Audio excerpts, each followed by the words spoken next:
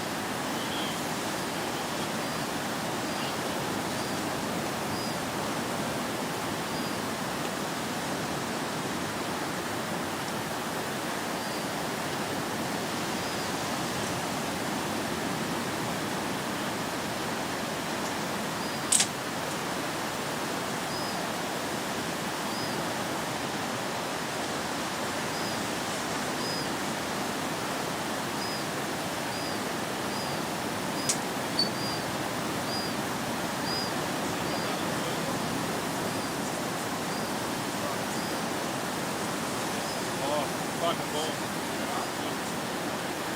His voice. Yeah.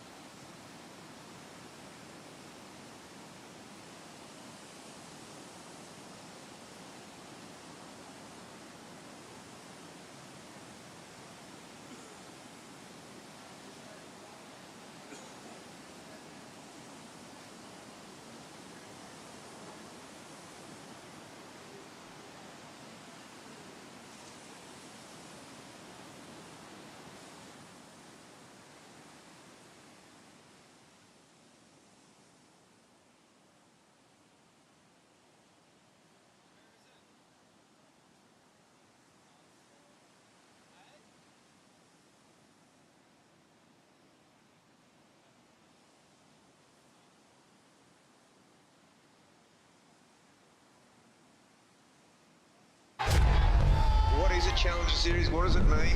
Well, it's a big event. The road to the Championship Tour is underway.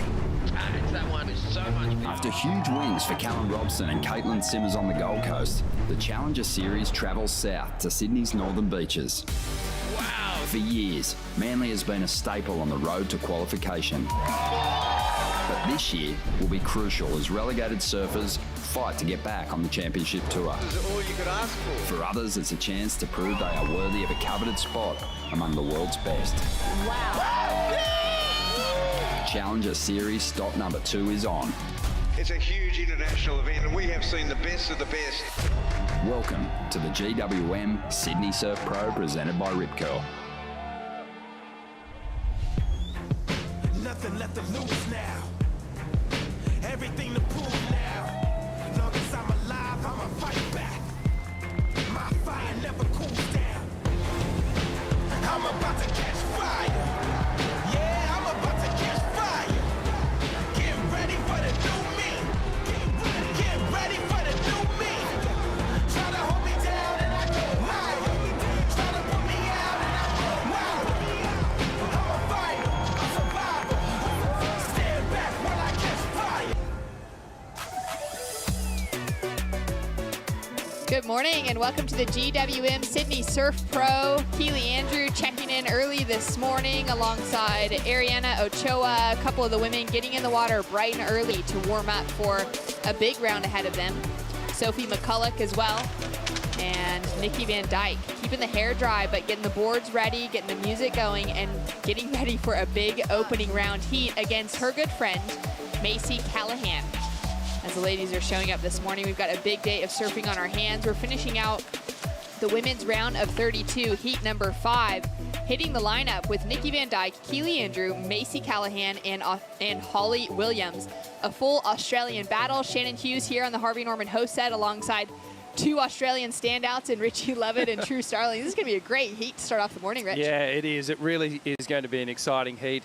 You know, Macy's a big name in women's surfing, and obviously Nikki Van Dyke, former champion. So she'll be wanting to go really deep into this event. What a cracker way to start the day off.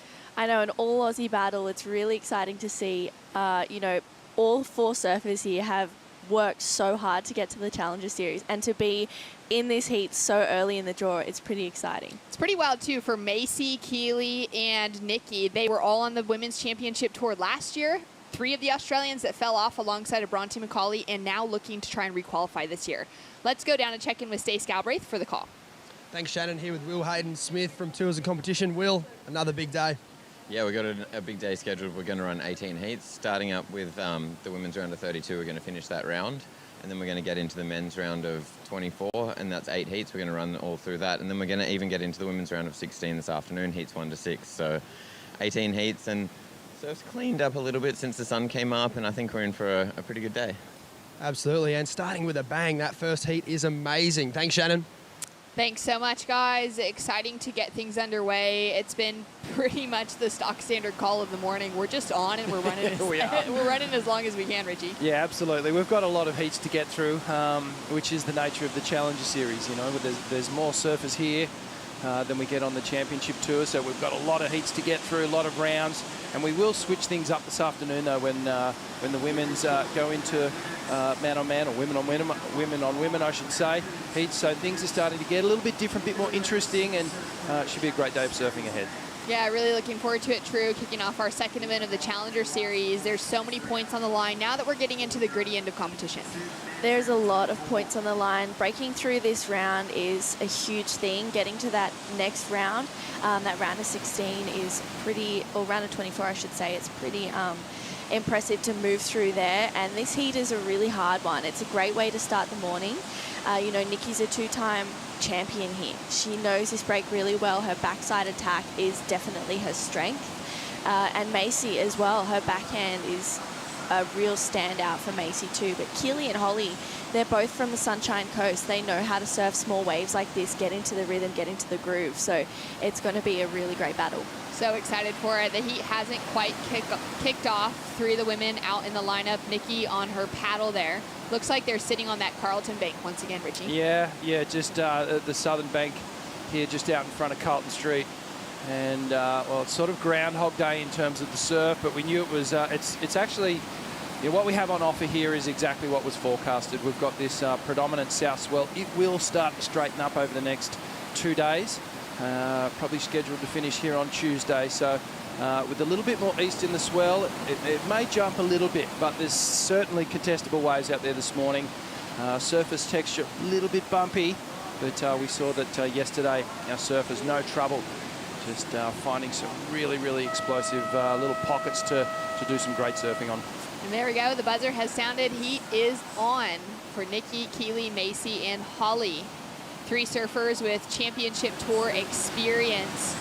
Keely and Nikki with a lot more than Macy at that level, but Macy's been a standout for the last few years on the CT. All 3 of them falling off of the championship tour at the end of 2021, not making it into that top cut for the women to get that requalification. They also didn't make it past the Challenger Series last year. So this is an interesting one to see how they're going to go. They've already had some great starts on the Gold Coast, but they got a long season ahead of them with the next 6 events as well. Yeah, big year ahead and a lot of work to do. This is just a little stepping stone for them to get all those points that they need to requalify. There's a couple of interesting stories here, though. Like Nikki, obviously, is desperate to get back on the tour. Keely as well, I feel like she really wants to be there. Macy, there's almost a little question mark around her. You know, she kind of fell off tour, but didn't really seem that phased. She sort of announced that, yeah, no, I'm happy to do the free surf thing for a while and really just connect with surfing and get back to what I know. But it seems like just by her presence here, I feel like she wants to get back on tour. So we'll see how that plays out. Yeah, I agree. Your thoughts, True? Yeah, I couldn't agree more. Coming through and watching her shine throughout pretty much the whole of the Australian QS series. She kept saying she's not sure if she wants to do the Challenger series. She's not sure if she wants to compete. She's just here. She feels like, you know, if she can have the Rashi on, make a few heats, then she's happy. But then seeing her boyfriend Sheldon and then one of her best friends, Dimity Stoyle, also make the Challenger series and have that hunger to get onto the CT as well, I think that is kind of what sparked a little fire in her and was like, okay, well, I don't want to be left here while they're out traveling, doing the best job in the world. I want to be with them and sharing that journey and sharing some really great memories. So I think Macy's definitely She was still pretty young, right, when she made the tour, so maybe just not quite ready and comfortable enough. And like you said, there's all these other factors coming into play now, and perhaps she is ready to give it another crack. Certainly has the talent, and she's such an amazing surfer. Very strong maneuvers. Here we go. We're up and riding for the day. Keely with a nice snap on her backhand to start off. Goes up into the lip, just slips off the wax. Gets that first wave underway, though. Nikki Van Dyke answering back straight away. Up into the lip as well. Looks for a little bit more of a snap and a little float line to finish. That was a smooth-looking wave for Nikki. Great start. No wobbles there. I was thinking because Nikki was a little late to the paddle out. She was the last one in the lineup, and I don't know about you, True, but I needed a good warm-up before, if I was first heat of the morning, I needed to really get the body moving, warm up the muscles. We see the replay here. Great timing off that second turn and gets that little floater to finish off. And this is Keely's first ride here. Nice snap to start things off, but just overcooked it a little bit, pushed maybe a little bit too hard. So maybe just got to settle the nerves and really just ease into this heat a bit more. True, what was your morning routine like? You know, when you're competing, you still put the jersey on so often. You were in the draw here. If you're in an early morning heat like this, what does it look like for you? It's a definite surf in the morning. Even if it's first heat in at 7 a.m.? Yeah, 100%. First, whether I'm first or last heat, I'm definitely having an early morning surf, figuring out the bank, just getting wet. And then I'll just come in, warm my body up, have a tea or something to kind of warm the insides up. And from there, just go through the day, whether I'm first heat or last. You know, it's pretty much a tradition for me and for a lot of people as well. I know people definitely are like, you know, I have to be the very first person out in the water in the mornings. I'm not that gnarly, but I know people who are, and it's pretty crazy to see people's different little intricacies. Nikki with a big lip line finish. She's got a couple of scores drifting through. Her opener was a 6.67, Richie. Great score. That's a very respectable number to start off the campaign. And she's going to need to, because it's a pretty stacked heat. So that's an awesome start for Nikki. Both Nikki and Macy met up with the young Caitlin Simmers on their run to the advancing rounds on the Gold Coast. As we take a look now at Keely Andrew, just goes down on that second turn again. She's got a small score in, a 2.5 for that first one. Now another small score to come through. But for both Macy and for Nikki, they couldn't make it past the 16-year-old. Katie took out Nikki in the quarterfinals, and she took out Macy in the round of 16 throw. Yeah, wow, that's pretty huge. And it's always nice to go down to the winner of the event. It's never nice to lose, but when you lose to the person that does win the event, it makes it a little bit sweeter sometimes. Prize. Yeah. Katie was on an absolute tear throughout that whole event, and it wouldn't surprise me if she continues to get to the finals in this one. She just has a really great approach to all of her heats, but she's got to take on the likes of these 4 people in the lineup at the moment. Down to 24 minutes on the clock. Nikki sitting up in the lead. Keely sitting in second, but just small scores that she will want to sort of reset with and re-engage with the lineup. Nikki backed up that 6.67 with a 4.17 for her 2 rides so far. The judge is loving those single big maneuvers. Yeah, she's building a nice, healthy scoreline here. Just the one turn, but she looks on point the way she's surfing at the moment. And sending a clear message. She wants not only win this heat, she wants her spot back up tour. Love to see her requalify again at the end of this year. Macy Callahan yet to catch her opening ride, as well as Holly Williams. And here we go, split peak. We're going to track with Nikki on her 3rd ride. Goes in for a big lip line again. Just goes down on that one, which is, that's fine. She's already got 2 good scores on the board. She can build from that 4.17. Holly Williams took off on the right. Look at that little bowl rolling through. I was about to say, fun looking little waves this morning. I feel like it's got maybe a little bit more height than yesterday. Same time, yesterday morning it was a little bit dribblier, maybe a half a foot smaller. But yeah, there's definitely fun waves out there at the moment. Word in from Stace Galbraith just now is that Macy's dropped a new edit today, True, called Sunshine. We'll have to take a look at it as soon as we get out of the booth. Yeah, definitely. I've seen little clips of it on her Instagram, and it looks really insane, actually. She's surfing incredibly. I know she worked closely with Dan Scott to get that rolling, and he's an incredible filmer, so she'd be feeling really confident with that. Same team that put together surfing? Yes, same team. Yep, exactly. That's definitely my new favorite women's surf film of all time. Featuring Nikki, featuring Macy Callahan, Steph Gilmore, Tyler Wright, Dimity Stoyle. Dimity, for me, was the standout within that film. Yeah. I remember watching it actually at Monavale Park House for the first time, and everyone was just cheering for everyone that was surfing, and they had their little snippets. It's definitely surfing and Nike 6.0 is like my favorite. They're my 2 favorite female surf movies ever. It was so good. So much fun. Great to see their little personalities, their music style choices coming through with each clip around each of the women. Richie? It was, you know, the personality of the surfer was definitely shining through with the song choices, and I just kind of had an old school surf movie vibe about it. You know, everyone got their sections. It was for little psych up moments, so you know you could just whack on Dimity's section and get all pumped up and go surfing. So yeah, really cool movie. Nikki looking strong on her backhand this morning. She goes up into the lip. She hasn't been able to build on that 4.17 for the backup score. Keely with a 2.87 for her last one. We're still waiting for Macy to get her opening ride with 21 minutes on the clock. We've got Stace Galbraith ready to go with a conditions report for the morning. What's it looking like? Shannon, it's looking really fun. I'm here with an Oakberry surf conditions update. It's 2 to 3 feet, and like Richie said, it's just a little bit bigger than yesterday. It's just got a little bit more energy in it. However, there was a couple of really good waves in that just sort of went under the pack, and I think Nikki Van Dyke is doing an awesome job right now of just riding anything that comes her way. I've got a good feeling it's going to put her into a good rhythm come the end of this heat. Now, your thoughts on their positioning in the lineup when you're talking those couple of good, better waves that have gone unridden? Yeah, so I think in conditions like this, particularly first heat of the day, your natural instinct is to want to chase the wave out. But I think the sandbar is just slightly underneath where they're sitting right now. Ryan Callanan's a surfer that I think about yesterday. He never really got out the back. He was always just sort of hunting along for those sort of medium-sized ones that have that better shape.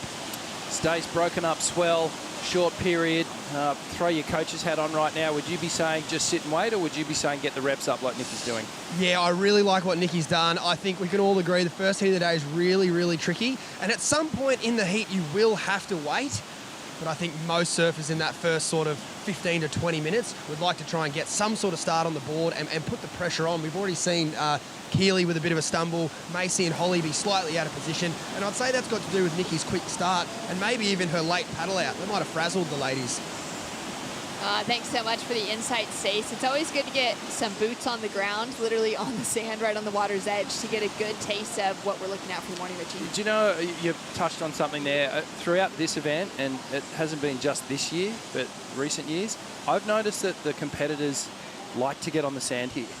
They set up camp and they get a couple of crew with them, whether it's their coaches or other surfers, but I feel like they enjoy being on the beach. I mean, it is a beautiful stretch of sand, but right in front of the lineup, right in front of the waves. If you take that point back up on the promenade here and you're up high in the competitors zone, it can actually make the waves look a bit bigger. And when you get down on the sand, you go, well, it's kind of a bit smaller than what I thought. So I think they take that choice to sit down on the beach so they get a really good view of exactly how high the waves are. Some smooth style coming through from Nikki Van Dyke. She'll definitely be building on that score line. She's got that 6.67 at the moment. Keely Andrew dropped into 3.60 for that last wave that we saw while Stace was giving us the conditions update. Still waiting for Macy patiently to get her opening ride. Drew, what are your thoughts on last of Nikki? I think she's just in this really great rhythm, and she's just able to continue to, you know, get these waves out there. We saw it a lot yesterday. The people who were catching waves, getting in a great rhythm, they ended up finding themselves on waves that were offering them 6 range plus. I think, you know, she's looking really good. Here's Macy up and riding. Nice snap on her backhand. 10 minutes in, getting onto her first wave now. Nice and smooth. Just pacing it out. Not a lot of speed within that wave, but connecting with the sections, Rich. Good surfing, though. She waited a long time for that wave. 12 minutes, in fact. So I feel like it's going to be a mid-range score. I don't think it's going to go too far north of maybe 5 or 6, but let's look at the breakdown. Just clean snap to open up. It was a little bit of a sloping section, so Mace just cuts back. She knows there's a final hit in it. This wave doubles up on the inside. She gets to the finish, so yeah, perhaps around the 4 or 5, I think. But at least she's off and running now. Now she can start getting busy. She didn't want to give up that priority. Once she was at the top of the order, she was like, okay, now I've got to make it count. She's picked a wave. Now she can stay busy. Talk us through this one, True. Yeah, really nice ride here for Nikki. Great carve. She puts it straight back again there. She's just looking really energetic, and it looks like she has so much spice out there. She's ready to catch waves. She's just paddling around. It looks like she's almost had 4 coffees this morning to give her heaps of energy out there. I wouldn't be surprised. Saw her with the headphones on this morning as well, as we kind of tracked through what everyone was doing as they were arriving, and she's got some music going, got her mind in the right space. Nikki's... She's right into her music, this one, and I dare say there's probably a little bit of doof coming through the headphones there. That's exactly what you expect after her segment in surfing. Absolutely. Nikki's actually the only former champion on the women's side of the draw that's in the event. She's taken out those 2 wins, like you said earlier, True. Back in 2018 was her most previous win. She also took out the win in 2016. Both of those were against Malia Manuel. And amazingly, Malia made the final 3 years in a row. That's crazy. She took out the win in between there in 2017, but incredible consistency from Malia. Yeah, stoked to see Malia actually get the win eventually after you know, challenging final 3 times in a row. That was great. Did you like listen to music before you hit? Or do you like listening to music before you hit? Sometimes. It actually depends where I'm at. Recently, I haven't been. But if I do, it's really like mellow music. Okay. I'm not a psych up person. I'm just like, okay, keep myself mellow. And that's where I find I'm at my best. Nice 2-turn combination from Macy Callahan. I always found that it threw me off if I listened to music beforehand. Like, I'd try to get myself psyched up for like a good heat, and then I would just end up like being too psyched up, and it would not work to my advantage. Well, that's it, isn't it? As a competitor, you need to find what works for you. You know, you look at what, say, Italo does, and he is wound up like a fully torqued out spring, you know, before his heats. Like, there's so much tension in his preparation. It's almost nerve-wracking to watch it. And it's, you know, down a couple of Red Bulls, and he's jumping around. He's got whatever he's got going through his ears. It's got some beats on it for sure. But then, true, as you said, some people like to be mellow and just kind of zen out. And, you know, you look at, say, a Jack Robbo, who's just meditating before he goes out there. So different styles. You have to find what works for you. And clearly Nikki's one of the musician-type psych-ups. Down to 15 minutes on the clock. Nikki sitting in the lead, just narrowly increasing that scoreline with a 4.43 as we wait for the next set to roll through. We're going to go to a Bonsoy brew break. Zali Kelly getting ready to paddle out next. Stay tuned for more action.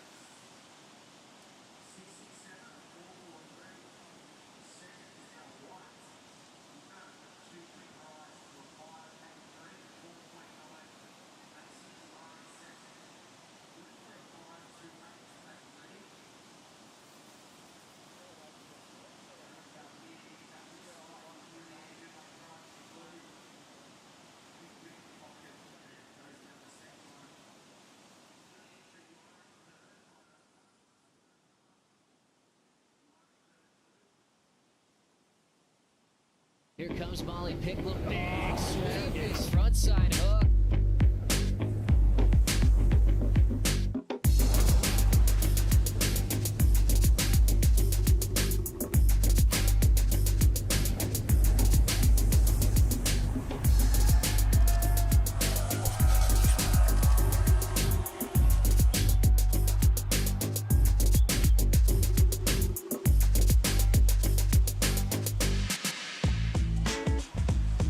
Up and riding, Macy Callahan with a big snap. Links it up for the second. And she'll just come through to the inside sandy section. She's got a 5.83 on the scoreboard with another to drop, and she's now sitting in that advancing position just behind Nikki Van Dyke. For the second event of the Challenger Series, we already saw the Boost Mobile Gold Coast Pro finish up last week. An exciting, incredibly good surf on offer for opening event of the Challenger Series, and now we're into the second stop. That was a strong opening turn for Macy, and a second one. Had even more in it. Doesn't get to the finish, but I don't really think it mattered. The strength of these two turns here, she's going to get a great score. Just projects down the line a little bit. She doesn't want to miss this section here. Now she really opens up. And great technique there. That one runs off, but that's going to be a great two-turn combo. True, Nikki had an opportunity as well. Yeah, she just goes for a quick float there. Really nice carve to start. I love how she looks at what she's going to hit, and she just puts it up there for a nice float to finish. You know, Nikki and Macy, Macy started a little bit late in the sense of turning waves, but now she's starting to get into that rhythm, and she's turning good waves rather than the 0.5s that we've seen other people have. Yeah, that's really good insight. Just being selective, waited a long time, 12 minutes to get onto her first wave. Started with that 4.9, built to the 5.83, and now we got another two-turn combo score to drop through. Keely Andrew, she's been busy, but she's just been unlucky on her wave selection or connecting maybe with the right sections, Richie. She's had a couple of falls too, which has kind of costed, well, she's left a couple of points on each one of those waves, but perhaps interrupting her rhythm a little bit. And I feel like Macy and Nikki are really just starting to inch away from Keely and Holly here, and mistake-free heat strategy at the moment, mistake-free surfing for the most part for Nikki and Macy. And they're starting to build, so they need to, they need to be careful, Keely and Holly, that it doesn't get too far out of reach here. Sheldon Simkis watching Macy Callahan, his partner in the lineup, as we've got a solid-looking score dropping in for that last one. It's a 5.5 for Nikki Van Dyke, which increases her score line, but Macy Callahan, true, takes the lead with a 7.67. Yeah, that's not surprising. That was definitely the best wave I've seen all heat this morning. She just connected with it absolutely perfectly. It was only two turns, but she did them so well. It's kind of that good old saying, quality over quantity. Yeah. Let's take another look at it, Rich. Yeah, just you can see how Macy drives through that first one and then just gets really high in the pocket on the second. Just basically fillets the top of that wave. And so much of that spray just sending skyward, and it was just bigger surfing than the other waves that we've seen in this heat today. So the judges, it was an easy decision to get into the 7-point range for that one.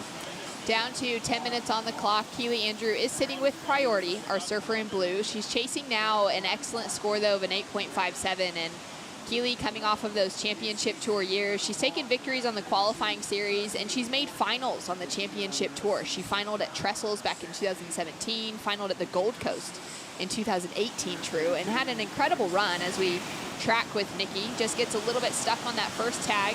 She'll kick out. So for Keely Andrew, she knows what it takes to really kind of buckle down and get the good scores when she needs to, but she's got a big ask in front of her. Macy now with another hit coming through a bowly inside section, making this wave look really, really fun. And she's going to have a slight more on offer, looking to build on that 5.83. For Keely Andrew, true, she's got a big ask in front of her. Yeah, she does have a big ask, but, you know, she's been at that top level before. She knows what an 8.57 looks like. So it's not like she's in a completely different realm of, you know, finding these big scores. Here's Macy, really nice surfing there.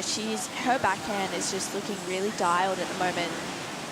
So just connecting that one all the way through for Macy. But Keely, you know, she's had so many great results through the Challenger Series, especially on the CT as well. She had a third at Newcastle last year where Isabella Nichols beat her through there. She knows how to get those big scores. She just needs to get the right wave. And perhaps being a little bit selective now. She is in the top priority order. So like Macy at the start of the heat, she's going to wait out and just try and find a better looking wave. But Macy might even improve on her situation, get rid of that 5.83 and go further out in front. Down to 8.5 minutes on the clock now, waiting for that score for Macy to come through. It's definitely going to increase the requirement on Nikki Van Dyke. And it's a 6.63. Nikki now chasing a 7.64 to take the lead. Keely with that same requirement at 8.57, and now the young Holly Williams is sitting with a combination situation requirement, but Keely with a smooth answer back. Really liked that opening wrap, got a little section to finish off on, but probably needed that wave to just continue growing down the line. She certainly did. The wave just fading out there, not allowing Keely to really knuckle in and get some of those big vertical turns that we know she can do. So experienced, and as you were saying, true, you know, her backhand is really one of her strong points. It was almost a bit of a two-stage cutback, but kept the speed on and then almost just manufactured that second turn on a flatter section. So that's not going to do it at 8.57. I would be thinking in my mind, if I was her, this is a two-wave situation here. This is not going to happen just on one wave, just given the nature of the surf conditions at the moment. I'd be going, okay, let's just try and just lock in 2 sevens, and it's possible. 7 minutes to go with short period and not a very far paddle out at all. You could get a couple of waves in a minute and a half, 2 minutes. Yeah, we've seen a couple like serious buzzer beaters where it is surfers that have gone from fourth up into the lead just in those last few minutes, true. Yeah, we saw Nadia Arostabar do it yesterday, taking out BettyLou Sakura Johnson. That was really cool. Yeah, an incredible heat. So it can definitely be done. And this is what the likes of Keely Andrew and Holly Williams train for. Holly, I know, has been doing a little bit of training and a lot of surfing with Sophie McCulloch, so she's used to being in these high pressure situations. She's from the Sunshine Coast. So is Keely Andrew. She's probably, you know, taken a lot of inspiration from Keely throughout her QS and Challenger Series campaign at the moment. So I think, you know, she just really needs to lock in about a 5, and then she'll be sitting in a 6 to 7+ range where she can, you know, lock in a score. Yeah, I definitely agree. For Holly Williams, she's been competing on the qualifying series for about 5 years now. She walked away with a big win at the Mad Max Maroubra Pro this year, true. That was a crazy event as well because it had to get postponed due to really heavy rains and crazy weather conditions here in Sydney. And then the day that it did end up running, Holly walked away with a win. Yeah, and she just come off a final finish at the Newcastle event. I think she got 4th in the final. Yep, so that actually helped her get over the line to the Challenger Series as well. So she's come off a really great run at Newcastle, feeling really confident, and she was definitely going to be the one to beat at Maroubra for sure. Yeah, that was a huge final for her at the APP Consulting Women's Pro. Macy Callahan took the win. Sarah Baum took out a second. Paige Harrop with a third. And Holly Williams in that final. I mean, that was going to be one of the toughest finals she ever surfs in, let alone to try and take out the win. But great result for her. Now finding that backhand snaps, connecting through on the inside. And she's looking to just throw some scores down on the board, Richie. Yeah, well, with 5 minutes to go, it's hard to believe she's only got a 1:17 as her highest wave. So that's definitely going to improve the situation. And the reality is she needs something around that 6-point mark if she wants to really challenge. This is a battle for second place now in my mind. I think Macy's got first place pretty much stitched up. So we watch the replay here. Holly gets a nice snap to start off, bowls out again. She gets another second snap down the line and a third. A little bit forced, but she had to do the work there. Getting the 3-turn combo. It was a smaller wave, but you could see what she was thinking. Just get on the board here, start getting into this heat. No, time's running out. Down to 4 minutes, 30 seconds on the clock. We're going to go out the back with Dometic and Stace Galbraith. Thanks, Shannon. Found one of Dometic's finest ambassadors, Sheldon Simkes. Sheldon, how are you? Yeah, pretty good. Up early today and a few little waves around still. So, yeah, it looks like it could be a crack of a day. Good to see you down here bright and early supporting Macy after a tough loss for you yesterday. Yeah, definitely would have wanted to progress further in this event, but, you know, that's how it goes. There's a lot of good surfers in these events and you got to be on for every heat, and yesterday was a close one, but, yeah, we'll go to the next one. And how do you think Macy's going to close this one out? She's pretty well in the lead and second priority. Yeah, she's got some good scores on the board, so, yeah, pressure's off now. Hopefully one more wave come in and, yeah, on to the next. You sound surprised, mate. Well, yeah, she's not a big fan of the early morning heat, so got her up early and tried to wake her up, and she was looking half asleep paddling out, but she's, yeah, obviously got the job done. Dream team, well done, Sheldon. Thanks for your time. Thanks so much. Good to see Macy just, you know, making it through. Maybe wanting to go straight to bed after this, Richie. Yeah, she might actually. Sounds like she's not a morning person. Nikki Van Dyke now on her backhand. I think for Nikki now, she just wants to get that lead away. She's happy advancing through. She knows there's big requirements on both Keely and Holly. But for her, she's up against her good friend in Macy, and she doesn't want to go down without a lead. No, never, especially when you're surfing against people that you're close friends with, that you surf with, you travel with. And hearing them take the lead over you or beat you in a heat, it's yeah, it's a little bit frustrating sometimes. Nikki just has been surfing exceptionally all heat. The Harvey Norman recap. Nikki got off to that early start with that 6.67. Took a while for Macy to find this wave, Richie, but dropped in as the highest score of the heat. Yeah, and you can see why. Just look at the strength and the well, the intensity of these turns that Macy's doing. Just she stands a little taller than her other competitors and just using that power and leverage to really just get the rail engaged, bite it into the face. But here comes Nikki. Nice finish right in front of Holly Williams. Scores, a couple of scores to come through for Nikki Van Dyke. Down to 2 minutes, 18 seconds on the clock. Macy sitting with priority. Looking to get a couple more fun waves maybe before the buzzer sounds. Keely Andrew chasing that big 8.57. We do have a score to come through for Keely as well as we track through last of Nikki, True. Yeah, really nice start here for Nikki, and I love how this wave just bowled up perfectly for her and she got a really solid finish there. So Nikki's just looking really solid on her feet throughout this whole heat here. And Keely just goes straight up into the lip. Oh, no. That was a bummer for Keely. It's like her third fall, that second turn. So that's it's been a little costly. It's such a bummer because in that opening heat, remember she found that right that no one else was really looking at. She got an 8.33 in her round one heat here for the GWM Sydney Surf Pro, but now she just can't string together a finish, Rich. Yeah, she crushed it in that opening round, and just surfing that opening turn looks really good, and she just accelerating out of it. But the second one just needs to clean that up a little bit. Perhaps the feeling the pinch a little bit, just being left behind with Nikki and Macy being really dominant in this heat. Down to the final minute, True. Holly Williams has jumped up into that third place position. She's increased her scoreline with the last 3 and the last 4.47. Yeah, that's really great for Holly. You know, she's starting to get that consistency in, but unfortunately it's 29 minutes, a little bit too late here. But she's had a great campaign throughout the event so far.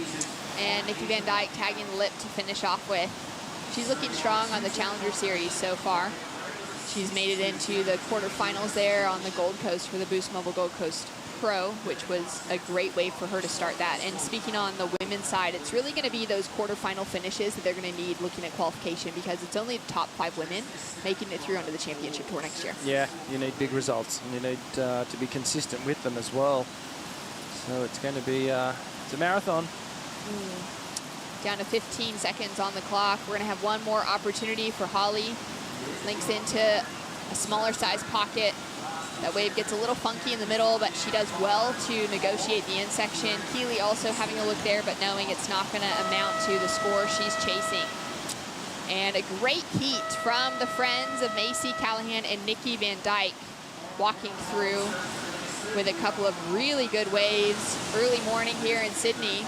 And it's not affecting Macy Callahan too much, because she found the biggest score of the heat with that 7.67. And she's looking strong to advance through. The next round for the women, the round of 16, will be just person on person, woman on woman in the lineup. And that'll be very exciting to see get underway. We're going to go to a quick break. Stay tuned for more action. Heat 6 coming up right after this.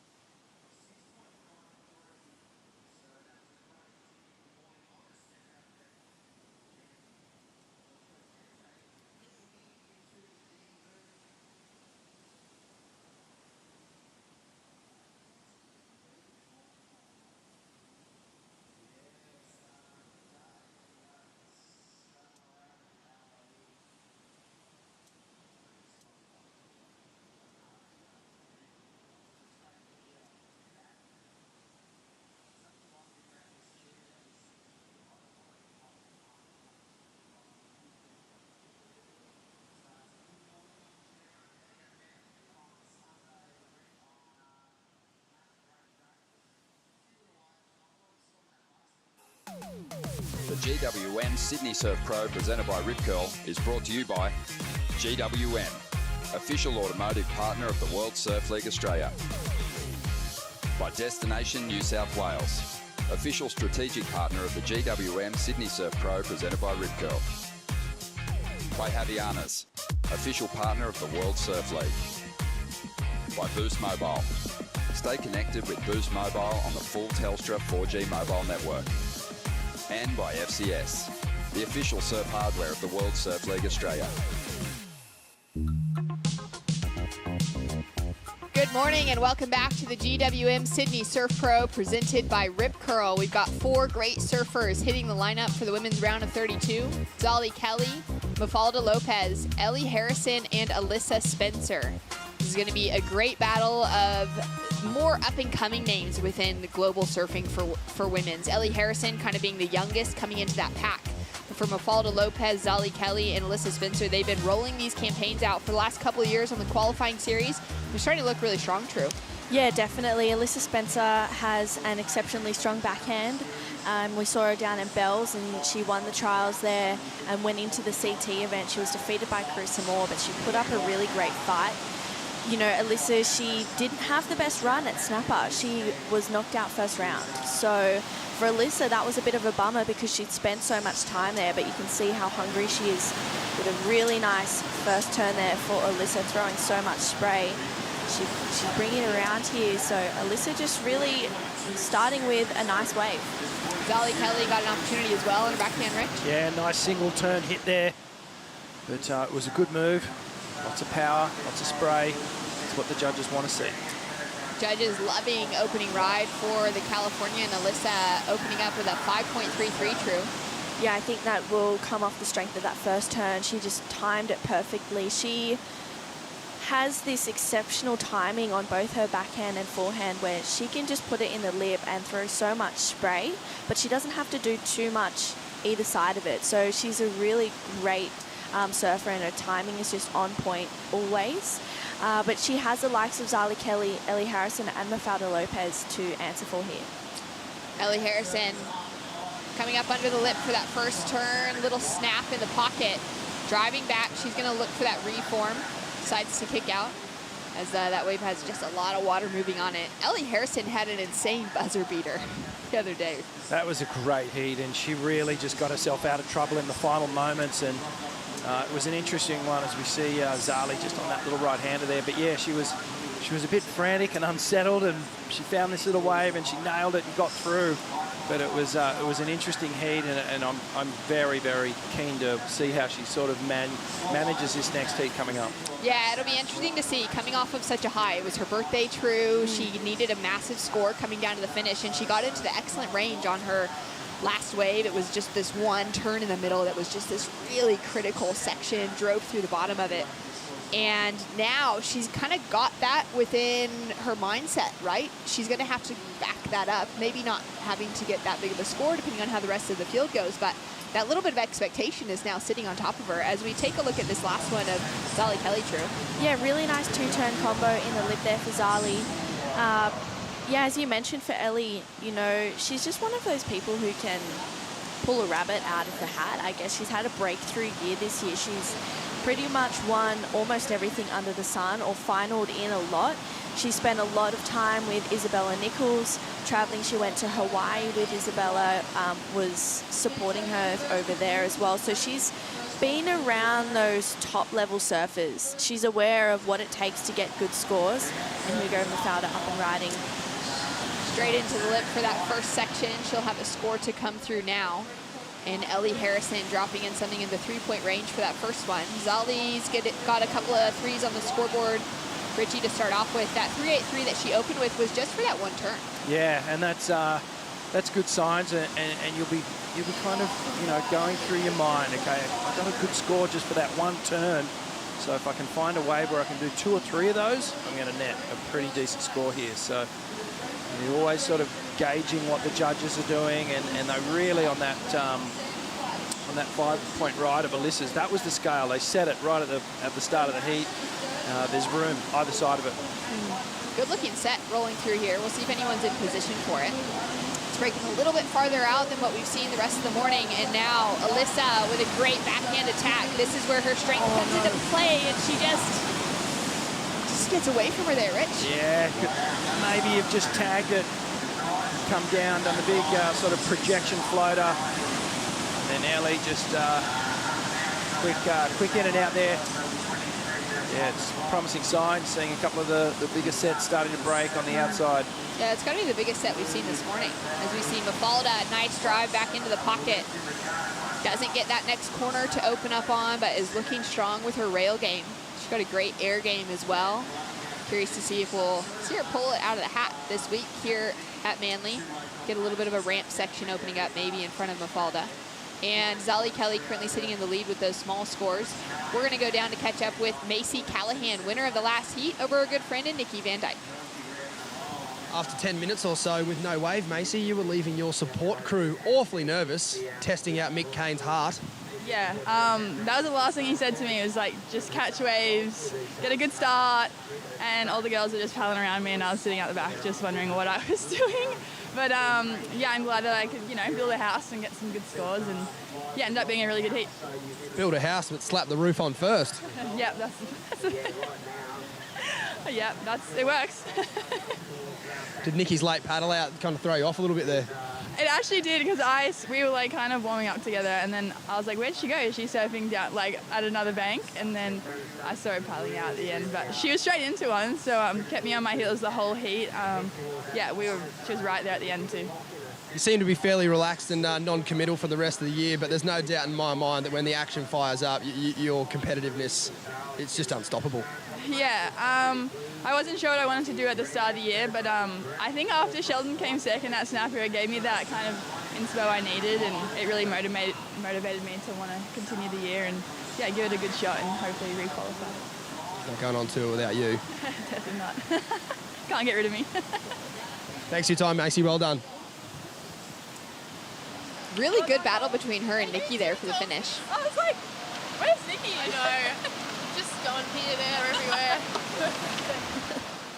They finished out with heat totals, Macy with a 14.30, Rich, and Nikki just behind with a 14.27. Close battle, a really close battle between the good friends. But what's your thoughts on Shelley and Mace qualifying? You reckon they're both going to do it? It'd be pretty incredible. I mean, for Sheldon now, I feel like he's in that similar little conversation we were just having about Ellie, just on a bigger scale, because he walked away with that second place finish on the Gold Coast. Massive, but it was at home for him. It was a place where he feels really comfortable. He knows the wave better than anyone else in the lineup. Now for him, he's going to have to back it up far away from home true, and I feel like that could be the challenge. And then looking at qualification, that's a lot of pressure sitting on him, but he's got what it takes, I think, as we take a look here at Zali Kelly. Yeah, really nice wave there for Zali. She just put it straight up in the lip. I think the judges are really going to like this wave. Great first turn. Her backhand is looking really incredible. It wasn't one of her strengths, but you can tell in the off-season that she's been really working on it, trying to get it up there to be, you know, one of, if not the strength of hers. I feel like she was one of the young guns, or the younger females who kind of started the whole air conversation. I've seen her out at Cabo and all along Casuarina just surfing for hours and hours trying to nail airs, and I feel she's just so tenacious and she's very particular as well. If things aren't right, she'll have to change it, she'll go back and she'll move things within an inch of its life to make it to what she sees is perfect. And that's what I love about Zali. She just keeps going, and you know, she's definitely a very consistent surfer. She's been really consistent in competition as well, but that's what Shelley's going to have to do if he wants to qualify. He's going to have to stay very consistent throughout the rest of the year, and I think it'll be really great with Macy traveling with him to have that support, have that, as Macy said, inspiration to want that and to follow through with that as well. Yeah, what are your thoughts, Rich? I reckon Shelley's had a great start, and I feel like the surfing's there now. You know, he's surfing just so well, and I feel like there's been some improvements, a couple of adjustments over the last few years, and he's right there, and I feel like those two will kind of pull each other along through the year as well. You know, they might trade off good results. Macy might get a really good result here, and that's going to give some inspiration to Shelley for the next one. So it'll be really cool to both see him on tour next year. It's so fun. You know, they're definitely two of Australia's young talents that deserve to be on tour for sure. They both actually won, it was a board riders event at Snapper a few months ago back in January, and they both took the win out. Oh, really? Yeah, so cool. it was like this couples win. It was really cool to see them both take it out, and they were both very excited. That'd be just so sick to see that happen on the championship tour. Yeah, it happened. So it's definitely there, that inspiration, that competitiveness, because I feel like Sheldon wants to do better than Macy, but Macy wants to do better than Sheldon, but then they both want each other to do really well. You know, you've got that competitive drive, but then also that real support and motivation there. Oh, I absolutely love it. Man, looking at the score line, Zali Kelly just dropped an 8, Richie. Yeah, they didn't like it. They loved it. And it was really good surfing. It really was. Just a great wave that tapered off, and she hammered those sections. Really loved the way she sort of transitioned through the turns. After the first one, she got straight on the bottom turn. No pumping, just sat on the rail, straight up into the next one, and the judges obviously identifying that. They loved it. I'm really excited to see her on the Challenger Series this year, because she qualified for it last year out of the regional QSs here in Australia, but decided not to take up the opportunity. She wanted to finish school, focus on that, and then reset coming into this year's campaign true, which then meant she needed to qualify for the Challenger Series again. She's obviously done that through the regionals. And it just seems like she's got that extra level of maturity now that she can bring into the competitive space, having gotten school, finished out last year, and now can really just put that focus into a career within surfing. Yeah, I think it was a very mature decision for Zali to do that. Focus on school, you know, have a year where you can complete that, because finishing school is a big thing. Yeah. And for someone so young, competing at such a high level, you know, and getting so close to your dreams, she was one heat away from qualifying a few years ago, and I know that really rattled her as we see Alyssa up and riding. Alyssa looking strong, nice little snap. Puts together that finishing section. She's someone that rarely falls as well. So yeah, for Zali to get so close, we'll track with the Portuguese powerhouse in Mafalda Lopez. That was a great two-turn combination. Great read. Wow. Richie. Really good read on that wave, and difficult to ride with that double up section, and then Zali outside. That was a sick turn from Zali Kelly. Great little exchange of waves there. Judges are going to have to dissect this and really think about these scores. They're important ones. Ellie Harrison now sat with priority for a long time, took off on that wave and has lost priority. She might still be able to get out to the top of the pack before the rest of them. We'll see what happens there. Down to 15 minutes on the clock. There's been some great activity within this heat. Zali sitting with that 8 on the scoreboard. Alyssa opened up with that 5.33, but we're going to look for some bigger scores to start trickling. Yeah, she's going to dump that 3.53 in a heartbeat, but let's check out Zali's wave. Takes the right-hander and just gets right on the tail pad, drives through it.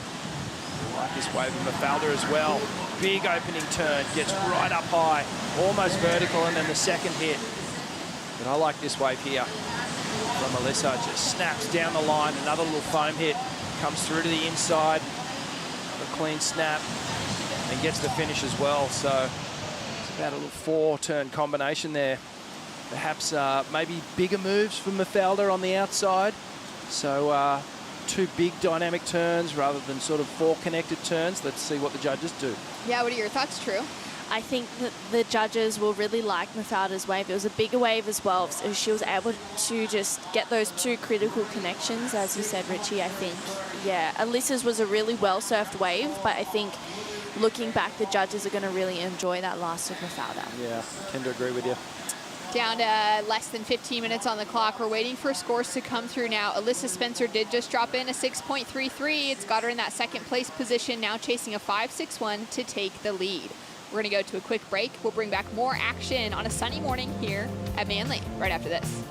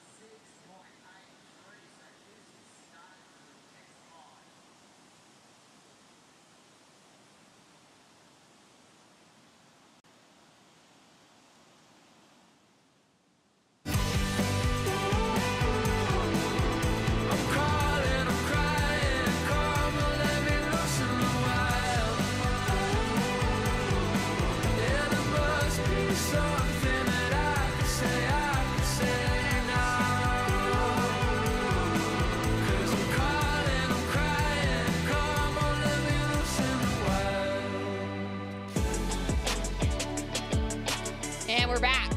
Another beautiful morning here in New South Wales. We've got some rain on the forecast, but so far that wind is just kind of blowing those clouds past. Although the ground is very wet from soaking through overnight. It's been wet for the last 6 months. It's just been a really odd weather pattern that we've had on the New South Wales East Coast. And live action here, this is Ellie. She needs this wave. She really does. Great 2-turn combination. Is she going to stick the landing? Loses control a little bit there, but she does ride out of it. She's chasing a 7.33 to get the advancing position over both Zali, who's in the lead, and Alyssa Spencer sitting in second. Now for Alyssa and Zali, True, they came so close to qualifying at the end of 2019. Before the Challenger Series was introduced, it was that QS 6000 at Port Stevens as we track quickly with Ellie Harrison. Your thoughts here, Rick? Really great turn to start things off. Gets this little second section and blasts that final maneuver. Love these slow-mos where you can really break down the technique. Look at the body torque. Fully connected on that final turn. Just a little wobble, but she regains composure there to finish off. Back to that Port Stevens event, True. You were there, you were on the ground in the event as well. Alyssa Spencer finished out number 10 on the qualifying series and Zali number 11. And with those double qualifier conversations, they came down to like single spots away from qualification. Yeah, I know firsthand how hard that was for Alyssa Spencer and Zali Kelly to not progress through that year. They were so close to achieving their goals. I was speaking to Sue, Zali's mom, and she was like, Zali just needs to finish school and just have a little moment to regain, because it's a really big thing being so young, missing out by one spot, you know, and not knowing exactly how to take that. It was the same for Alyssa as well. So it's so awesome to see them back in the conversation here for qualification. You know, they're both exceptionally good surfers. Zali had a great run at Snapper as well. So, you know, I think we'll definitely see them come to the CT at some point. When that is, I don't know, but they have so much time. They're both 17, 18 years old, so they have plenty of time to do that. They're just right there. That 2019 season was pretty wild. That was when Isabella Nichols took out the win on the qualifying series. It made that jump onto the championship tour. Bronte Kelly requalified, Sage Erickson. We had Tatiana Weston-Webb as a double qualifier. Brisa Hennessy got her name in the mix as well after her first season on the CT. Macy Callahan, Keely Andrew, and that was the year where Amuro Suzuki was that next in line. She was number 8 on the qualifying series, ended up getting the call up with Carissa Moore kind of pulling back, and then injury allowed Amuro into the conversation in 2021, which was great to see her with the opportunity. But I think it was Caroline Marks who also was finished out close on those rankings on the qualifying series, though she didn't need it because she'd come out to an outstanding start in her rookie season. And she was so young when she qualified, Richie, that I think for those young women like an Alyssa Spencer, like a Zali Kelly, those teenagers at that stage who are still teenagers, coming into the end of the 2019 season, they had just witnessed Caroline Marks have an absolutely outstanding start to her championship tour year. And I think it just gave them that belief that they could also do it at a really young age. Yeah, it's a fine line though. You know, it's when do you go on tour? When are you ready mentally to deal with the travel and the stresses and the highs and lows of winning and losing and being away from home and being away from your support network if you don't, you know, have the luxury of traveling with them. It's big stuff for a teenager to do that and commit to it. And you know, we saw way back Taj Burrow, he qualified for the tour and he passed it up, and it was a great decision, and he made the tour a year or two later when he was ready. And I think that's the same for a lot of these women here. They'll know when they're ready to go. And I think back to when I was, you know, even 18 or 20, I knew nothing really in the scheme of things. And you know, going on the road is a real big educational process, and you learn a lot. You learn a lot quickly, but you have to be ready for it. It's pretty big stuff. So, you know, I actually applaud their decision to not take the spot. You know, they'll get on the tour when they're ready. The tour's not going anywhere. It'll be there waiting for them when they're ready. And they've all got the talent to make it. So.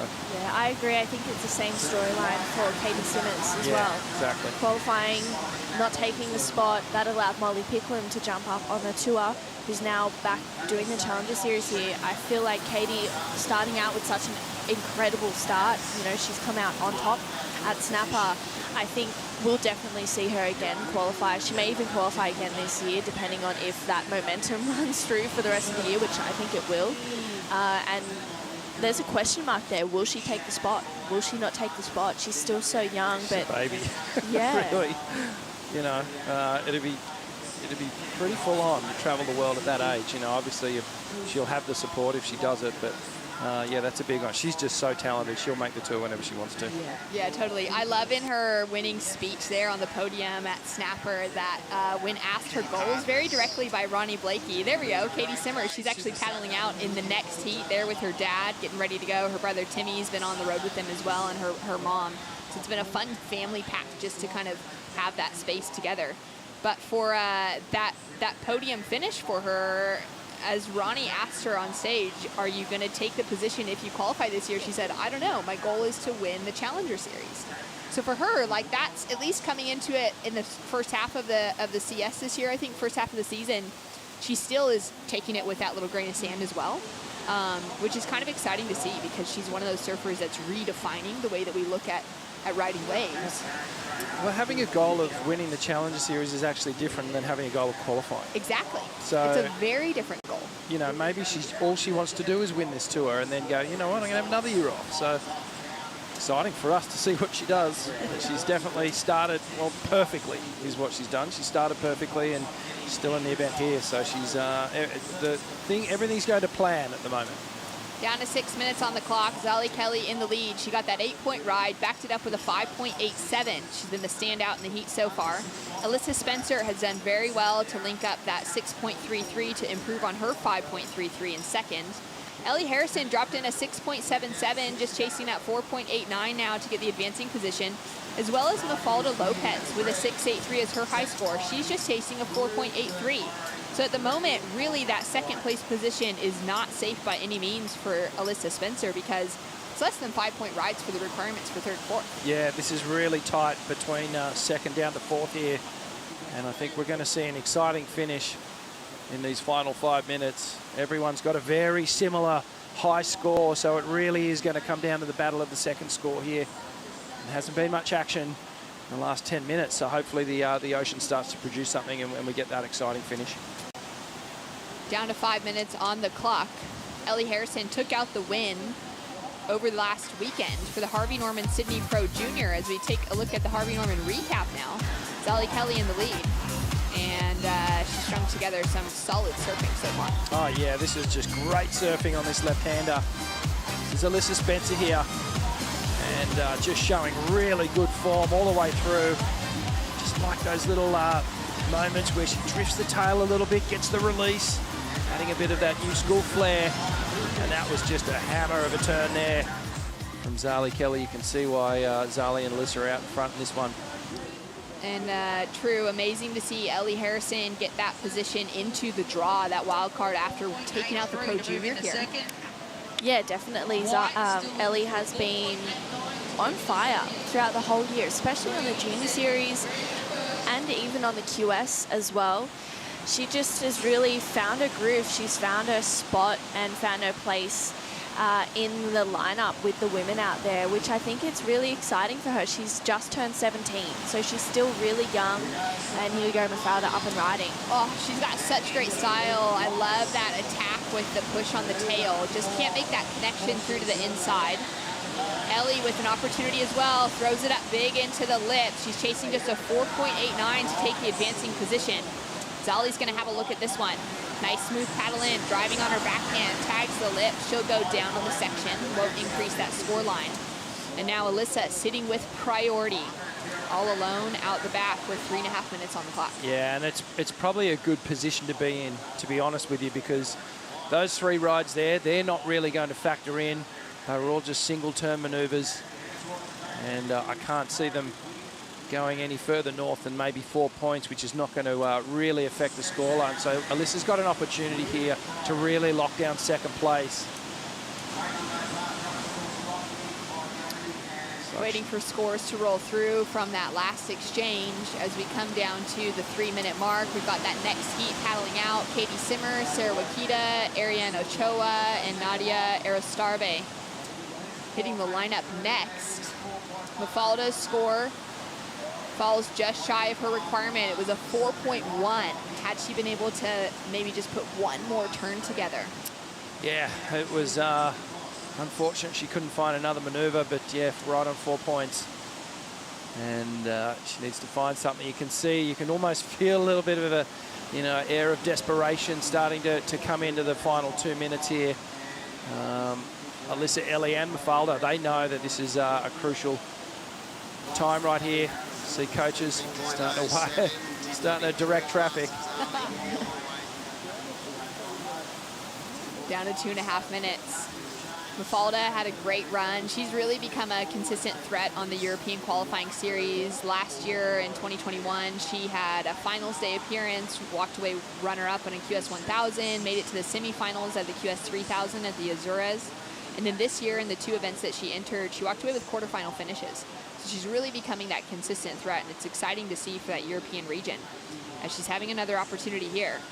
A 5.83 tags the lip. Sorry, a 4.83 is the requirement. Just a single maneuver won't do it for her. Ellie Harrison dropped in a 3.07 for her last wave, so that's not going to come in to the equation either. And it feels like it would be even more frustrating to lose out in this space, given that for both Ellie and for Mafalda, they've got 6-point rides on the score. They're chasing such small scores to get that advancing position in comparison to what they've been able to lock in so far. Yeah, exactly. It's not a big score. I hate to lose needing a 4. A little bit frustrating. Need 2 waves, need 2 good ones. I feel like Mafalda is maybe trying to get that space in between her and Alyssa, because she only needs a 4.83, which is less than what Ellie Harrison needs. So it's a really hard decision for Alyssa, because there's 0.05 in between the requirements for both Ellie and Mafalda. So for Alyssa, it's like, okay, well, they both are so capable of getting these scores. I'm going to have to go with whoever is requiring less. But with those minuscule literal points separating the two, it's like, okay, I need the direction here, and it looks like Matt Myers is allowing that for her. Have a look at this. Alyssa is not letting Ellie go anywhere without her. She's got a new best friend. Yeah, that's definitely got to be the whistles of Matt Myers. It's a tough one too, because like you want to block her, but at the same time it's like she only needs that 4. Okay, Zali tags the lip. She's sitting significantly in the lead though. She's definitely safe. Yeah. Down to 5 seconds on the clock. Will there be enough time for hands to leave the rails? Ellie is up and riding. She's got a little nugget opening up in front of her. 1 snap, 2. She's going to connect through for the finish. She's looking for even more on offer. She snuck this away under Alyssa Spencer, under priority. And she's hopping away through to the inside. 3 turns, a very small-sized wave. She's chasing that 4.89. Richie? Close. That's a tough Close. I want to see the replay. I'm going to say no cigar, but I just feel like it was an insider. It didn't have enough of a big turn on it. A dynamic moment, just a little, you know, thing on that wave where you go, oh, that was great. A little check turn here. That was probably the one moment on the wave where we got a bit excited, and then she comes through, gets a little bonus section.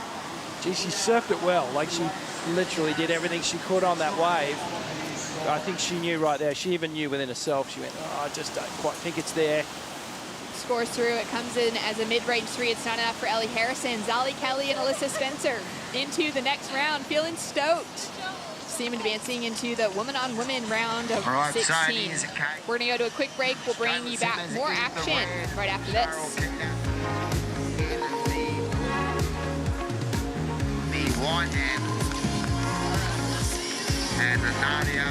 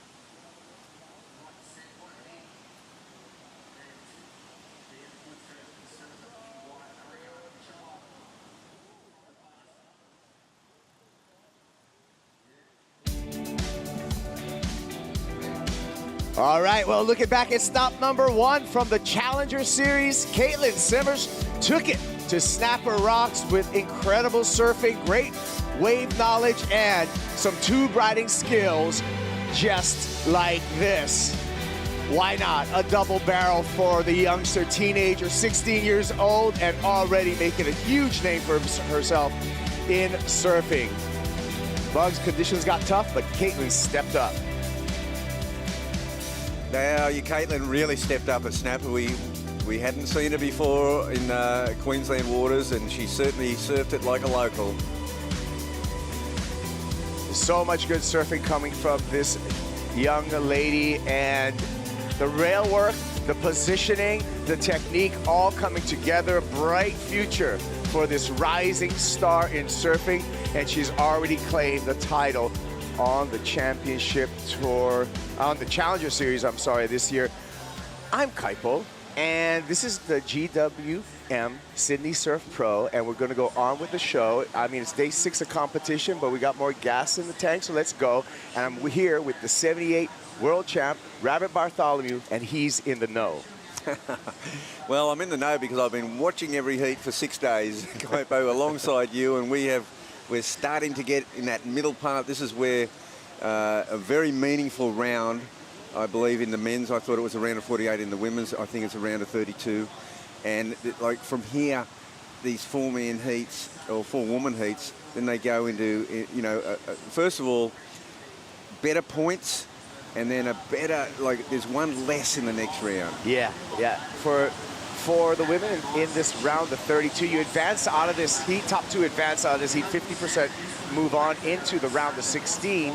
And in the round of 16, that's where we get into one-on-one matchups. But let's talk about our 4 surfers in the heat right now. We have Caitlin Simmers coming off that win on the Gold Coast. Nadia. Up and riding, a surfer from the Basque Country. We actually have 2 Basque contestants in this heat. Nadia along with Ariana Ochoa. Let's look at the opener here. This is our Japanese representative, Sarah Wakita, Bugs. Yeah, Sarah's really shown some good form in the early round, and she's backed it up here with a really good score, a 6.33 to begin with. Ariane getting a 4. Caitlin just a quick in and out, and Nadia the same thing. But, I guess the point I was really making was that this is the round where it starts to compress, Kaipo. The winners of that first round come together. And so every heat here is really jam-packed full of talented surfers on form in the Manly beach breaks. Talk a little bit about Caitlin Simmers here, 16 years old, coming off that great showing at Challenger Series stop number 1 at Snapper. She's been a bit restrained in some of the earlier rounds that we've seen her surf. We know she's got more, so we're going to see if she turns up the volume here in the round of 32. Yeah, well, we saw in the first round, we saw a glimpse of what she can do on a backhand. And it was pretty outstanding. As you said, there was only a couple of rides that were real keepers, but she got the job done. She's joined out there by our, well, we'll talk about some of the other surfers, but first, let's pay attention to Katie Simmers. Snapping on the backhand, just easing through a couple of turns. 3, just the flow, so simple for her, and she completes that ride, Bugs.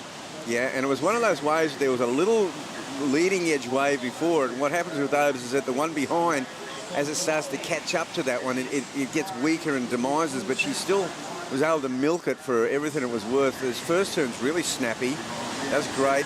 Second turn's nice and solid, and then it just gets a little soft here on the third one, and I don't think she'll be judged as riding out of that. So we'll be waiting for that number. Highest wave score so far belongs to our Japanese representative, Sarah Wakita, out there in the blue jersey. Sarah with priority and already has a 6.33 to her credit. Sarah, just 19 years old, comes from a wonderful surfing family. Takayuki Wakita, her dad, is a pipeline legend. Sayuri, her mom, is an avid surfer. You can find her in the water all the time over at VLAN. And then her brother, Taichi, Wakita also a competitor out here. And here we go with Sarah, second wave. Nice couple of turns for Sarah Wakita, so that's going to back up that 6.33 nicely. Ariana Ochoa, the goofy foot out of Bilbao, finishing up her wave.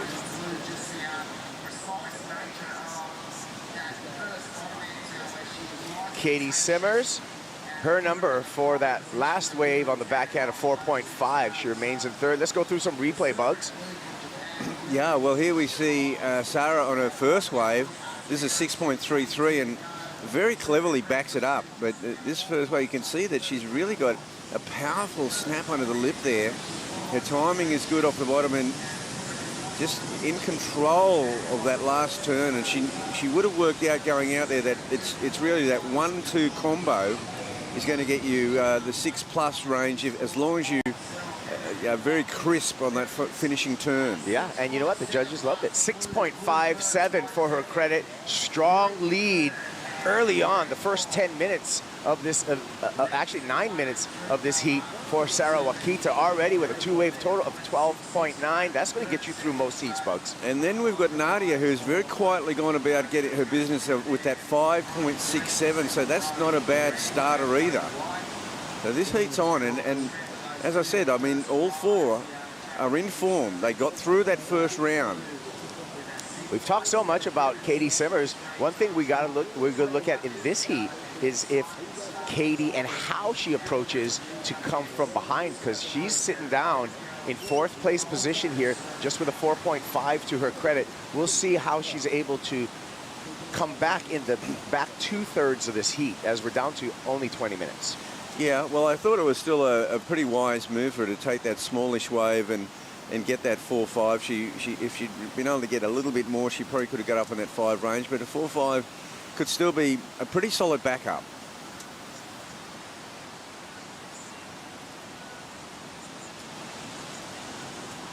The time certainly gets away on you quickly out there when you're in need of a wave. You know, when you get it off to a great start, you can't wait for the clock. The clock seems to drag on for hours. It sure does. And ticking down right here, first for priority to Nadia. Like you said, Bugs has a meaningful score of a 5.67 to her credit. And see, that's the thing about with Caitlin. I mean, with the other women in this heat, she's kind of got that target on her back. They go, okay, you know, we're up against the winner of the first event. She'd be the favourite, and you know, we've got to play this really, really smart, and you know, maybe it's wave selection and really being on song with our choice of manoeuvres. Well, as we wait for the next exchange from our surfers, let's check in with Stace Galbraith. Thanks, Kybes. I'm down here with a very special couple of guests at the Bonsai Froth Toppers. Jules, what are we up to? We're here having some fun with the Groms. We all got our yellow bonsai rashies on, JS soft tops, and we're about to go cause some havoc out the front here. Perfect conditions for them by the look of it. It is. We did one last week up at Snapper, and the rip was ripping along, and the bank was so dumpy. So that caused a few problems for us trying to look after the kids. But here today will be fun, and there's not many guys out there, so we'll keep out everyone's way. Everyone's favourite lifeguard, Vaughan Blakey, on hand to keep an eye on things, so I think we should be in good spirits. Nikki, you've had a busy morning, love. Yep, heat this morning, and now going back out for another heat with the kids. Going to combo the grommets, or what do you reckon? Let them get one up. These guys are frothing this morning, so it's good to be here and see all the smiles, and we'll head down the beach, so out of the contest zone. I feel like this was you just 5 minutes ago. I know, what happened? Thanks for your time, team. What do you reckon, Groms? You ready to roll? Yeah! Enjoy. All right, tons of activations happening here, and thanks to Bonsai for their support of this event. And it looks like we're going to get caught up on some waves right now. Here's some replays, Bugs. Let's see what Katie did. Okay, Katie, another smallish wave, but she's really picking a wave here that's going to allow her to get 3 manoeuvres in this time. So that's pretty handy. That'll definitely improve her score. And Sarah, once again, is just really kind of dominating out here in this heat. she's having a great time, 6.33 and a 6.57, and then she adds that to the score. Not sure if that'll go into her top 2, but that's she's sitting pretty. I like the point that you made, Bugs, in that already Katie Simmons put a target on her back, but I have a feeling that being said, she could motivate and elevate the performance from her other competitors in this heat. Yeah, no, precisely, and I think that's what that brings. That's what she brings. That you go, okay, maybe, gosh, if she stays on this roll, maintains this form, maybe this second spot is where I'm aiming for, and I've got to really put on a big performance to even get there. But Sarah is actually out there, in a very strong position to perhaps win this heat. Ooh, a couple of nice backhand snaps from Nadia. She already has that valuable 5.67, so we'll be waiting for that number to drop to set the heat. Still waiting for second meaningful wave of Caitlin Simmers to drop, and see how that number plays into the situation and out in the water. Last wave for Sarah Wakita, although a good score of 5.87, she's already outdone that earlier in the heat. She'll maintain the lead right now, and still waiting for a Katie Simmers number. I mean, talking about activations, Kaipo, throughout this Australian League, you've done quite a few activations yourself, mate. I mean, if you weren't sitting next to me, I'd just imagine you go down there, there's Julian, there's Nikki, and in comes parachuting in with a soft top under his arm, Kaipo. It's been really fun and a lot of adventure for me. I've been enjoying it. And you know what? The judges enjoyed the surfing from Caitlin Simmers. She goes into the excellent range for that last wave, an 8-point ride, Bugs. Yeah, it was a crisp little three. She got 3 really crisp turns, and it wasn't even really a big set wave. So that's made this task a little bit harder for Ariane and Nadia. Ariane Ochoa just finishing off that wave. A couple of crisp snaps on the forehand. We'll see what number that fetches from our judges. But Caitlin Simmers, I mean, it looked like just a cruisy way to an excellent score for her. And that's the thing. I mean, she looked cruisy on some pretty mean and fierce waves up at Snapper. And she just had this very, very casual style. There's no, the arms don't wave, there's no claims. And she just does it in her own very unique approach to surfing. And even just that, a closeout snap, but just nicely placed and well executed. But in that, I still see the grom in her. Right. It's like, there's a wave, let's surf. Because from just a coach's perspective, I don't know if this was a necessary wave. Oh, no. I mean, yesterday we saw some one-off huge scores. We saw Molly get a big score, and Serena. Just on big one-off moves, but they kind of were able to really set it up and really put their board up and do some amazing one-off turns, and they will be rewarded. Yeah, so much action. We're going to take a break just to settle ourselves down, and we're going to have a little bit of a Bonsoy brew break right now. Why don't you have one yourself, and we'll be right back. Go, Groms. Yeah.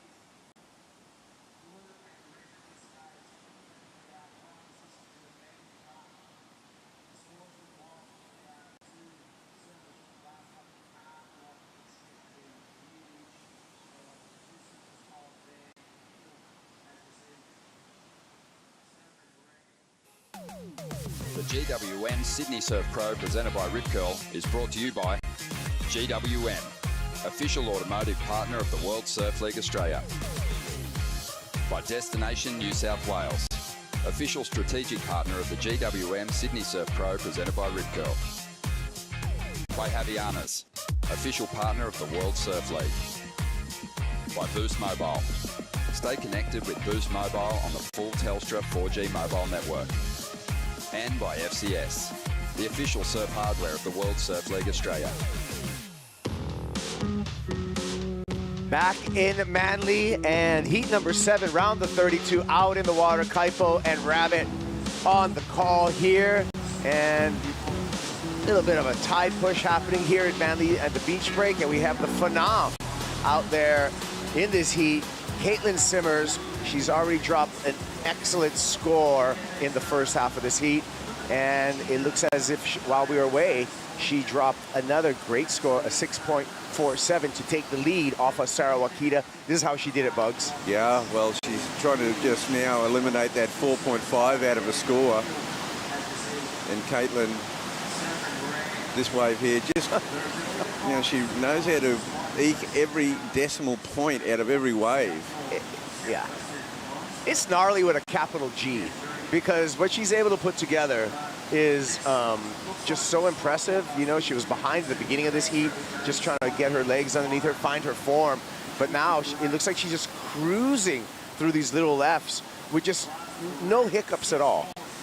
No, and she just does it so easily. Like even the paddle back out, it's just very casual. And then she goes, well, there's a little wave. I might just take a little right and do one turn and wait for another good left.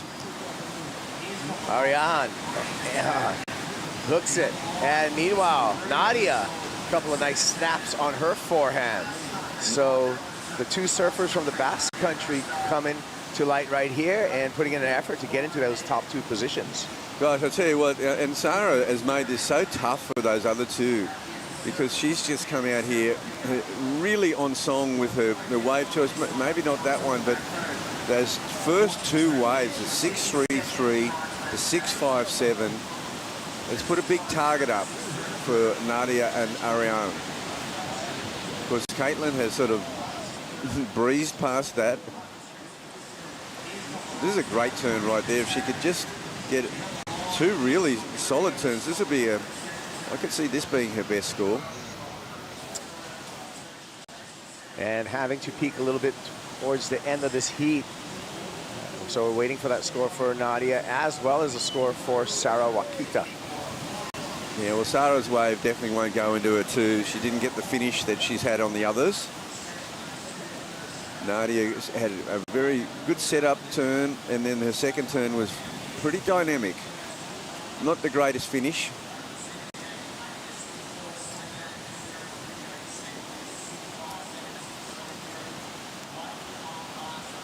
Oh, yeah, we got a little bit of, and the weather was calling for this, a little bit of on and off showers today, and right now we're having a little bit of the rain squall come through here. We'll see how it affects the conditions, Bugs. As in come through here, as in come through the broadcast. We're getting a little bit of it ourselves. But yeah, our playing field right out in Mother Nature, and this is sometimes what Mother Nature provides. The surfer's going to surf through this in the final 9 minutes. Now, a very interesting ride there by Nadia. That's a 6.8. So those couple of snaps on the forehand that we saw from Nadia, a 6.8, and Bugs pointing out that gets her right in the mix. Now she needs a 6.1 to go into second place and advance out of this heat. So she put herself in a really good position in these final 8.5 minutes. Look, she looks really good. She's got a big snap on her, and you know, she can get aboard, and then she's also, if she gets the right wave, she'll be able to put a board above the lip line. So it's really going to come down to wave choice. So this has really heated up this heat, because Sarah came out of the blocks with 2 very strong scores.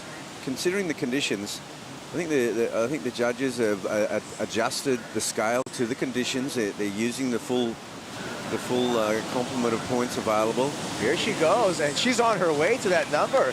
6.1 for Nadia. A couple of swings on the backhand. Yep. Looking pretty good. Yeah, and she's decided to keep busy and not just sit there. You know, there's 8 minutes to go. She decided to keep busy, try to chip away at this, and you know, I guess a 6-1's a little bit more than a chip shot, but because she's got such a strong forehand and backhand, that's a great turn right there. Yeah. And the second one. Hey, I mean, she could be on the way right there in my eyes. We'll see where the number comes in, but while we wait for that number, Zali Kelly won the last heat, and I'd like to hear what she has to say. Obviously, you want to win every heat you surf, but talk to us about making it through that second four-woman heat.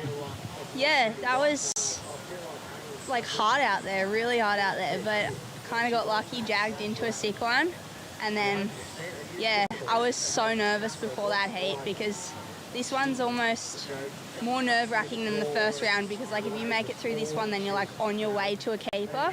So, yeah, I was nervous, but I'm happy to make it through. You grew up on the Sunshine Coast, obviously going left a lot. Later in life, you moved down the coast to the land of the right-hand points. Looks like you're finding your stride again, though. Yeah, I don't think I've surfed a left for the past few months, so happy to actually see that. In a heat versus a free surf, it's obviously an elevated environment. Do you feel like you learn a bit quicker in a heat? Yeah, definitely. I think if I was out there in a free surf, I would 1000% be avoiding the lefts. So it's good. It kind of forces you to do the things that you don't really want to do. So yeah, definitely. On a bit of a roll. Well done up on the Gold Coast, and you're on your way to another big result here. Good on you, Zali. Thank you. Well, there you go, Bug. Zali echoing what you said at the start of this heat. When you get through this particular round, then you're at a meaningful result. And I think, you know, as a competitor, this is the second round, both men's and women's, is the most daunting round because you're bringing together, it's compressing. It's the winners of that first round, which was hard enough, but the reward of getting through this in the women's is that you surf a heat with just one other. Yes. And you are guaranteed equal ninth as your worst result. Right. In the men's, of course, you go to a three-man heat, and you'd back yourself because you've got two of those three advancing into the man-on-man. So, yeah, you know, it's a big deal. This second round is so gnarly. That's become my assessment at watching the Challenger Series unfold. Yeah, and you know, we're going to get into the men's round of 24 after this, and those will be three surfers out in the water where you have a 66% chance of advancing rather than only a 50% chance of advancing. So with one less in the water, yeah. So it's a good deal. And you know, obviously we see that at CT level. There's 2 3-man rounds. Yep.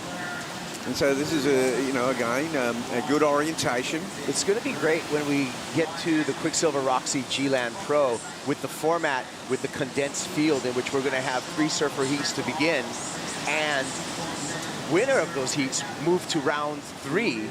Second and third in those heats are going to go into one-on-one matchups in round 2. So there's going to be a lot of weight right from the get-go for success in your opening round heat. So it's no gimmies.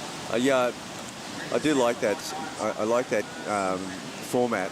I think the reward for winning the heat at a venue like G-Land is such a good incentive to get some deep barrels. And it adds, to me, it adds weight and gravity to every single heat rather than, you know, when you have 2 out of 3 advance in that opening round of CT, I feel like it'll be more meaningful when we get to that Quicksilver Roxy G-Land Pro. But right now we're talking about the GWM Sydney Surf Pro presented by Rip Curl, where we saw Sarah Wakita coming through really early as we enjoyed this Harvey Norman recap. But Bugs, it was Katie Simmers who brought the fire. Yes, she has. I mean, this is on kind of like smallish waves. They're not even real set waves, but they do have that peel down the bank nicely, and it allows Katie to go into a repertoire, and it's quite dynamic. just making it difficult look so easy. The young surfer out of Oceanside, California, Katie Simmers, out in the lead again. Let's take a look at the unabridged version of this heat where we have all of the scores from the judges highlighted in the top 2 for each of the surfers. And we can see that Nadia, with that 5.77 on her last wave, that was not able to get the number that she needed. She needed a 6.1. She had 2 hooks in the backhand, but not enough. Well, I felt that was going to be the case simply because when they compared that ride to Sarah's, both of Sarah's, it was the finishing move. The wave was steeper. Nadia's first snap was really good, but then the wave was quite soft. And that's all the details that our international panel of judges are looking at on every single ride. And they do have the luxury of watching replays as well to further assess each ride from each surfer before they finally tally up and put their permanent number in. Once the permanent number is in, we take all 5 of those numbers, we throw away that high number, we take away the low number, we average out the remaining 3, and that's how we get to all the digits that you're seeing on the screen. And also, you know, this heat, if you compartmentalize to a 30-minute heat, the judges have to, you know, they set the heat with that 6.47 with Sarah's opening wave. That set the scale, yes. And it went up and down from there. Well, Sarah Wakita wanting to hang on to that second place and advancing position right now. Our leader and Sarah both have priority 1 and 2, and that's going to be really valuable right now in this final 90 seconds of this heat. You can see Sarah maybe hunting down Nadia just a little bit. Katie Simmers, she's just cruising. She's about 99% certain that she's going to go into the next round, the round of 16. Yeah, good call. There's no sure thing. There's no 100%er in sport, right? Yeah, we have to leave that 1%. Anything can happen.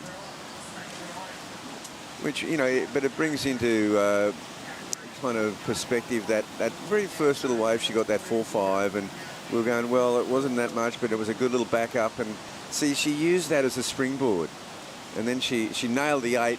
It was a different game. Ariana Ochoa needs a big number right now, a 7.63. Yeah. Ariana's really chosen to go on her backhand on these sort of. You got these, you know. Obviously, Caitlin's been picking off the lefts that are really peeling down the bank. It's really surprised me that Ariana hasn't used her forehand in the much the same way Nadia has. Surprising me that Sarah Wakita in the blue jersey is just letting Nadia kind of get away from her instead of covering her a little bit, because she does have priority over Nadia, but maybe she's aware that the clock is just down to 5 seconds, and it's going to be a done deal by the time I finish this sentence.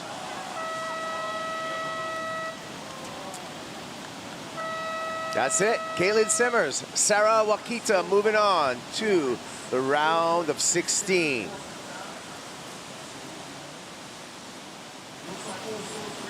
Our final heat in the round of 32, heat number 8, on the other side of this break.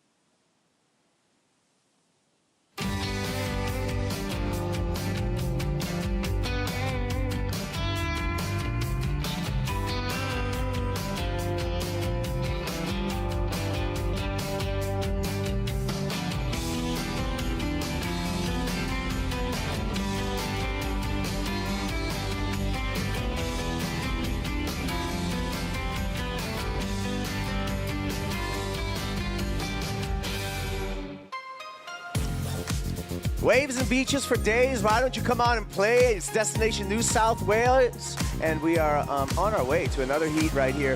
Heat number 8 in the round of 32. Kaipo and Bugs on the call. And we just got to open up by Sophie McCulloch coming out swinging. And we'll see what number Sophie earns on that wave. Yeah, look, this heat is a real challenge. This is a classic. There's some rising stars in this heat. Kira Pinkerton from the United States, who just got a 4.33 on her opener, which we'll probably see the replay of. But, you know, Nixie Ryan and Sophie McCulloch, rising talent coming through this region. And, of course, Vaheen. Yeah, well, let's take a replay right here, Bugs. This is Kira's ride that you were talking about. Yeah. And Kira comes here with a building reputation. Cutting the live action, this is Nixie Ryan just finishing up her ride. Yeah, Nixie from the Lennox area. I've seen her, she's an exciting young surfer. I believe this is Nixie's first Challenger Series. I know she's been, working her way through the qualifying series events, so a new stage for the young Nixie Ryan. Yeah, she stepped up. And Sophie from the Sunshine Coast, she's got some dynamite moves when she opens up. She's showing it right there. Nice combination of maneuvers for Sophie McCulloch. So we got 2 scores that the judges owe us for Sophie to set the situation. And the wide shot of the beach break here that has been shifting with the different tides. And actually the sand, Bugs, has been moving around almost every day of competition. Yeah, and we've seen surfers utilizing different banks, both on a tidal thing and also maybe when we've got more of a wind swell situation with a change of direction. So there's quite a dynamic going on here at Manly Beach because it's a sand bottom and it's a shifting bottom contour. Scratching here. We're going to stick with Nixie. Goes vert there, but gets a little hung up, unable to ride out of that backhand re-entry. And out back in the blue jersey is our Tahitian competitor, Vahine Fierro. And she's just been sitting out there very patiently with priority. There's Vahine on your screen. 22 years old from the beautiful island of Huahine, Yorana. So she's going to have to adapt, if you would, to some of the beach break conditions, although she is well-versed because a lot of times she'll split time between Tahiti and France and compete in the regional series over there in France, where there's a ton of beach breaks for her to get her game on. Yeah, well, it's a good thing because I've actually visited and surfed her island and Vahine's island, and I'll tell you what, I didn't see many days like this. They keep it on the wraps over there, but oh, sure, they sure do. it's a beautiful place. Yeah, Vahine also is pretty cool because she's starting to push the limits at the end of the road, Te Ahupo'o, and really, as far as women surfing at that slabby, gnarly, just mutant freak of nature of the surf world, she's been able to put in recent years some great showings and great rides. Oh yeah, that's where I've seen footage of her, and so impressive. So, and that's when I thought you were saying she must adapt. But I've seen days like this in France too. Yeah, little onshore days on those, up at Senyos, and definitely seen days like this. Well, Katie Simmers is a winner, and she is with Stace Galbraith. Had a chat to your dad on the beach there, Katie, during that heat. He seemed pretty chill. Does he ever get nervous? I don't know. I think my dad gets pretty nervous, but my mom definitely gets really nervous. She's like, I don't know, when my brother's in a heat and she's like, and I'm sitting on the beach with her, she's like stressing, but hopefully I didn't make her too stressed in that heat. No, I don't think you did at all. I saw you take a pretty rubbish wave there when you had a pretty solid position in the heat, but you did the funnest turn in surfing, I think.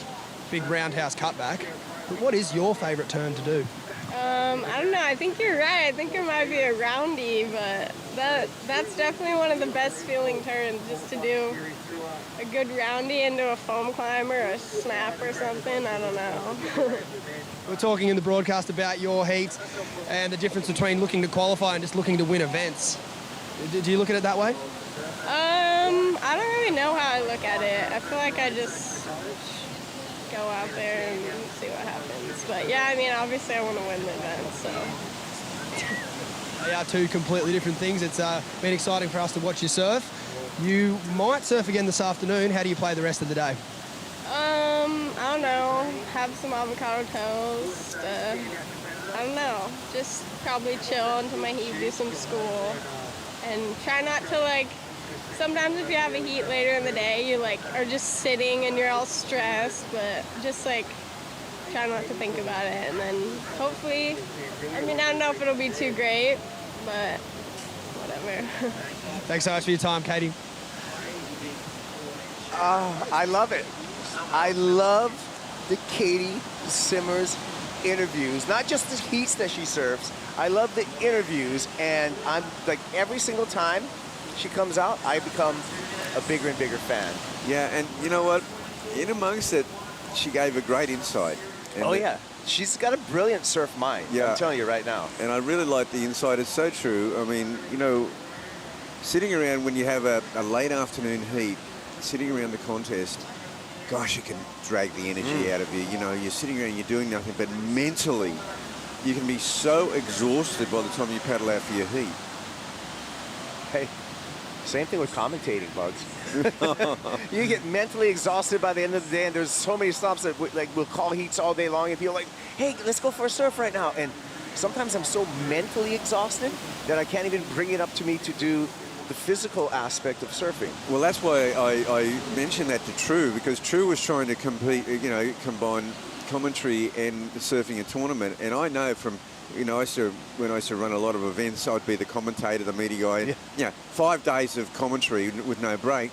I'd go out for a surf and I'd take off at a wave on a right, my board would go left. Because I was just completely, I know the feeling. Yeah, I mean, it's so warped. And because surfing is more mental than it is physical oftentimes.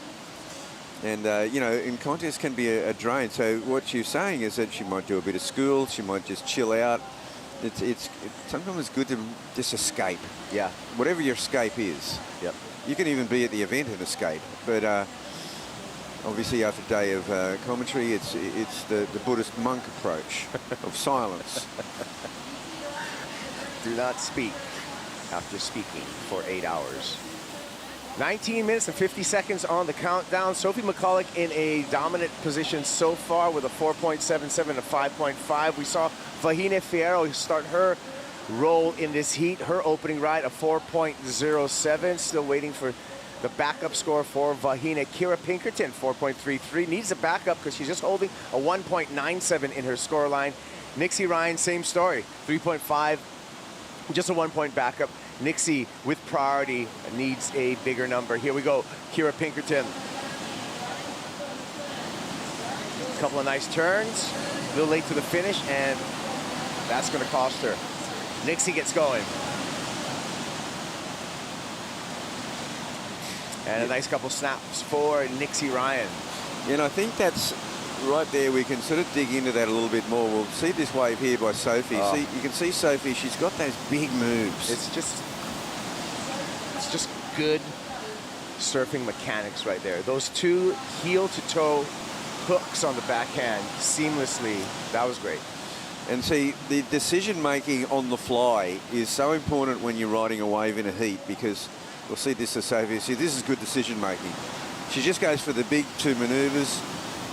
I mean, it's obviously what the wave offered, and it did offer a nice little pocket here for her. That's a beautiful turn. Yeah, she's got these. She's got some big stuff in her repertoire. And then instead of trying to fit too much into it, just patiently and got that second turn in. And see, if we go back to Kira's wave, she got that first good turn in, and then tried to squeeze 2 for the price of 1. Yep. And you know, whereas you actually get penalised for that in the end, because you do a half turn and then you don't make the last one. Here's another good little section. Sophie hooks that one. Yep, caught up there.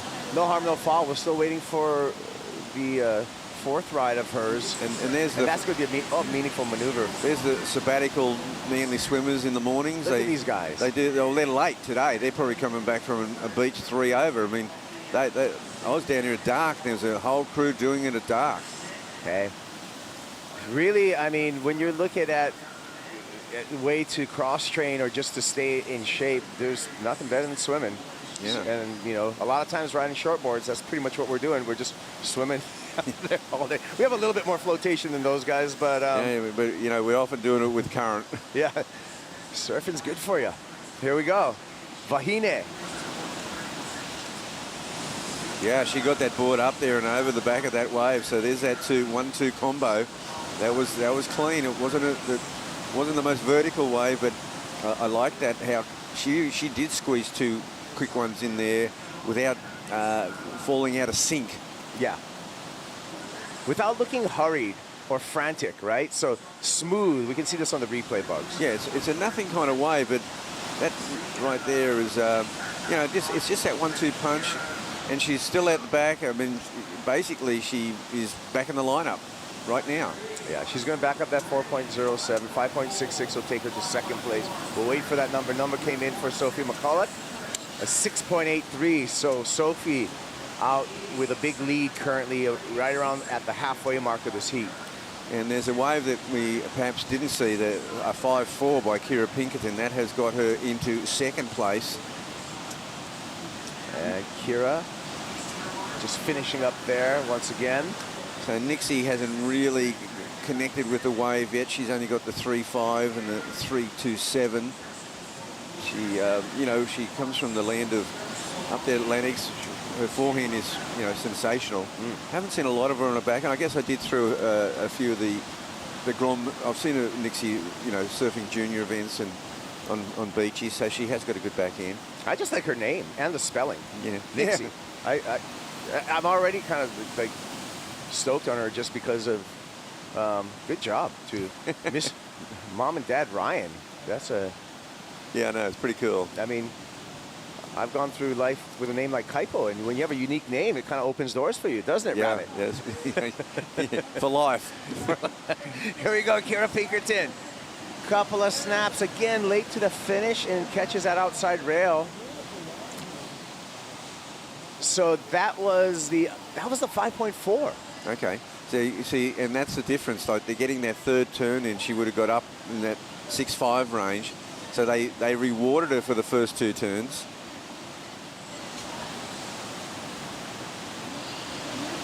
Here's Kira on the forehand. Section coming up. Snap.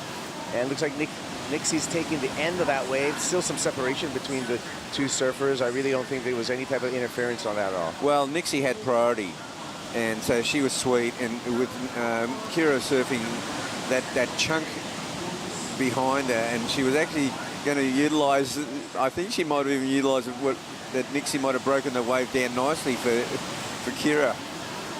And Nixie's wave just is, she's in the wrong spot to get anything done. That wave just did not eventuate. That was a pretty poor wave choice for Nixie to use as a priority, needing a score. Oh, I'm looking for a bonsai brew break, and I'm going to take one. You should too. We'll be right back with the conclusion of this Heat 8.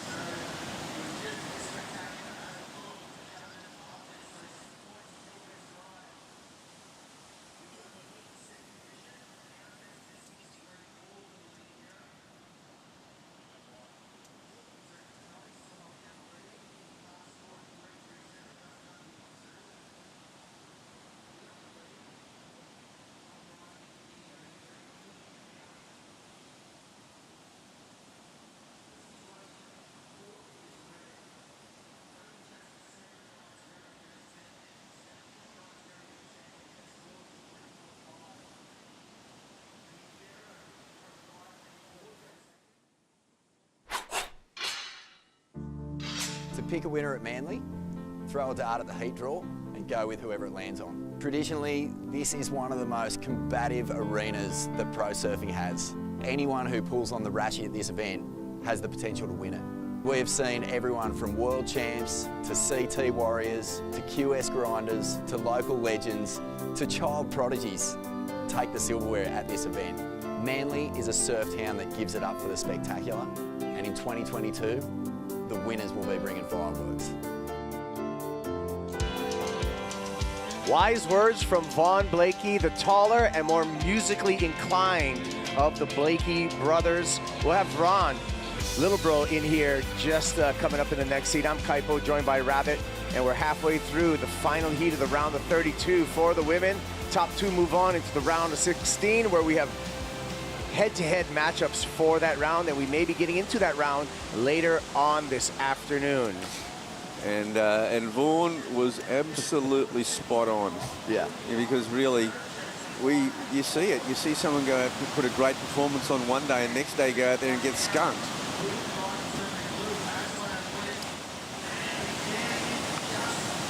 Now Vaheen goes on a forehand there. She got a 5.57 on that right-hander earlier on. Kira Pinkerton has really solidified her second spot with a 6-point ride to go with her 5.57. This happened during the break. Our heat leader, Sophie. Yeah, she's kind of milking that one. Here's Kira again. This right-hander, she can get a finish here. It'll be pretty handy. Yeah, she got a 5.57 for that ride. And so, waiting for the next round of sets, let's check out the back with Dometics. Stace Galbraith is there. Thanks, Kybes. Got another special guest. I've been a lucky lad today. Plenty of good talent flying around. Morgan, how are you? Pretty good for what it is. Yeah, I'm good. Oh, let's get into it. How do you get fired up?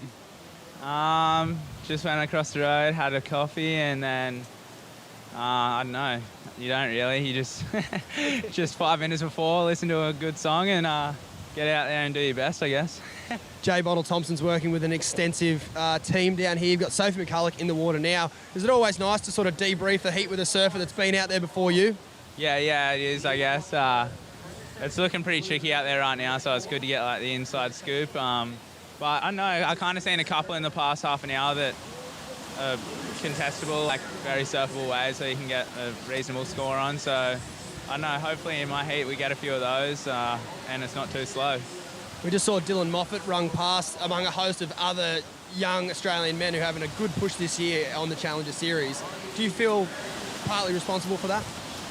Nah, I don't know. It's we got a mental crew on the Challenger this year, and last year it looked like those guys are having a mental time as well. And yeah, all the boys are just ripping, and we just got a real good kind of vibe and camaraderie going on at the moment, where everybody's just backing each other and just getting down here for everyone's heats and just having a good time. And I don't know, it seems to be paying off so far. Everybody did pretty decent at Snapper, and yeah, I guess it's always good to have it started off in Australia, just have that home feeling, and then but yeah, we're going to keep it throughout the year and keep a little home on the road. It's going to be mental. Really looking forward to it. Sounds ideal. Thanks, Morgan. Always nice to have a chat or a postcard from Morgs. He'll be coming up later on as we get into the men's competition. 8 minutes and 45 seconds on the clock and counting down. Sophie McCulloch still dominating this heat. Kira Pinkerton's put in a great effort. 6-point ride of 5.57. Vahina Fierro, the Tahitian, needing a 6.01. And Nixie Ryan looking in the excellent range with her need, an 8.07.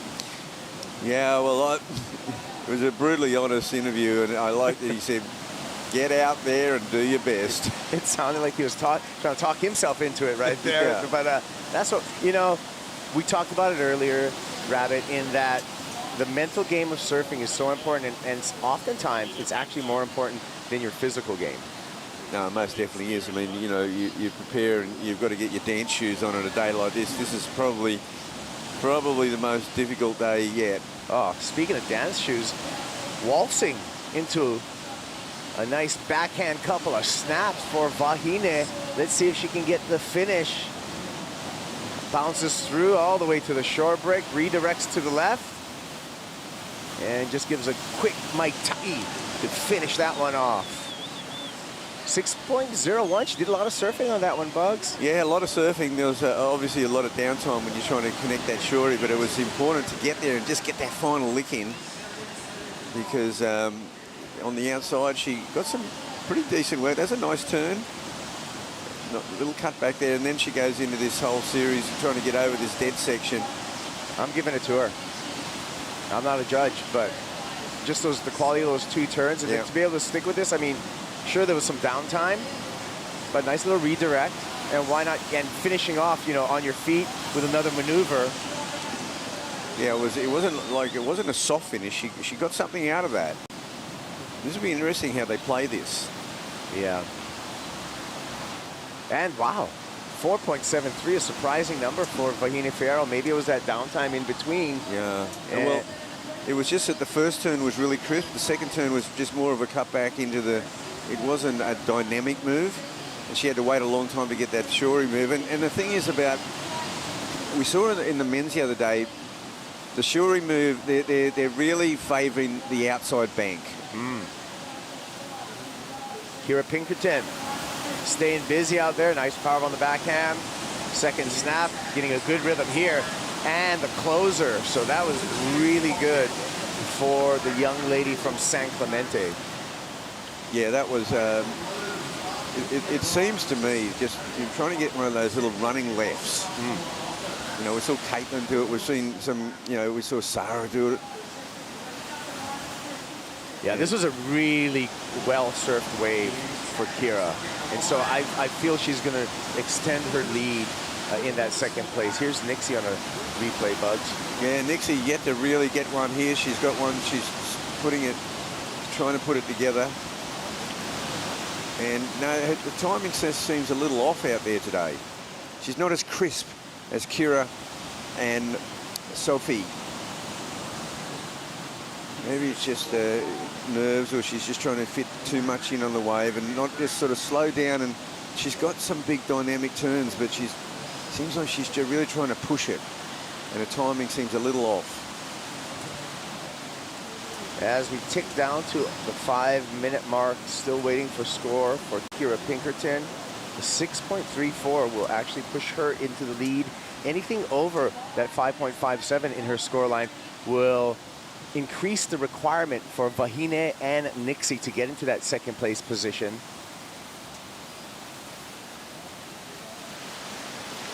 And prep work being done on the beach right now.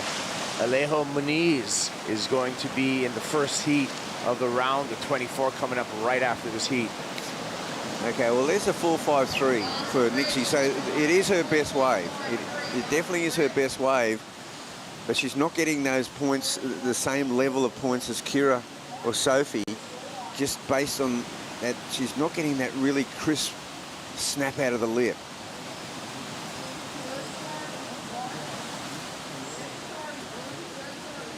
But she certainly got it within her to do.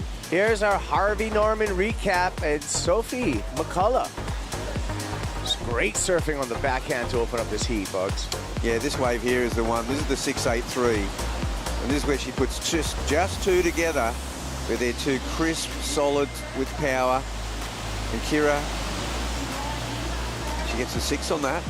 Well, maybe that's, I don't know if it was a 6, but it was one nice, clean turn.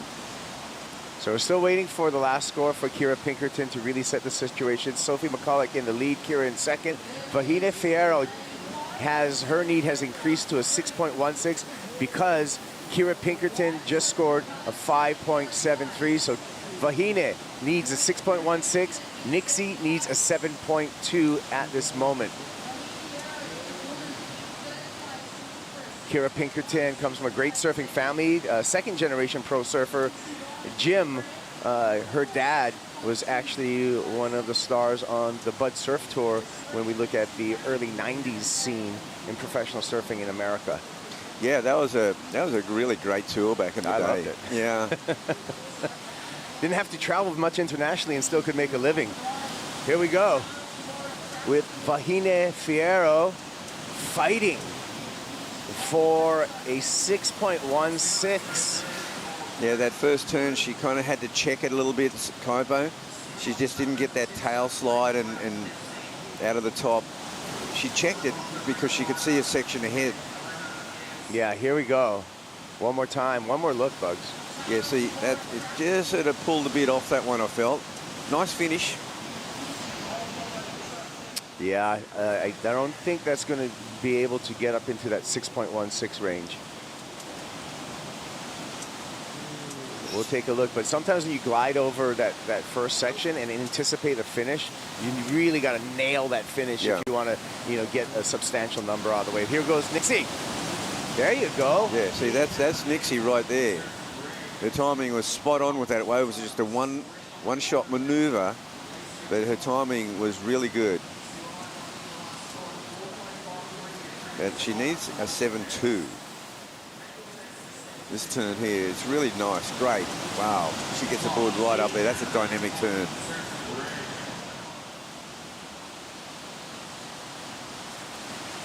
So score in for last of Vahina Fierro, 4.3. She's still searching for a 6.16.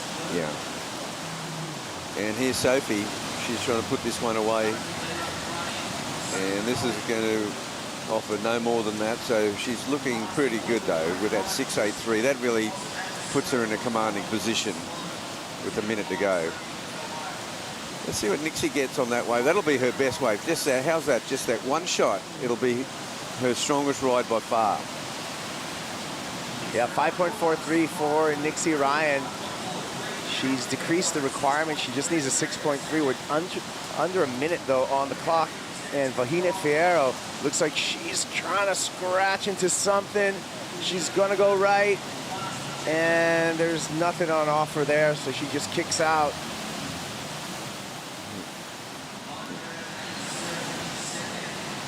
There's Kira on a wave that I don't see this really affecting the bottom line. Yeah, 25 seconds. Maybe it's just a ride in. You wouldn't leave your opponents out there even with 10 seconds there. The Seagull's going to come with her.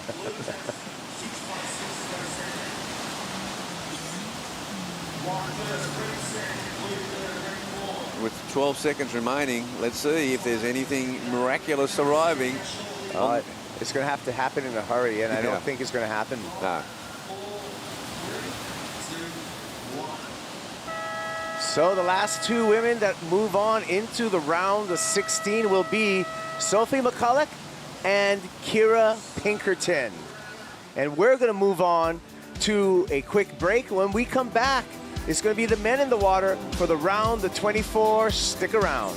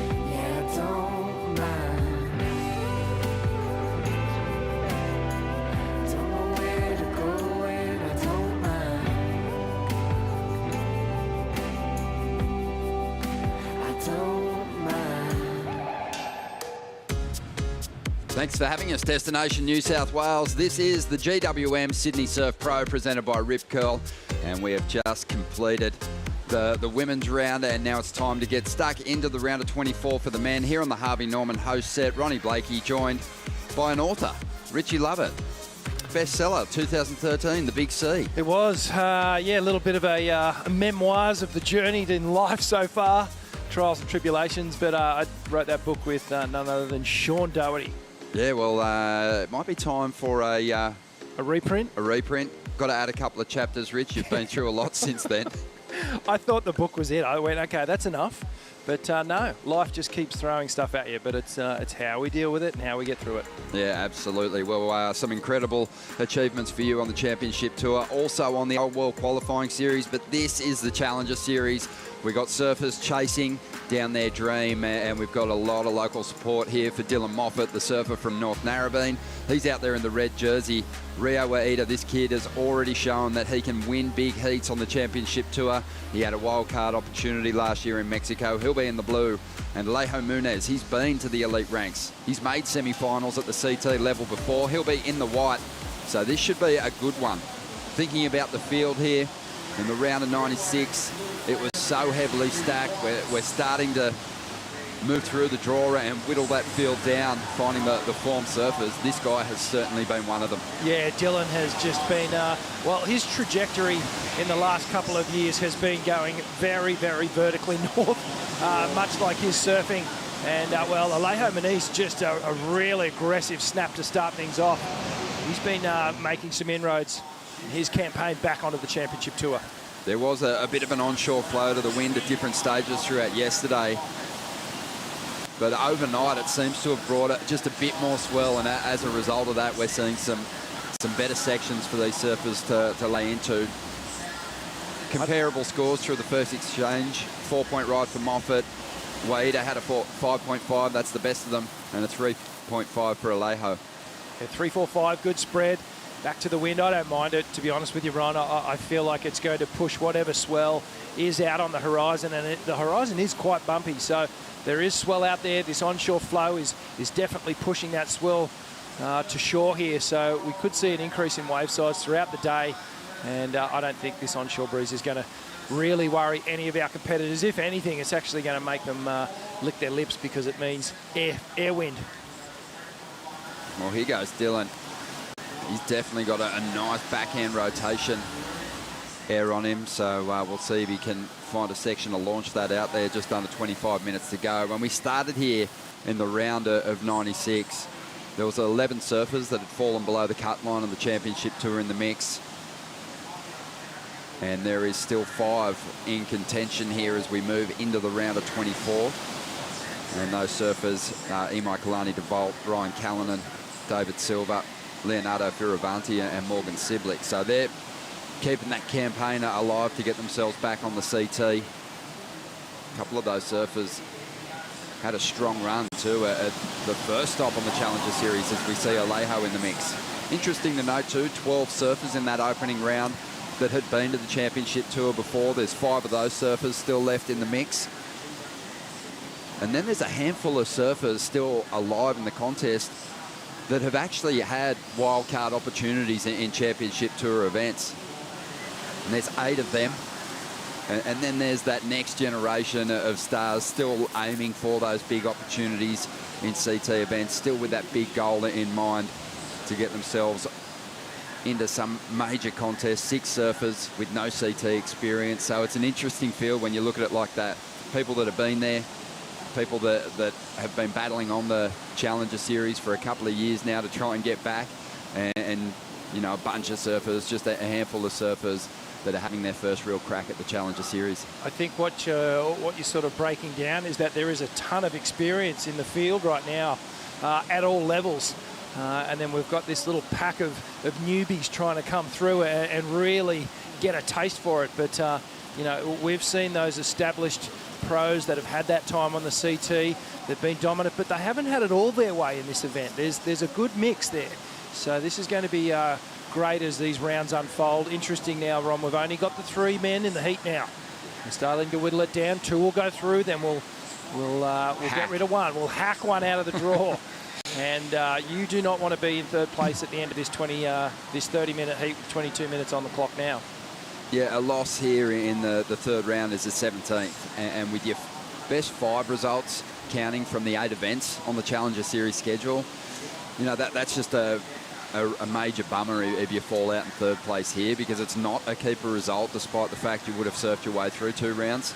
So really crucial to finish in the top 2 here and get yourself in the head-to-head competition. Yeah, and that head-to-head competition is really where we start emulating what happens on the championship to a different strategy as well. Live action, here goes Rio.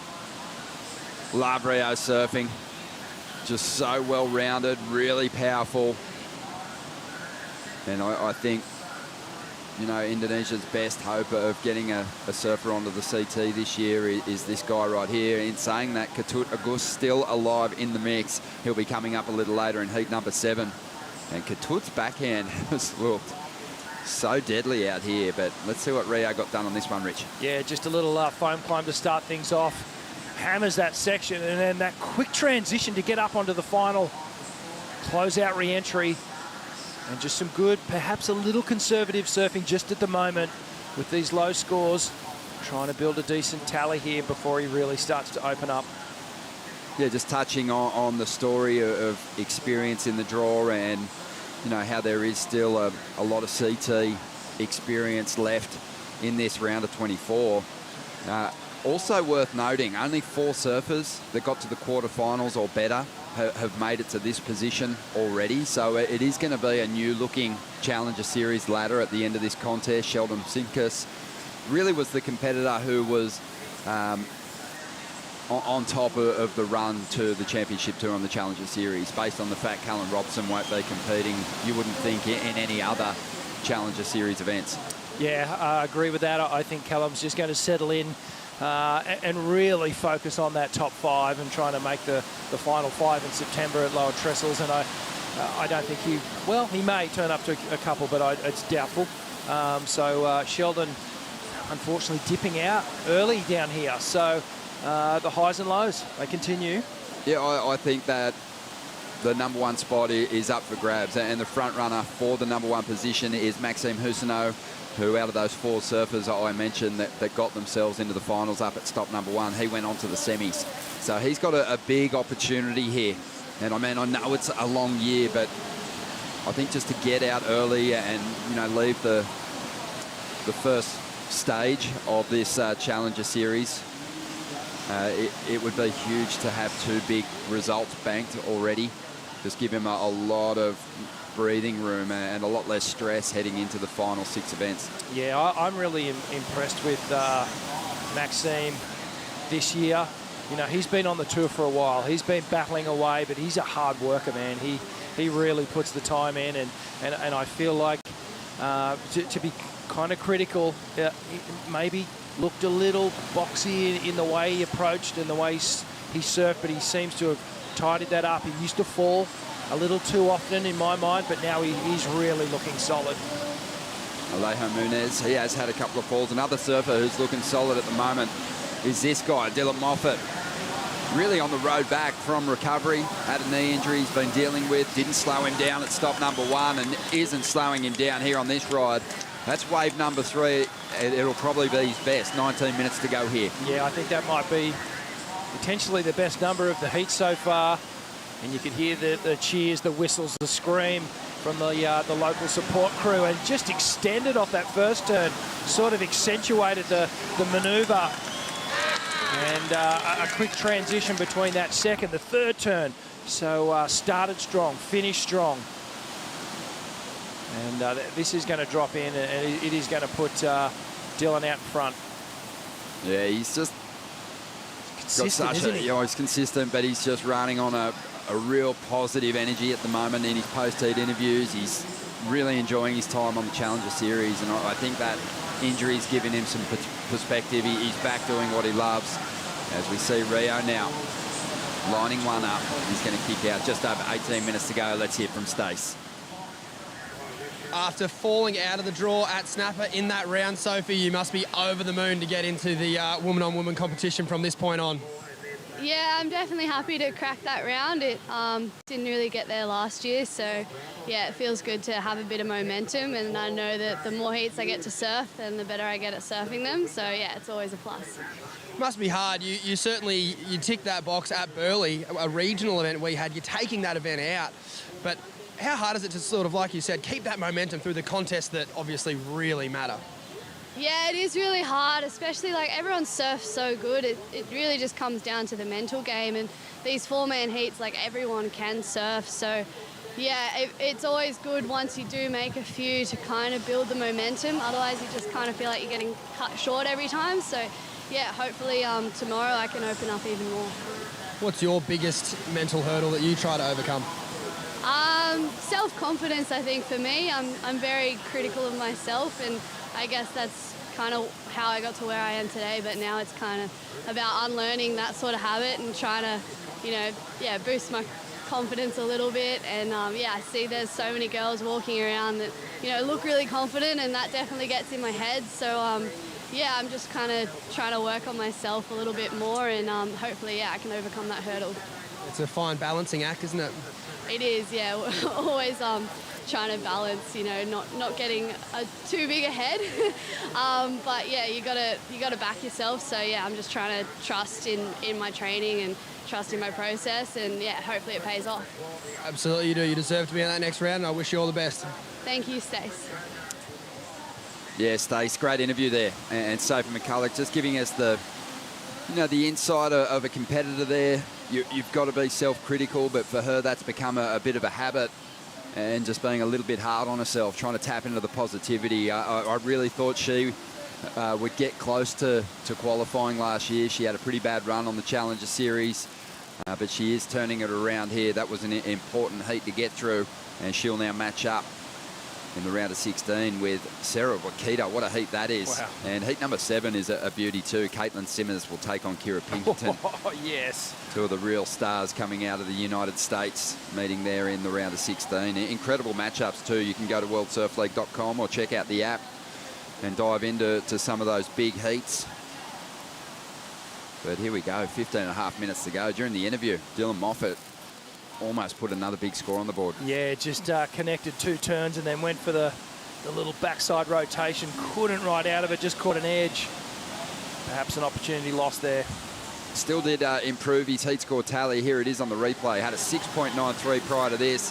Maybe just finishing this ride off would have been the ticket. Oh, it just pushes hard. Wanted to get the rotation there and just caught that front edge.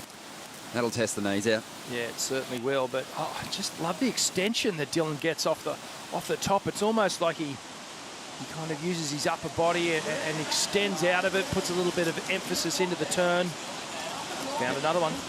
Yeah, just keep him busy now. Nice hit there to finish that one off. The 22-year-old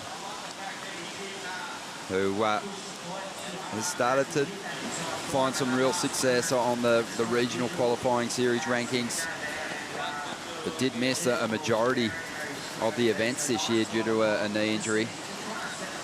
Here he is on the replay. Oh, great final turn there. Just look at where the eyes are fixated on the lip, and now he gets the head rotation. The shoulders follow, then the lower body. And chasing him, trying to get out of third position here at the moment is Alejo Munez, the former CT surfer, who really came on as a rookie, got to 10th position. I mean, getting the top 10 in your rookie year is amazing. 2 semi-finals that season. Yeah, great surfing there, and you can see Alejo just stabs that first turn, and the second one just caught up a little bit, so that's not really going to be a significant score in his tally. See him just scrapping around, looking at that inside wave. Had a high-scoring ride and put together a decent heat up there at stop number 1 on the Gold Coast, but ultimately left the stop number 1 with a 37th place finish, so was knocked out in the previous round up there. Rio had a 25th in the first event. It was Dylan Moffat who bagged the keeper result, a quarterfinal finish for him there. Waiting on Alejo's last ride come through. Looks like it's a 2.33 probably not going to factor in and get him out of third position here. We're going to take a quick bonsai brew break. Dylan Moffat leads heat number 1, the round of 24.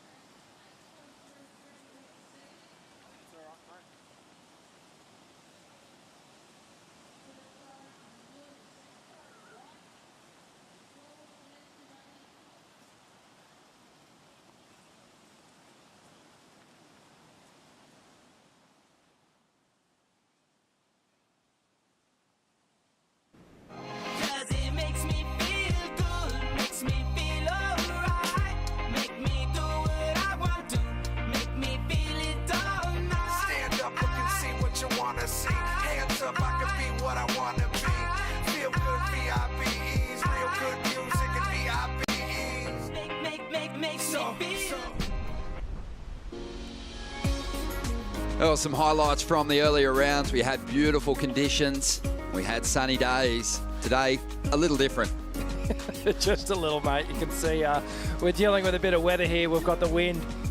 But what that wind does is brings a swell. So I'm not too phased about it. We're high and dry in the commentary box here, but certainly our surfers have got a bit to deal with, and the spectators are going to have to dodge and weave a couple of rain squalls today, for sure. Well, Sunday here in Australia and on the East Coast, just around 9:30 a.m. And I tell you what, the crowd is still here in force to watch this all unfold.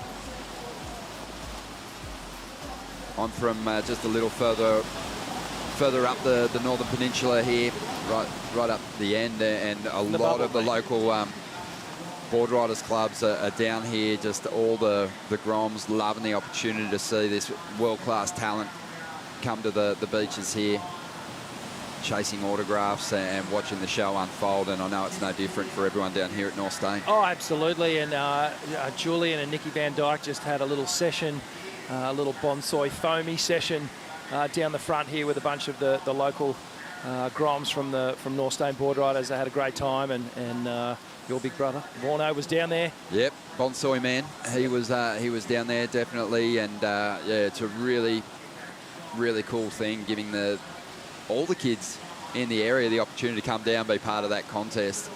It's a fun event. Alejo up at the moment, sitting in third spot. Hasn't had much to celebrate in this heat so far, but that's going to change with that ride. Needed an 8.33 to get to second, but you know what? I don't think he's sinking the excellent score at the moment. He knows he's got a bit of time to turn this around. That's definitely going to be his best number. Some high-quality turns there. Yeah, smaller weight, but look at the surfing on it. Extends on the first one. Bit more aggressive on the second, and then gets very, very tight with the pivot on the third turn. You can see there, Alejo just, as I keep saying it, so expressive with the upper and lower body. Just on a tiny little wave, he gets so much momentum. Great wave there. So he's back in this heat now. He was in danger of getting left behind with under 10 minutes to go. But, I feel like this World Challenge at those higher scores that Rio and Dylan have right now. Yeah, most definitely. Here goes Dylan again right now. Loading up. Goes to the air reverse. Loses that back foot for a moment. And just can't really connect with the tail pad. Well, just over 8.5 minutes to go. And Rio in second spot at the moment. That's a 6.11, but we are still waiting on a score for Alejo. Let's go out the back with Stace and Dometic. Thanks, Ron. Here with Katut Agus, Rio's Olympic teammate. He's doing pretty good so far, isn't he? Yeah, it's really good. Smart surfing, smart contest. Yeah, so sick to watch him now. Hopefully, you get a better score now. You obviously went to the Olympics with Rio as a first alternate. What would it mean to you to join him there one day? Well, it's really for sure, really excited, for sure, really happy, proud of myself. So for next, I already know what it's feel in Olympic, even I'm not in the contest. But I'm really excited for next Olympic. I need to go and get the medal. That'd be so cool. You got a big heat this afternoon. You ready to roll? For sure, I'm ready for that. Yeah. I'm going to let you go and get warm. If anyone from Rip Curl's watching, let's get our young Indonesian friend to jumper. That wind just picked up down here. Most definitely. I think all of us are looking forward to getting over there to the Quicksilver and Roxy Pro, the next stop on the championship tour, which will kick off on the 28th of this month, just around the corner. We'll wrap this one up, Rich, and we'll jump on the bird and head up there. But for Katoot Agus, it's going to be nice to return to the tropics. Yeah, absolutely. It's well, we've had our first cold snap this week of the year. Winter is approaching, but water's still very warm, and like we've said, we're dealing with a bit of weather here today, but it's only going to be patchy. It'll have its moments. This wind will kind of die off and then increase throughout the day. But still contestable waves. I keep coming back to the positives. Most definitely, yeah, and just the slight bump in swell is welcome.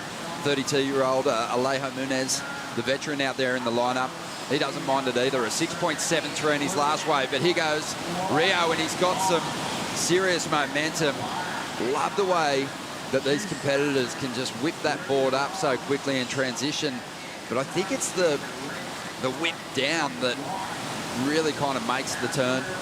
It sends that spray coming off the rail, as we see the replay here. Yeah, and just gets the head involved even towards the back end of that turn.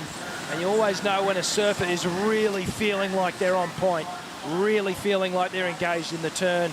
They get the body flick going and they get the head flick happening right at the end of the maneuver, and that's what happened with Rio there. Well, 6 minutes to go. The rain pouring down here, but it's no dramas for the surfers. They're already wet. And Dylan Moffat's hanging on to this lead, but Rio and Alejo are going to make him work for it if he wants to stay in that top position. Just over 6 minutes to go here. Yeah, this one coming down to crunch time. Very, very close with all their highest scores. Like really not much in it. 0.5 of a point separating the highest score. So it is going to be a battle of the backup wave here with just 5 minutes 20 on the clock. And Dylan will be feeling good. He's out in front, but he won't be feeling safe. The local lad from just up the road at Narrabeen. Very similar conditions really to Narrabeen right now on a small junky wave with a southerly wind into it. I'm trying to figure it out. Dylan Moffat, that there's a style of surfing that I'm picturing, and a former great surfer, but I just can't pick who that surfer is. Have you got any idea? Not yet. I'll get it, though, because I love to play the resemble in that again. Alejo Munez, well, his style's very unique. It's very much his. It's that modern approach, a really wide stance. It helps him on the forehand when he sets those fins free. But at the moment, really leaning into his backhand surfing. Rio, he's been letting go of some really solid turns. In some ways, all three of these guys have a similar kind of approach.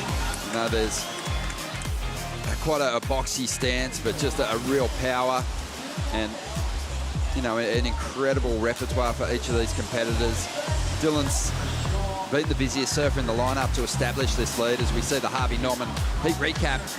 Alejo Munez, though, he's not given up. 6.73. Geez, that was aggressive surfing on that little wave. It is a mixture of Darren O'Rafferty and Stu Kennedy. There you go. I like it.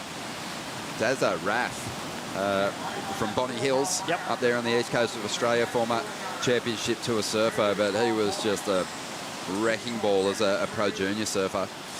He won just about everything. There's some great years on the championship tour as well. I like that. Yeah. Sort of the smoothness and flow of Daz with that little quick pivoting turn and just the way he sets his board. Really reminds me of Stu Kennedy. Well, 3 minutes to go here. 5.07 for Alejo on that last ride, and then it was so close to getting him up into the top two. I just got a text right then from my old mate Jake Patterson. He said Stu Kennedy as well. Well, there you go. There you go. So it's unanimous on your Snake. Thanks, mate. 5.07 for Alejo when he needed a 5.2 on that last wave, and there's only 3 minutes to go. So that stings, getting that close and still chasing that same requirement. A little bit of a hurdle that he's going to have to overcome as Dylan Moffat looks to consolidate first position here. That's not going to do it. Still in a danger zone. He's out in front at the moment, but he's back up only that 5.5. And really, it's Rio and Alejo's heat to snatch right now. They only need 2 waves. Little 2-wave set here, and just a couple of good turns, and it's going to put Dill down into third, so he can't feel comfortable in the top position right now. He hasn't run away with it. No, I doubt that his fans, the big cheer squad that would have rallied to come down here from North Narrabeen to cheer him on, would be feeling too comfortable either, because he's in that third order for priority now. He hasn't managed to improve on that 5.5. And both competitors are well within reach here with 1 minute and 45 seconds to go. Alejo desperately looking for a wave there. You could see him just trying to get onto that wave, but he's down in third priority here. So, this is big. This is a spot in the round of 16 up for grabs. It's head-to-head competition after this. The chess match. It just becomes a little clearer for these competitors. They get that extra opportunity in the lineup. But really, you're going looking for your opportunities out there today. You're not sitting in the one spot and waiting for the walls to come to this predominant takeoff zone. No, you're hunting. You're hunting and you're getting reps today. I think if you're sitting around, you could potentially be sitting around for something that just may never come. So I like the strategy of staying busy. And Rio just staying with Alejo here. He's got to be careful that he doesn't play too much defence, and he can also look to improve on his own position. Well, 40 seconds to go here. Priorities with Rio. Just let him go. He's let Alejo take this ride. That is super dangerous. This guy's got such a sharp forehand, but this wave not really sticking to the bank at the moment. And Alejo knows that that's not going to be a 5.2. And Rio made a wise decision there with priority. Yeah, that was a smart call. Good nerve to hang tight and just let him go that wave. Obviously, Rio thinking, nope, there's not a 5 in that. I'll let him go. Hold my position. And it's paid off. Brody Sales paddling past, shaking hands with people. Other competitors in different heats are saying congratulations. Rio just looking in nervously. He knows that he was the one who was vulnerable in that situation. But I think he did make the right call. That just didn't look like the 5.2, so smart surfing from the Indonesian who holds on to second spot. But Dylan Moffat's great run continues. Yeah, the local kid. And this will put a little pep in Geordie Lawler's step as well. He'll be wanting to join his fellow Narrabean into the next round. Pirates of the Narrabean. But yeah, Dylan Moffat, as we said, he's another competitor that did crack a good result up there at stop number 1 on the Challenger Series. So he's looking really good moving through this Australian leg. We're going to take a quick break. We got heat number 2, the round of 24, hitting the line up next.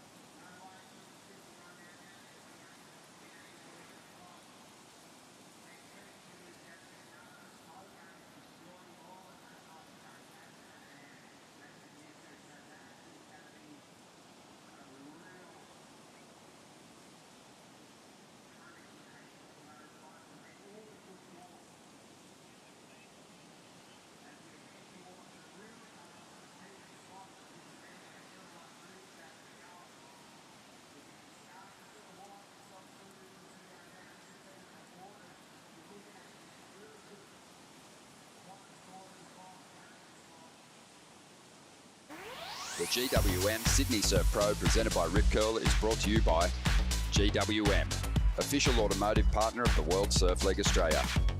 By Northern Beaches Council, major partner of the GWM Sydney Surf Pro, presented by Rip Curl.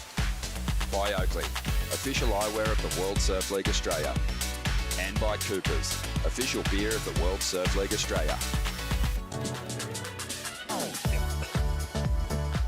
Welcome back to the show. The rain is pouring, but that's not going to stop us. This is the GWM Sydney Surf Pro, presented by Rip Curl, and we are on the lookout for surfers in the head-to-head matchups of the round of 16. We just saw Dylan Moffat and Rio Waida progress through that last heat. This one should be good. Some real talent in the water. Michael Rodriguez, the Brazilian, who dropped big numbers yesterday, is out there in the red. Ramsey Boukiam, the Moroccan, who just has so much power to unload. He's out there in the blue, and Brody Sale, the Grom from Hawaii, is out there in the white. Michael Rodriguez wasting no time to get started here.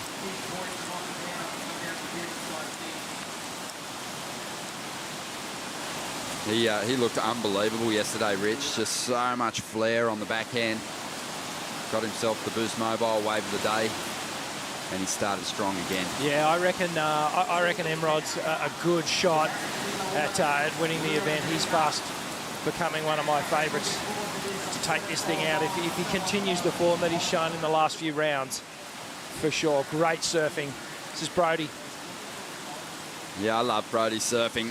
He's getting stronger all the time. Already collected some pretty impressive results as a youngster. Always think about his performance at the 2019 Vulcan Pipe Pro. He made the quarterfinals there, and he was only 15 at the time. So a really promising young talent. He sure is. I've sort of picked up on a couple of things with Brody and his technique here. Really steers the board around with that back foot and keeps the board fairly flat on the surface of the wave in these small waves here, and just keeping that planing surface, really skipping along these small conditions here. That allows him to just do those tight little pocket pivots. Some other surfers, you'll see them get the rail, lean into the face of the wave a little bit more and get more rail work done. But this seems to be working for Brody, this technique.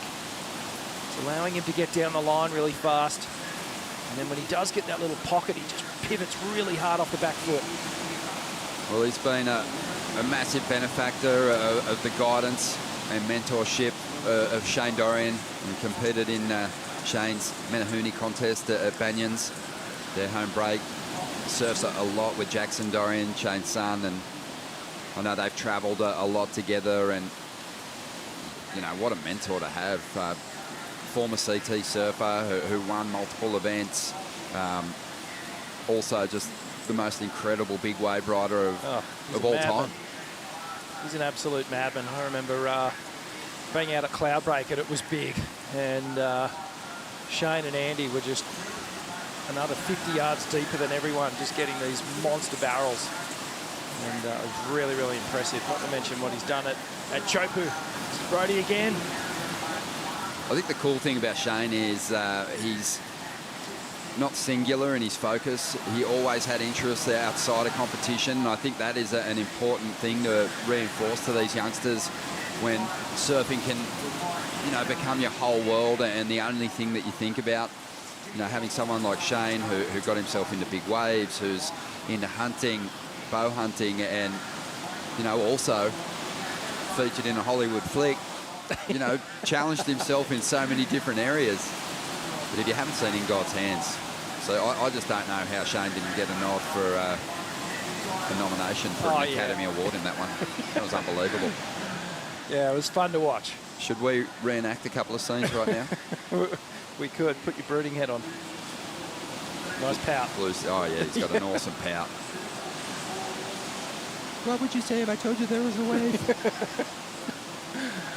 Go there. With full respect to Shane. Yeah, of course. No, he's definitely one of my favourites. Actually had a lot of opportunities to call heats with him too. So, you know, as much as the big waves became his focus, really sharp competitively, And I think you can probably speak to this, Rich, as a competitor, when you're in it, you know, you obviously have your strategies, but when you step away from it and you start to observe and you've made the mistakes and you've figured out the formula for victory, your strategies become so clear, and it's why you're such a great commentator. It's unbelievable that when you're in the moment, sometimes it can be foggy and you can't see it, and you can't see a way to win. But when you step back, and I guess it comes with a maturity and doing it for so many years as well, that it becomes really easy. The formula and the way you could construct it now, and you think, if I put a jersey on now, if I had the talent that I did 20 or 30 years ago and the head that I do now, I reckon I'd be unstoppable. So yeah, it's great to see a lot of the past champions of the sport going into mentor, going into coaching roles. Well, let's see what Ramsey can do. He has the power. He just needs to find the sections, and he's done it on this ride. 2 big hits. I think we can expect the score of the heat, or definitely something to rival what Brodie Sale put up on his first ride, 5.83.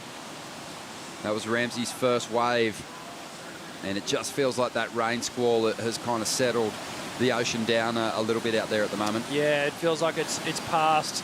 You can see that horrid wind is off, but this is anything from horrid. This is amazing surfing from Ramsey.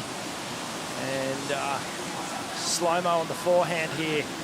Big extension, does get the board up into that vertical position. Rodriguez up at the moment, holding on to the lead with a pair of mid-range 4s. Just remarkable speed through that flat section. Whips it through the top. It's going to find the connection to a nice little bowl on the inside here too. Just clean swooping, but just so busy start to finish on that ride. The determination well and truly on show. Yeah, Emrod actually skipped over from that southern bank and connected with the left rip bowl that was in play earlier in the week. We'll watch a replay here. Just faded off the takeoff. Got himself into perfect position for that first open face snap. And then just jumps across that little fat section. Then connects up with this left rip bowl. Takes the low road. It bowls up again. Gets another hit. Busy on the backhand. Really fast. Just twitching. Agile surfer, this guy. Like there's ants in his wetsuit, just head on a swivel, looking for the opportunities left, right. No, there wasn't the opportunity to actually lay into too many big turns on that ride, so it might be comparable to some of his other waves, but it's just positive signs. I mean, at this point in the heat, you can actually start to assess if a surfer's on or not, and that was a flat wave that really didn't have many points in it, but he didn't catch any rails. He moved so swiftly across the dead spots. Brodie Sale with a nice combination there, and that's going to pair up really well with the 5.83 opener, but the biggest number has come through from Ramsey as Michael finds a bit more room to move on this one. Yeah, so Emrod's, well, he's taken to that left little rip bowl bank up further towards the north, but looks like Ramsey may have got another wave as well. But you think back to all that work that Emrod did on that wave, and then just that 2-turn power pocket that Ramsey put together. This was a great wave as well. Nice snap, big fin drift here over that foamy section, and then the wave just dies out. Clean snap to start this off. See here, there's that bat foot work. Gets a little bit of tail release. Shoves the board under him and gets up to this final section. Sort of floats over that little foamy powder puff. Yeah, there was flair there though, wasn't there? Yep. Wasn't like he just placed that board down and looked to finish that wave off. Speaking of flair, again, just on a nothing section that's really flat. Michael forces something out of it. And Ramsey swings the rotation, doesn't really get back out in front of that impacting water. He goes down. But he had a 7.17 on that opening ride. It's got him in a really solid position to strike for the lead here. But he's not going to do it with that last wave, obviously.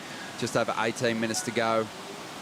Michael's move down to that rip bowl hasn't really paid off just yet. A couple of rides, surfing well, but just 2 4s. Unable to up the requirement. I'm expecting Brodie to make the jump from 3rd place into the lead here. Yeah, I think so. I think you might be right. It's just looking at conditions. There's just a better line on the waves down on this southern bank where Ramsey and Brody have parked anchor, and it looks like Emrod's going to make his way back down, just identifying there's still too much water moving through that channel, messing up the lineup on the rip bowl. So better to be there going head-to-head with your competitors down on that southern bank. There's a wind shift. It's gone around 45 degrees in the last 5 minutes. So you can see they're almost back around to offshore, so changing conditions yet again. I think, you know, we've been touching on it. Obviously, first, second round losses are devastating, and we've been talking about the importance of obviously staying alive in the contest. But for me, this is the round where, you know, falling out of the mix here is a 17th. It doesn't feel like it's a keeper result at all. But if you do get through to that next round, the round of 16, and you bow out there for an equal 9th, it feels like that could be a kicker for a more solid result at the end of the year. I wouldn't be surprised if we see some surfers qualifying hanging on to a 9th place finish. But it just feels like a 17th is going to really leave you open to some surfers that maybe consistently get to that round of 16. So for me, this is a really critical heat, and Michael Rodriguez knows it as well. Yeah, well, Michael Rodriguez, and this is more live action here with Brody. Oh, wow, this is a nice sequence of turns. Solid stuff. The youngster's really flaring up. What I'm loving from Brody at the moment, and we saw it on his previous ride, which came through at 6.17, just 2 turns. Even in this short, punchy waves, he's managing to draw those manoeuvres out, get full redirection in each of his turns. And he's going to get priority as well. So, Ron, just something I picked up here is that Ramsey positioned himself off this bank, and he actually would have been in line for one of those great waves that Michael and Brody. So a mistake by Ramsey booking him just to let these other competitors have free rein. Have a look at the intensity of these turns. Whack, such a quick rotation off the top, and then that second one, just the expression coming out because he knows he connected, and this wave of Brody was brilliant too. He's so on, and Brody, great response from him. A good set wave, 3 sections, trying to get rid of a 5.83. Ramsey, he looked to be the surfer in control, even though he was back in 3rd place because he had the benefit of that big number. But it does feel like we're going to see similar scores, maybe better numbers drop for Brody Sale and Michael Rodriguez here with 15 minutes to go. Well, in hindsight, Ramsey, if he had stayed and got one of those waves, he could have potentially locked this heat down then and been well on his way to the next round. So potentially we'll see if this little move down to the northern bank is going to cost him by missing that set. Well, great heat this one, but the last one was exciting as well. Shannon Hughes with the winner, Dylan Moffat. Dylan, another great heat for you. How does it feel to start getting on that momentum here at Manly?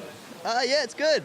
This year's actually like the first time I've ever competed in this event. I've always wanted to, and I've been coming down here since I was like a tiny little kid to watch all like the pros surf here and get t-shirt signed and stuff. So being able to surf in the event for the first time has been super sick. And although the waves are kind of tricky, the banks are sort of like, it's fun for Manly. So it's good to get the ball rolling and make a couple hits. Yeah, incredible. You got heaps of friends and family down here in the rain supporting you on. It must feel great to have that local support. Yeah, it's freaking hilarious. I love them so much. Like, I came in from the heat there and they're all tucked in like sardines under one single brolly, just like, woo, go. And I'm like, oh, thanks so much for everyone around here, down here, coming down to support. It's like the best feeling ever coming into your friends and family, like cheering you on. It's sick.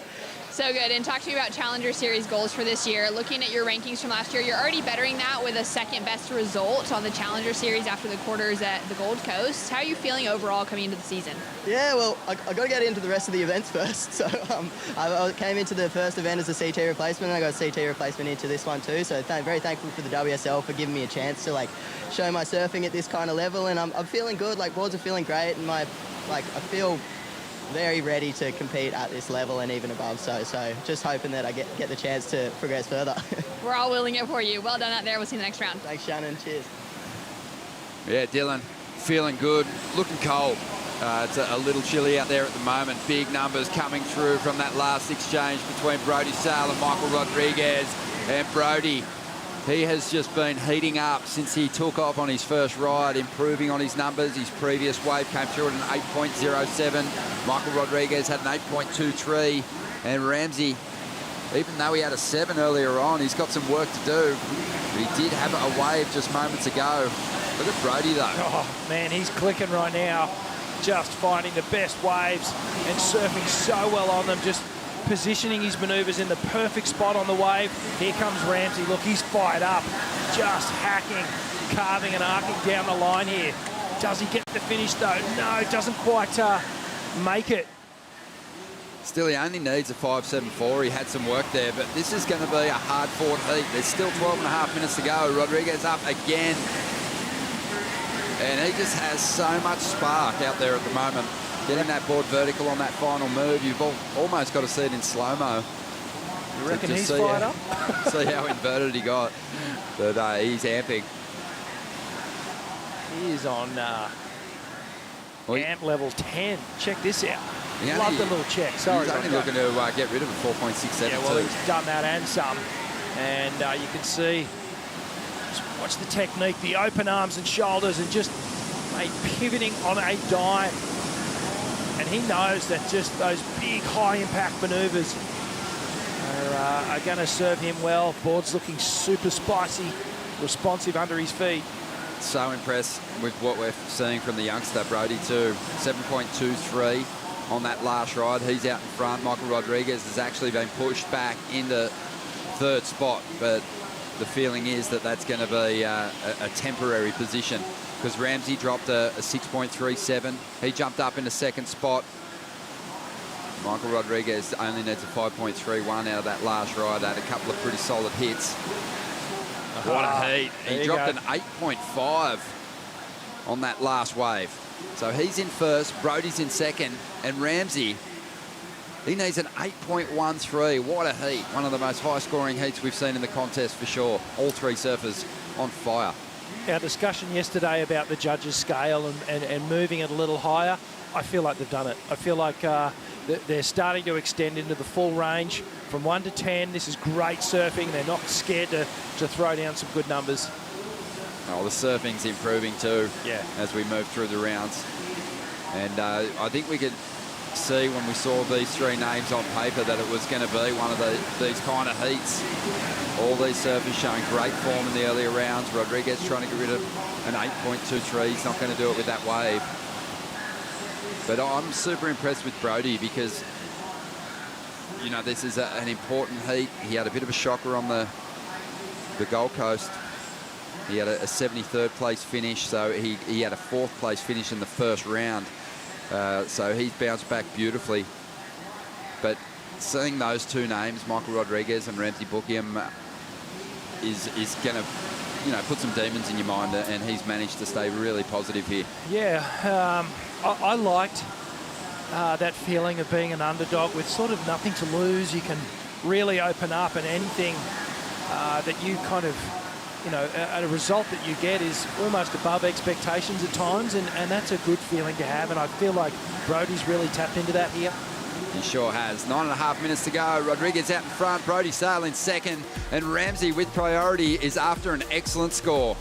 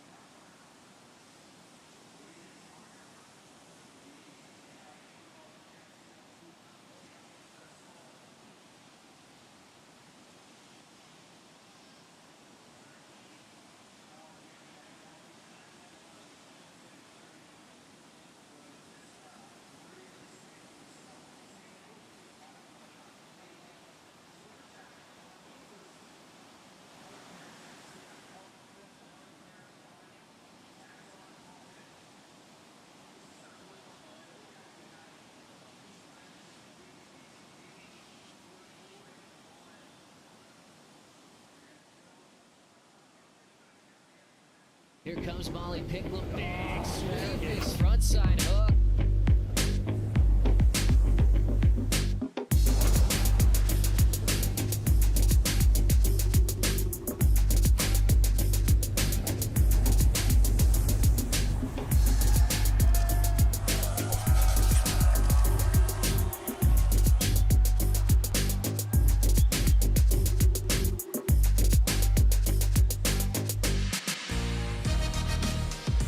Welcome back to the show. One of the heats of the event unfolding at the moment. It's a close one with all surfers carrying solid scores, but none better than Michael Rodriguez. 2 excellent numbers, an 8.5 and an 8.23. Brody Sale hanging on to an 8 of his own, but he's after an 8.66 to get the lead. This one during the break, Rich, Michael Rodriguez, he just won't let up. No, he absolutely won't, and more of the same, and then some. This one just opened up all the way through to the inside for him. Have a look at the energy and the work rate, and just flexing it out at the end of that ride. And he may even go a little higher, or... Oh, for sure. The only thing that will keep that score down, if they do keep it down, is the fact that the first big turn was good, but then it was almost a bit repetitive through the inside, but just some amazing surfing. Not to take anything away from it, this guy is just on. It just didn't have a steep face on it, that wave. That's the only thing that was holding him back. But the small wave surfing, some of the best we've seen this week. It was a 7.6, so it doesn't factor in for him. But he's just on another level at the moment out here. Brody Sale in a good position. Ramsey's got 6.5 minutes to chase down this 8.13. I mean, he's looked pretty switched on, but he's going to have to flare up under pressure here, using his priority for this ride. And his first objective is to get a hell of a lot of speed to launch into this. Swings that tail. Oh, he sold it. He sold it. How convinced were you on the finish? Not overly convinced. I just feel like they want to see the nose of that board really come out and you ride for just a second or two. Geez, he surfed the wave really well though, just driving down the line up over that foamy section. It was all about the exclamation point at the end. You can see there the board just slightly submerged. You'll see it here on the replay, but amazing to get totally corked out and through the tail up high. You can see here just a little bit submerged. He liked it, trying to sell it, but the judges won't be fooled, unfortunately. I'm waiting on that number to roll through, but Ramsey, for anyone that's been following his career, is, you know, a really celebrated surfer away from competition as much as in the jersey. Had a major QS victory as a youngster way back in 2012, and you were thinking, oh yeah, this guy is destined for the championship tour. But you know, more than 10 years later, 28 years of age, he hasn't made it there. He's had some wild card opportunities in the past, but yeah, it's interesting to me. He's the number 3 seed, and he only got a 1.77, so that last move deemed incomplete. Very clear. Yeah, it would have been interesting too, because it's been the multiple turns from Rodriguez and Sale that have got them into the excellent range. Well, Ramsey started so well. It looked like it was going to be his heat from the opening minutes, but then Emrod and Brody, they just came bouncing back with some amazing backhand surfing. And interesting to note, the natural footers on this backhand attack, they're able to get up high in the pocket, get those real tight rotations. And Emrod, he is just on fire at the moment. Great example of small wave wizardry. Yeah, I don't think I've been as excited to see a Harvey Norman recap as I was to watch that one unfold. Really incredible small wave surfing going down here. These guys, you know, finding room to extend through their turns, hit the most critical part of the wave, and everyone's had real highlight moments. But you know, Ramsey, he'd be really frustrated not to get credit for that last move, because it's put him at the bottom of the priority order. Brody Sale, as you can see, has had to go into defense mode because he knows how well Ramsey's surfing, and that in itself is an intimidating job to undertake, because Brody Sale's just a grom. Ramsey's 6'1", he's a monster, and just a Moroccan mountain, and also a pretty handy jiu-jitsu guy. But you know what, that's not going to factor in here. Ramsey knows this is all part of the game. He is just going to try and find some space out here. If a wave comes in, he's going to show absolute conviction in trying to paddle into that rod to to get into it himself, or if nothing else, to at least sell Brodie on that wave. And here he goes. Loads up. This wave not doing much. He dives off. So Ramsey, a quarterfinalist at Stop 1 on the Challenger Series. This was a big opportunity to cement a position at the top of the Challenger Series rankings. But I don't know if he's going to find the space that he needs. Brodie's in total defence mode here. Just looking to snuff out any opportunity. Yeah, Emrod's just staying away from the game here. And, mate, is this even the same heat as we had 20 minutes ago? Conditions have just really improved. It was 30 knot onshore and pelting rain and very all messed up. And now it's sort of looking somewhat groomed. It's been some great waves in this heat. And Brodie's just on the defence. He's going to just tag him all the way to the end of this heat. Hoping that, well, if we do see a multiple wave set come through, Ramsey might get a shot. Back in the day, Rich, on the championship tour, when you qualified, you were just a pretty wiry Grom at the time. And on that championship tour, there was a whole heap of established pros, guys that you grew up watching who were,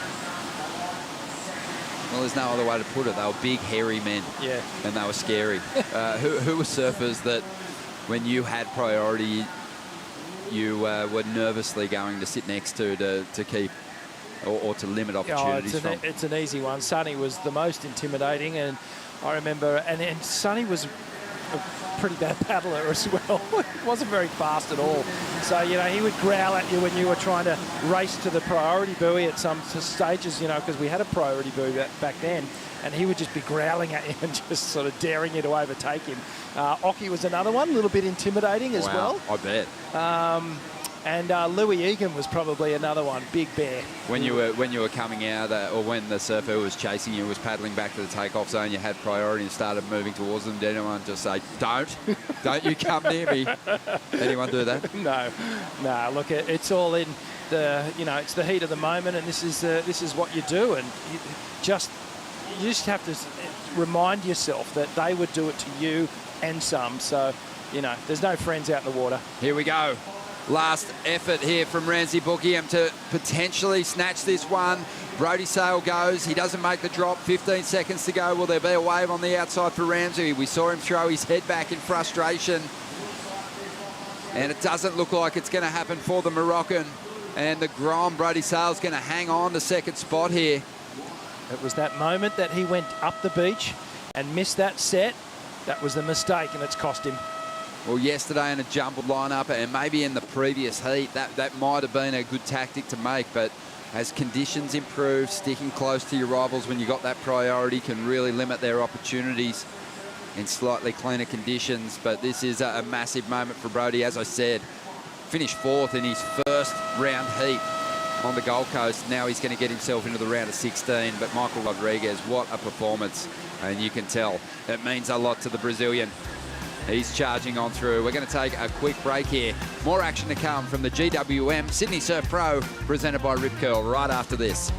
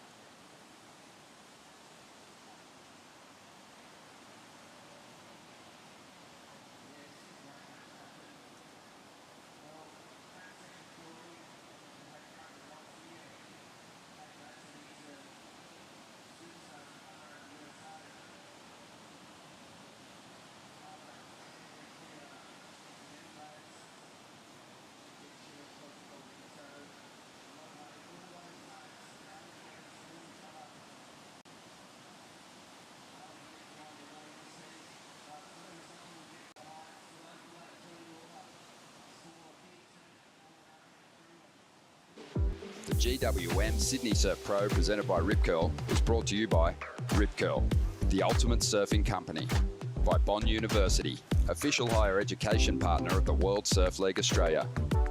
But is it Bonsoy, the official golden halo of health? And by Bailey Ladders, official ladder partner of the GWM Sydney Surf Pro, presented by Rip Curl. Welcome back to the GWM Sydney Surf Pro, presented by Rip Curl, and we are on to another heat in the round of 24 for the men. 3 surfers in the water to advance into the man-on-man matchups in the round of 16. I'm Kai Paguro, joined by 78 world champ Wayne Rabbit Bartholomew and Stace Galbraith, all on the Bonsoy set. I'm sorry, on the Harvey Norman set, drinking some Bonsoy, talking you through all today's action.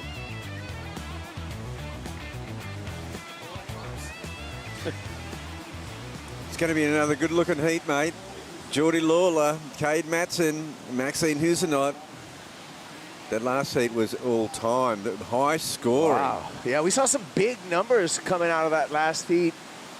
Emrod, Michael Rodriguez, with an excellent heat score of a 16.73 for the win in that heat 2 of the round of 24. And Brody Sale had a good performance, but yesterday I made a bit of a mini call, bit of a junior call. I said, Michael Rodriguez is going to be hard to beat in this event, the way he's surfing.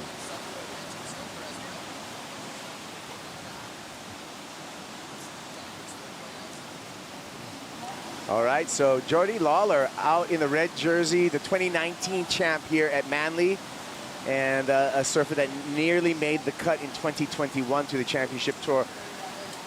And there is Geordie on screen. No waves yet to be ridden. He's joined out in the lineup by the surfer from San Clemente, Cade Matson. He's in the blue jersey. Maxime Husno in the white jersey. Here we go. Geordie Lawler is going to get us started. Oh, and just effortlessly, Bugs throws the air reverse, no problem. Nice start for Geordie Lawler. It's a carbon copy of pretty much every heat he's had so far. In his first round heat, he went straight out there and got a 7 straight up. And here's the replay, Bugs.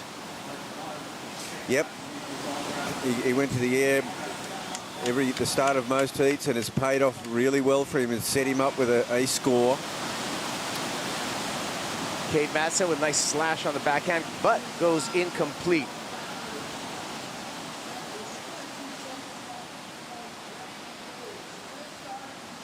All right, so we'll be waiting for the first meaningful score. That one's going to be going to Jordan Lawler as we're at the 25-minute mark counting down here. Yeah, you can see how much those rides meant to Michael Rodriguez. A lot of emotion coming out of him for what, by his standards, that's what he does every day. But to do it in a heat, you can see how much it means to him. And yeah, definitely that momentum is something that he really thrives on, and he's going to be dangerous going into finals days. All right, here we go. Second wave for Jordan Lawler. Got a 4.67 on the first attempt. This wave did not present as much opportunity, Bugs. No, and I didn't think that score was going to go ballistic in the first one. A 4.67. It's a pretty good benchmark, and there's the scale for this heat. Ah, great observation, Stace. As we start the heat, normally the first couple of waves is really what we're going to set the judging scale and the performance on that wave, whether it would be higher or lower for all the following waves. Yeah, definitely. And I know a lot of surfers, particularly the ones that have a lot of variety in their repertoire, particularly with the aerial maneuvers, they're not too worried about the score on the first wave. They're more just worried about a completion. I know a surfer like Jack Freestone, he doesn't care what his first score is. He just wants to ride out of it. And then from there, they can just go up and up and up. So for Geordie, with 23 minutes now on the clock, he's greased one landing. I reckon we're going to see a whole lot more in the next sort of 20 minutes. Now it's a good observation, and it is that feel good, and you just getting off that start and getting your feet in the wax, so to speak, and then off you run, and you're building from there. I mean, we saw Caitlin Summer do it in the girls. She started with exactly the same, a 4.67, and off she went. Well, Geordie Lawler's been showing great form throughout this event. Again, when we look at the format of these heats, first and second advance into the round of 16, where we will be one-on-one matchups. Third place will be eliminated from competition. which is a real bummer. Ramsey Bookheim there looked phenomenal in that heat. He just found himself in what might be, we don't know yet, obviously, but that could be heat of the round. All right, let's hear from Emrod. He's down on the beach right now. Emrod, you are on an absolute roll. That was an unbelievable heat. Talk to me about finding those back-to-back 8-point rides. You know, where I'm from, I surf waves like these every single day, so I feel at home. I feel like home. It's pretty good. It's pretty much the same. I'm so happy to be here in Australia again. You know, my last year was super hard. I lost my every single heat. So I come back home and work hard on my mind, on my body, and right now I feel ready to be back on tour. What are some of those things you were doing at home to work on your mind and your body to prepare for this year? You know, right now it's kind of different. I have my daughter right now, so I have been more focused. I have been working on my focus, training, you know. I have a team, great team there, and they help me a lot. I had to talk about every single things that I have been doing, but yeah, I have been working everything on my English as well. So yeah, I'm very happy. All these things working good right now. It's all coming together so well. Would you like to say something back home to your friends and family, your little girl tuning in? Yeah, for sure. Obrigado a todo mundo que está assistindo, meu irmão, minha mãe, minha namorada, todos os meus amigos, minha filha. Estou morrendo de saudade de todos vocês e passamos mais uma. Well done. All right, well, congratulations to Emrod. Of course, when you're putting down excellent two-wave totals, you're rolling through it with a lot of confidence as we go through the draw here. He's easily into the round of 16. Jordy Lawler. Big air, big punt, and spins to win for the landing. And that should be an elevated score, Stace. Yeah, just like kind of Bugs and I were talking about. He would be getting so much confidence out of that first ride, regardless of the score. It definitely, you know, he had one thing in mind when he took off on that wave, and there you go, a much better version compared to his first ride, Bugs. Yeah, and it's this has just been, there's no doubt this has been Geordie's go-to move, and has really paid dividends. It's got him through so many tight heats. He's won the tournament here in a different incarnation of what this event is, but he has been a winner out here, and he's just flowing through with big moves. Well, Rabbit, you won the World Championships in 1978. A decade later, a lanky goofy foot out of this very beach took home a world title to Manly, and we have that man on the Boost Stay Connected call. I want to welcome Barton Lynch. Barton. Yeah, Kaipo. Good to see you, my friend. Oh, man, this is awesome. BL. Yeah, Rabsy, Stace, how are you, boys? Nice to see my old home out in behind you there. Well, you know, you made a home here. You brought a lot of pride to this beach, not only with the world title, but you won this very comp out here in 1986. Yeah, mate, and then, you know, it kind of went off the radar for a while as we see Geordie Lawler finish one up there, but also Rabs was there too, and along with the team at Hurley, we were sort of involved in getting this event back on the schedule, back on tour, and so it's, you know, obviously that, you know, all of my memories really are from that beach. My father passed away when I was 10, and we moved from Whale Beach to Mossman, which is just up the road from Manly, and I was at Mossman High, and I saw kids that looked like they surfed, and at that point in time I thought, I didn't know where I was. I thought I was way inland, and I built the courage up to ask these kids, you know, you look like you surf, do you surf? And they said, yeah, we do. And I said, where? And they went, Manly Beach, it's just down the road. And that was the start of things again, you know, so I owe it a lot, mate. And Barton, I mean, the other day I was speaking, I raised the issue of when Peter Druin was coaching you and some of the drills he made you do out here. Oh, yeah. And I really believe growing up at this beach and surfing waves most days, as we just heard Michael Rodriguez say, there's no substitute, is there? You need to surf these waves. So going from a beach like this, riding waves like this, doing those drills that Peter Druin used to have me do, one of them was this waves fast thing, and I would just be going at it for hours and hours, and you'd come to the beach and you go, not good enough, and send you back out, you know. And it was the foundation, especially with the tour the way it was then, with so many city locations, small wave locations. I was able to kind of go from here to most anywhere and feel at home. BL, it's really good to see you, mate. I'd like to ask you about that because I believe John Florence actually has kind of put that back on the map again. I'm pretty sure he poached it out of your playbook, 10 waves in 20 minutes or something like that. What's the go there? Oh, you know, the waves as fast as you can drill, and I think the reason we do that as competitors is because you know how heats are. You can free surf all day and not be out of breath.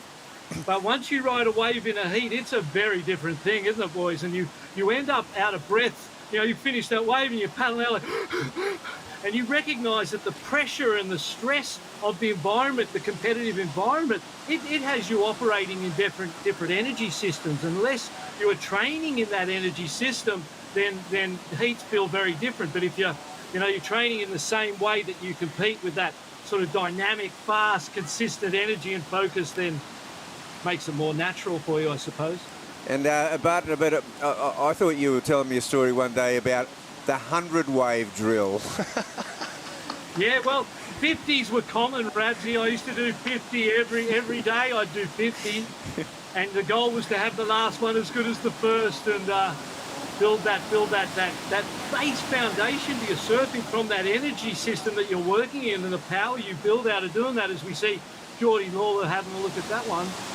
Yeah, that really gives you the foundation for your surfing to grow, you know. You know how hard you can't surf well recreationally, can you, boys? You need to be, it's a commitment, mate. Here we go. Geordie up and out, but he's already done some work, BL. He's got a 4.67 and a 7-point ride. And what do you see out of this young goofy footer? And I mean, because I'm liking his approach, what he's bringing here to Manly. What do you think?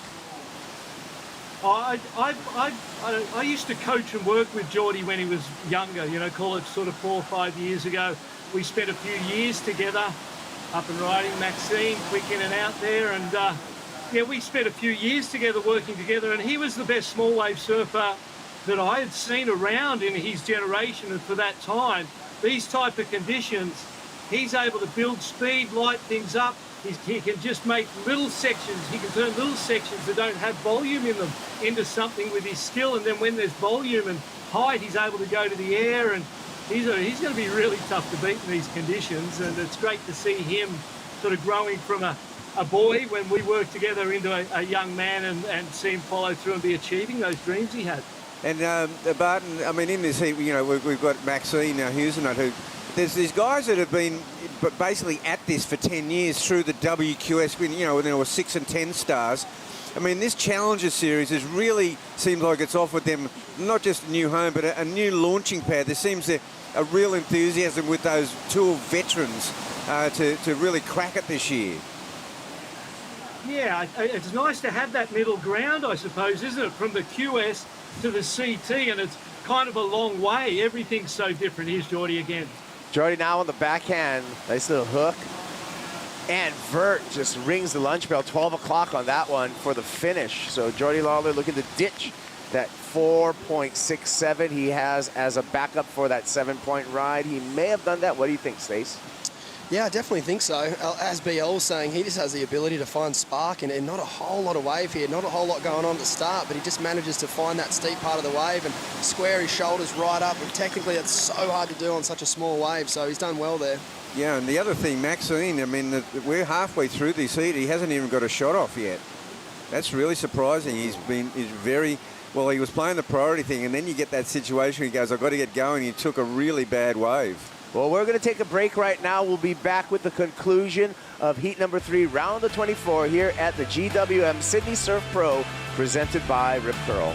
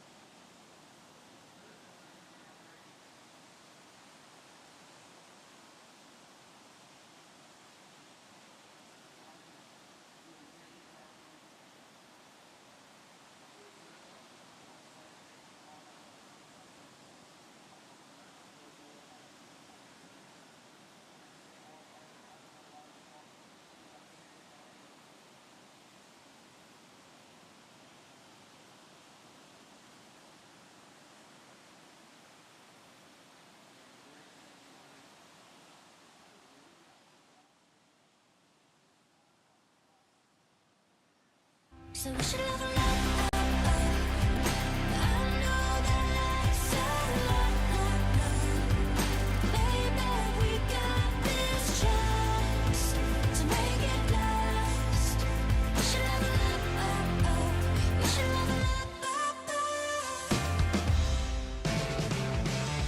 northern beaches of New South Wales and Ring on the Boost Mobile Stay Connected call. We have the 1988 world champ Barton Lynch here, and we got Maxime Husno up and riding. A quick up and out for the former world junior champ, and BL on the line with Boost Mobile. Barton. Kaipo.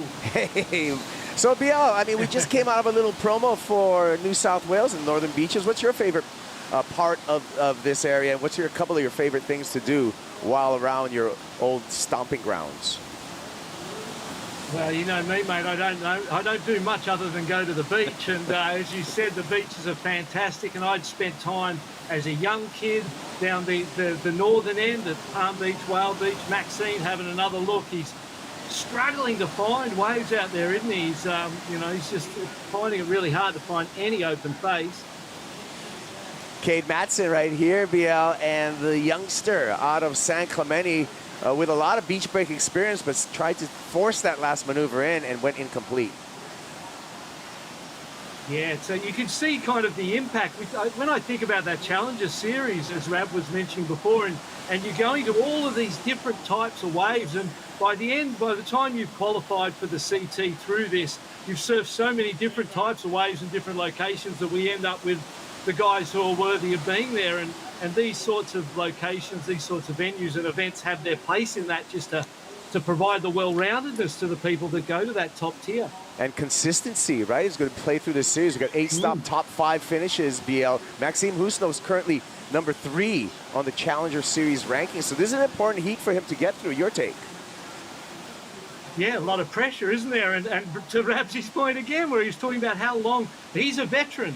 He's a young man, but he's a veteran at this stuff now. He's got a lot of experience, and at some point you just hope that it cracks for him. Here he goes. Oh, yep, up and riding. Important wave for Maxime, and gets just one slice off the top. Trying to really break into that at least 3-point range.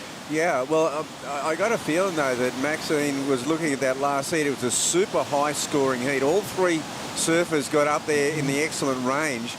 And I think he's gone out there thinking it's going to be repeated. And it's a little bit of a dud heat, wave-wise. And it just hasn't opened up yet. And you know, he's really sat a long time. Now he's just trying to manufacture something. BL, as a coach, how do you turn around a dud heat?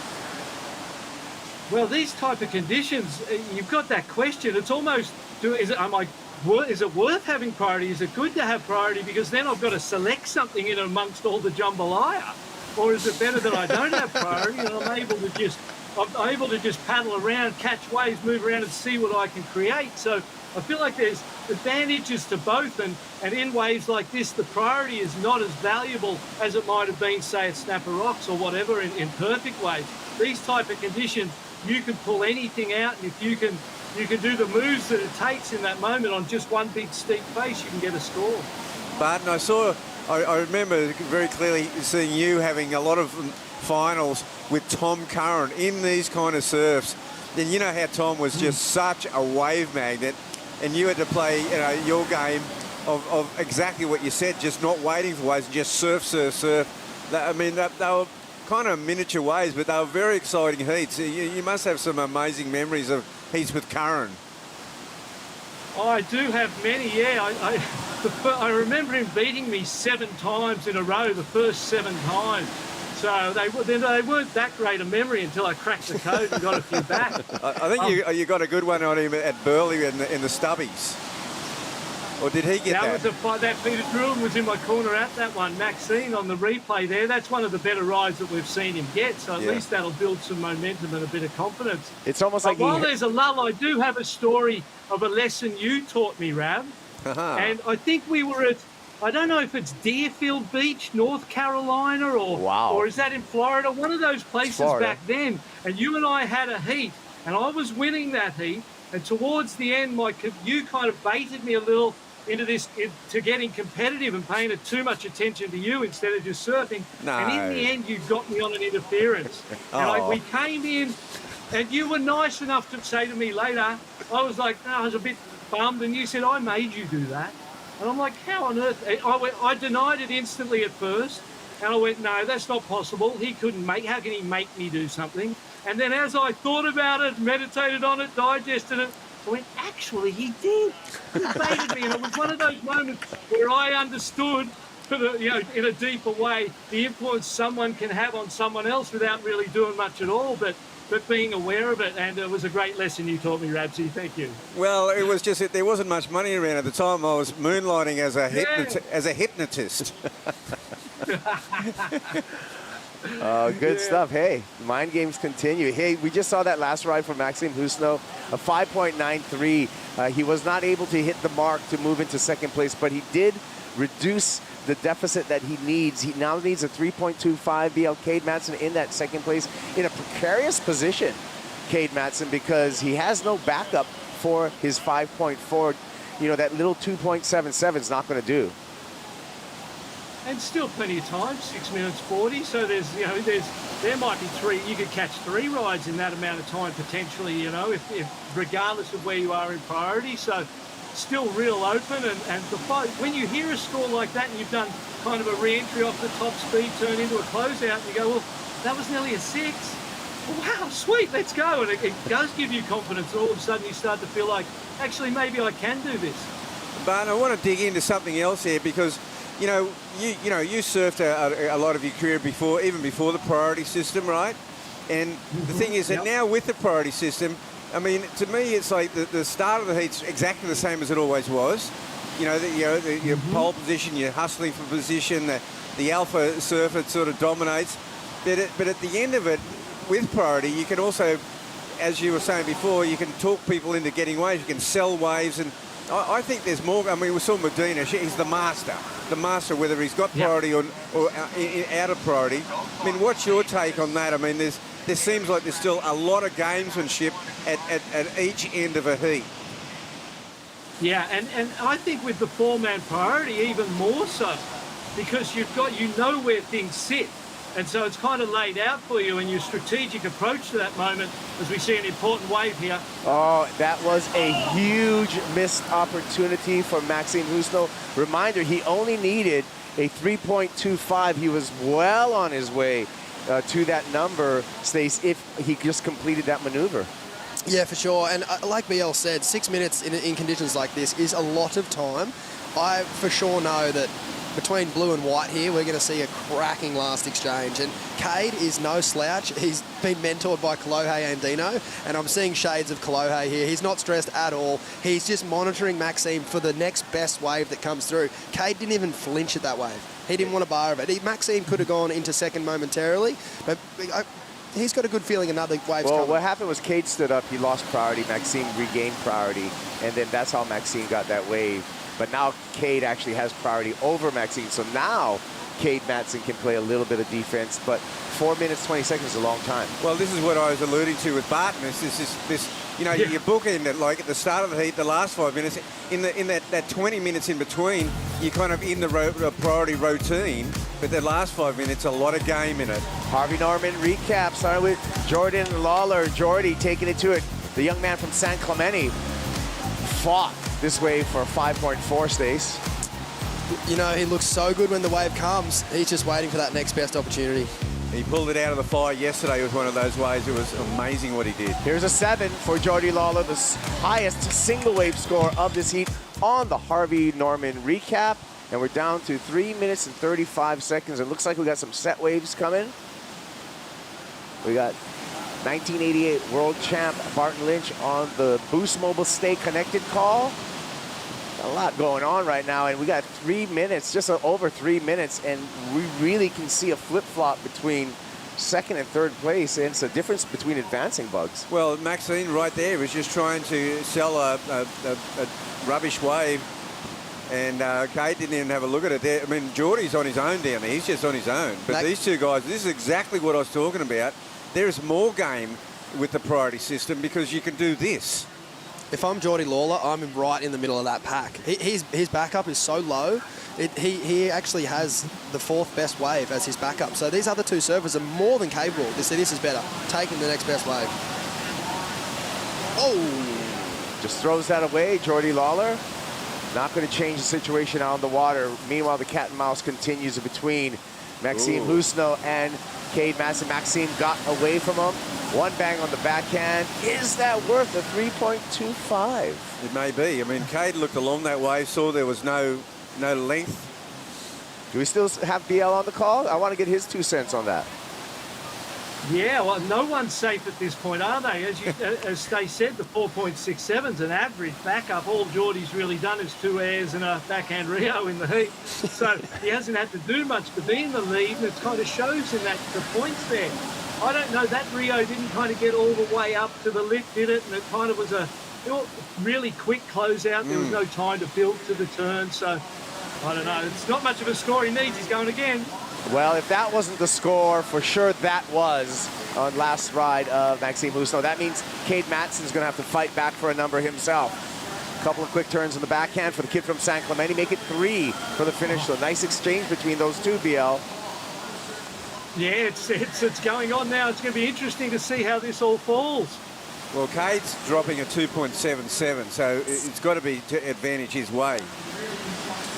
Well, that was a good turn, though. Yeah, he liked it. Combo. But look at right behind him, though, Cade Matson. Nothing, that's not much. And this second turn's pretty solid, and he gets this one in too. That's snappy. That's what he did yesterday. He did that as a bit of a buzzer beater. And Geordie just throwing that one away again. So scores, we're still waiting for those last wave scores for both Cade and Maxime. That's really going to set the situation and basically who advances out of this heat. This priority decision's huge. There it is. That's just textbook how to grind out a heat. He kicked out of that wave in time. Well, 4.07. Maxime takes the lead right now. Still need a score for Cade. Cade's looking for a 3.6. He probably got that 3.6. Oh, he got it. He's got half a point head start on their 2 best waves, so I think he easily is in second at this point. And it was a great use of priority, wasn't it? He had the priority, Jordan Lawler, solidifying the lead, a little more open space there and flares the tail. But Cade had that priority. He let Maxime go. He backed it up with an even better ride, maybe his best ride, perhaps, I don't know. And so that was really well managed, that priority in that pressure moment. You know, if he does get through, it was because of the way he managed to use that priority and handled the pressure. Waiting to make it official because we don't know the number for sure of Cade Matson. We think that it was enough. We think that is greater than a 3.6, which is his requirement. We need the judges to confirm that. And here come the scores, and it looks like blue skies for Cade Matson because he's going to be able to sail into the round of 16 right now. We just need one more judge to punch in the number. Go ahead and make it official. Judge 5. 467. 477, and it will be Cade Matson. He likes it. Here's the news from the on-site, and fortunate for Maxime Husno to bow out of competition here. He's going to take a 17th place for the second stop for him for the Challenger Series. A carbon copy of yesterday's finish for Cade Matson. Carbon copy, coming out of the water, not knowing the score, and the celebration with dings in the board. Yeah, well, let's celebrate, too, the conversation with Barton Lynch. Barton, thank you so much for joining us. Really appreciated it. Hopefully we can catch up with you more as we move through this competition, and can't wait to see you in person, brother. Good to be back in Manly if it was only for half an hour, boys. Yeah, Barton. All right, well, we'll be back with more. We're going to take a break, and we're the return right around the corner. When we come back, Edward Goggia, Morgan Sibling, and Jet Schilling all out in the water.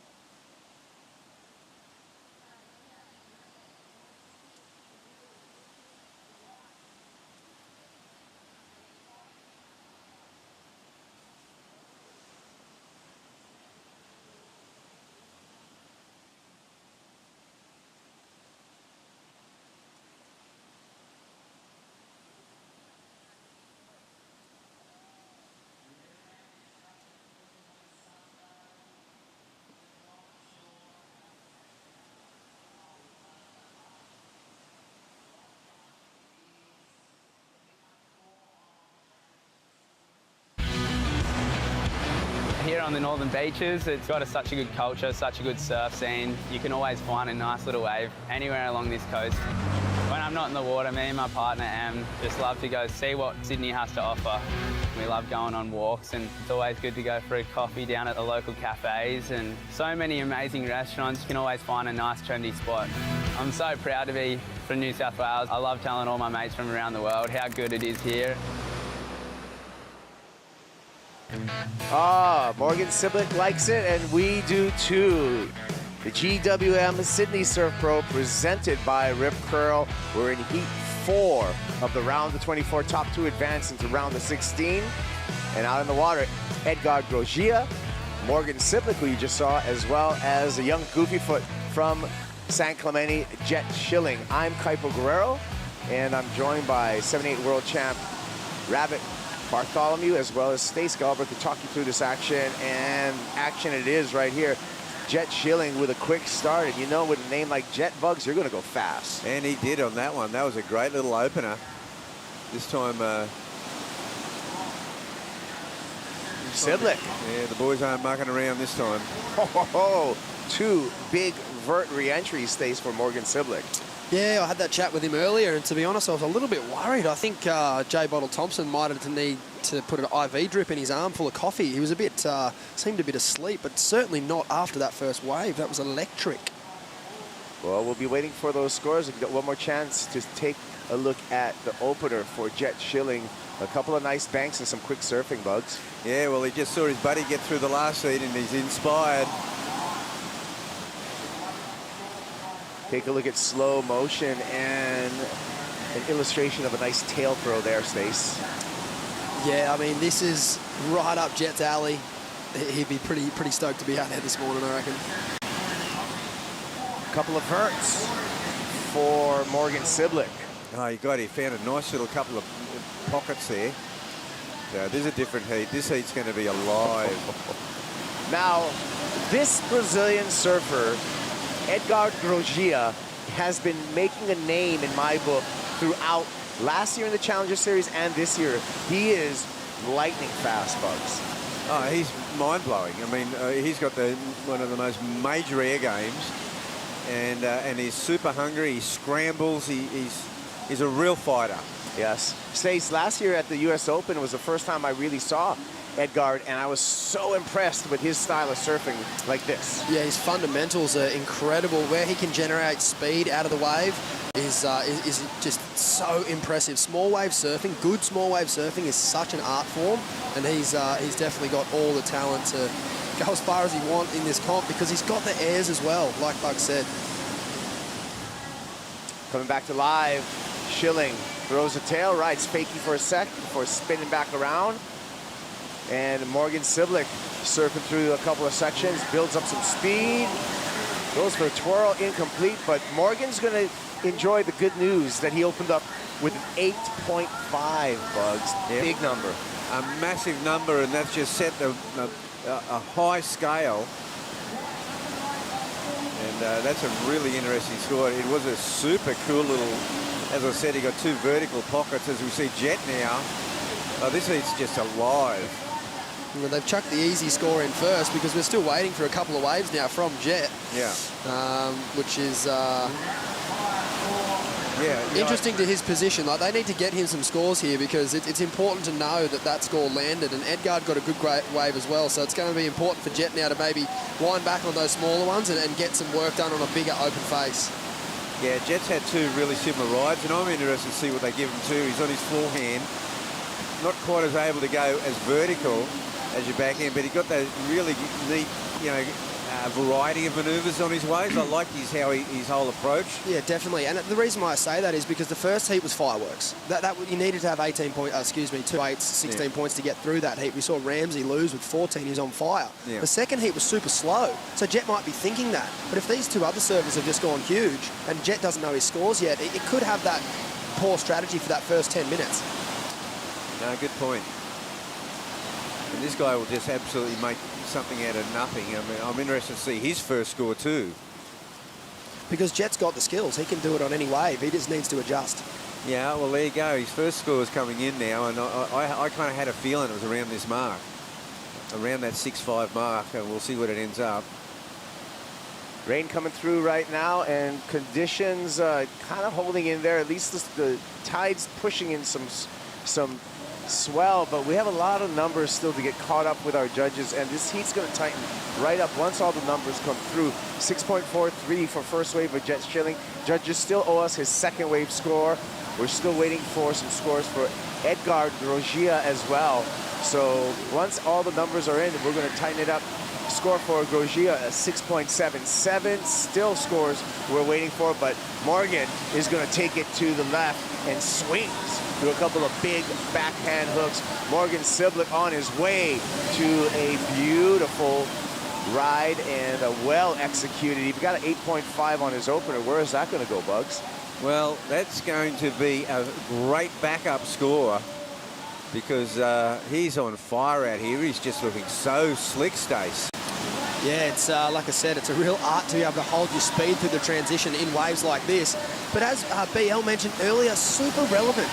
You know, these guys are looking to get back on the Dream Tour, but we're dealing with the ocean. There's plenty of venues we go to around the world where they have to battle in small waves, where they have to generate their own speed. So this is a very, very relevant event, as BL said. Well, you know, for Morgan Siblick, he wants to get back on the championship tour. He had a brilliant year in 2021 where he finished 5th in the world. That had a little bit of a sophomore slump in 2022. And, you know, sophomore comes from the Latin term sophism, which is kind of a student that thinks they know everything in their second year of school, but still have many lessons to learn. Second album syndrome. And we also refer to the sophomore jinx on a lot of bands' albums as well.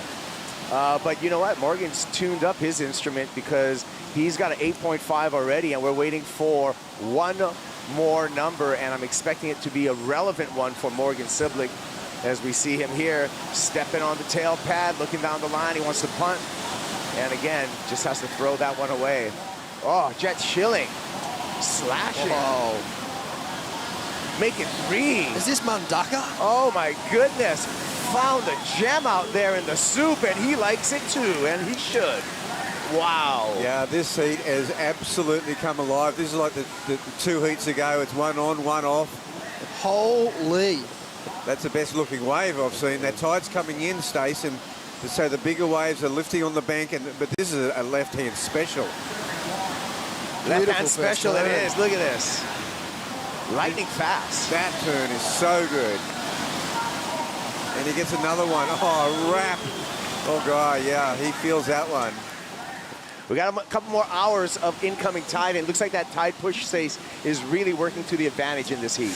That was such an amazing wave, and Jet did so well just to surf every section in front of him. He never got too far ahead of himself. I could easily see many a surfer paddling into that wave and almost having a bit of a brain melt just because the wave was so quality, and they're so hard to come by today. Now, here's the big question, guys, because the judges have come out with an 8.5 to start. They set a pretty high bar, didn't they, It's Bugs? a very, very high bar, and I'm wondering where do they go with that wave. It's one of the best surf waves I've seen today, plus it was the best looking wave, or one of the best looking waves, but he hit all his marks, as you said, Stace.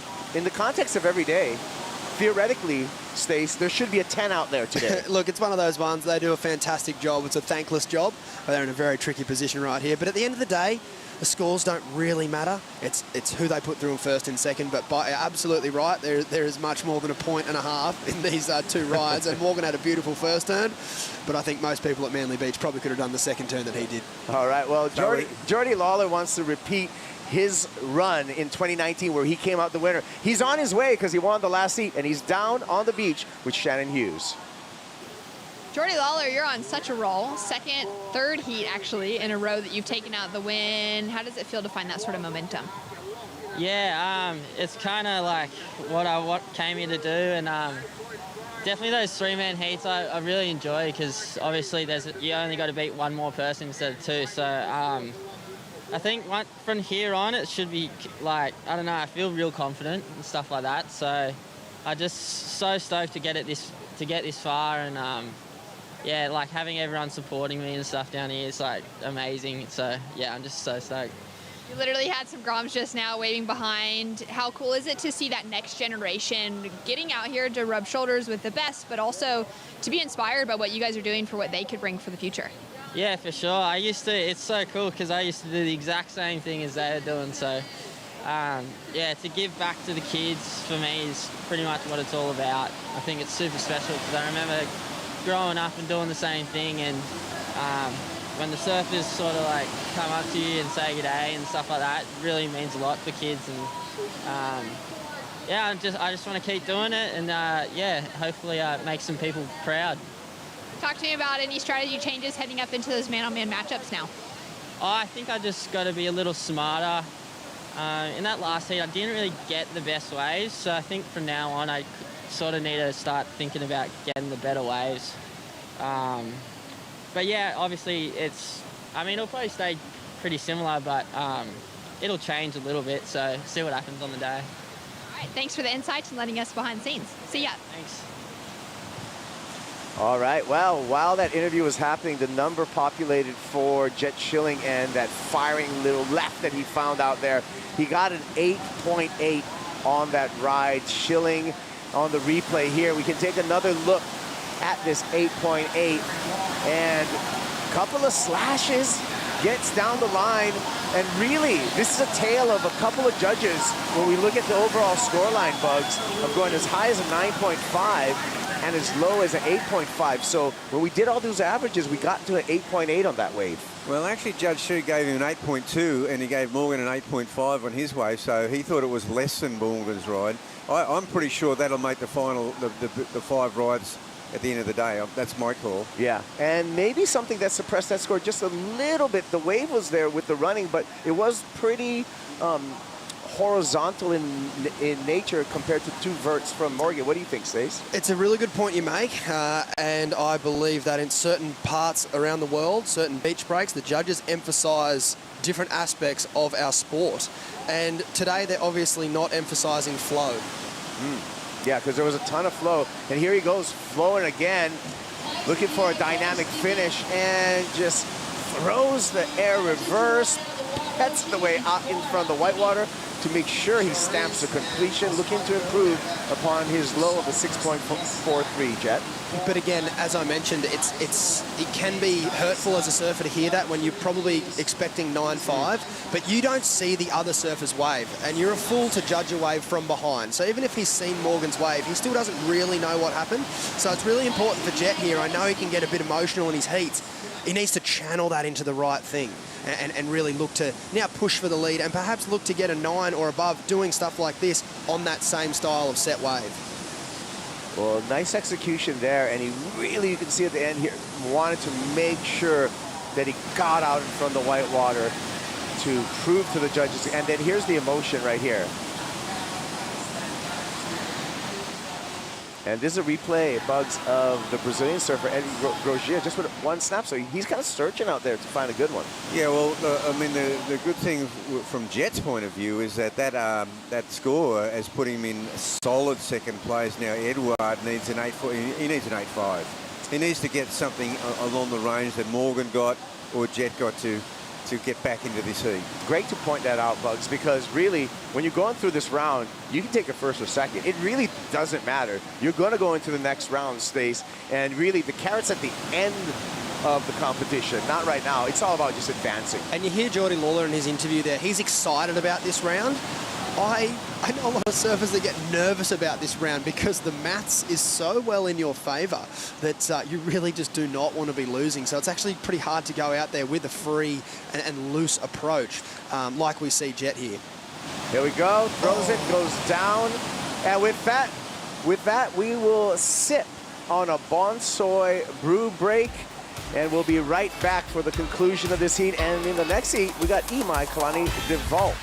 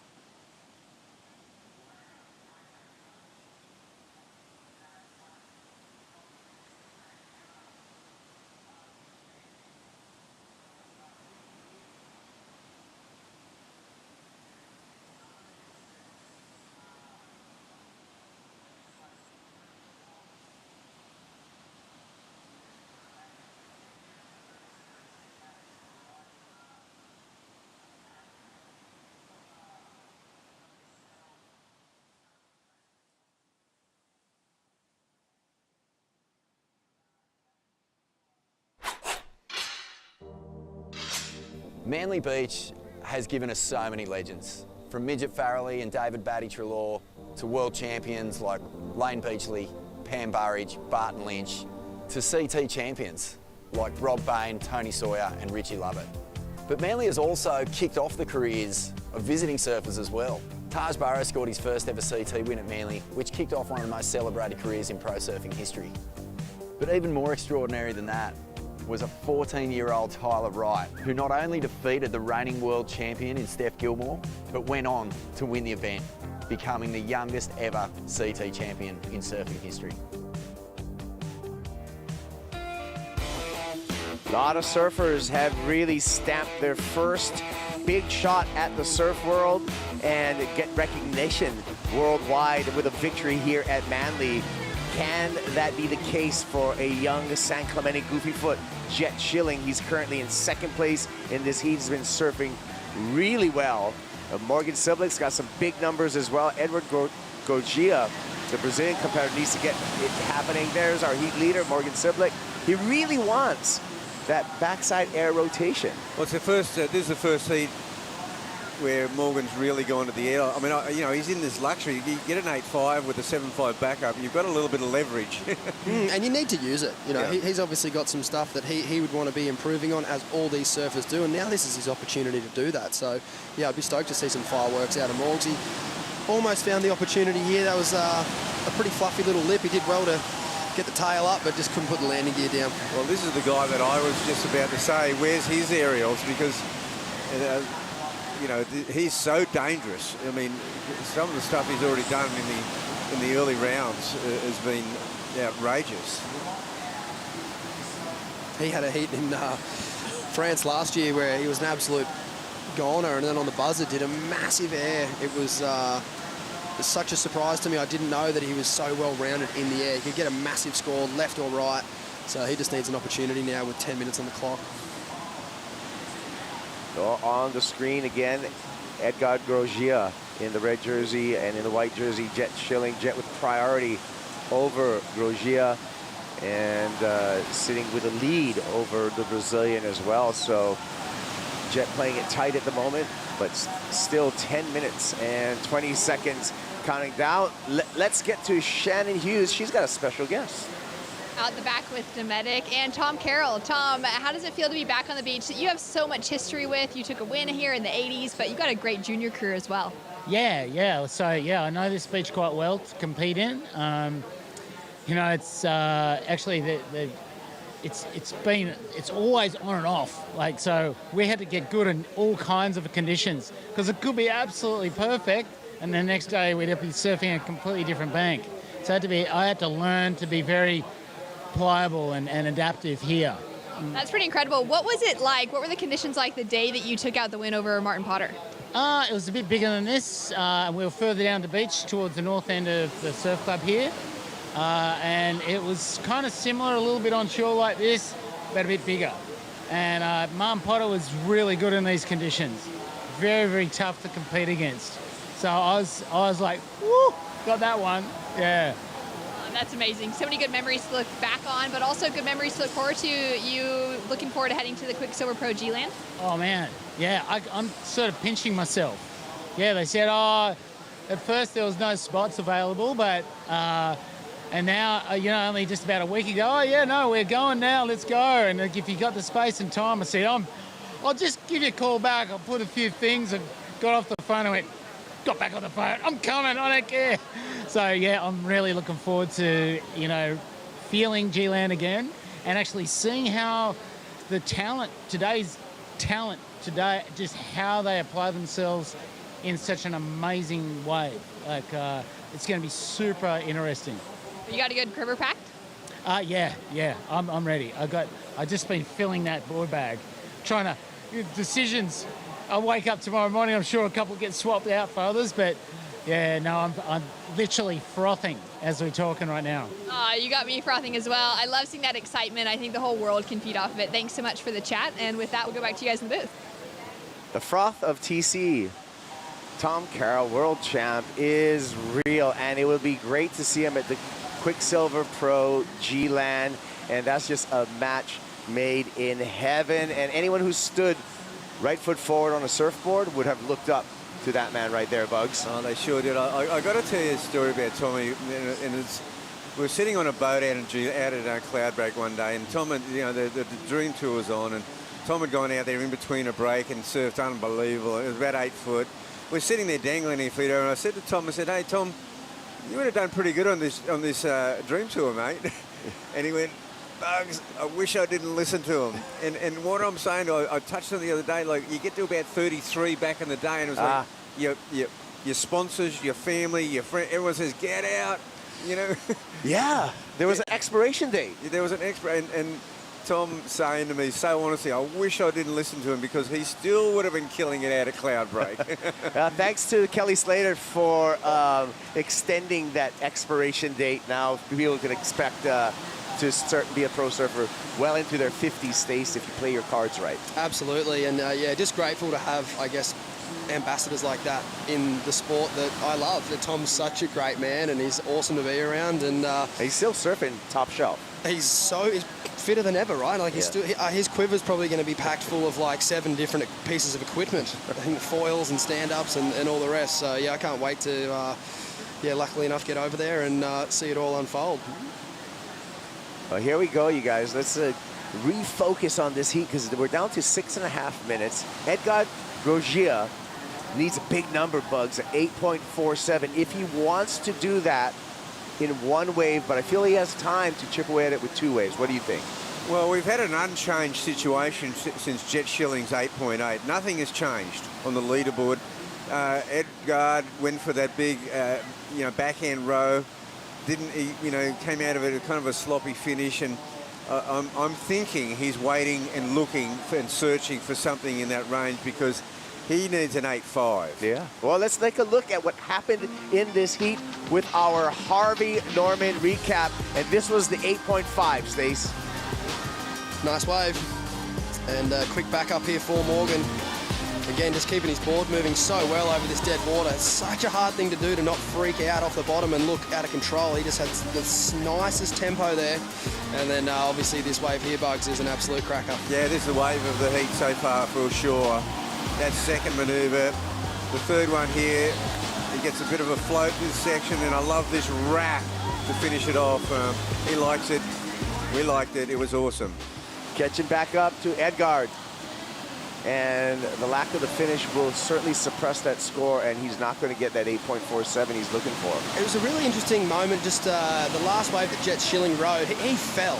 And we're talking about Edgar potentially chasing the wave down in 2 attempts. But because Jet positioned himself in the pack and didn't take Edgar lightly, by taking that opportunity away from him, Edgar is likely going to have to do it in 1 now, paddling back out with 3rd priority. He's not going to get a good look at a quality wave like this, I don't think, in the next 4 minutes. Well, there you go. A little bit of defense getting played by the young San Clemente surfer who's amongst the pack that those kids, they put on mock heats all the time. So his heat IQ, even for a young man, is very high with Jet Schilling. And as we say over here, the best defense is attack. And if Jet rides out of that wave, he's then gone and bettered his score and just rubbed a little bit of salt into that wound. And he could have even taken the lead on that wave if he had made it. What he was effective in, Bugs, was taking a lot of time off the clock for Edgar Grosjean. And to Stace's point, he's now got it down to a 1 shot. He really doesn't have the luxury or the opportunity to do it to chip away, say get a 7.5 and then an 8, because the 8.5 is a pretty special ride.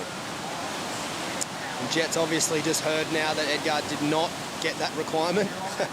we have seen that before, where a surfer goes to sit on another surfer only to be told you are now in 3rd. That won't be the case for Jet. He will hang on to 2nd place for the time being, and he'll look to close this one out. He's going to be all over Edgar, and look at that. You can see him getting real close, keeping him within his sights, poising himself to utilize that priority over Edgar.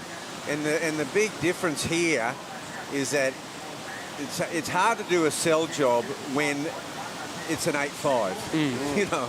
You know, Jet's not going to fall for something that could get a 5. And you're seeing the experience of Morgan Siblick here, also paying close attention. He doesn't want to see himself slide down the ratings. He knows that those big scores are out there, and if he just lets those 2 go off, who knows, a two-wave set could pop up, but Morgan's going to look to just join the pack as well.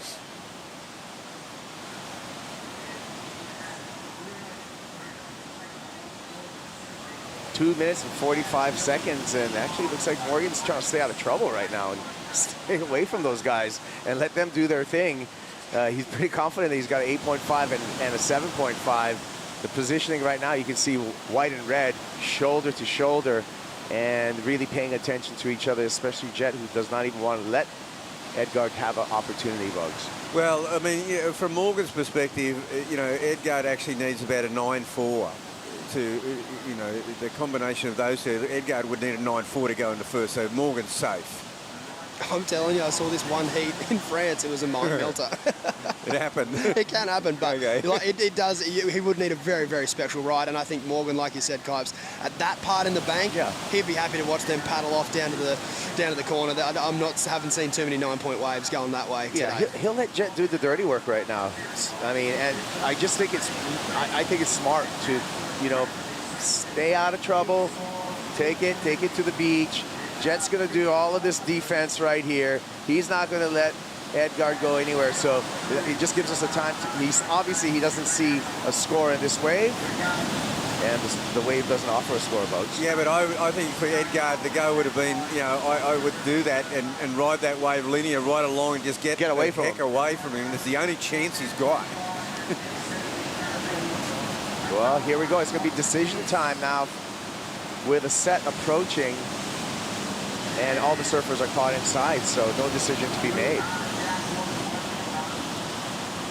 Did you ever try to telecast into the next round, Bugs, at who you might draw given this situation? Jordan Lawler first in the last heat, Cade Matson second. Well, no, because I mean our draws. I've never surfed a 3-man heat or a 4-man heat. Half your luck. Bugs surfed. What do you mean? I surfed. He's 6-man heats, and Bugs has actually surfed a historic 7-man heat at Pipeline, which we could go into the history books with that, Bugs. We're not going to have time, but that you can look it up. We'll talk about that. Thank goodness. but I've surfed 8-man heats. I've had a couple of 6-man heats with the bug one out snapper, kicking in the face. I loved it. A little bit of gamesmanship at the end of this heat, but it's what we played. When you put on the jersey, it's the guy who plays the game the best that ends up winning. Here we go, Morgan. Just take a ride to the beach. Wasn't all bad, though. Burley a couple times with one other surfer. Oh, that's what I mean, though. We're going from 6-man heats to man-to-man. It was such a luxury. I mean, it was unbelievable. Well done. Yeah. The horn makes it official. So it's going to be Siblick and Schilling moving on into the round of 16. More action on the way from Manly. This is the GWM Sydney Surf Pro presented by Rip Curl.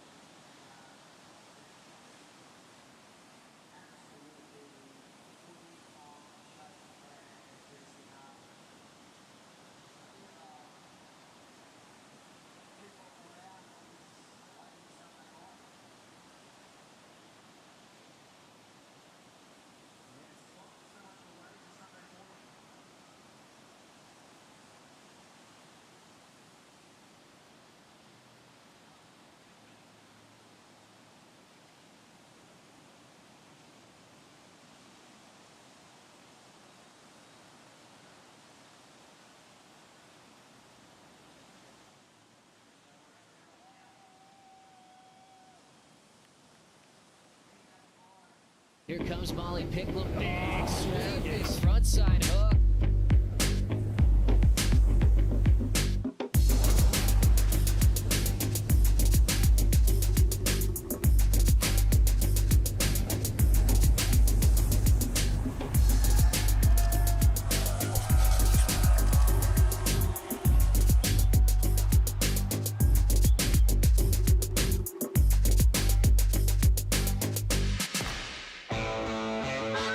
The Challenger Series, stop number 2 is into the round of 24. Heat number 5, hitting the lineup, Ronnie Blakey with Richie Lovett on the Harvey Norman set. And Rich, already we're seeing that round of 16 come together. Some amazing matchups there, but we've still got a few heats to go. Yeah, we do. We're deep into this round now, but you feel like the level of surfing has lifted today in these 3-man heats, and it's been on. Loving it. Amazing just how little an opportunity these competitors need to lock in big scores. I mean, this is small wave surfing at its best. We've seen surfers go into the excellent range, and some real great battles for even second spot. You know, there's been some really hotly contested heats, and obviously some devastated competitors bowing out in third position. Yeah, it's a bummer, but we got to get rid of them at some point, because we've been down here for days, and it feels like we've still got so many heats to get through. But yeah, no, what I'm loving is that there's plenty of opportunities for all the competitors. The waves are actually a little bit bigger today than they were yesterday, and we're starting to see some of these guys go to the air, which is exciting as well.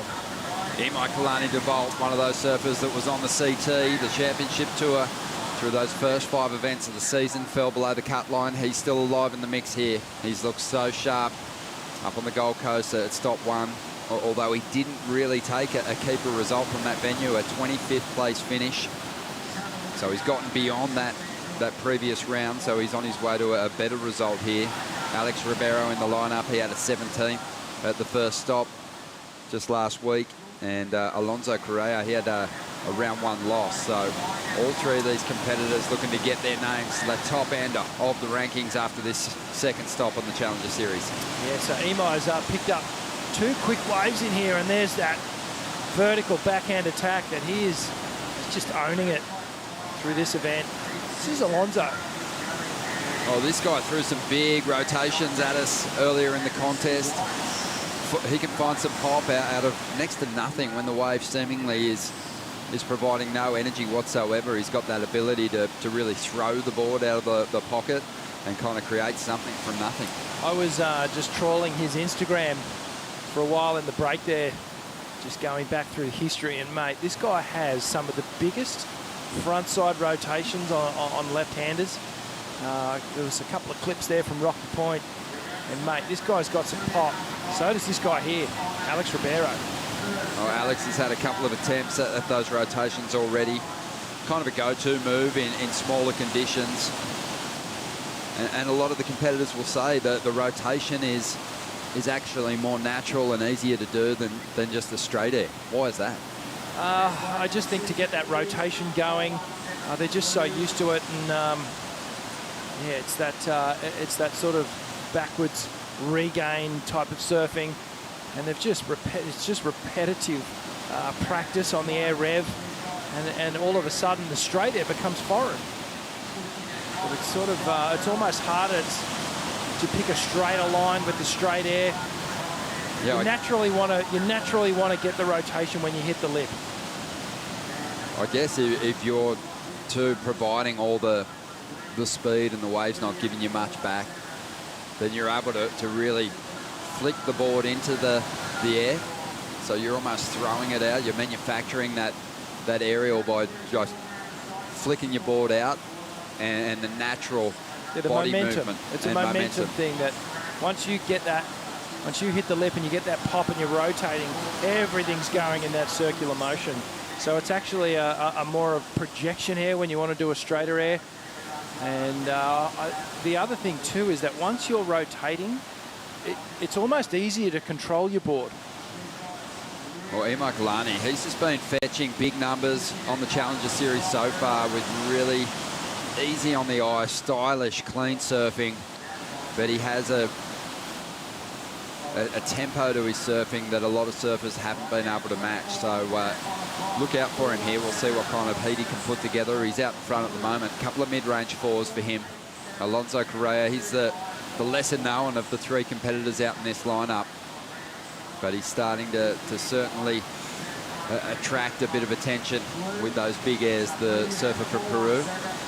Alex Ribeiro, though, he's been on the championship tour a couple of times, and each time he's gotten there, he's been forced back onto the qualifying series, now the Challenger Series. So we'll see how he goes this year, but he got the best result out of the three up there at stop 1 on the Challenger Series, the Boost Mobile Gold Coast Pro. He had a 17th, but you wouldn't call it a keeper result. No, not at all, and perhaps just, Alex just going, no, I'm not done with this yet. I really want to make my way back onto the championship tour and have another crack at it. I've figured out what went wrong. For me, it was perhaps just taking some of that qualifying series style surfing into the championship tour. It needs to be big once you get to the championship level. Big turns, big aggressive power hacks. And if you take that sort of repetitive approach onto the championship tour, you're going to find your way back on down towards the end of the ratings. Alex Ribeiro's best result as a CT competitor was a quarterfinal finish at Trestles. That was in his first run at the championship tour. He was on tour last year, but that was a difficult one, for a lot of competitors. I think they suffered in the shortened year, only the 7 events, and it made it really tricky to just turn a bad year around, as we see Imai up once again here. So smooth, isn't he? He just makes it look effortless, but it's so dynamic, and the fast responsiveness of the way he surfs, pouncing all the way through to this inside section, gets the final hit. Maybe another 0.5, 0.7 on that one, and frustration there for the Brazilian Alex Ribeiro. Just hasn't been able to get anything going just yet. But yeah, I like just watching Imai surf with the jersey or without. It's just really pleasing on the eye. Yeah, very smooth style. You can see here projecting down the line, and just on that tiny little section, he's able to just get all that fin release, kicks the fins completely off the back of the wave, recorrects, does a little bounce work. Now he starts to get a bit of forward projection. Gets that last hit in. Pretty remarkable that there's only been 2 surfers from Maui on the championship tour, Dusty Payne and Imai, of course, this year. But there is so much talent from that zone, so you can kind of see how this generation has really pushed the performance levels. Clay Marzo had an amazing junior career, but I'd love to see him get in some more major contests. He's just freakish in his ability, and some of the free surfing that he's thrown at us has just been remarkable. But obviously a lot of big wave hellmen from that region that have had magic performances. Albie Lair, Billy Kemper as well, Kai Lenny and Walsh. They're some of the best big wave surfers in the world, but they also all kind of have a progression to their surfing, a real innovative approach. In fact, a lot of moves have been invented by that Maui crew. Matt Miola as well needs a special mention. Absolutely. Some of the most corked out, rotated airs we've ever seen documented in history, and really pushing the boundaries there. And they've got that special wind factor over on Maui too, that they've figured out a way to use it to their advantage and really harness it when they're up and above the lip. Well, scores came through for the last ride of Alonso Correa. It was a 4.87, so getting himself in the mix here, but incompletions like that are really going to hurt you today. You only get those few opportunities in a heat with good, impactful sections. So not much doing there. Alex Ribeiro still just looking for something of substance out there at the moment, Rich. He just hasn't been able to put anything on the board. Interesting to note, too, we had a rain squall earlier on through the first and second heats of the round of 24 for the men, and it kind of killed the wind, but it's kicked right back up again. Yeah, it's back, and it's going to do this all day. It'll swing around. This is predominantly straight out of the east, which is directly on shore here at Manly Beach. And it really, I mean, it's as much as it looks kind of ugly, there are still so many little sections out there. The last heat in particular had so many good waves. This one's starting a bit slower. We're 12 minutes in and we don't even have a score above 5 points right now. So, you know, at this point in the heat last time, there's a couple of 8s already dropped. So, you have the incredible glass half full mentality of a competitor. Yeah, because I'm looking out there and I'm not seeing much at all to get excited about. But these competitors have no choice. You know, this is a pretty small window, considering that we've also got the World Longboard Tour here for their first stop. So we've got to get these heats run, and everyone's out there working with the same conditions. Oh, that's exactly right. You know, if you and your competitors have the same opportunity, it's what you make of that 30 minutes, and someone's going home and someone's getting through. You just have to make sure you're on those better waves and do that brand of surfing that you've been just devoting your whole life to. And mate, trust me, there is still really fun and contestable waves out there. These guys will turn it on when the ocean produces, and hopefully the back half of this heat will really turn it on. Well, Alonso Correa is going to be kicking himself for not getting a better score or finishing off that last ride. But Imai Kalani DeVault just dropped the 4.97. That's the high water mark at the moment. But you pointed out earlier, Rich, there is still some swell out there, and this wind might help kind of push it in a little bit. Yeah, absolutely. Here we go, Alonso. Loading up. He'll take to the air. He's got that low center of gravity. That makes riding out of those kind of turns just that little bit easier, really controlled there. Wanted to really make it clear to the panel that he had control of that manoeuvre. Yeah, nice and compact on the landing. And gets to the finish. We'll call that a completion. 16.5 minutes to go. And Alonso needed a 4.88 to get himself up into the lead. Surprised to see Alex sitting at this point at the moment. You know, I think he's gone after that air reverse, wanting to put it in a couple of good scores early on. He's usually got a great strike rate with that manoeuvre, similar to Alonso. Seems to stick that move with ease, but he hasn't really had to lean into those air reverses on his road through to this point. So maybe just losing a little bit of composure out there at the moment. Imai, on the other hand, he's just sticking to that precise, fast, you know, great variation on the backhand to get his scores. And I think he'll get rid of the 4.77 and probably drop the best number of the heat so far with that one. Absolutely, totally agree. It was great surfing, and you know, he's got this ability to make these turns look big. Every single one of them is just really vertical, getting the board nice and high on the lip. Just so fast in the way he brings it back down under his body and doesn't lose any speed. Yeah, well, Imai's, you know, all these surfers have been well supported through their pro junior careers, their amateur careers, and up until this point on the Challenger Series.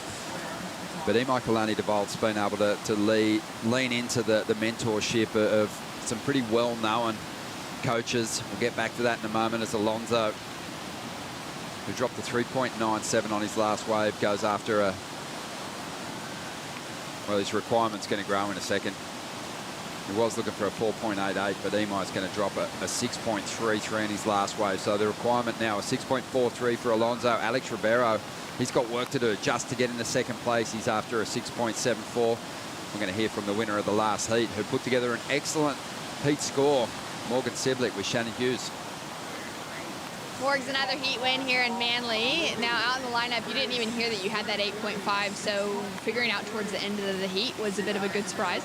Yeah, well, I heard them say a score, and I thought they said a 6.5, so I just assumed I was in third.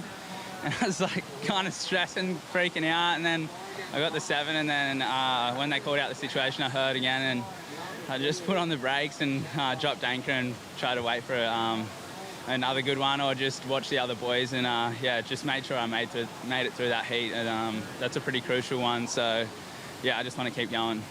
Talk to me about being out there and actually discovering which waves are going to be the good ones to go for. It seems like a challenge to read from the sand here. Yeah, there's actually there's kind of like a little rip out there, and it makes the lefts kind of peak up a little bit more. so you can kind of identify them, but sometimes they look really bad from the start, and then somebody will just go to town and drop an 8 on you. And yeah, that happened to me in my last heat, I think. But I found it a lot more easy out there today than yesterday. Yesterday, it just felt like it was a lot more straight, the swell, so it was hard to find them. So yeah, it just felt good to get a couple. Sweet. And going into those man-on-man heats for the round of 16, there's a lot more points on the line. You said, it's crucial end. Is there anything you'll change up when you head out to those heats? No, I was feeling really good going into that heat just then. My past couple of heats haven't been in the right headspace, and I'd left my headphones at home the past couple of heats as well, and I just was kind of not that psyched up. And then today I just went back to basics, made sure I had everything sorted, and yeah, it seemed to pay off. What are you listening to? What's your preheat music? I don't know, just a bit of like grunge music. I've been listening to a band called Constant Mongrel, and yeah, seems to do the trick. Taking it through Mongrel heats, looking good out there, and well done. Thank you. Oh, that's what we should call Morgan, the constant mongrel. Oh, absolutely. So fitting. There's that little chuckle there about it, didn't you? Constant mongrel. That's awesome. But yeah, he's got a fantastic opportunity, like Dylan Moffat, who's still alive in the mix and into the round of 16 as well, to get themselves to the top end of the Challenger Series rankings with a huge finish in this contest. Morgan's going to take on Cade Matson, who made it through into the round of 16 as well. Out there in the lineup at the moment, just under 12 minutes to go. Alex Ribeiro's in third spot. Only needs a 2.74. As we see Ryan Callanan getting set to hit the lineup. We're going to take a Bonsoy brew break. More to come from the GWM Sydney Surf Pro right after this.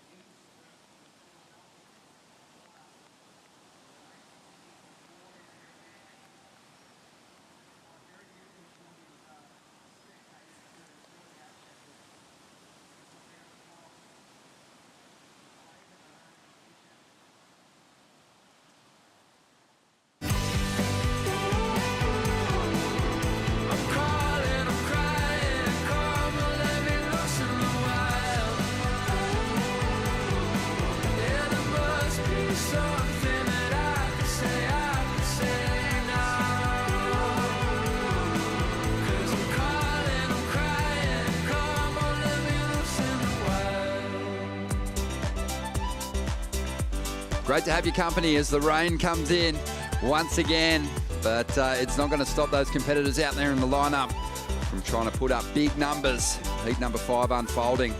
And Alex Ribeiro, who's been really in control of each of his heats from the outset, finds himself back against the wall with priority. No real major scores to speak of until just recently. He just got himself a 6.1 and now is well within reach of one of these top 2 spots.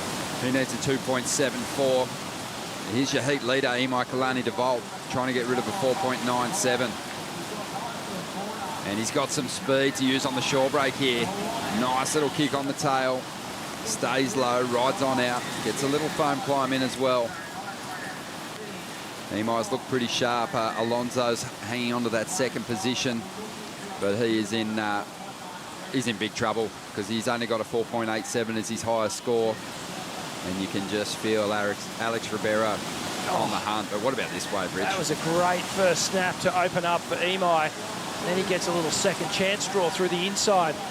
This thing just stands up again, and Imai, I'm really impressed, Ron, just for someone with a slightly narrower stance, just how much momentum and carry he gets over these dead sections. And this is Alex Ribeiro, so it looks like he's got to go to that big final hit. Big projection out of the lip floater. And yeah, so he's on the board now. And with a 6.10 as his top scorer, he's in this heat now. He's grinding his way back. Alonso up against it. Yeah, you can feel him just clicking into gear here. Alex Ribeiro, Alonso having a look at one on the outside, used his priority on that wave. It's going to flip over to Alex now, and he'll get himself into a good position, I think, to limit the opportunity of Alonso and also give himself a great shot at jumping up into the top two here. Yeah, absolutely. It's starting to all come together. See, the rain's just backed off again, just and the wind's died down again, and conditions still playing riddles with us at the moment. We're waiting on this next number to come through for Imai, but I think it's going to by far be the wave of this heat. It's going to give him a fantastic shot of moving on through, as we see Alex Ribeiro now chasing down that second spot. He's already moved into second place and now needs a 5.21 to get himself into the lead, but that requirement's going to grow when Imai's last ride comes through. He's so confident with that manoeuvre, isn't he? He's got it absolutely on lockdown. I'd be interested to actually just put the little clicker on every time he does this manoeuvre. Big rotation there. That one was kind of out onto the flats. Landed backwards, but was able to spin it around. Great projection off the lip, great form. The other thing that we note here, you were asking about the difficulty of the air rev. The board almost gets pushed against your feet when you're in that rotation situation. The straight air, most of the time you need to almost do a grab, a single or a double hand grab on the rail to keep that board placed onto your feet. That's why I kind of feel like the straight air is at times underappreciated. Yeah, it's like almost like when there's the rotation, you know, it's almost considered more difficult. There's a degree of difficulty with the rotation, but you know, straight airs for me are right up there. It's almost become somewhat it's predictable now. You just know that most of the guys are going to go for it as their finishing move. Certainly, you know, some of them have really made it a trademark and can cork it out and invert it and have so many variations of it. Yeah. Got to keep the judges interested. You got to keep it spicy and maybe just showing them something different. A straight air. I'd love to see one. Yeah, well, I loved when Medina in the Rip Curl WSL finals last year against Felipe threw a huge straight air. That was awesome. Super lofty and really fun to watch. So Alex Ribeiro really well rewarded for that move, 6.77. I think they love the fact that he landed in the flats and didn't have any dramas, no recovery time. The fins engaged, he just ripped it around and stuck that move. Imai Kalani-Devold had a 7.17, so still getting the edge without taking to the air. Alex Ribeiro's in second spot now. And he needs a 6.74 to move into the lead. He has some speed here. A bit more extended on that effort. Can't get the board back under the feet. And Alonso's out there with priority. He's after a big number now to get back into second spot. He needs an 8-point ride. Well, the heat prior, we saw a couple of numbers drop in that vicinity, so it is possible on one wave, but with 4 minutes 40 on the clock, it's a two-wave total is not out of the question. And here he goes. He's going to maybe get one here. Starting to see this push from Peru. Luca Martinez represented well on the championship tour through those first 5 events. Alonso Correa's had some big numbers on his road through to this point in the contest, but he needs his biggest right now. Oh, I just feel like if he had just stuck that air, then he might have been in this. He got a 6.37 on his previous ride, so he did chip away at the requirement after a 6.51. 4 minutes to go. Let's have a look at the Harvey Norman heat recap as Imai Kalani-Devold gets himself into that #1 position once again. Yeah, it's just been the good, polished surfing of the Hawaiian. That snap there, very impressive. Just incredible drive and speed and flow on all of his waves, all the way through to the inside. Gets the little rebound here. Just on such a tiny little wave, throws the tail so high. And Alex Ribeiro started slow but came flying back with incredible air rotation. He's found his way into second place, putting the pressure on Alonso Correa. Yeah, Alex has proven a couple of times that when he gets to this level, he's got what it takes to get himself onto the CT. It's turning in the big results at the Championship Tour level that have proved a real problem for him. But at the moment, looking pretty switched on. Alonso Correa just arriving to that section a little late. It was always going to be hard to get that board against the feet. 3 minutes to go, still after a 6.51. As time winds down here. That was the 30th wave ridden in this heat, 30-minute heat, so that's 1 per minute. That gives you an idea of what the judges have got to actually deal with.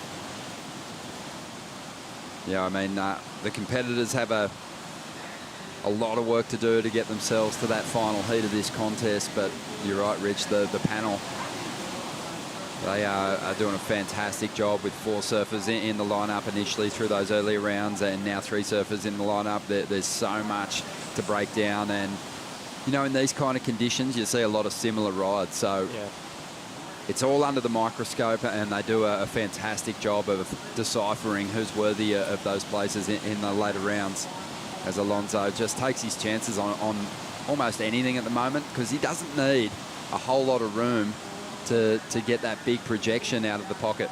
No, he doesn't, and 2 minutes to go.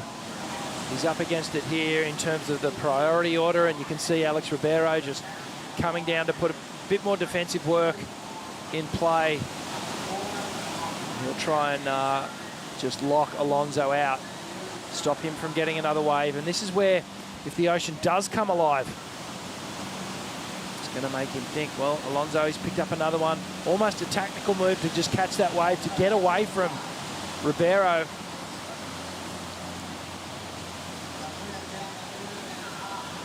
Yeah, a lot of checking of their watches out there at the moment, seeing how much time is left. Alex Ribeiro, even though he's put himself in a good position here, he'd be aware that Alonso's got some of those big individual turns too, and he's up at the moment. A couple of sections to work with here. Unfortunately, that wave just kind of reeled off quite quickly on the shallow sandbar, so he didn't have time to really tee off on it, either of those sections. Yeah, the wave choice sort of reeks of desperation a little bit, doesn't it? Just trying to find anything, something that'll give him the chance, but it's a certain type of wave that you're going to get, or that you're going to need to get a 6.51, regardless of how big the air is. Well, it's going to be really difficult now. 40 seconds to go. I mean, Imo's just, he's safe. Even if Alonso makes a charge up into the lead, he'll only be pushed back into that second position. So Alex Ribeiro just too experienced, Rich, in this scenario, I think, to let this heat go now. Yeah, no, he'll close this one out, and great to see Imo Kalanic-Bolt moving through, you know, losing his position on tour.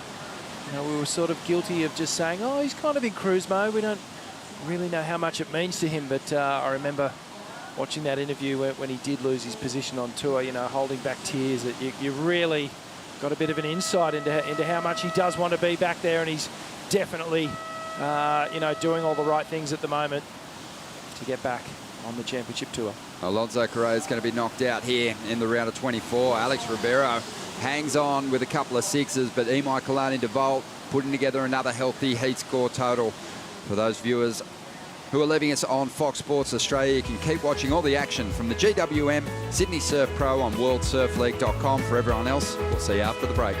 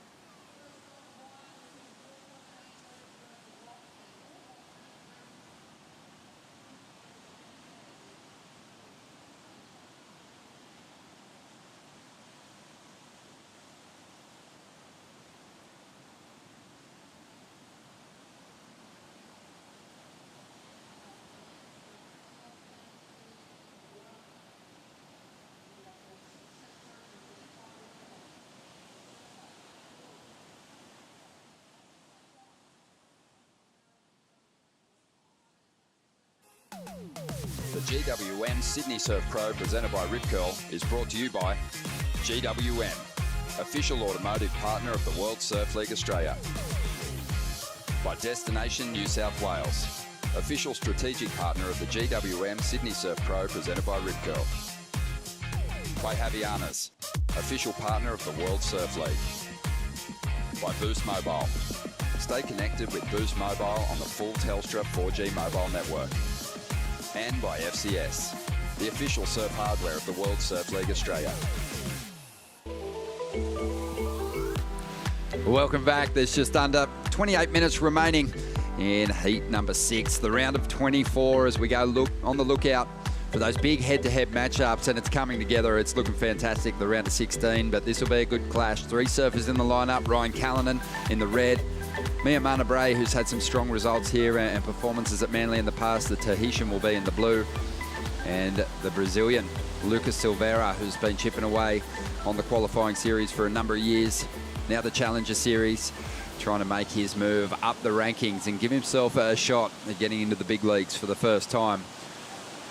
But during the break, it was Lucas Silveira getting started. This guy came on the scene in a big way. I remember his first run at the Triple Crown over in Hawaii on the North Shore many moons ago. He was Triple Crown Rookie of the Year and showed us that he could get it done in big conditions, but showing us now on the backhand that he's got what it takes to drop some big numbers in the small stuff as well, Rich. Yeah, absolutely. And I like his chances here by the sheer fact that he's the only natural footer in this heat, and he can really just take advantage of that backhand attack. And Arkal and Mihimana, they're going to be on their forehand. And, well, we've seen it. We saw Geordie Lawler do very, very well on some of these left-handers. He picked off a couple of rights as well and got opened up on his backhand. But yeah, mate, this guy, Lucas Silveira, he's impressive. Yeah, I think you've got to just look back to that previous heat. Similar scenario. We had a really sharp regular footer out there. Didn't go to the air. He ended up getting the heat win. He was against 2 guys that had those big explosive rotations above the lip, and he got the edge on them. Lucas might have an advantage with just that ability to whip that board up vertically. He dropped a 4.83 on his first wave. Has improved on that second ride, 5.1. So I don't mind it.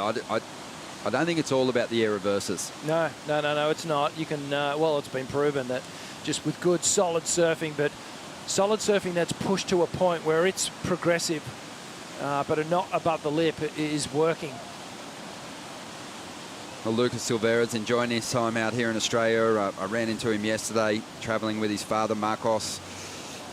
Absolute character, and just taking in everything that Sydney and Manly in particular has to offer. And Rich, it's got a lot to offer, mate. You wouldn't still be living here if it didn't. No, I know I'm going to be one to champion Manly and the whole Northern Beaches, but it really is one of the most beautiful places in the world. So many pristine beaches and great places to eat. I mean, it's the most expensive place to live in the world. So it just goes to tell you something. Your passion for surfing came on pretty strong as a youngster, but you actually grew up in Mossman, which is about a 15-minute drive from here? Yeah, 15 minutes inland around the harbour. And you know, I did grow up around sort of boats and, you know, sailing and windsurfing and anything to do with the water, but I gravitated towards the beach. Here's Mihimana, great opening ride. Yeah, the young Tahitian really flaring up on this one. That'll be the best wave yet for sure. Just under 24.5 minutes to go. Barton was another one, mate. A little fun fact, who grew up in Mossman as well. Yeah, that's right. Yeah, Barton kind of went up and down the northern beaches, but definitely calls Manly home. Yeah, absolutely. You can't get rid of those roots. Mihimana opened with a fantastic snap. The second one, a little bit more projected down the line. And just a little fist pump claim. Beautifully framed there. Watch the upper body get involved. The little pizza throw, as we like to call it sometimes. The hand goes up. There it is. That one again, just projecting down the line because he wanted to get to this final section here. So a great series of manoeuvres there, connected without any downtime. I think that's why you saw the little fist pump. Mihimana knew that one felt good. Well, Lucas up again too. Oh, Out strong. this wave. Wow, that was a really tidy combo. So he's going to get rid of the 4.83 for sure. It'll be interesting to see how high that wave goes in comparison to the young Tahitians. But thinking about these guys, their run at stop number 1 on the Challenger Series, varied results. Ryan Callanan with the worst of them. Ryan had a round 1 exit up there at stop number 1 on the Challenger Series. Really a big surprise to everyone. A 73rd place finish for him. So, you know, that's a throwaway result in the context of the full schedule on the Challenger Series. Minimai Bray had a 25th place finish, so he was knocked in the second round. Throwaway. And Lucas Silveira got to this point up there at stop number 1. And bowing out here, I've got to say, I think it's a throwaway as well. All throwaways. This is the round that, you know, is the difference, I think, to a result you could potentially be hanging on to, or one that you definitely have to get rid of. Yeah, it's an important round, and it makes it doubly as important for all the competitors in this heat, because they're without a result on the series so far. So it is, it's time to make a move. Arkal being a little bit more selective, just with that 2-point ride to start things off, and he's going to want to get a decent score here. Well, he's going to need to. Solid numbers coming through for the young Tahitian goofy footer, who's travelling with Hira Terenatufa, absolute legend over there in Tahiti. And Hira featured in plenty of championship tour events at Teopu, and just a guy that everyone is pretty familiar with. Rich, you would have travelled on the qualifying series with Hira for a number of years. Yeah, absolutely. Just one of the most friendliest and welcoming characters out of Tahiti. I saw him this morning. Actually, I was walking along the promenade with my daughter, and I heard, "Hey, Richie!" And then I looked up, and there was Hira. So I'm going to go catch up with him the next couple of days. But yeah, mate, he's seen a barrel or two. He's seen the inside of a Chopu beast or Teopu. Well, you know what? He's one of those guys, but there is a lot of specialists that stick to Teopu, and he's a guy he's from Papara. It's just down the road, almost like a bit of a mini trestle set up, a little creek exiting that cobblestone beach. And he does a lot of coaching there, getting surfers like Miyamano prepped for events just like this. So he's ready to go. He's proven that already, dropping the highest score of the heat in the opening exchanges, 6.83. Lucas Silveira had a 6.77. So Ryan Callanan's playing catch-up already with 20.5 minutes to go here. Yeah, he is, but he's just found a wave, and he got some great work done on it. It was a bit more of a down-the-line style of surfing. You can see just hammers the first turn. I like this one here, a little up and over that foamy section. Nice carving hook back into the power source, and then gets to the finish. It wasn't a wave where it really stood up and gave Arkal the opportunity to really attack, but a well-served wave nonetheless, possibly about a mid-range score in my opinion. You know, we've got to be careful in how we judge Ryan Callanan's form this season, because he did break his wrist prior to the first championship tour event of the year. So he missed the Billabong Pro Pipe, and then he turned up for Sunset, I think, with the injuries to Iago Dora, with the injury to Liam O'Brien, and Gabriel Medina out with some mental health issues. There was really no guarantee that you were going to get yourself an injury wild card. So Ryan went, you know what, I'm not going to bank on that. I'm going to get myself into the Sunset event. He came in, didn't look like he'd been in the sun for a month or two. And he turned up a little underdone, and it showed in his performance, in his results through the other 4 events on the schedule. It was really tough for him. Only, I think, since he arrived on the Challenger Series, has he been capable of putting together some good heats. And on the Gold Coast, I think he went in with big expectations of going a long way through the draw. Here at Manly, he's looked a little more convincing through these earlier rounds. But as a critique of Ryan, I think we see him turn up the heat sometimes without the competitive fire. I know it's in there, but we don't always see it once he gets to his feet. Through the opening rounds of this contest, it's been well and truly on show. He's looked so fired up, even in mediocre conditions. But he does have work to do here. He saw on that last wave falling on what could have been a a score to get him into the top 2 here with 18 minutes to go. This is a replay here of Lucas Silveira finding another little fun-looking left-hander where he's getting a series of turn, and this is Arkau. Now, when it comes to backhand rotating airs, this guy just corks out more than most. More than anyone, mate. Oh, yeah. Some of his clips from a couple of years ago were just mind-blowing, absolutely mind-blowing. Just how the height, the projection, and just how inverted and corked out his whole body gets is remarkable. If he gets the section, the backside air reverse that he does, I think, can take him into the 9s. For the most part, some of the other backside air reverses you see there, they're quite flat. You know, they're still impressive, but he gets the tail higher than just about anyone. Honestly, it's a cartwheel backside air reverse. He cartwheels out of the pocket. He's fully extended. It's an amazing move when you see him get it right. He's a big unit too, to have that solid a frame and be able to really get that athletic in it. It's quite remarkable. Here goes the young Tahitian. Nice little kick on the tail there.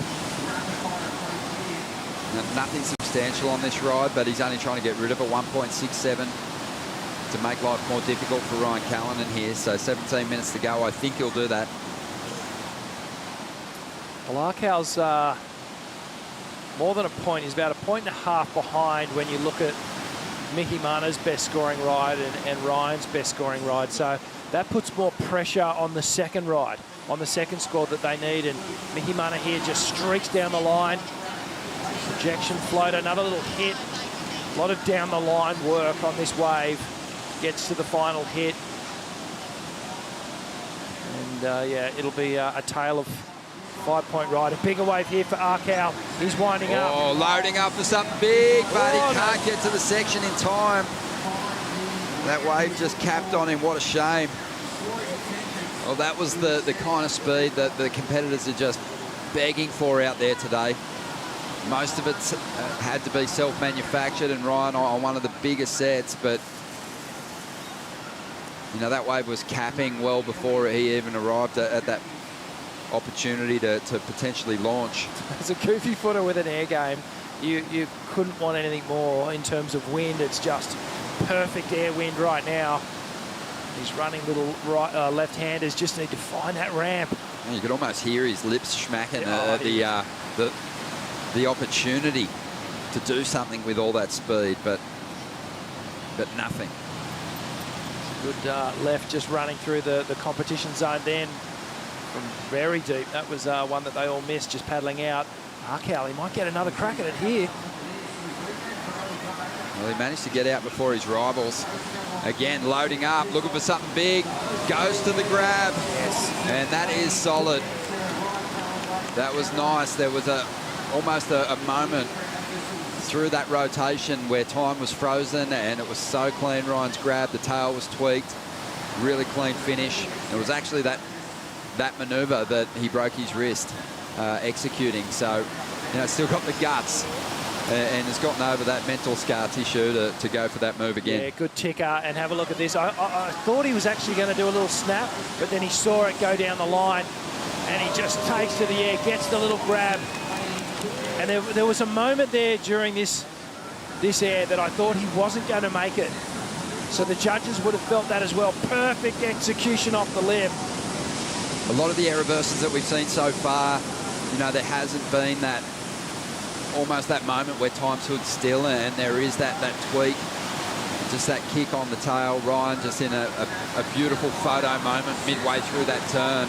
That's a great air reverse as well. Didn't have the grab. But yeah, that was just a classic image, that slow-mo.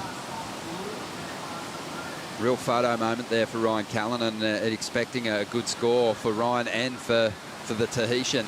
And this heat's going to really tighten up now, because I think Ryan's going to make up some ground. When you think about the split on the exchanges so far.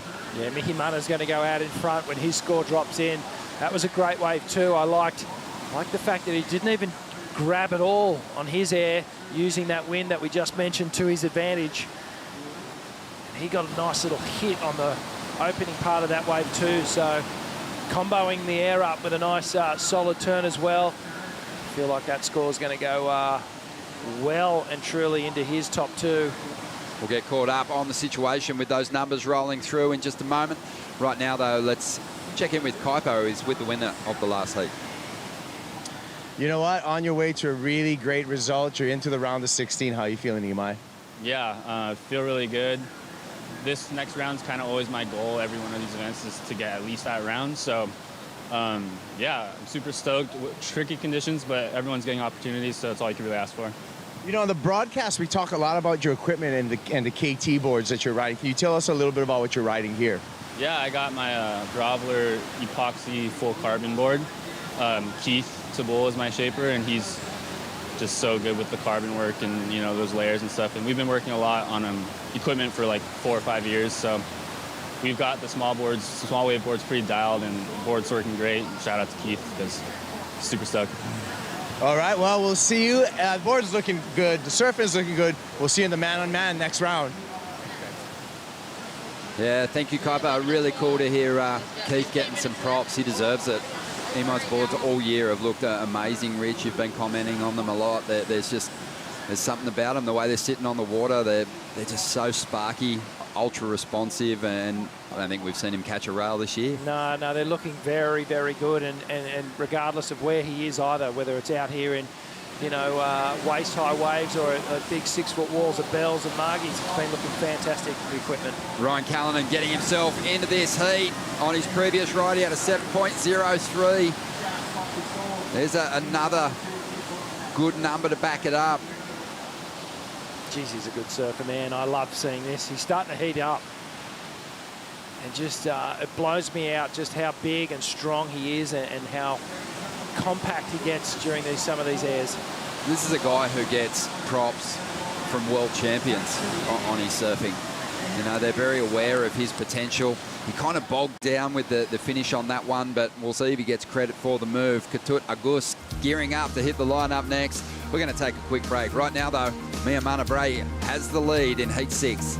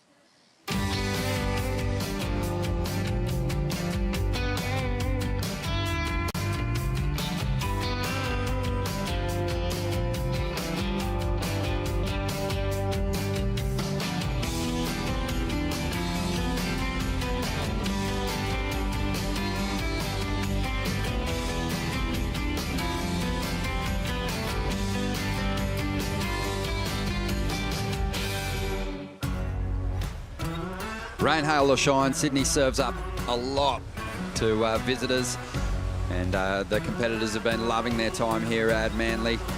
We're loving our time in New South Wales. Just over 9 minutes remaining in what has been a great heat. It started slow for Ryan Callanan, but he's got himself into the top 2. His last wave came through at a 6.6.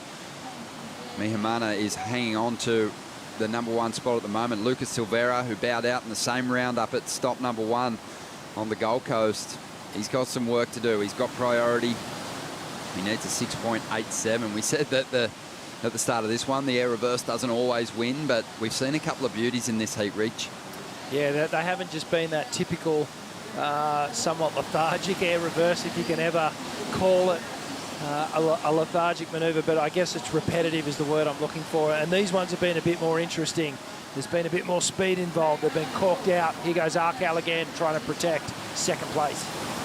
Loading up, has a lot of speed. Again goes to the air. He's on. He is on. And he likes the feel of it. You don't often see that kind of body language from Ryan Callanan. But he's amping at the moment. I think maybe it'll be a similar score to maybe his last. There was something about the way that one felt that I think he maybe liked a little more. It was really crisp. And gets a hit, drives down the line, coils up, gets nice and low in the entry to that one. Getting closer and closer to that full rotation too. You have a look how much that tail's whipped out at the end.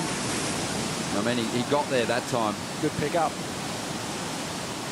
So that's not lost on the judges either. I think that, you know, could be the reason for maybe a big number here, because, you know, there's been a few versions of the air reverse today where the surfer lands fakie, they ride, and then the fins grab and they spin around. Ryan did most of the work above the lip then. Yeah, he was about 270 on the rotation wheel, and they did like it, Ron. They loved it. Yeah, 7.77. Ryan Callanan moves up into the #1 position. The Tahitian now in second spot. And Lucas Silveira, he's been a little more patient out there with this priority. And he's going to really have to pick his moment to make a charge at the lead here, or one of these top 2 spots, carefully, because he needs a 7.83. Just the Tahitian, I just want to touch on him for a moment. 26 years of age.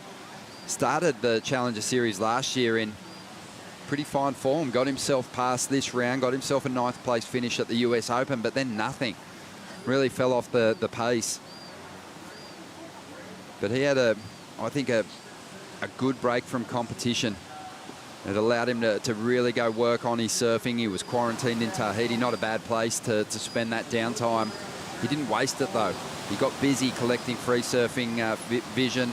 In fact, had a clip called Vision, getting incredibly barreled, but also explored some of the other islands and created a clip called Island Fever. And yeah, the surfing, I think you could see it improving throughout the clip. I mean, he's just really come on. Miyamana, I think for Tahiti, it's going to be a really fun watching him compete throughout the Challenger Series schedule. He might have a shot at getting there this year. Yeah. There's Callanan, loads up again. Wow. Well, at the last wave was a 7.77. I think this one might go excellent, because that was a big section, and that was a greased landing. That was so smooth. Oh, wow. On one of the bigger waves of the day. And Arkau just takes to the sky. Watch this, just driving for speed. Comes right off the bottom. And nice and high. Just look at, in the slow-mo, watch how high the tail gets. Wow, gets the fins looking straight to the shore. Hey, that one was corked out. Wow. They didn't just like it, mate. They loved it. Big scores starting to drop. Well, 29 years of age. He's got his 30th coming up. And this month, actually, on the 27th, he's going to click over. And he has just dropped a monster, a 9-point ride. I mean, the 7.77, Rich, when that dropped, and then as soon as he stuck that landing, you knew it was going to be a good point or more better. And Miyamana Bray can't quite hang on to the finish here, but it's turned into a bit of a battle for second spot now, 4.5 minutes to go. It's turned into an air show is what it's turned into. These guys are really starting to have a lot of fun above the lip. I just wanted to add the point to Mihimana. He's one of the hardest training guys on the Challenger Series. Has that Italo style training. There's a lot of weights right into it. So incredibly fit. Well, Ryan's talent at the CT level, even though he has made a final, is completely unrealised. Even now he's back on the Challenger Series. This is a guy that you could see in the top 10. But he's got to be on the CT in order to chase down that goal and realise that potential. Right now, though, we've got Lucas Silveira going after second position. He needs a 7.83. Great start. Solid timing. Drifts the tail. Needs to ride out of this one to even have a chance. Don't know how many more opportunities he's going to get like that. And whenever it comes down to that 3-minute mark, it gets very difficult if you're in third place. Here's a recap now. Mickey Mana, he started well. Got this big score, big air to start things off. And the little fist pump. And he's basically set the tone for this heat. But then Arkau just came bounding back with some amazing airs of his own. And he's just built with each and every one. He's gotten a little higher, gotten a little corked out, got more inverted. And it was this one here. This was something special, driving right off the bottom. Just incredibly high with the tail. And, well, again, about a 720 rotation there. Is that the turn of the event so far? Yep, 100%. I mean, earlier in the contest, we had just beautiful autumn weather. We had just clean conditions, a nice little left-hand rip bowl, surfers able to go for multiple maneuvers, but there wasn't really that many ramps. But we knew once that wind kind of swung onshore and, you know, the size and the swell decreased, that the surfers would lean into individual turns to get themselves into the excellent range. And Ryan, he's connected with probably the most high-impact section that we've seen in a few heats and delivered a really high-quality air. 9-point ride, 7.77 is the backup score at the moment. A massive heat score total and the manoeuvre of the contest. It's been a bit of a winning theme with this event over the years, and look at this thing. Arkau's had great results. Well, this is a good size wave. Again, Ryan Callanan lining something up on the inside. Has the ramp. Oh! Almost brings it right around beyond full rotation. Didn't quite stick it. Miamana, he wants to keep adding to his score tally. Lucas Silveira still within striking distance. Needs a 7.83. And Lucas, I mean, he hasn't gone to the air just yet. He's been leaning into that more traditional approach, the combos. There's Dad watching on. I believe that's his father. Yeah, well, he'll be wanting this clock to wind down as slow as possible because he wants the ocean to produce here. Here's a replay. Full rotation here. 360 degrees and just so close to sticking this one. Oh my God, how was the speed as he went into this thing? Kept the board a little flatter, traveled about 3 meters in distance in the air. Oh. So close, man, to landing that one. Just on my knees. Just they ached. They ache when I see that. He kind of missed that nice little pillow, that nice little soft landing. Did get on the flats. He got pretty compressed. If he wasn't so far out in front, I'd go, man, we'll just surf that wave and you know, get your score. But that thing was just begging for a massive air, and Arkau did take flight. I loved it. And it feels like he's in that magic zone too, where, you know, you've got the jersey on and you feel like you can stick just about anything. Yeah. He's working the crowd. It's a special place. It doesn't happen often when you click like that. I do get a little nervous with Ryan sometimes, though, because he has had ankle injuries, he's had knee injuries, and more recently that broken wrist. So, you know, putting his body on the line there for the entertainment of this crowd down here at the GWM Sydney Surf Pro. Lucas Silveira didn't get the opportunity to chase down the score he needed, but you've got to give props to the young Tahitian as well, putting up solid scores and earning his place in the round of 16. Both Ryan and Mihamana are on their way to their best finish on the Challenger Series yet this year. What a performance. Yeah, that's some really good surfing there from Ryan Callanan, and he'll feature heavily regardless in our post-show for sure. Let's take another look at it as we go to break. Ryan Callanan powering on through to the next round.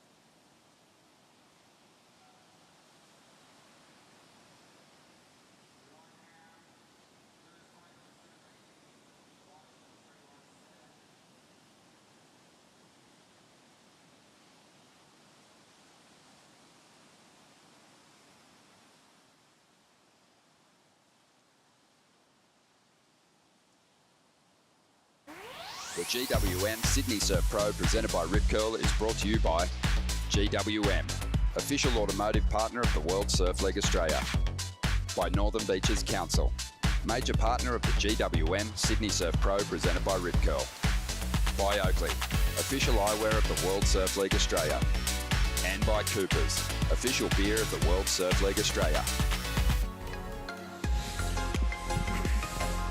Welcome back to the GWM Sydney Surf Pro. Thomas Devieres already got a 3.17 on the board up against two powerhouse surfers in David Silva and Ketut Agus.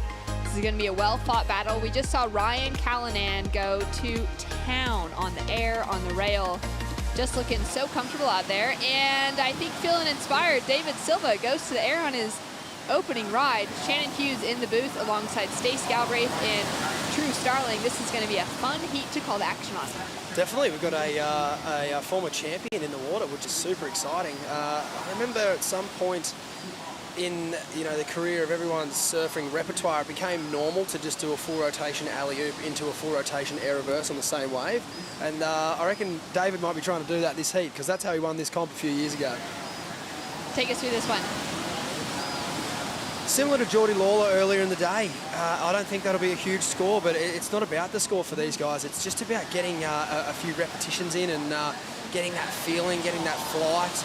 And to be fair, I don't see David go left a lot. The World Tour this year was held in a lot of good right-handers at the first half of the year, so I've seen him go upside down on the backhand, but it's pretty refreshing to see him go left true. Yeah, definitely. It's refreshing to see some lefts, actually, a little left rip bowl. It's really fun out there. Ketut locked in a really nice wave here. Wow, unfortunately just catching his rail coming out of that first turn. That was a really good-looking wave. It was unfortunate he was unable to capitalize on that one. 26 minutes on the clock, everybody having their opportunity to start things off with. And it's exciting to see that there are those opportunities now for some bigger maneuvers. Yesterday, it seemed like the swell was a little bit smaller, a little bit softer. And so with those tricky conditions, it was really difficult to even find a good pocket to get turns on, let alone to really find a good section to do airs with.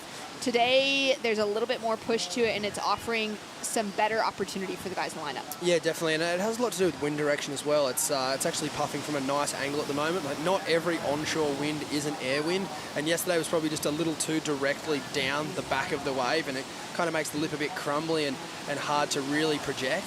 So I think today looks a lot more sort of user-friendly to try those airs, as we saw Ryan Callanan in the last heat just going to absolute town. Yeah, he had a blitzer overheat in that last one. I remember walking down just going, okay. Yeah, he's definitely won that one, and he's definitely made his appearance known. Thomas, nice whip on the backhand. Connects into that next section, just digs that outside rail as he comes through for the finish. He opened up with that 3.17. David Silva's first score in at a 4.00.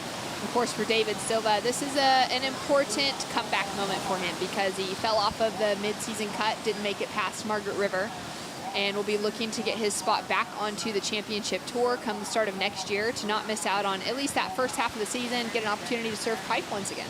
Yeah, definitely, and I think it's a good opportunity for the surfers coming off tour just to really show us what they're made of and not let it affect their performances moving forward too much. I know Ryan Callanan, for example, and Federico Moraes, they didn't come exploding out of the gates at Snapper. They both lost in the first round, and I feel like David, he'd be looking to really kind of put on a bit of a show here and really show to the world like he deserves to be back on that world tour and like you said, start that season off in Hawaii. Yeah, so important to at least like taking into that consideration now the way that Challenger Series has restructured things and giving those surfers the opportunity to jump straight back into that conversation without having to miss an entire year. Of course, they're missing out on half of the year with some of the world's best waves on offer. Coming up for the Quicksilver Pro G-Land just next week, it'll be exciting to see what the world's best get up to in a wave that very few have had the opportunity to even surf. Yeah, I think Jackson Baker might be one of the most well-rounded surfers going to G-Land, maybe behind Kelly Slater. Jackson and his father used to go there quite regularly. I learned that recently, and I think that's definitely going to play into Jacko's favour as we got DVD up and riding here. Nice float to start, connects with that section, and he's going to stick with it. He's just going to use that rail engagement, look for a little bit of a runner on the inside section. Does well to keep it smooth and find some speed to tag the end with a little bit of power. We've got scores now to come through for David Silva. Just chasing a minor score to take the lead away from Thomas at the moment and hopefully start to break this heat open. That last heat, we saw an absolute blitzer from Ryan Callanan. He is down on the sand. Arcal, flaring up with the airs. Yeah, I mean, the wind's just dreamy for it out there, and I don't know, they kind of got off to a pretty quick start, and I needed to kind of step it up, and they definitely put a bit of pressure on me. I was feeling it, but it was nice to get a few sections in the end and make a couple airs. But how important is it to have that in your arsenal, especially in challenging beach break conditions like this? I think it definitely helps. Yeah, it's it's obviously something I really enjoy doing and working on and trying to bring it into my heats more. And yeah, so to be able to put a couple together in the single heat, and hopefully I can keep it going in the next few, and there'll be some more air sections. It's fun. There you go, Ryan Callanan flying into the round of 16. So fun to see him take to the air and risk more injury with the ankles, with the wrist, with all that comes into the equation, but clearly not thinking about that in the slightest space. Yeah, you know what you sign up for when you come into these things, and you're not going to take these events out going half-hearted, and everyone knows that, and it's really good to see Ryan put it on the line. It's one thing to have it in your repertoire, but it's another thing to bring it out in heats, and Ryan is an intelligent man. He's acutely aware of that. And I know he'd like to bring that out more in heat. So I think deep down, a heat win would feel good. But I actually feel that performance just then, it could be one of those performances that really slingshots him into a big year. Yeah, absolutely true. Giving him that confidence to know that he could be easily looking to get back on the CT next season. Yeah, I feel like the Challenger Series for a majority of the CT surfers, it's kind of one of those things where they can go out there and really dominate it. They're so used to putting big scores on the board, doing huge surfing, which the judges are just going to eat it up. So I feel like for someone like Ryan Callanan, it's going to be not a walk in the park, but it's going to be somewhat an easier journey to re-qualify. He just knows how to get those scores, do that committed surfing, and we've seen him with a 9 and a 7.77 in that last heat. If people are saying he's not a standout, then we're going to have to disagree. 3 strong turns from Katut. Unfortunately, mistimes that finishing section, goes down. Yeah, he just looks a little antsy. He's got the big turns in his repertoire. He surfs halfway there at Kuta Beach, and he would get so many conditions like this back at home in Bali in Indonesia. So, we're used to seeing some of the world's best waves coming out of that region, but there's also some fun sort of beaches as well. So I think he should be feeling right at home now. He just needs to relax and settle into a wave. Split peak now, we'll track with Thomas. Snap into the lip to start off. Makes it around that second section, and he will emerge from the whitewater. Doesn't quite find the speed to ride out of that finishing section. Thomas out of the Caribbean. He's a bit of a newer name for a lot of us at this level of competition, although he's been competing on the qualifying series for a number of years. It's been great to see him make it through a few heats here, as we didn't see him with an opportunity on the Gold Coast. We'll take a look again. That first turn looked great. He actually had no right to get even nearly 3 turns on that wave. It was a dead set closeout, but he just did so well to get his board up there a couple of times. I'd love to see him hopefully find a bit more open green face as this heat rolls out. A long list of good surfers coming out of the Caribbean, Charlie Martin, just to name a few. So, yeah, there's a good chance here that he could do pretty well. One of those regions of the world as well that just offers a lot, kind of the same as that Indonesian space, where you've got those good reef breaks, you've got real tropical feeling, but there's also a plethora of beach breaks. And for someone like him, you've grown up having so many opportunities to perfect that small wave surfing, onshore conditions, and something similar to this, while also being able to perfect his barrel riding. Bigger opportunities in heavy, shallow water sections as well. As we see Katut now, racing around that section, tags it up into the lip and goes down. And I get what you're saying there, Stace. Just feeling a little bit of that frantic energy coming through from Katut at the moment. Yeah, and it can sometimes start to snowball, as we see David here up and riding. Throws that tail so high. Doesn't manage to ride out of it, but going big. Looking for something similar, true to what we saw when he took out the win here a few years back. Yeah, he's definitely a progressive surfer. He just knows exactly when and where to take to the sky. Here's a slow-mo replay of that one. So he just goes straight up. You can see his front foot go all the way up the board, but unfortunately doesn't stay quite over the top there. But I'm sure we'll see him land plenty more throughout the rest of this heat. Tracking with Thomas now, using priority, finding another one of those laps. Nice snap to start, straight up from the bottom into the top on the second turn, but doesn't ride out. Now thinking back to that wave of David Silva, was there any adjustments he could have made within it to try to actually ride out complete? Yeah, like Drew mentioned, his front foot went all the way up to the top of his board, which is, these surfers are well known for landing airs in positions like that, but it does make it a lot more difficult. By the time he was able to readjust there, you saw at the end it was a little too far gone, like Drew said. He just sort of fell off axis a little bit. But one thing to note is I don't see David spin the whole way round a lot. So it might be something he's trying to work on in his heat, similar to Ryan, you know, bringing that sort of excellent committed surfing, whether it's big turns or big airs. Look, everyone in the draw can do an air reverse these days, but not everyone can do a full rotation, and that's why they get such high scores, which that would have been if he had been able to land it. I love that insight that it might be something new that he's looking to bring into that repertoire. We've seen him in the last 3 seasons on the championship tour, 3 consecutive years. He's now not made that mid-season cut, so he's looking to get himself back there. But he's come off of one of his best results out of last year's season, making it into the finals there at the Corona Open Mexico, and just really starting to push the limits of his own surfing and make himself a consistent conversation at that top level. That might be something that he needs to change up in his heat surfing in order to keep himself there consistently. Yeah, definitely. And it's what the best have done forever, and that's why they stay at the top. You know, Mick Fanning, Kelly Slater, they're always looking to just reinvent themselves, even if it's just slightly. And, you know, when it comes to aerials, some guys like to land laying down and then they reappear. Other guys like to land standing straight up. One's definitely harder than the other. And they're the little things that some of these surfers like to work on. Powerful backhand of David Silva on the right now, drifting that tail around on the second turn, getting that real fin release. And then adding some variety here as he comes through with a nice looking pocket. Good wave selection. He's going to try and cut back to see if this will stand up for him on the inside. And all of the effort somehow connecting the dots. Rides out clean on the sand true. Yeah, wow, he surfed that wave within an inch of its life. Really just opened through that one. Yeah, I really like that wave from David, and I still can't quite understand how he got over that little ledge there, but that just shows his experience here. We'll have a look at the replay. Really nice start. Gets a release there. Puts it straight up for another release. Backside snap as he'll bring this one around. He just throws so much spray and water here.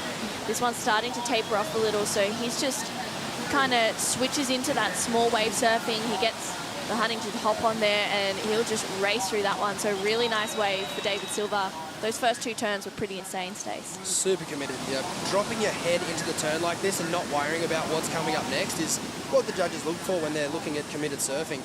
He's just going 1 turn at a time here. He's not worried about the next one. He's putting all his energy into those first 2 turns. And look, as far as wave opportunity of what was available there, I don't think he could have done anything different. He surfed that wave, like you said, True, to the absolute end. And I think that's going to be a massive score. I love that conversation, too, around just the placement of his head. It's something that's unique to that backhand surfing, where he literally was going blind into each of those turns while putting in that full commitment in. Yeah, for sure. And as we see the score drop in there, a 6.67, I guess what I would like to reiterate there is that wave was probably a 4 for most other people. He surfed that wave up. David Silva currently sitting in the lead with a 6.67 and a 4.23. Thomas Debier struggling to get above that 5-point mark. He's got a 4.67 as his high mark. And Kutut Agus as well, struggling on his first couple of attempts. He's now sitting with priority out the back.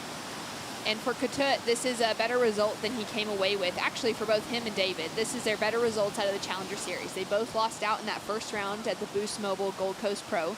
For Kutut, it was a really special heat nonetheless, because he was out in the lineup with Kelly Slater. And he said after coming out of the water, he went down to Kelly in that heat. But the GOAT actually just shared some wisdom with him, and he had some great learning opportunities to walk away with. It's awesome. But at the same time, he was so close to making that heat. And I think at the end of the season, for instance, if he goes close to qualifying, and you think about the heats that are, you know, you're always reliving those memories, and he was yeah, he did really well on that heat, obviously. Kelly Slater, no slouch, and uber competitive. He wasn't just going to let that one fly by. Yeah, I love just being able to think about the fact that, yeah, he could reflect on that in different sorts of conversations when it comes down to maybe knowing the mistakes he made that he should have been able to capitalize on, but then also just having that memory to be able to surf against one of the world's greatest, especially at a challenger level of competition, where obviously the CT surfers are getting to surf against Kelly in every event, true, but now for these guys coming up from the qualifying series, it doesn't happen very often. It doesn't, and it's a really special moment when you do get to surf against him. And for someone like Ketut Agus, you know, yes, it was an amazing learning heat, but I agree with you, Stace. You know, if he doesn't come to qualifying, you'll be scratching your head there just going, oh, okay, what could I have done differently in that heat? And almost reflect back, take some of that wisdom and go, okay, well, for the next time, this is what I can do. I was beach commentating that event and with Tez McKenna, and he was like, can you please film me on this wave while I'm commentating him? Because this might be one of the last times we do. We just don't know if he'll be back here next year. And it was pretty amazing for that to happen. So cool. Down to 12 minutes on the clock. David Silva sitting out in the lead. Ketut Agus chasing a 4.84 to get the advancing position. We're going to go to a quick break as we see fellow Indonesian Rio Waida, the crew, cheering on Kailani Johnson as well. For Ketut Agus in the lineup, we'll see if he's able to make the comeback and get the win right after this.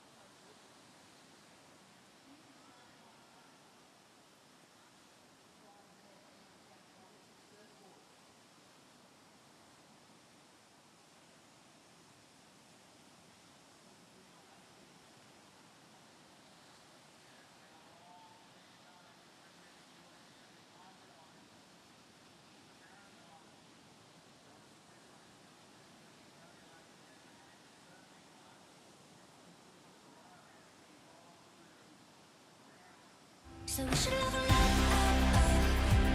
I know that life's a lot, baby, we got this chance to make it last. We should level up, we should level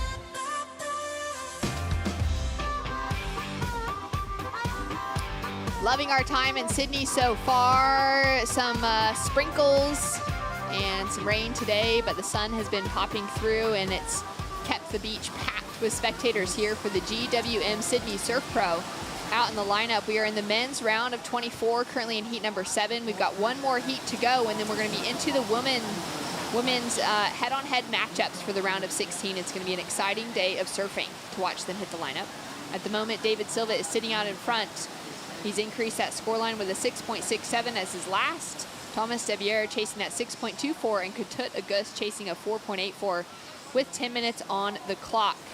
And a lot on the line here with small requirements across the board. Yeah, definitely. We had a heat earlier with Cade Matson and Maxime Housineau in a very similar situation. And although the points totals aren't super high, it's still equally as exciting coming down to the final stage of this heat. Especially for these surfers considering making it into those head-to-head matchups, true, where there's going to be more points on the line and at least walking away with that 9th place result out of a round 16 loss rather than a little bit lower out of a round 24. That's a big difference in points. As we take a look now at David Silva, currently sitting in the lead, driving up into the pocket for that first turn, throws a rooster tail of spray off of a tiny section, goes in for the second turn and linking it through to the inside, throwing so much power from those quads. It's unbelievable. Timing spot on. Again, that wave, scoring potential available was pretty low, but he smashed that first turn, put all of his eggs into this basket here. And that's about as big a rooster tail as you could throw on that tiny little wave. Manages to just tie the bow on it here with a little snap at the end. impressive surfing from David Silva as we wait for scores to come through to put more pressure onto Thomas Debier, who's already chasing that 6.24. And now Katut with a good-looking left opening up in front of him. 2 strong turns to start. Connects through for a third. And comes in under the lip. Rides out incomplete on the finish, though. Thomas now with an opportunity on a 2-turn combo. True, that was a sick turn to finish. Yeah, that was a really good turn to finish there. That's connecting the dots right there for Thomas Debier. I really like that wave from his, and that I feel like throughout the heat he hasn't really been able to connect with the waves. He's been forcing too many turns, and I think he's just stepped back and just done what the wave has asked him to do. Scores coming through now, waiting for that last of David Silva. Talk us through this one, Stace. Yeah, like True said, he was just pretty patient off his first turn. He didn't push it too hard. He knew this end section was coming, and that's as good a fin release as you can get on a 1-foot wave. Todagus with the wave just before True. Yeah, really nice first turn to start. Brings it around for another one here, but really unfortunate for this finishing turn. He almost could have dropped the third turn there and just done a better finish. And then potentially he would have made that, but it's easier said than done there. That's a great point you make, though. Thomas was nice and relaxed through the start of the wave, whereas Katut still looks a little tense, and that's why he kind of had a little bit of a stumble there. It almost looked like his back foot came off the board. He kind of had to reset, and that's what threw him out of whack for the rest of that wave. So it's a hard thing, like you said, True. It's easy to say from the couch, but you've got to be equal parts relaxed and equal parts fired up. Having a look at Thomas's opening round heats for the round of 96 and the round of 48, he took out some big names that we would have expected to go pretty far in the draw here between 3 Australians. Jacob Wilcox, Julian Wilson, and Sheldon Simkis all went down under Thomas's surfing. And that's pretty impressive considering that we haven't seen him surfing on this level before. In his road to getting onto the Challenger Series this year, he took away a couple of 5th place finishes in those QS 3000s in the European region, of course representing France. He walked away 5th in Israel and 5th in Caprica there in Portugal, but couldn't quite break through with those results any farther in the draw. Nonetheless, though, got enough points to qualify for this year's Challenger Series. Yeah, absolutely. It's one of those things, sometimes it can work in your favor, not having, being a little older and then not having that a lot of experience against some of those guys. You don't really care about them anymore in a way. They go from being your idols to just another competitor. And I think they could be working in his favor here. He had massive heat totals, like you said, early in the event against, some heavily publicized names, some of the biggest names in our sport. But he doesn't seem flustered at all. He knows he's got work to do, and he's out there and he's getting it done. Scores through, still waiting for the last of Thomas, which is looking really good. David Silva did increase his scoreline with a 4.57, but on the last exchange, it's Thomas Debier with the biggest score of the heat so far, a 7.07, puts him up into the lead. David Silva, now not in a safe position, connects 2 sharp turns together, though, True, to build on the scoreline. Yeah, really nice wave there from David Silva. Once again, just connecting really well, just taking his time, but still being really energetic throughout that wave. I think that he's got a 4.57, so I feel like that one might go into his top 2, actually. Taking a look at it here, Stace. Yeah, again, he's done well to get 2 turns in this wave. Beautiful big first turn and a really nice up and over to finish. It's, his board's looking amazing under his feet. You will see a lot of the competitors opting for the epoxy through Manly throughout the week, but not as many as what you might think. You still see a few surfers like Ramsey Bukiam and a few others still on their PUs. So it's still not a done deal that it's just epoxy weather at the moment. I think some surfers with the wind, they still like to stay on their PUs, just sitting in the water a little bit deeper. Katut now on the backhand, goes into the air, makes the rotation, just, so close to riding out of that. That one hurts. That was nearly really cool. Yeah, that's that frantic energy coming through. He is almost surfing to that 6 where he should just get a 5, get a little bit of rhythm under his belt and then work from there. Yeah, wow, that was a really close one for Katut. It was exciting, that's for sure. David Silva's score has come through for his last wave, so he's now back into the lead. He got a 7.30 for that 2-turn combination. Thomas down into second, now chasing a 6.91 to take the lead away. He is with priority. And Katut, like you said, he's maybe just surfing a little bit out of the skin at the moment. He's chasing that 6.85 to get the leading position or the advancing position now over Thomas. As we come down to 3 minutes on the clock, and it's coming down to a bit of a feisty finish here for Katut. So yeah, this is an example of, you know, the two different ways you can land your aerials, and he went for the harder option. He went to land directly straight up. You'll even notice surfers like Gabriel Medina, they'll look to land laying down and then come up with the foam. So I think to his credit there, with the time on the clock, he probably did need to go for the harder execution to get the score. If he landed that air laying down, I don't believe he would have got the score. Hard turn for the start of David Silva. Now just working his way around the section. Gaining some speed and momentum through to the inside. He goes for the air and he makes the reverse. He's looking to increase on that score line. Already sitting with a 6.67 and a 7.3. Stace, thoughts on where that will sit? Yeah, I don't think it'll go into his top two. So we'll have to wait and see on that. I think DVD, he's sort of, I don't think he's paddled out there with too much strategy other than just ride as many waves as you can, as best he can. And he's done that, you know. He was the one who built that rhythm with the 2 4s, then he got the 6, then he got the 7. This is another nicely surfed wave, but I don't think it'll break into that 6 range. And look, I feel like he'll just do this until the horn goes. He wants to just keep building. Building momentum heading into the next round. Score starting to trickle it through now. It doesn't look like it'll increase his score line at all. Thomas uses priority on that wave. Not sure what happened at the beginning of it. But now Katut with the opportunity, chasing that 6.85. True, he's got priority for this back half of the heat, or this back minute of the heat. Yeah, he really needs to just calm himself down here. You know, a 6.85 is so achievable for someone with such talent like Katut.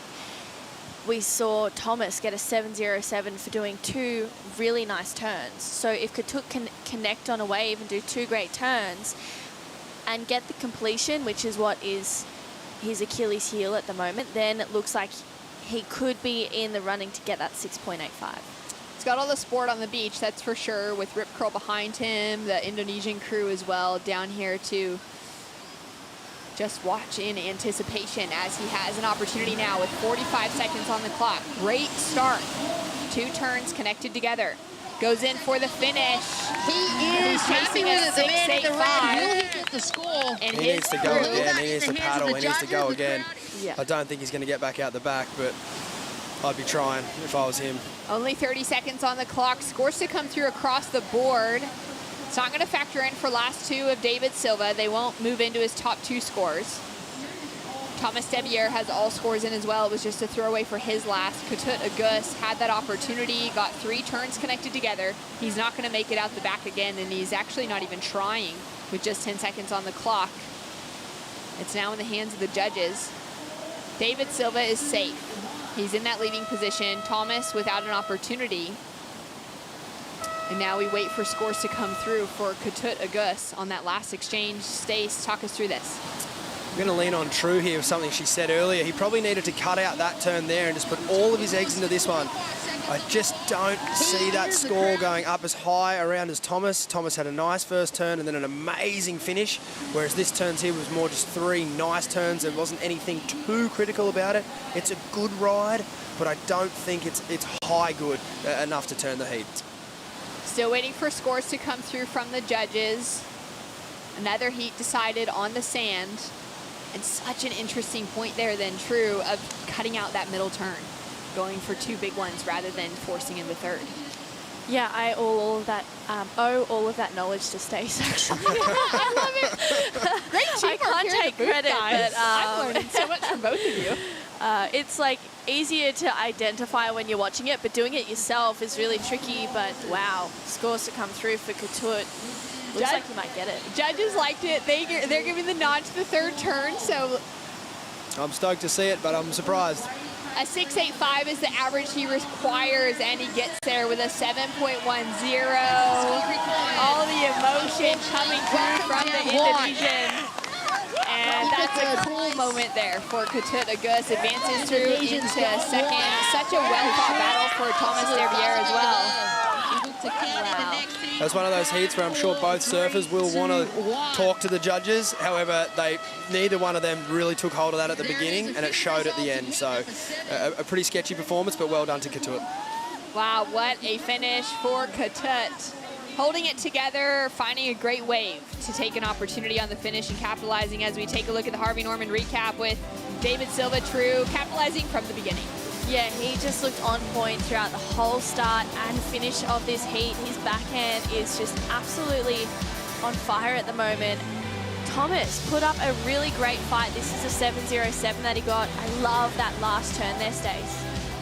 Yeah, it's cool to see the recap. I'm not sure it's going to make me change my mind on that final exchange. I really like the wave of white, but I was stoked to see the young Indonesian here. It's hard for these surfers from countries around the world to travel to these unique locations. You know, surfing in wetsuits is a big deal for the Indonesians, particularly him and Rio, so I'm stoked to see him get the jump. It's massive for him. Already breaking it down there with the team. And an impressive finish. Stay tuned for more action. It's our final heat for the men's round of 24.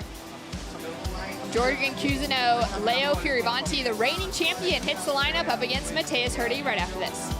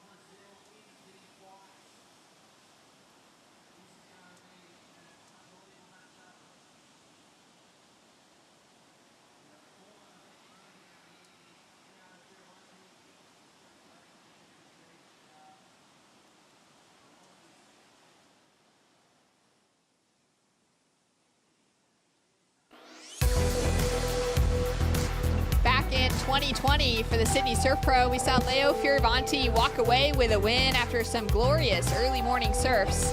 Took out a victory in the final against the Australian and Matt Banting, and it was something special for Leo within his career. For sure.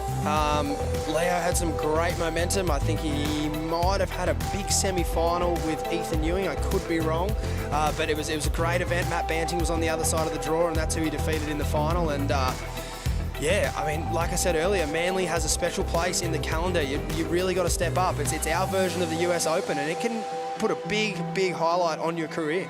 Yeah, really incredible to see Leo walk away with a victory. First Italian to take out a win here, True. Yeah, it was really cool, and being down on the beach and feeling the vibe of Leo taking it out, you know, it was just amazing, and waiting to hear those scores to come through and then to hear him get it, it was even more special. He's now out in the lineup up against the Frenchie and Jorgen Cousineau and the Brazilian in Mateus Herdy. This is a really important heat, I think, for each of these surfers. They've been on a bit of a roll here at Manly so far. They've been able to find connection with the wave, connection with some good scores, and now it's going to be a tough battle. Jorgen coming out flaring on that opening rise. Yeah, he looks fired up. It's, again, they're the kind of waves like we've seen earlier with David Silva just doing a small air reverse and whatnot. This is Jorgen's version of that. He just wanted to get the hips moving, get the board up into the lip a couple of times, and you know, he knows he will not be holding that wave at the end of the heat. Definitely. Nice to get that feet in the wax, though, True, on the start, even on those smaller size waves, but now to start really looking for those sets that roll through.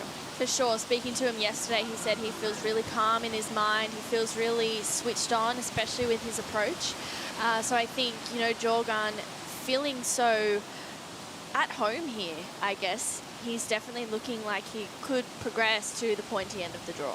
Yeah, Stace, we were speaking about that with Jorgen as well, being that he'd had really solid opening round heat here, as well as the Boost Mobile Gold Coast Pro, finding those excellent scores into the 8s in the first heat. But then at the Gold Coast, he couldn't back it up in his second heat, and he went down.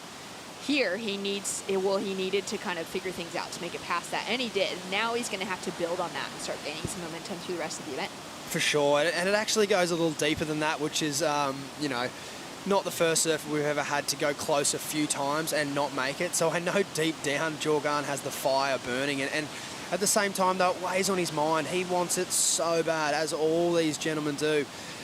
But it is definitely something that weighs down on you. If you're going back year after year, it can chip away at you. So I know he's been working hard on his boards, and he's been trying to stay fresh, and he's looking fired up. So I'm going to be interested to see if, like what you said, he can get a bit of consistency going rather than just those flashes of brilliance. Exactly. Down to 24 minutes on the clock. We're going to go down and catch up with David Silva, winner of that last heat. David, I'm going to ask you first an easy question. You've won this before. Do you think you can win this again? Yeah, I'm very hard to win again for this heat, because it's hard to down one step these years, and now I put in my mind and then the ocean and then heat, and very happy to make one hit is good, and then 7 and 6 again. Yeah, let's go. The ocean is very hard, but I train a lot this condition in Brazil, and my board is incredible for this condition. And thanks so much. They designed to put in these boards. Yeah, thanks so much. Yeah, I want to just point it out. This is a Aquila IPA design going really well under your feet, working really well. Now, what about a message? I know it's late at home right now, but a message to your family. I don't know if the kids are still up, but a message to all your friends over in Brazil and family. Yeah, thanks so much. And yeah, this board is the Aquila IPA. I surfed the same board as to Kelly in the pool for the Melbourne, and oh my God, the board is incredible. I think so. This small waves the board is perfect, and now I surf this heat is perfect. I think so easy to transition for the waves. Thanks so much, and muito obrigado a todos no Brasil. Estou muito feliz de ter voltado a surfar do jeito que eu estou surfando. Cara, foi uma semana muito difícil de botar a cabeça no lugar novamente, mas quero muito agradecer a todo mundo, a minha família, minha esposa, minha filha. Beijo para minha filha Bela, te amo muito e saudade de vocês. Logo mais em casa. Great surfing. Parabéns. David Silva. Loving the change up in equipment, Stace. What are your thoughts on that? I was really keen to see the fin setup in his board. I'm going to stick my neck out there and say he had that set up as a 20 with a trailer. Oh, wow. Could be wrong. Wouldn't have called it myself. Could be very, very wrong. However, I do know that board does like to be set up like that. It can be set up just as a regular thruster. But the way he was moving and generating his speed. There we go. Nailed it. 20 with the trailer. Wow. It's an amazing surfboard, that Aquila IPA board, and just the way he was moving through the water there. I've actually seen Michael February use a similar tactic there at the US Open. You can actually push a lot harder off a twin fin, but having that trailer in there in these smaller conditions definitely helps you from having that slide. It's a very fine line. And now if I think back to a few of David's rides, it all makes sense. He just had a little bit of extra zap in there. I was actually fortunate enough to be at the pool with him and Philippe when they surfed that session, and it was nothing short of mind-blowing when you see everyone with exactly the same canvas. Obviously, we all have a lot of respect for the world's best, but when you see it on display like that, you really see how talented these crew are. Leo had a great opportunity during that interview. We're waiting for scores to come through now, and Jorgen as well. He's got a 5.33 on the scoreboard through. Yeah, Jorgen is looking really good at the moment. He feels comfortable out there. Mateus Hurdy, he's been a little bit quiet in this heat, so really nice first jam. Wow. Mateus starts with an absolute bang there. They're the kind of turns the judges are really going to break down, and I wouldn't be surprised if we see that single manoeuvre go a little bit higher than a few of the others we've seen. And the reason that'll be, I'm hoping, because I certainly loved it, is just the expansiveness of the turn. He didn't traverse laterally along the wave and just throw his fins and spin around. He's driving hard off the bottom, fully committed into the lip. It could have been a snap, a carve, a blowtail, or even an air. You just don't know what you're going to get off the bottom. And that's the kind of surfing the judges typically love. So I'm really excited to see where that score comes in. I don't think it'll be huge, but I wouldn't be surprised if it's the best of the opening exchange. That's, yeah, just waiting for it to come in now. At the moment, Leo, he opened up with a 5.17. Jorgen had the 5.33. We're now waiting for that second score to come through for the last wave we saw, and then for Matthias Herdy as well. And thinking back to that turn that we saw from Thomas Debier in the last heat, where he got a great score for it, that two-turn combination, but it was really that drive off the bottom that allowed him to find that in section, as we see Matthias Herdy now. Driving up into the lip, puts on the finishing section with a backup score, and we're still waiting. It's going to be probably a mid-range 5 coming through for his opener. Yeah, and here you go. This is just the beautiful part of our sport, a 4.8 to a 5.7, even to a 6. That's about as big a split as you will see in competitive surfing, because a 4.8 is one thing and a 6 is another. And that's why we have an average out at a 5, 6, 7. So the judges, some appreciating it and some not. I certainly did. Leo straight off the bottom into 2 great turns. And you can really see, I think this is probably the heat of the match as far as this round of 24 is concerned. Everyone kind of performing at that same level at the moment, looking for that breakaway, but really coming out strong regardless. For sure. Obviously, Leo coming just off the tour, Jorgen and Matthias primed to qualify in hopefully one of these next few years. So it's a great heat. Jorgen gets the job done on that last one, True. Yeah, I thought he kind of lost it there for a second, and he just recovered, honestly, within inches of himself. So that was a pretty fantastic recovery there for Jorgen. But Leonardo Fioravanti's last wave, I really liked that last turn there as well. Scores to come through now across the board at the moment. Jorgen sitting in the lead. We've got a 5 on for every surfer. Best of it goes to Matthias Herdy with a 5.67, a 5.17 for Leo, a 5.33 for Jorgen. Now they're looking to better those equations. We do have scores to come through from the last exchange still. And Leo goes huge into the air, makes the rotation. So smooth. And with an opportunity now, Matthias has a look at that one, doesn't go. He's going to be out the back, sitting with priority. All right, Leo with the air, stays. This is fun. This is a fun heat. The first thing that comes to my mind is these gentlemen are so instinctual. You can start to see them now potentially feeling this could be a slower heat. So they're starting to go for those waves that might just offer them that one manoeuvre. Not like the heats we saw earlier where it was just 7s and 8s and whatnot. So, yeah, look, that angle for this air is a very favourable angle.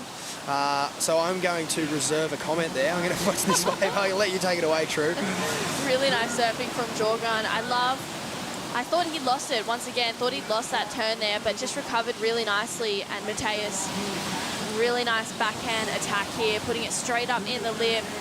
As he goes for a finish there, just straight up and vertical into that one. And this is a wave I really like from Leonardo, this last turn. Just times it perfectly, gets a release as well. Yeah, I really like that last wave from Leonardo Fioravanti. So the scores coming through, and that is an interesting comment you make, Stace, because it is one thing to kind of see it in live action. The moment it comes through, it's that kind of explosive, exciting energy, and then to check it on the replay, the angles as well, and to see, okay, he lands in the soft part of the wave, he lands in that foam, kind of has to pull the board around anyways to ride out of it.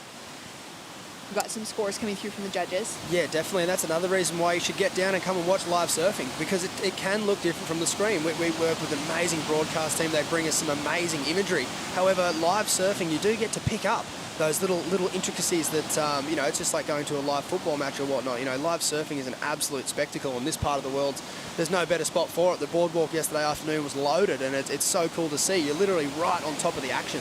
So the judges making light work of that score there. It's going to be the best wave of the heat so far, but we will still be waiting for another score from Jorgen. So we will wait and see how that one comes in. Okay, so Leo's just dropped in a 6.83 for his previous wave, and now a 7.23 on the scoreboard for his last. He's up into the lead. Matthias Herdy with a couple of 5s is sitting in second, and now waiting for last of Jorgen to come through. 15 minutes, 42 seconds on the clock. We're gonna go check out with Kaipo out and about around the contest site. I feel like I'm going fast right now because I got my Oakley shades on. It's got clarity, protection, and of course, that prism technology that takes away all the glare. Every day is a sunny day when you got your Oakleys on. Boom, boom, boom, boom, boom, boom, boom. Kaipa's really feeling these sideline heats today. Sideline hits. I got a pair of frog skins with the prisms in them, and when you're lifeguarding and looking out over the ocean, they're an absolute. Feels like you've got a cushion around your eyeballs. They are pretty spot on. Especially in the Australian sun here, it's a little stronger than the rest of the world. Definitely, especially on the East Coast, which True and I used to growing up on. It's yeah, hardcore. Hardcore. A couple Pterygiums flying around in this commentary booth, both of which probably land in my eyes. True's yours looking pretty good. All right, Stace, back to the scores. Well, we'll get back to scores for Leo in a moment because he's on another wave. Now driving down the line, goes for the air again. Wow. Super high tail on that one. We saw it earlier in another heat, and then we've seen it again here. The judges are going to have nowhere to go with this score. This is infinitely better than his previous ride, and they've already got a 7.23 down for that, and he's not even done yet. That was a legitimate backside air, and I'm really curious to see where the score goes. Okay, so 7.23 for the previous air. This is so much better. So good on Leo. He'd be feeling very, very good about his heat right now. He's going to have, he already does have the 2 best rides of the heat. He's now going to have the 3, which for Leo in this situation is so dangerous. You know, the other competitors, they're really going to have to step up now. Okay, 14 minutes on the clock. We're going to get replays in a moment because Mateus is answering back as well, True. Yeah, he doesn't get as much height on that one, but he projects forward. I think going from watching Leo's last air to then watching that, it's quite a few levels better. But he's Mateus is very good at air, so he's definitely in the game as well. So we can't quite count him out just yet. Stace, this one? Yeah, this is so cool. He's slightly off axis, a little late to the section, but he makes it work, you know, definitely in his favor. He probably wasn't late at all. It was perfect timing. He was just a lot more upside down than that other aerial that we saw before, and then he knows he's onto a big score here, so he's just looking to put a little bow tie on this one and get the finish done. But he'd be feeling really, really good about that completion. Look at him paddling back out. He's fired up. Coming off of the victory the last time this event ran in March of 2020. Scores through quickly across the board from the judges into an 8.17 for Leo Fioravanti. Has him sitting significantly in the lead. Mateus with a score to come through, now chasing a 9.70 to get the lead away with 12 minutes, 45 seconds on the clock. We're going to a Bonsoy brew break. We're going to be back with situation updates and more waves after this.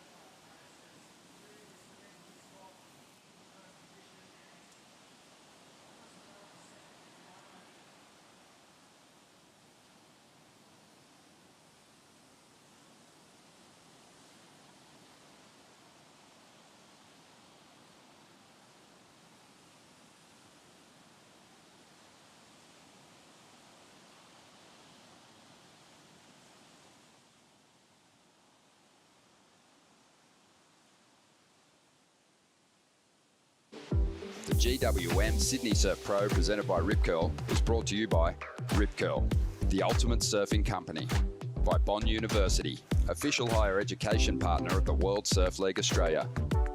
But is it Bonsoy, the official golden halo of health? And by Bailey Ladders, official ladder partner of the GWM Sydney Surf Pro, presented by Rip Curl.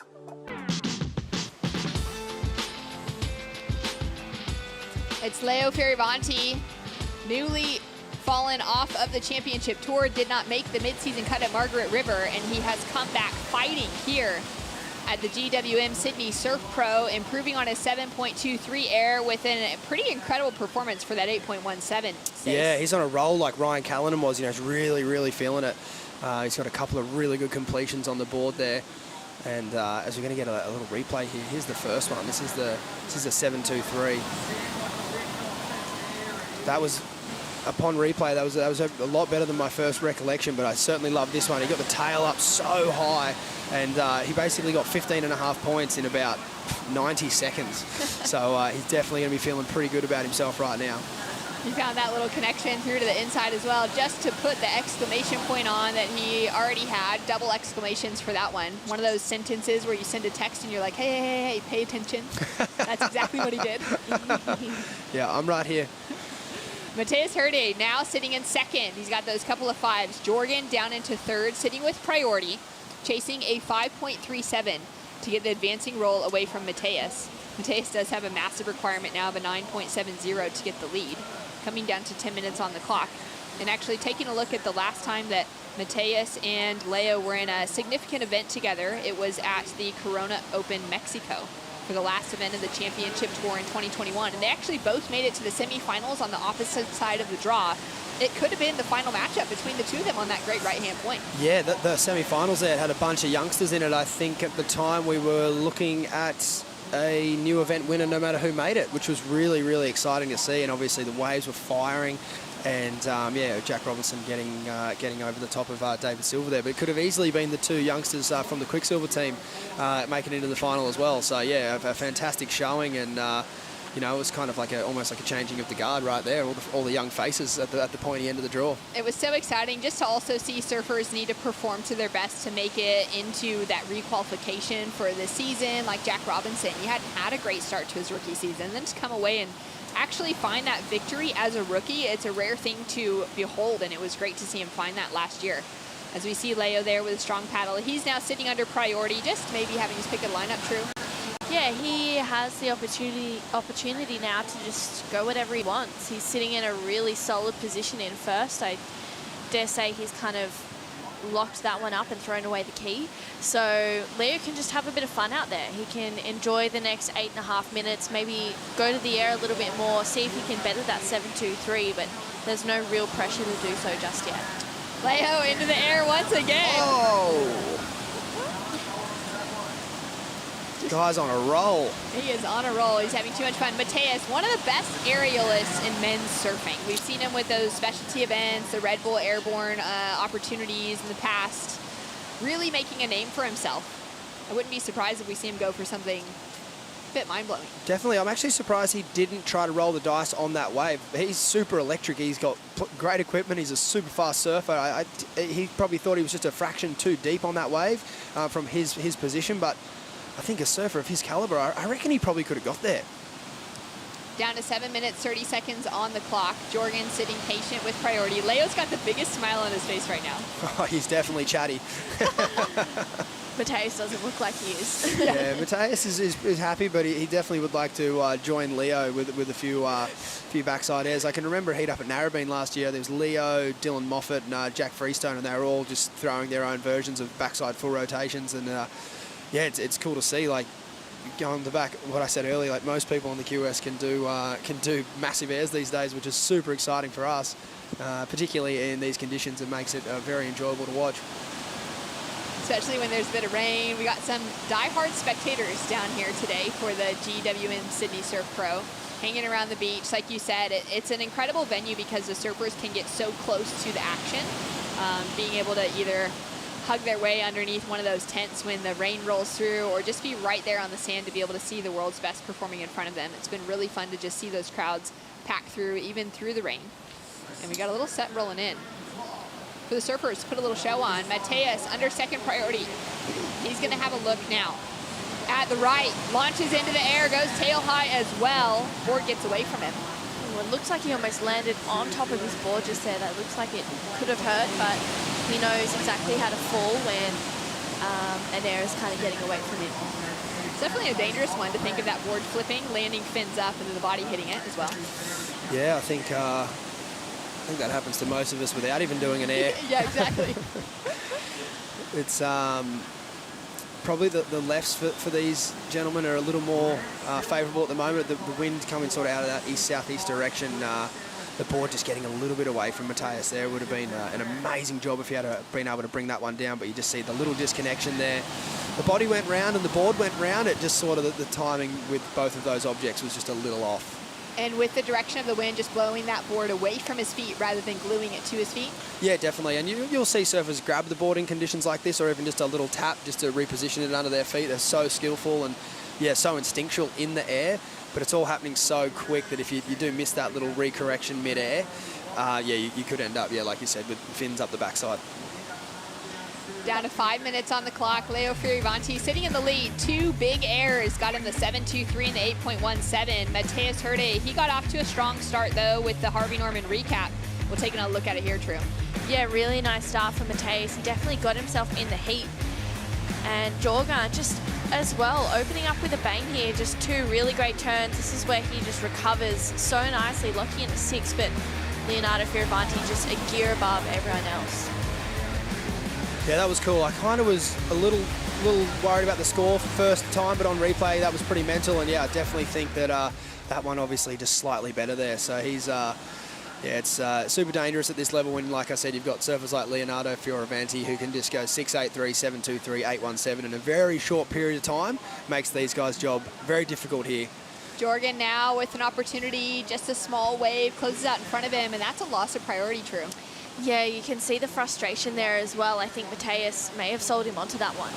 So great for Mateus, not so great for Jorgen, or it may have been Leo, one of the two. So yeah, he needs to start again. He's looking for a 5.37, which is so achievable for Jorgen Kuzno.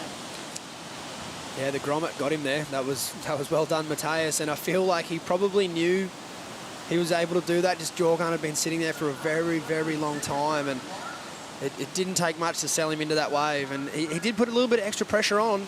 He made him deep, as we see Mateus here. With the opportunity, driving down the line, goes for the reverse as well. He is only looking to build on those 5s, though, at the moment. Yeah, and then it kind of flips back over to Jorgen there. I think that was almost a, I'm interested in this wave. What are you going to do? Yeah, I'll go. But there was never 5 points in that wave. So that was a little tick back there to Jorgen, and now he can maybe find himself some green ocean. 3 minutes, 20 seconds on the clock. Jorgen now having a look at this one. Driving down the line, straight into the lip to start off with. Finds a better snap on the second section. And looking for this to hit that inside double up. Begins to stand up now. He's only chasing a 5.37. He's going to put in every ounce of energy he has on the finish. Next few turns together. Getting some whistles from the beach.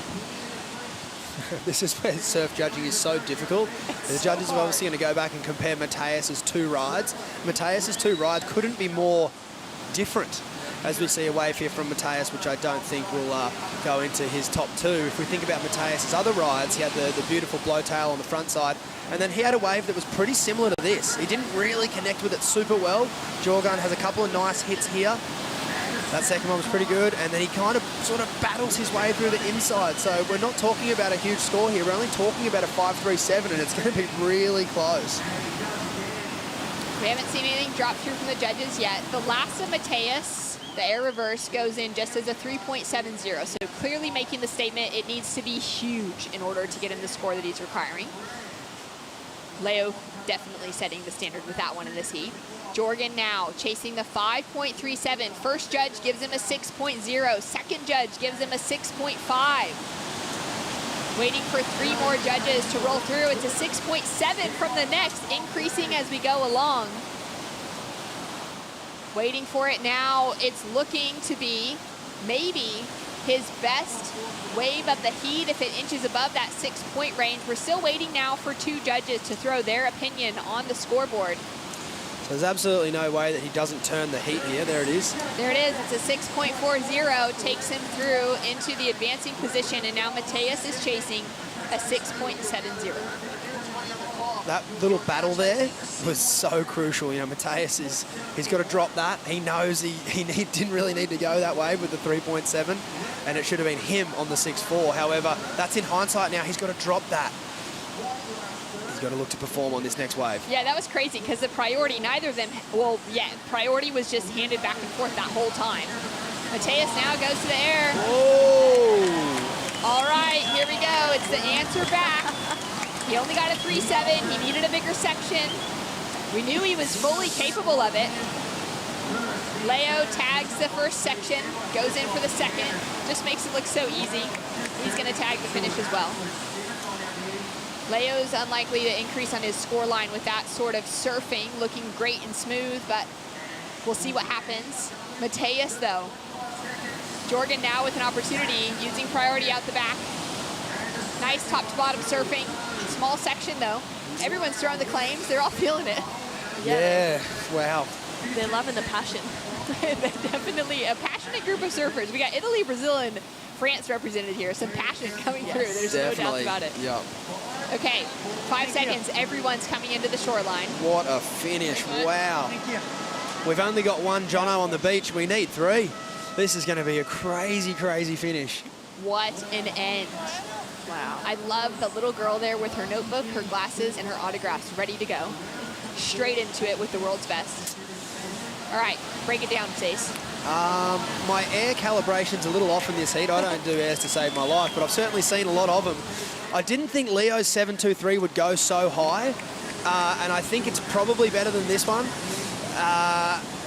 But for me, I think that air felt really good to Mateus, especially under the pressure, but I just don't know if it's going to be a 6.7. I think Leo's 723 was a fair bit better. And then this was the opportunity for Jorgen to build on the 6 as his backup score.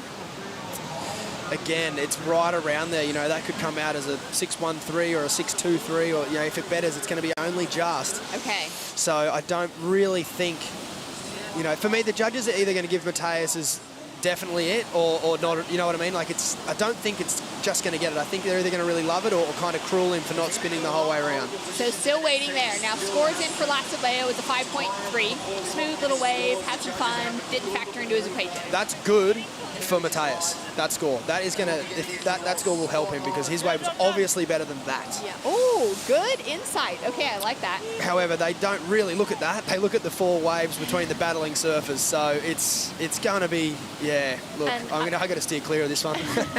I guess as well, they'd probably be looking at Leonardo's 8 and 7 and kind of comparing that. Yep. Because he just did mainly 2. They'll be looking at the backside 7.23, Yeah. and it's not as good as that, and there it is. There it is. It's a 6.33.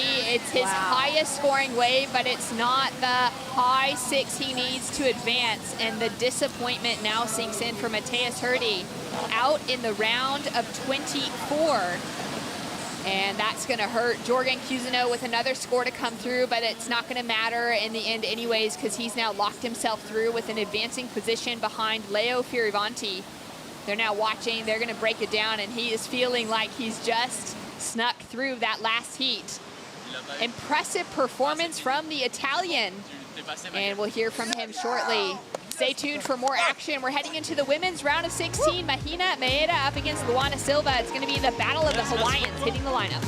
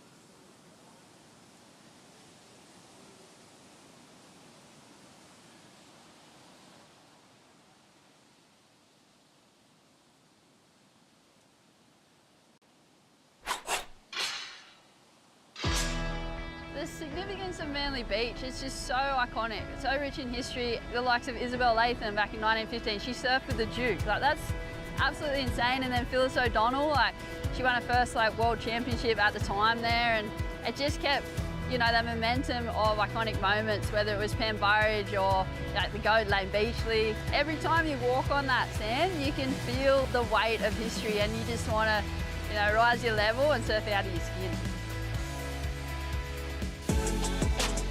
How cool is that? Sally Fitzgibbons talking about the legends that inspired her. Well, for me, I'm sitting next to one of my heroes as a Grom, Ronnie Blakey on the Harvey Norman set with the great Wayne Rabbit Bartholomew. Bugs, thanks for having me in the booth. Oh, shucks, Ronnie. It's great to be here in your neck of the woods, mate. And I love the Northern Peninsula. Across this side of the harbour, it's a special place with special memories for decades. It sure is, yeah. It sure is, and we're about to create some more memories here as we move into the round of 16 for the women. And it's all Hawaiian battle out here at the moment. Mahina Maeda, although she represents Japan, lives on Oahu, and Luana Silva, reigning from that same part of the world, and she is a phenomenal talent. Fell below the cut line on the championship tour, Luana Silva, but getting herself a 9th place finish in the first Challenger Series event.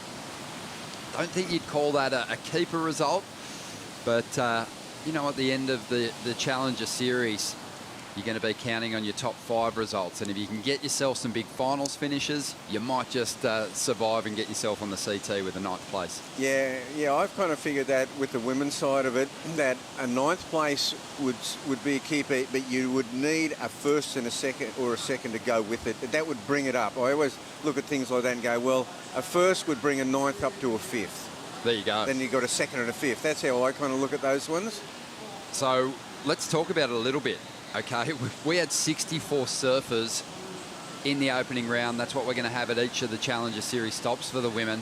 At the end of it all, 5 places on the CT is what they're fighting for. It's not a whole lot. Oh, it's threading the eye of the needle. It's really tough. I mean, this has been amazing. We just saw the round of 32 earlier, and that was super tough. Like we had the winners of that first round of 64 together. They converged. I do believe that's the hardest round of the tournament.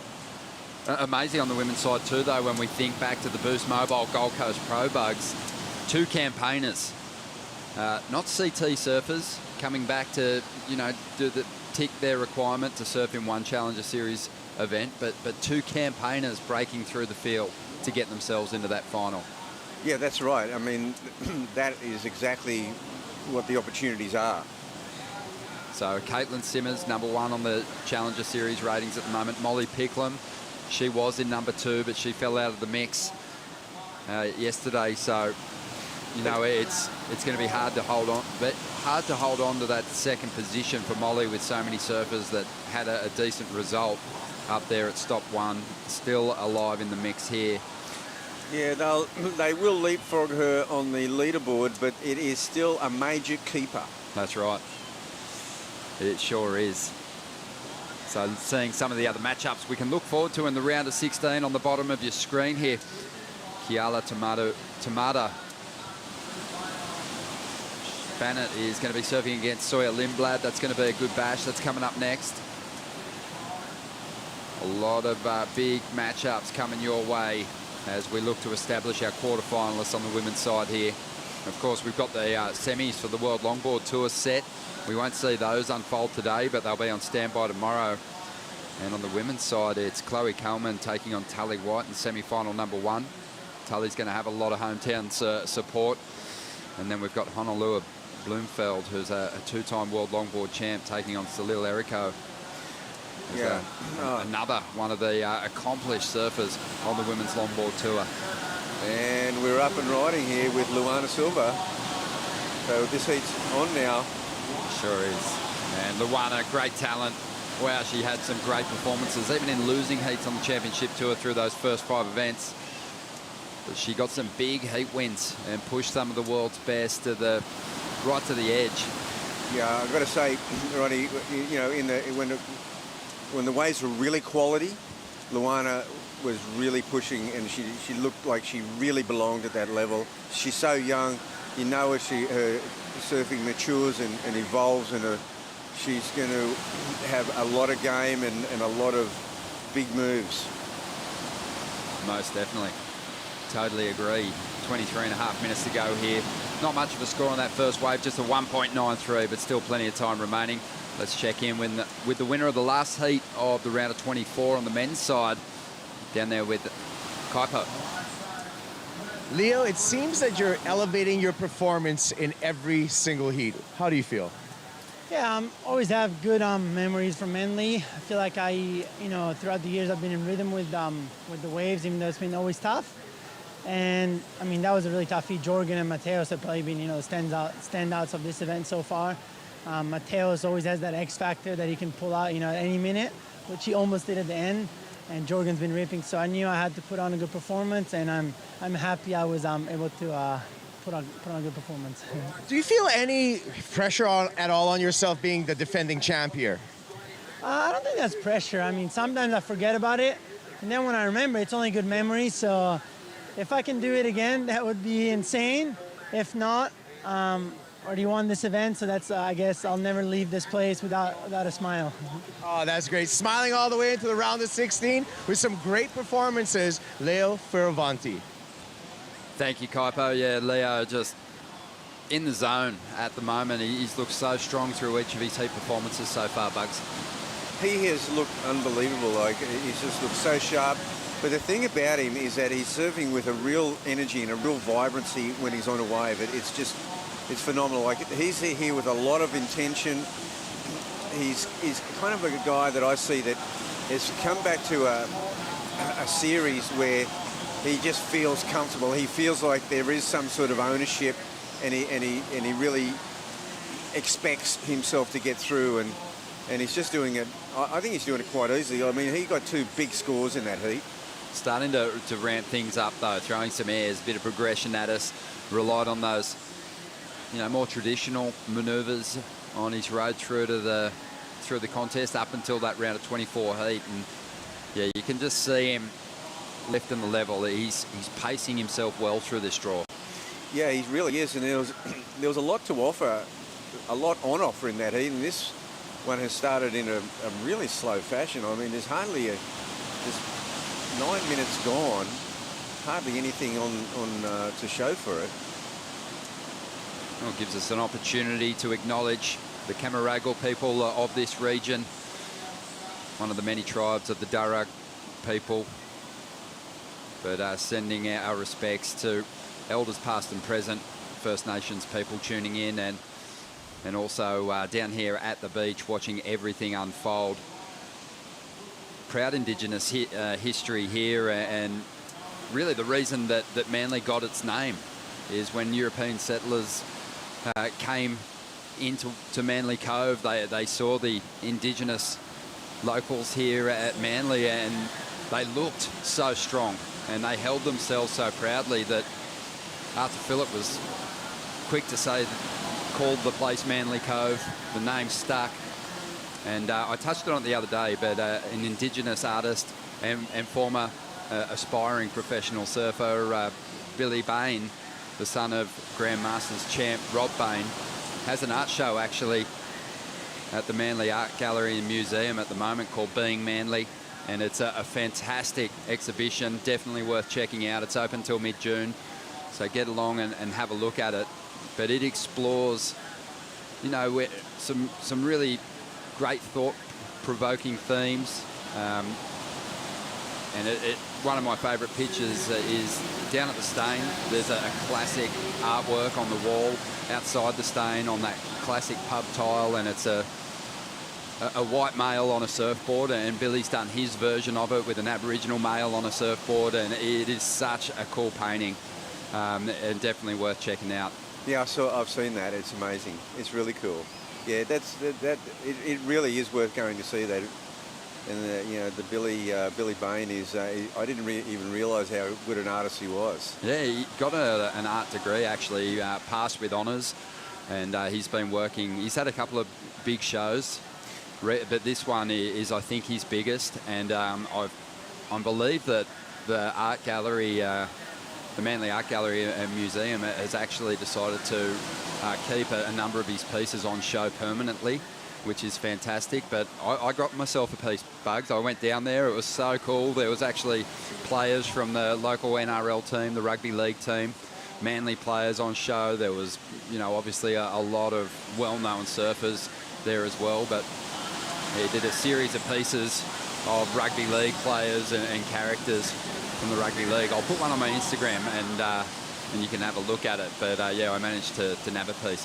I'm thrilled. Oh, that's so cool. And it was back in the day when it was rare for a surfer to go to university, to go tertiary. I always sent it up, obviously coming from that era. This is a nice little double. Yeah, this will be by far the best wave of this heat. There's only been 2. Luana Silva's going to put a 5 on the board or thereabouts, and we're waiting for Mahina to make her move. But you were saying? Oh, I was just saying when my boys, graduated, I always say, as a surfer, I go, well, it's good to see you both. Only we get past 5th grade. Yeah, well, you're past the flying colours, the school of hard knocks, though, Bugs. I'm thinking the Baines in the same category. Yeah, quite possibly. His dad's just such a classic character. And, of course, a super successful businessman now. Yeah, that's right. Yeah, still heavily involved in the industry. But he had some big wins on the beaches as well. He came from just north of the pipe here at Queenscliff.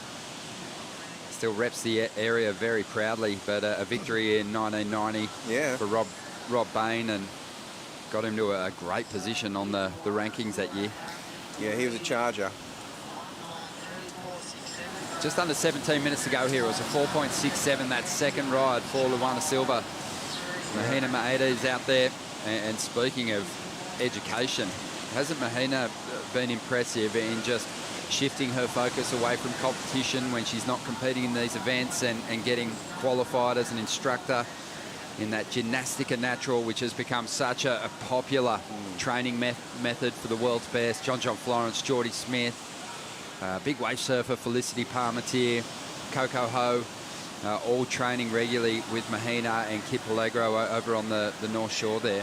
Wow, that's so awesome. Got to go see Kit at some point. I can barely touch my toes these days, Bugs. Oh, yeah, well, after, 8 straight days of commentary here, I'm a bit hunched myself. 16 minutes remaining here. We're going to take a Bonsai brew break, and we'll see if Mahina Maeda can get herself a ride right after this.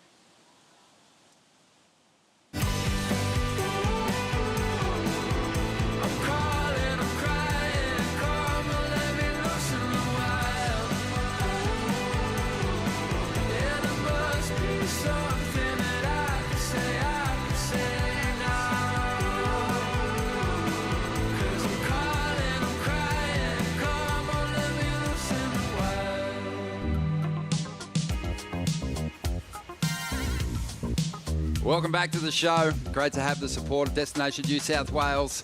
Loving our time here.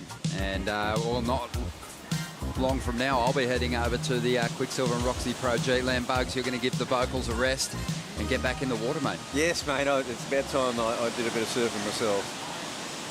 It's good to see you fighting fit and coming back from injury.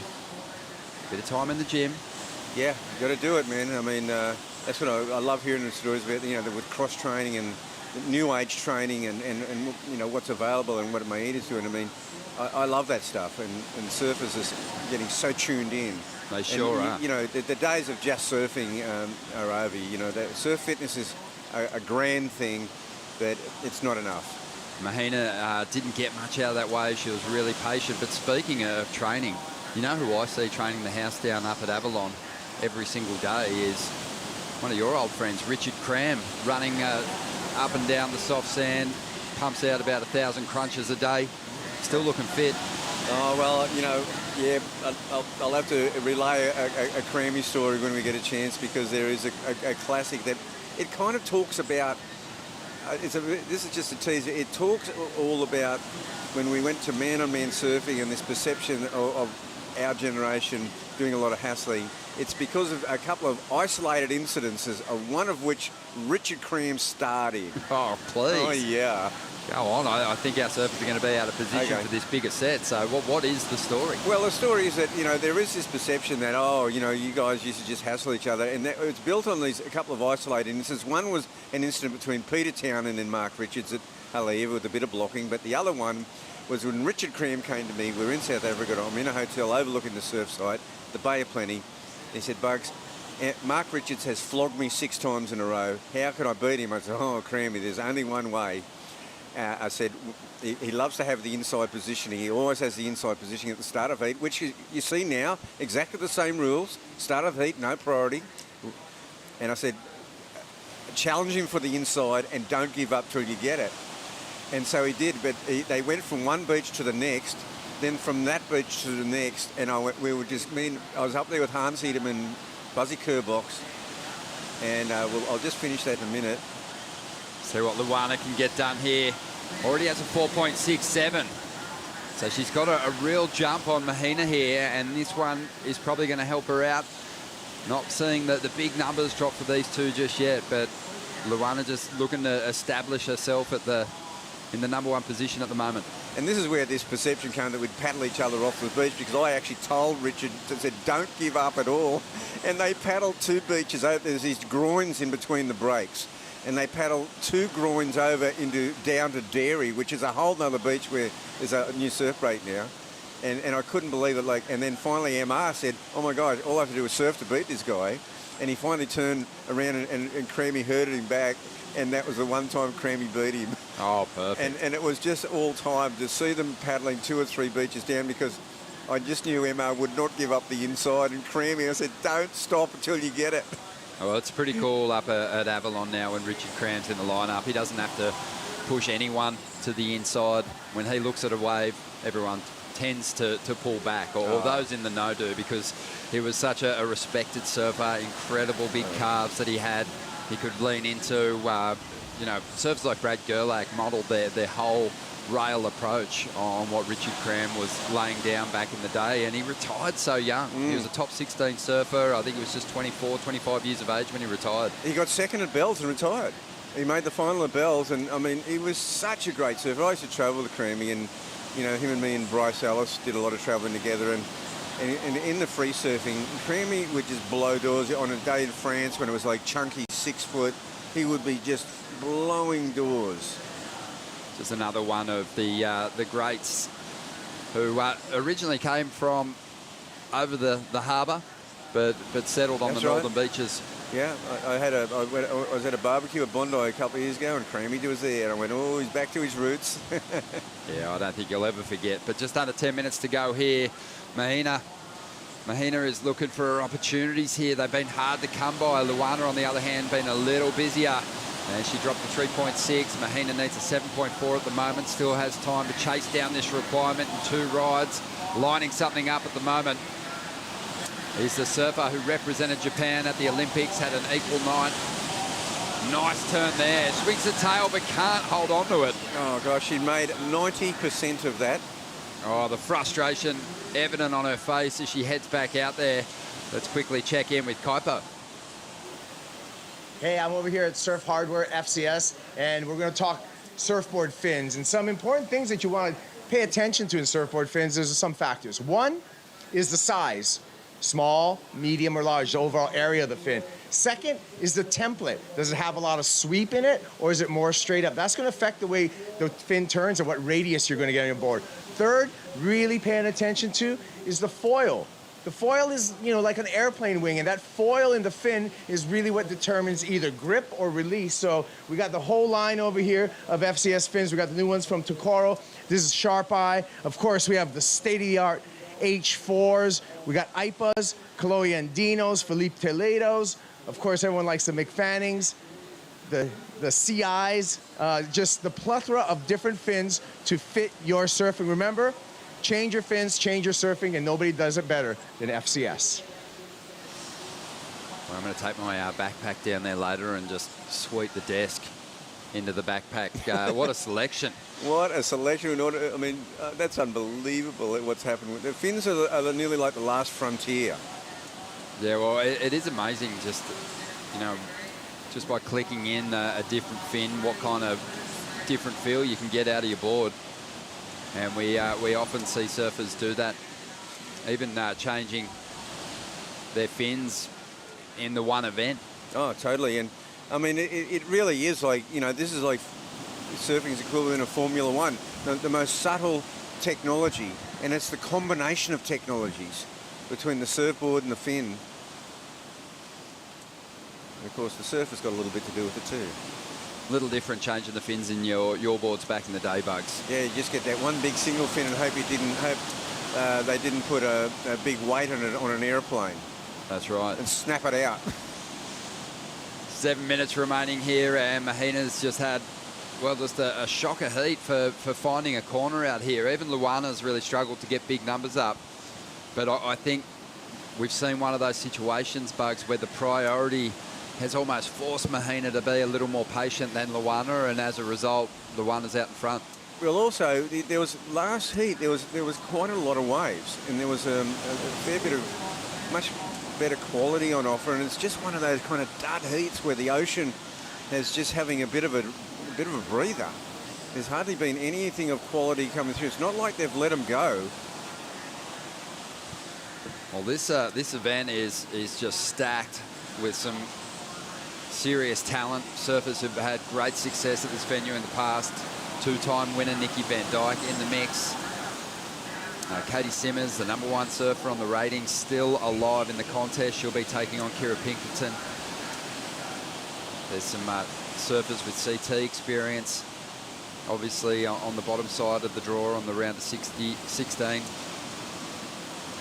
But also, you've got Moana Jones-Wong, who's been dropping great numbers. She's coming up in heat number 3, surfing against Sarah Baum, who caused a bit of an upset yesterday afternoon, knocking Molly Picklum from the contest. Yeah, Sarah, you know, showed exactly how powerful she is as a surfer. Here's Luana again, just, you know, in that glorious situation of holding a lead with not a lot of time left, and she's only looking to get rid of a 3.6. So just this busier approach has really worked in her favour, and Mahina's, she's going to have to make a move soon and really just tap into something, because the requirement, you know, it could just keep growing here. She's after a 7.14 already, and this one, I think it might go into the top 2. Wasn't a whole lot on that second turn. It just fell short, 3.33. Yeah, well, I mean, look, they've adjusted, the scale has been adjusted to the conditions, really, and that 4.67 to start with is really has set the scale, and, you know, that one is going to be, I think, just thereabouts or just under. I can't see it really adding too much to a score, if anything. No, I guess if the requirement is growing even incrementally, it's like weighing on the mind of Mahina, who's making a move, and this couldn't have come at a better time. So she'll have a smaller requirement to chase down after finishing that turn. Kind of went looking for a bit of a reform on the inside. Yeah, well, the tide has come in now. Those reforms are there. I mean, we saw Sarah Bourne yesterday afternoon. You get an amazing reform on the inside.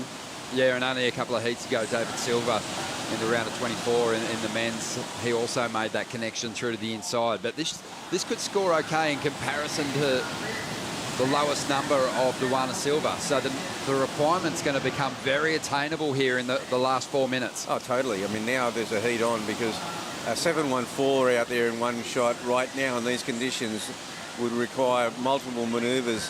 That will most definitely get Mahina into this match. And now it's game on with 3.5 minutes remaining. So is Luana going to sort of play defence, or, you know, she would probably be feeling that she's a bit underdone herself and not really feeling comfortable about what she's posted so far. Well, it's you know, it's going to be intense because Luana has led this heat up until this 3-minute mark, and even after Mahina's wave drops, she'll still be leading, but she's in danger of losing that lead in the final stages if she can't improve on that 3.6. So it's a 4-point ride for Mahina. She needs a 4.28 to get herself into the lead now. 3 minutes remaining. And it looks like the ocean's sort of come alive a little bit more. I see a bit more energy coming this way, so there might be, it looks to me like more than one wave. God, I love your positivity. Yeah, I'm seeing something. Come on, Ronnie. I'm with you. I definitely saw something surging our way. 2.5 minutes to go. Priority is with the youngster, Luana Silva, lining something up here. Has the head down, committed to this one. Heading right. Great forehand approach that she has. Gets a great turn in. Nice little kick on the tail. She knows that that is valuable and will likely better the 3.6. We'll see what Mahina got done on the left. But she didn't get a hit on the inside, and with 2 minutes to go, she's got to really put the head down and get back out there in case she didn't get the lead here. Well, we don't know what she did on the outside. That's the one thing. She might have got a big smash on the outside too, but this was a classic situation on a split peak. Really beneficial situation for Luana, though, even if she finds herself in second spot and that her wave was quite short. She's almost back out there. Well, here's Mahina's ride. Oh, I think that Luana's going to get the better of her on the exchange here. That wave just laid down. Yeah, it was a bit more, Luana's one move was more dynamic, and this really didn't offer the inside. This move here, she gets aboard above that lip line, much more dynamic. The tail slide, tail drift, and it was... well, based on what we've seen already today, it feels like that might be the best wave of the heat so far. Only one turn. Just the one section, but she did hit it nicely. The timing was perfect. Got a little kick on the tail. 5.67 for Luana. And now it is a pretty hefty requirement that Mahina needs. She's after a 6.34 now. And having to battle out from the short break, but she's done it. She's in the break now. We see Luana sort of maybe motioning down there a little bit. This is going to be, you know, whether there's another set to back that one up. Well, Luana's not going down to sit on Mahina at this point in time. And there isn't too much distance between the two competitors, so she's just looking to really add to her scoreline, and she might have a good-looking wall here. Nice section standing up. Great hit on the backhand. And based on the fact that her last ride was a 5.67, there's a good chance that's better than her 4.67. The requirement could go up again. That could easily be somewhere between those two scores. It could easily be beyond the 5-point mark. That was a dynamic backhand move, and again, she got aboard right up there at the vertical. Well, there's a good lesson for the other competitors that'll be competing in this round of 16, Bugs, is, you know, when you get that priority at the start of a heat, it's so dangerous to sit out there waiting for a special kind of ride on a day like today. You know, that was a really important heat for Luana, because that ninth she got up on the Gold Coast at Snapper, you know, another ninth wouldn't actually help her. Well, that was a great turn. You know, and she could have gone into defence mode and chased Mahina down the lineup, sat there, looked to limit her opportunities, but she didn't. She backed herself to better her score, and we're waiting on those numbers to come through. But really, it's just a pat on the back, this last number, because the job is well and truly done. Yeah, she's going to better that 5.67. You were spot on with that call, Ronnie. That was a really dynamic turn. 6.33 for the Grom in that heat. And Mahina's out of the contest with a 9th. And on to the quarterfinals for Luana Silva. What a performance. Stay with us. You're watching the GWM Sydney Surf Pro presented by Rip Curl. More round of 16 action right after this.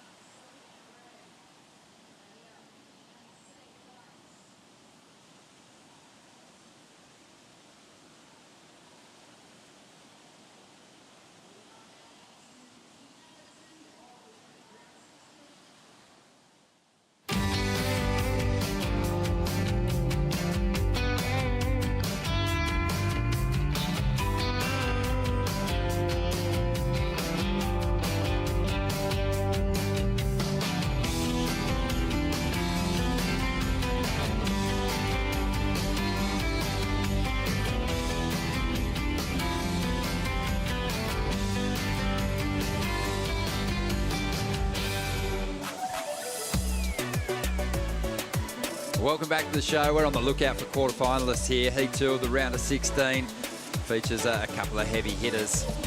Sawyer Lindblad is up at the moment. Such a great young talent.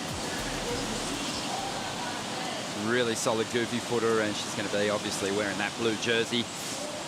And Keala Tomoda Bennett, the surfer from Kauai, who's been super impressive.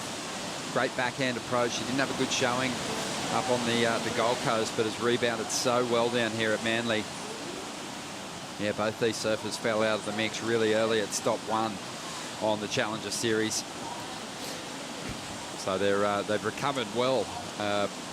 Keala, she had a 49th, Sawyer a 33rd up there, so a great return to form.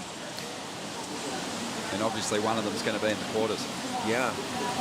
Well, there's nothing more to narrow the focus than a bad result and a quick backup of the next event. You really tighten things up with your heat management. And Keala gets a great ride here to start with, and that's a 5, and Sawyer is a 4. So there we go. There's the scale set.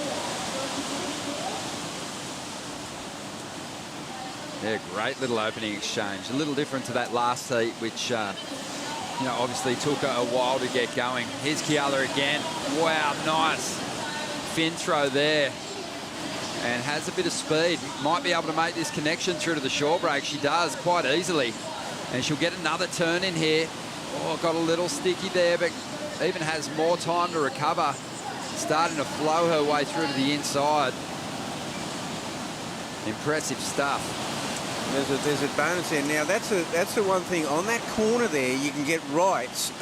And some of those rights, because we saw Sarah Baum yesterday, and it sort of, to me, came out of nowhere.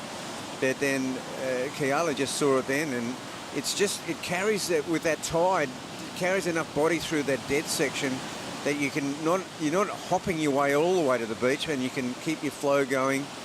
And this first turn here, Ronnie, she sets up a good score with this. Oh, that was awesome. You know, extended, got the fins free quickly, got low again to maintain control. This was a bit of a shame. She's got a little stuck there, but she recovered really well. Yeah, she made up for it with this section here. There's some, you know, definitely some bonus decimals on the inside, but the outside. Oh, that's awesome. The tail drift there, and sends a nice little bucket flying, and that's where the foundation of this score that's about to be dropped came from. She's got a long paddle out from the beach, but she'll be at least happy that she's moving up the scale on the points for sure. That'll better her 5. Yeah, it sure will. Keala challenged last year through the 4 events of the Challenger Series. Her best result came in Portugal. She had a 9th there. Ended up finishing 23rd. So, you know, with 64 surfers in that opening round, that tells you that she's moving in a positive direction. I think she's given us at Manly reason to believe that she can go better than 23rd. I've liked her surfing. I have too. I mean, and I've liked her whole approach down here. Every heat she's had, she's just been really positive, and her wave selection has been good. And she knows she picks her points, and she's got some big moves in her repertoire. She's just got a 6-point ride there, so that'll help out. She came into the Challenger Series as the number 5 seed on the Hawaii Tahiti rankings. Sawyer Lindblad, she qualified via the North American region, and from 5 events, she had a win, 2 runner-ups, a semi-final and a quarter-final. Oh, that's amazing. That's so consistent. And here she is again.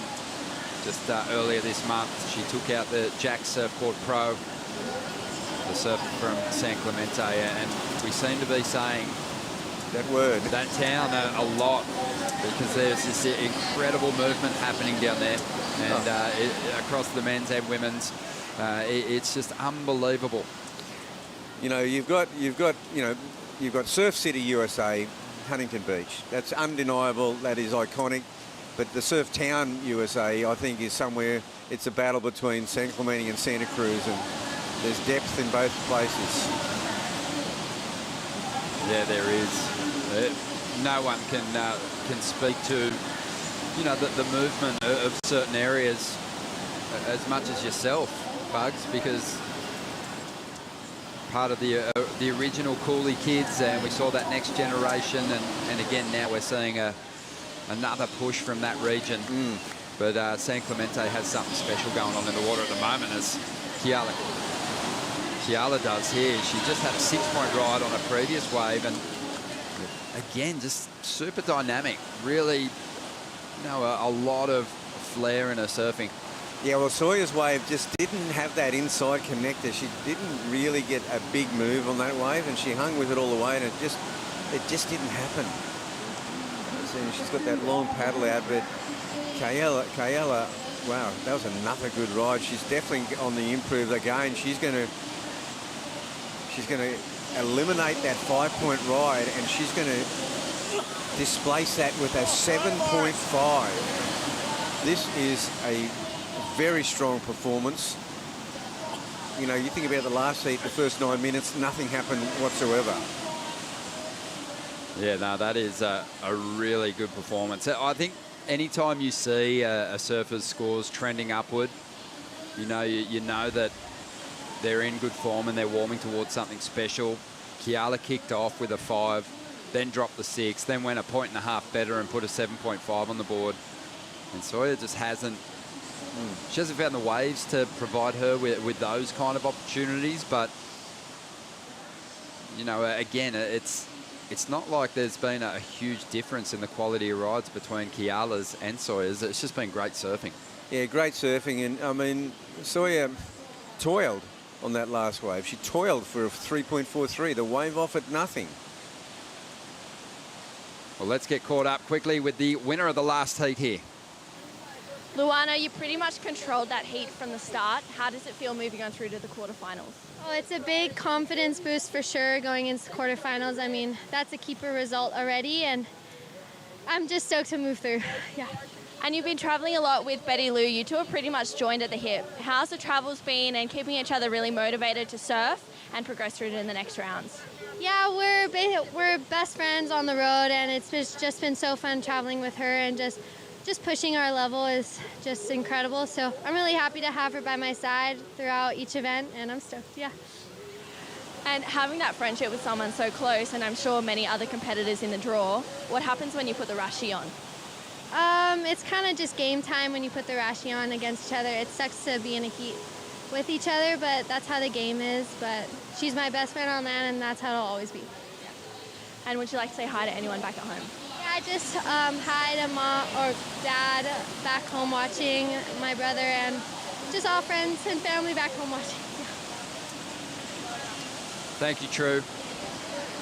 Yeah, Luana, just a completely different vibe to what we experienced from her after she fell below the cut line over there at the Margaret River Pro Bugs. She was absolutely devastated, but she need not be. She's so young. She's got a massive future ahead of her, and she's proving here on the Challenger Series again at stop number 2 that she's going to be difficult to beat. Meanwhile, Chiala just continues to build. 7.5 on a previous wave. I wonder where they're going to go with that one. Yeah, it won't be a 7.5, but I'll tell you what, she's putting on a bit of a clinic out here. Her confidence is really high, and for Luana, I think when I said that, I think there would have been a bit of nerves going into that heat because it meant so much. Another ninth is, oh gosh, is Chiala. She only got the one move there, but it's dynamic because another ninth would have not helped Luana at all. But as she said, it's a keeper result. As a bare minimum, it's a keeper result. And I think that on the women's side, I think a 5th is you were going to need 5ths and better to make that top 5. Well, Chiala's had an incredible junior career and some monster results, looking to really break through in a Challenger Series. And with surfing like this, she'll likely get there. She did finish runner-up to Kira Pinkerton in the World Junior Championships back in 2018, so she's a high achiever. But a lot of surfers are starting to take that next step in their career now. Yeah. Like her previous wave, she only got a 4.27. I'm really wondering where that one's going to go, though. That was one of the most dynamic. She really had like 90% of a board out the back of that wave, and she just brought it around so master. It was just a masterful performance on a one maneuver wave. Earlier in the event, Bugs, we were talking about, you know, the best surfing you'd seen on the northern beaches. You brought up Pam Burridge, memorable performances from her. I think competitively, a person who had a huge effect on a lot of modern day pro surfers is Layne Beachley, and there's often been talk about a statue being erected of Layne down on the Corso. Bring it on, I say bring it on too. I mean, Layne is responsible for inspiring the leading edge being Stephanie Gilmore, Carissa Moore, Sally Fitzgibbon, Tyler Wright. I mean, Layne actually ran her own event and would invite the hottest young girls like Tyler, and she gave all these girls a start in her event when they were really young. Probably knowing that as a #1 seed they'd be against her, but she just wanted to develop women's surfing, and plus she sat on the ASB board representing her, and Rochelle Ballard were unbelievable representatives of women's surfing. I mean, Layne, I always give Pam a lot of kudos, because back in the day, you know, I'd see her surfing in the surf about it. She was in my era, you know, and she's a wonderful surfer. But Layne is the icon. Yeah, incredibly accomplished. 7 world titles, equal with Stephanie Gilmore at the moment. Steph still chasing that 8. But yeah, this, you know, in this area and all over the world, people know who Layne Beachley is. She's still heavily involved in surfing, working with Surfing Australia as a chair, and she sits on the board and does a fantastic job. But she pays such close attention to all the events, but especially ones that are run in her backyard, and I'm sure she's super proud of what she's seeing at the moment. There's been such a massive evolution in performance, even since Layne was winning world titles, but the next generation as well, below these surfers competing to get on the championship tour, looks like it's going to be so next level, so well-rounded. They've got that progression on lock, and we've touched on it a couple of times. They're probably more progressive than these surfers trying to get onto the CT at the moment. Sawyer Lindblad trying to just battle her way back into this heat. There's a really strong combination. Just gritting her teeth through that first turn, ripping the board through and getting it back up there, really maxing out the points on offer on the outside section and bringing it right through to the inside and just extracting everything she could out of that ride. Well, she's definitely going to get out of combo right there. You know, she's going to at least get herself in touch with this heat. Yeah, this is a nice little combo. What a great little snap there. Vertical, Rio, and done with such confidence. This snap, I really like this.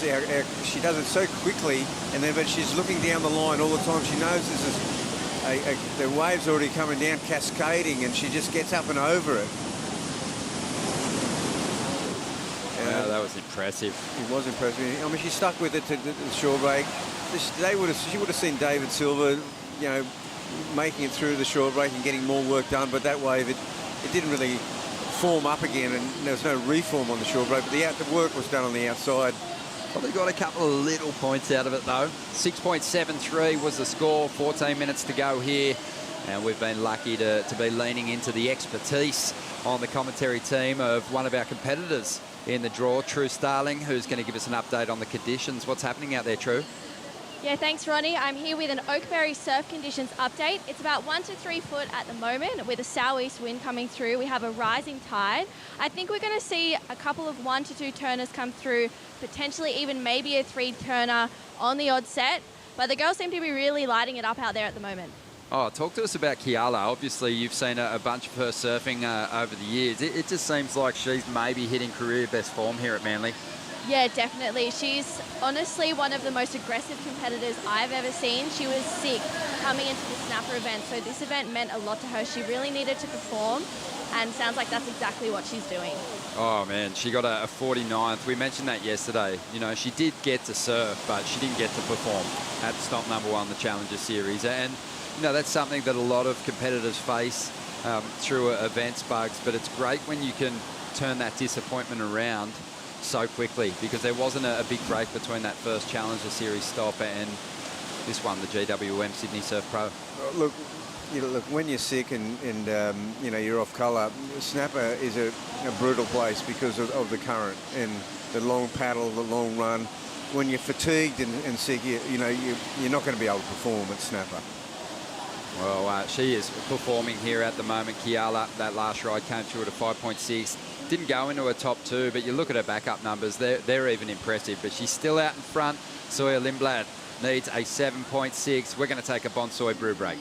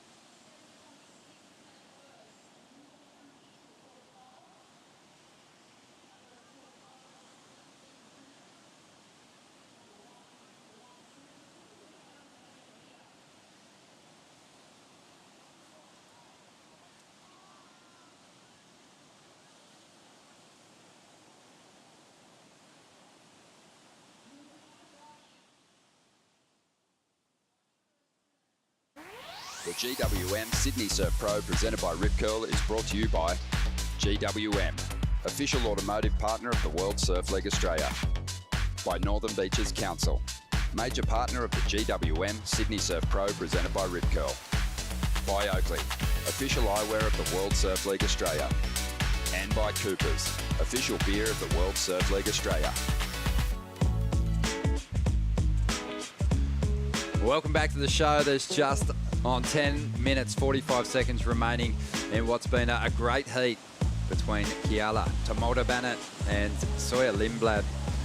And Kiala's just been on fire, Bug. She's got a 7.5 and a 6.83. She was building there for a while. The last couple of rides didn't factor into the heat, but she's still giving us entertaining surfing on each ride. There's been some dynamic turns. She looks like she's ready to drop something in the excellent range if she gets 2 good sections on a wave. Well, I think on that last wave, if she hadn't fallen on the end, she would have bettered that 6.43. But where the equation lies is that Sawyer has to get something better than Kiala's 7.5. She has to get a 7.6. So that's the range, and that was a brilliant ride. Yeah, 7.6 is, you know, that's a pretty dynamic ride. Needs a big turn on the outside. Yep. And it needs, you know, maybe a big combo on the outside could get you there. But when you think back to Kiala's ride, it was a long one. She took it all the way to the beach, let go of some decent turns on the shore break. Yeah, and then, you know, Sawyer tried to follow her with her version of that, but the wave itself just didn't allow. I think Sawyer's definitely better off if she goes to the left and sticks on a forehand. That's, I think, her best shot. Well, we've got a lot to look forward to. Quarterfinal 1 is what we're looking to establish here. And we know Luana Silva's waiting to find out who she'll be surfing against out of these 2. But Heat 3, I can't wait for it. You've got a veteran campaigner on the qualifying series, Challenger Series, in Sarah Baum, the South African, who, again, is looking to impress in order to get those replacement call-ups. She'll be taking on Moana Jones-Wong, one of the highest scoring surfers of the contest so far. Oh, that's a real showdown, that one. Here we go. Kiala making a move once again, trying to get rid of that 6.83. Strong first turn. Drives up into the lip again. And this wave's starting to fade away. But she's going to try and make that connection. Gets those legs working. And it pays off. Finds a finish on the inside. Working hard for her numbers out here at the moment. Will she better the 6.83? Yes, it's 6.83 is a pretty big number to eclipse. There's a well-served wave. She has not put a foot wrong. This has been a wire-to-wire great performance. There's 2 really good turns there, solid. And then she does, she battles with this one through, but it actually offers a really good little bowl for her right here. Yeah, that's a pretty decent shorey finisher. I guess, you know, what's interesting about this heat is Kiala, you know, and probably for most of these clashes is matched up against someone that's so capable of going to the excellent range. Sawyer Lindblad, her style is incredible. She has great variation. We already saw it on her previous ride, that she isn't afraid to really commit and hack into the face of the wave on the outside. You know, and I've surfed in an event like this, if this heat was judged on overall performance, it'd be over. Because Kiala, from the word go, her overall performance has been faultless. Just spectacular surfing from go to O. But Sawyer is well and truly in this heat because it's a best two. Oh, yeah, exactly. That's what you were alluding to. It's only the two excellent rides that you're seeking out there. And at the moment, Kiala's got the best of them. But you're right, she's throwing away pretty solid scores. So I like what you're saying. It's just been a very polished, complete performance. But in saying that, Sawyer Lindblad with something exceptional can still turn this one with 6.5 minutes to go. So it looks like another solid number is coming through for Kiala. And it might just help lift the requirement a tad. Yeah, it looks like it might. It looks like it's going to go beyond that 6.83, not by much, but enough, certainly enough. 6 minutes to go here. And then into the sevens it goes. 7.13. So now Sawyer needs to get the wave of the heat to get in front. Like a 7.9, you know what? If you say it quickly, she needs an 8. We'll see how she handles the pressure here. Yeah, 5.47, there's still time, but this is obviously a set wave because it's nearly like she doesn't need to chip away with 2 because she's already got a 6.73. She's got the chip, but she's surfing against someone who's had such a consistently brilliant performance, not in the excellent range, but just below it. And her combined tally there of a 14.63 is a pretty big score. I really feel like what Sawyer Lindblad wants is a wave that steepens up and maybe shuts down on that outside after 2 turns, because Kiala's rides have been sort of tapered and have had a good pace to them. They've offered like multiple manoeuvres, but earlier on today we started seeing big numbers drop for huge individual turns. Yeah. And it just feels like that's going to be the easiest way to create a point of difference between your approach and what Kiala's thrown at us with those multiple manoeuvres. So I mean, how I'm picturing what you're saying is a set wave with a, with a big snap and then into a massive big closeout move. I mean, exactly. Well, then it takes away the comparison of what minor moves you did in relation to, say, Kiala, because she's done such fantastic surfing with those multiple moves on tapered waves. On tapered waves that, have obviously she's done very well to seek those waves out and surf them brilliantly, but just something with a bit more impact on that outside section could really work well for Sawyer here. 4 minutes remaining.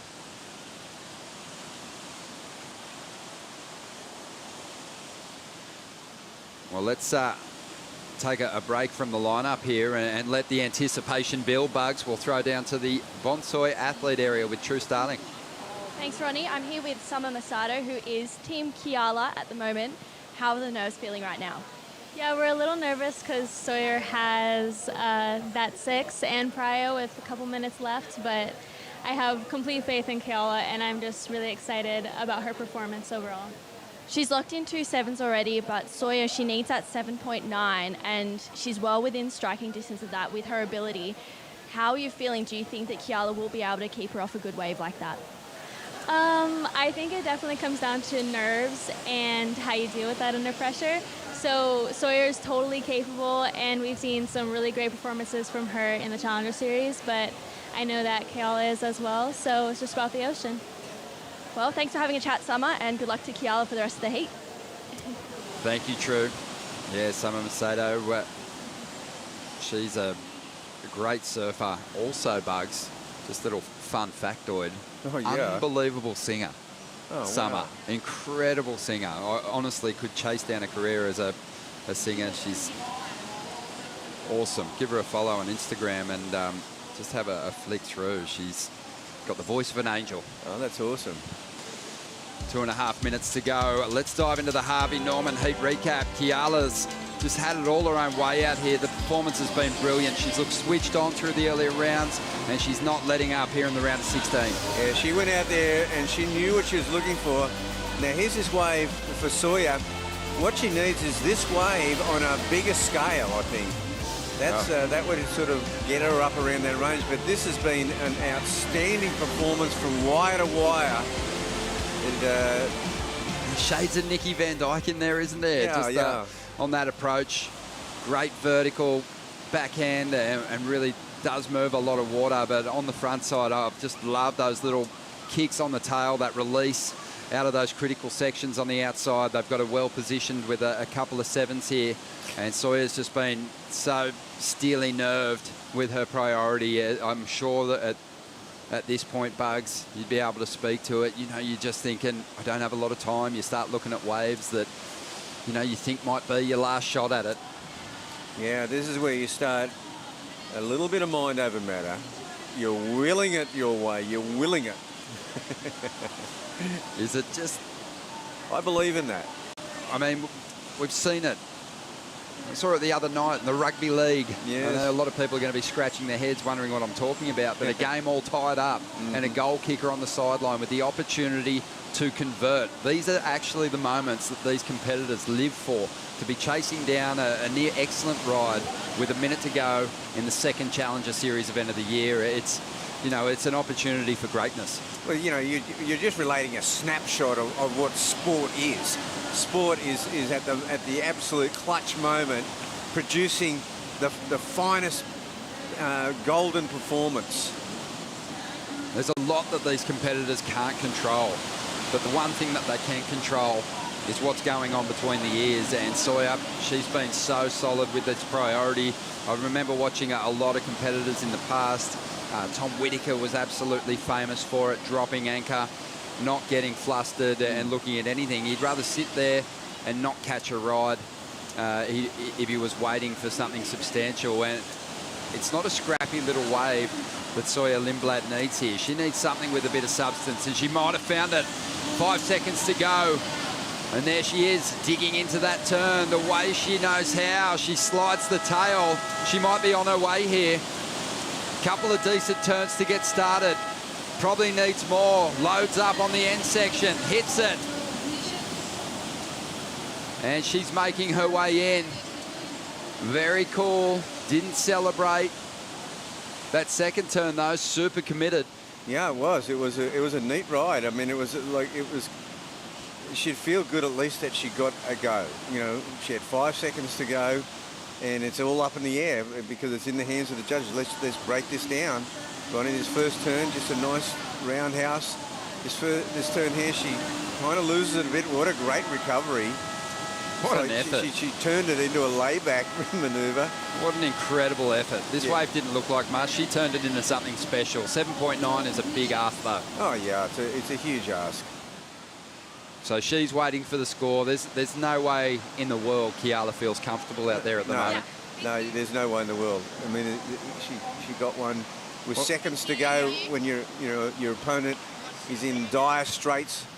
What a legend, too. Just before she even finds out what her fate is, she's stopping for photos. Well, and look at that. She's into the 7 range. 7:07, like not that far off. I think she knew. That's why the body language wasn't outrageous when she hit the beach. Yeah, that's right. She didn't celebrate. She didn't try and sell it to the judges. She said, I've either got it or I don't. Yep. Unfortunately for her, she's going to be bowing out here, and Kiala gets the victory. And what a performance. Very deserving. Overall performance, just one of the best of the day from wire to wire. Just an outstanding performance, and certainly a surfer to watch throughout this event. And she's into an all-Hawaiian quarterfinal, and that's going to be something to see.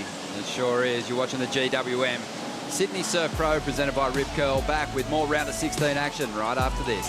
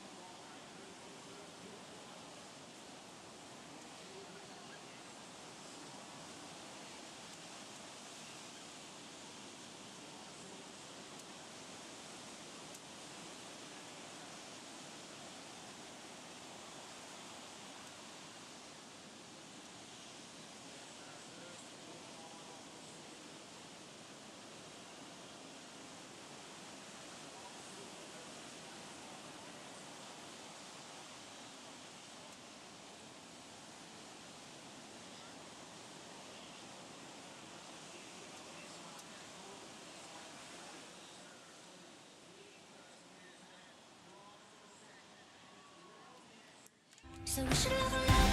I know that life's a lot. Baby, we got this chance to make it last. We should level up. We should level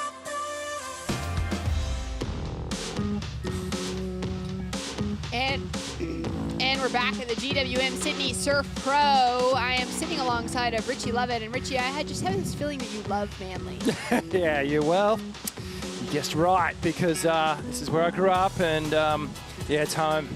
And it can be 1 foot, can be half a foot, can be blowing a gale, I don't care. When I was a grommet, I was out there. Actually, I was still 50 years old nearly. I'm still going out there when it's 1 foot. So it's look, I love these style of conditions. I think it's a real treat to see what the world's best can do in these style of waves. And yeah, there's just so much to do down here. Great community.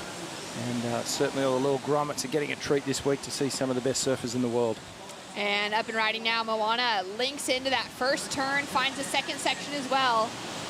She's going to go up to try and hit that third, just gets caught up a little bit on that second turn to put on a strong finish. Moana Jones-Wong up against Sarah Baum in the lineup, and also joining myself, Shannon Hughes, and Richie Lovett in the booth. We've got the great Stace Galbraith. Stace, talk us through the action on this first of Sarah Baum. Oh, thanks for the kind intro there, Shannon. Baumy up and riding. I love her style. She's super strong on her board, and if she makes that, she pretty much, I don't think I've seen a better start all day. That was amazing, Richie. That was an incredible way to start things off. And Moana, she got busy on this wave here. She's got a little caught up on that second turn, and that it just set the timing off for that third hit. Didn't quite get up onto the roof of it. So advantage, Sarah Baum. That last heat, Keala Tomata Bernat walked away with a great victory over a very strong surfer in Sawyer Lindblad. Sawyer had that opportunity, Richie, on the last wave. She absolutely rode her heart out, but score just fell short. Yeah, it just wasn't enough. But some great surfing there. Well, talk about an opener for a heat. Sarah Baum's dropped an absolute nugget. There we go. It's an 8-point ride for the South African to start off. And now a big ask for Moana Jones-Wong, knowing that Sarah will be able to back it up, most likely with something strong as well.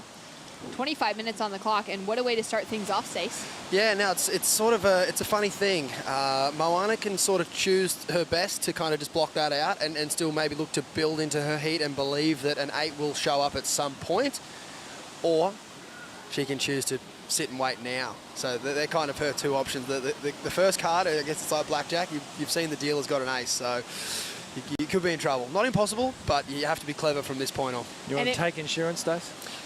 Nah, never. Just let it run. Let it play out. Oh man, what a wild way to start things off for Sarah Baum. She has had such an interesting story coming into this year's Challenger Series. She's not guaranteed to be in the rest of the draw for the remainder of the events, as far as I'm aware still, because she didn't quite gain that qualification out of the South African regional events for the Africa qualifying series. She does, however, live here in Australia, and so while she flew back home, competed in some great events, made the finals a few times, just was unlucky to not be within those top 3, gaining that full qualification out of the African region.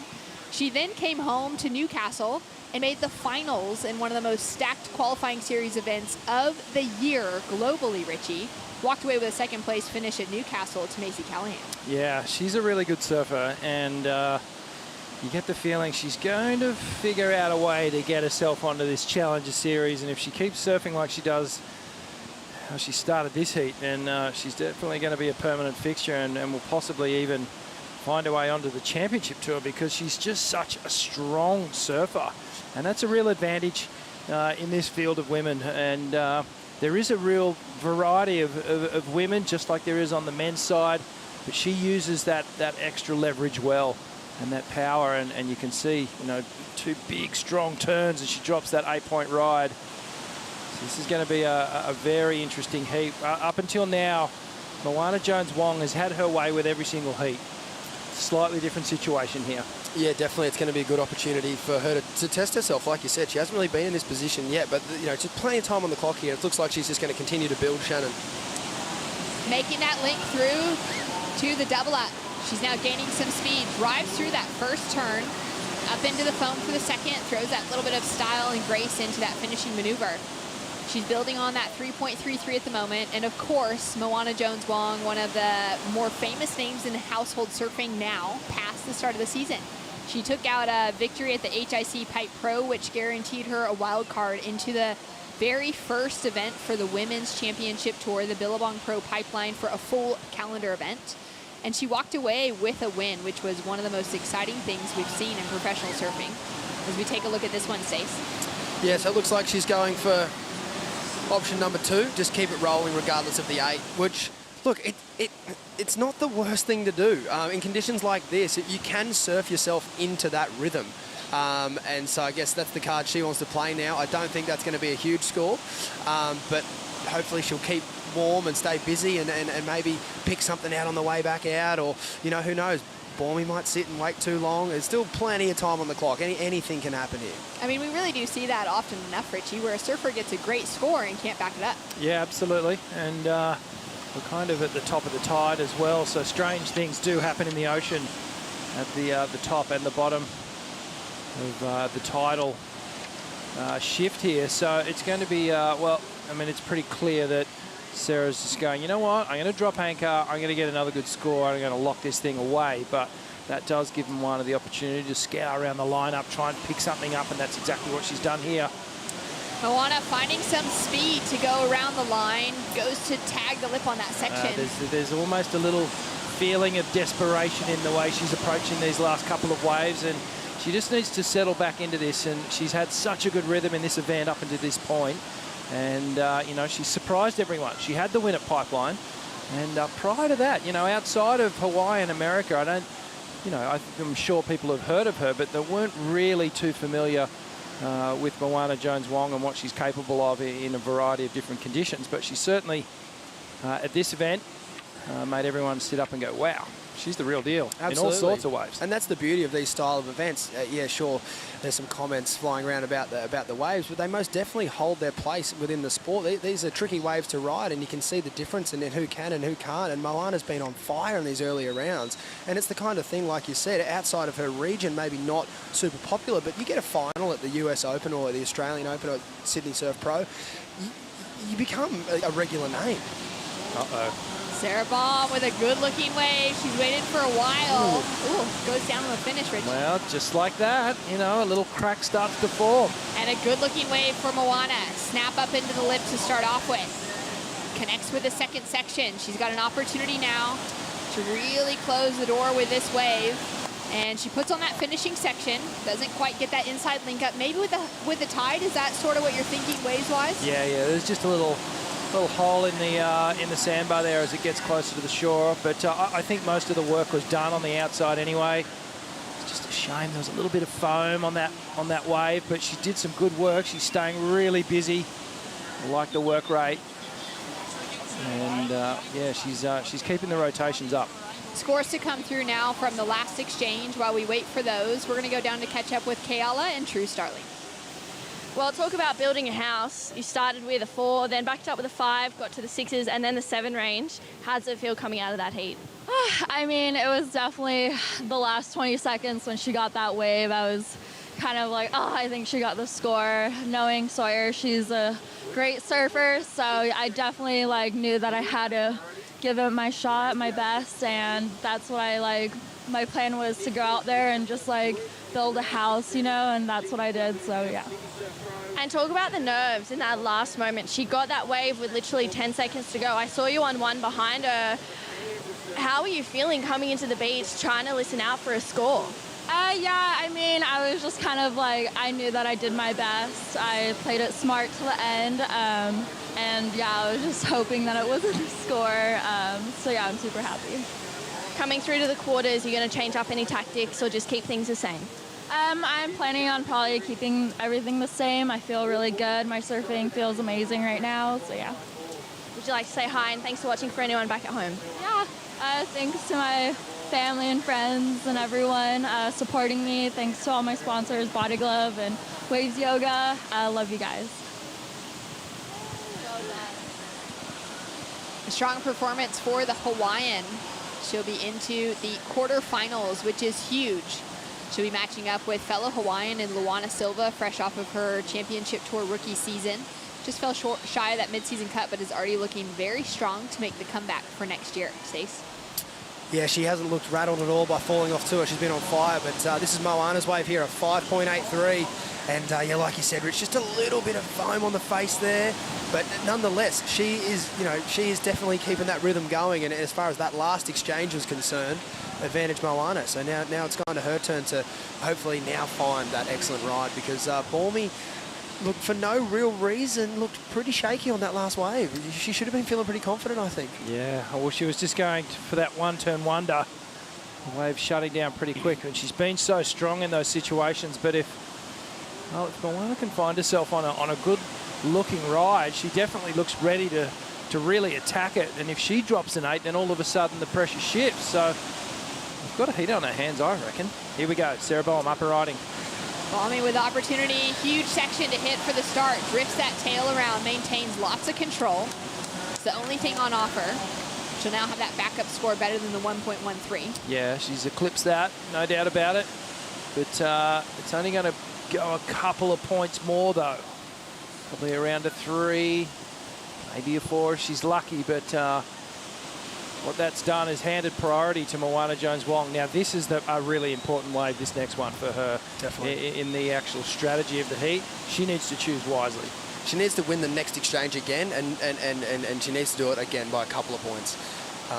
Look, score-wise, that's not going to be a big score for Balmy there, and I'm also not too sure the best feeling out of that turn. I don't think she got the release she was looking for, so it's almost like she kind of might be thinking a bit too far ahead of herself already, knowing she's got that 8, potentially only chasing a 4 or 5 to really close this out. But yeah, it's one of those things. You still got to keep surfing your absolute hardest all the way to the end, as we saw in that last heat. It can go right down to the wire. That's right. It takes 2 waves to win a heat. It absolutely does take 2 waves to win a heat, and it's one of those things when you get that 8, it almost puts a little layer of pressure on yourself, doesn't it? Here we go. With the open face, little check off the top. Interesting wave selection for the last few. I feel like it is challenging to find those waves that offer a good open face. So 3 scores. That last one came through as a 3.6 for Balmy, so it did increase the situation. It's put her back into the lead now. Moana with a requirement as her second highest score to be a 5.78 that she needs to move into that advancing position over Sarah Baum. And Moana had a great heat that she started off with. Her round of 64, she walked away with an 8 and a 7.83 for a 15-plus point heat total, which was exceptional for her coming into the draw here. Not sure what she was going to be able to pull out within these small beach break conditions, and she just closed the conversation on it, absolutely. But now, to be able to back that up later in the round, into the round of 16, there's a lot more pressure, Richie, that builds every heat that you make it through. Yeah, and this is that round where you're getting good points, but it's not one of those, real standout results where you're going, yep, that's definitely a keeper. It's a keeper, but it's maybe a keeper. You still have to back it up with a really good result, single digits, and need a semi to perhaps complement a loss in this round. Down to 14 minutes on the clock. Scores are in. Doesn't factor in for last of Sarah Baum. She's currently sitting in the lead. We're going to go to a Bonsoy brew break for an afternoon cup of coffee. Stay tuned, and we'll be back with more right after this.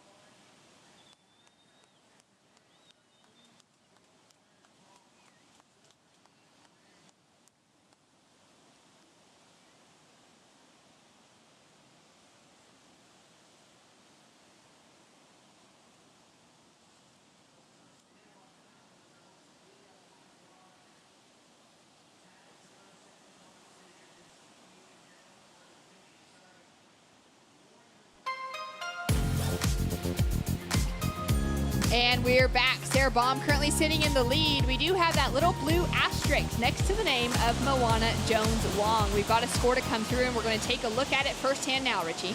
Yeah, it's a replay, so first time we're looking at it as well. Big projection down the line.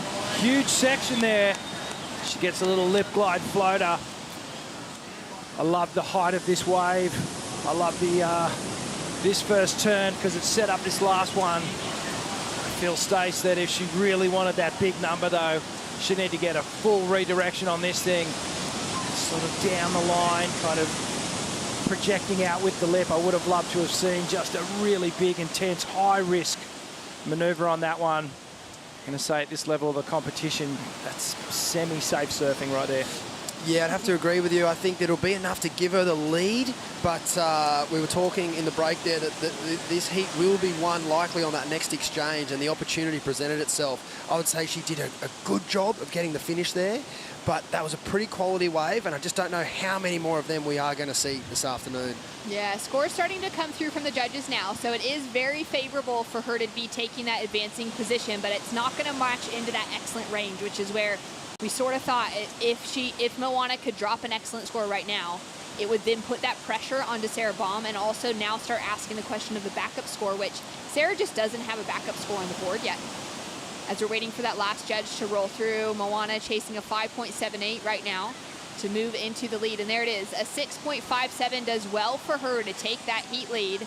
Now Baumie with priority next to her name. She's chasing just that 4.40. She's doing well in applying the pressure.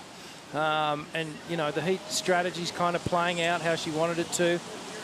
Here we go, Baumie, up and running. On her backhand. She's got a lethal backhand attack, but pushes too hard there. Wow, okay. So the crack is starting to actually widen here. And she's letting Moana back into this heat, and she won't go away. She didn't take insurance. Moana didn't. She's back in her surfing. Okay, this is turning out to be a very interesting back half of this heat. Sarah Baum has actually had 4 good opportunities to capitalize on a backup score, Stace, and she hasn't made anything of them. Yeah, I would say that, yeah, she's had probably 2 good opportunities and 2 pretty poor opportunities, and that sort of just weighs into it even more. You know, it is such a difficult thing. Recall Joel Parkinson paddling up to Patrick Gadauskas at Haleiwa the year that Joel won and said, "You're really not going to lose this heat with the 9, are you, Paddy?" And wow. we know what happened there. Yeah. Oh boy, 10 minutes on the clock and all scores are in. Moana Jones-Wong currently sitting in the lead. Maybe having a look at this little bump. No one's going to go for it. So we're going to go down to check out with True Starling. True, who are you hanging out with? Thanks, Shannon. I'm here with Zali Kelly. Zali, you were the second heat of the day, and now you're the last. How do you manage your energy in between such a long waiting period? Yeah, kind of just went back to the place and watched the webcast all day, basically. It was kind of got me frothing to head back out there. And you have a heat with Nikki, who you actually came up against in your first round. How are you feeling for that? Yeah, I'm excited. She got the jump on me on the first round, so hopefully I can get one back on it. Well, I won't keep you for too much longer, but good luck in the next round. Thank you, Drew. Love hearing from Zali as we take a look now at the opportunity in front of Sarah Baum. She's now sticking it together, connects her second turn, wraps it around for the third. She's now looking for this inside section. It goes really soft. We've got a lot more water in the situation as that high tide is peaking. And she's now chasing that 4.4, Richie. I think she got it. I think she's got the 4.4. And she's going to take back the lead, but it's not going to be a big lead. She hasn't just fully shut this down. Not a bad little right-hander. She got this under priority as well. I like that turn. That was really crisp. She connected. What a beautiful fan of spray there. Great bottom turn. Technique was pretty much flawless. And, well, she just rode that one just right out into the channel. This is where it goes back to your call earlier, Richie, about Moana's 6.57. If she was just able to put a little bit more daylight between her and Sarah, that would make, obviously, the task just that little more difficult, and Sarah wouldn't be able to just, like, snatch back the lead on an inferior wave, was what she did there. Yeah. So that's where I really back the call there. I feel like Moana probably just left a tiny bit in the tank. We know she's capable of excellent scores. All right, scores are in. It's a 5.87 for Lasta Bommy. It moves her up into the lead. Now Moana chasing a 7.31, and that's a big ask at this stage of competition. She's had a few opportunities. She's chipped away at some good-looking waves. She's found herself with that high score at the moment of a 6.57, but now looking to go even bigger to get that opportunity to advance through against Sarah Baum. There's waves coming. Waves coming on the horizon. Little set rolling in. We can sort of twist the head around here. We can see a couple little lines coming in. I can also hear a few whistles from the beach, so there's definitely something going on. It's either Ricardo Toledo or Matthew Bemrose. I don't think Rick's here, so must be Bemmy. Must be Bemmy. She knows what Moana needs to do here. She needs to find one of these running lefts, similar to the last one, but then she just needs to rip in. She needs to just take a little bit more risk. What do the whistles do for you, Rich, when you're out in the water? If the lads were giving you a whistle, did it give you an idea of what was going on, or you just knew to kind of be alert? I think you sort of know anyway when it's coming. You know, you spend enough time in the ocean, and you get to be a really good reader of conditions, and you can see the sets coming from way out. Yeah, I don't know. I mean, the whistles can kind of get you amped up, but in terms of letting you know there's a set coming, you sort of know it's there already. 6.5 minutes on the clock. We can now see the distance. Sarah Baum has paddled far away from Moana Jones-Wong, looking to get that opportunity should another wave present itself. For Sarah Baum, this has been a big year for her. She's picked up her first major sponsor in O'Neill just a few months ago, and I think that's just given her that confidence as well to back her. She's been backing her own surfing. She's had that community and family support that's really backed it for a long time, but she's lacked it from that more financial support and from having an actual sticker on her board and from having some neoprene on that she didn't have to pay for. So it's been fun to see her kind of walk into that space, to have that backing of a brand that's now helping to push her into possibly her best result. Well, she's already, actually, for both these women, they're sitting on their best result on the Challenger Series right now in this round of 16. They both improved on their results out of the Gold Coast. But looking at that quarterfinal finish for either of them is a really important piece of the puzzle when it comes to qualification at the end of the year. Yeah, we know that it's going to take a good consistent run of quarterfinals. Pepper in a little final showing in there, and maybe a win, and job will be done. But 17's not going to cut it. Anything, you know, in those earlier rounds, it's just basically a throwaway. And well, you only get 3 of them. And to the point that women only take 5, so that top end's really condensed as we have a recap here. Taking a look at the Harvey Norman recap, Sarah Baum opened up with an 8-point ride. Yeah, super strong. It's that final turn there where she really got that tail release and got the fins out. Have a look at the height of this wave, so you can see the difference. Sarah converting hers into the 8, Moana only getting the 6.37. It's because the surfing was more high risk, it was more critical, it was more on edge and a bit more powerful. And this is the backup score for Sarah Baum. She just comes through on this right-hander.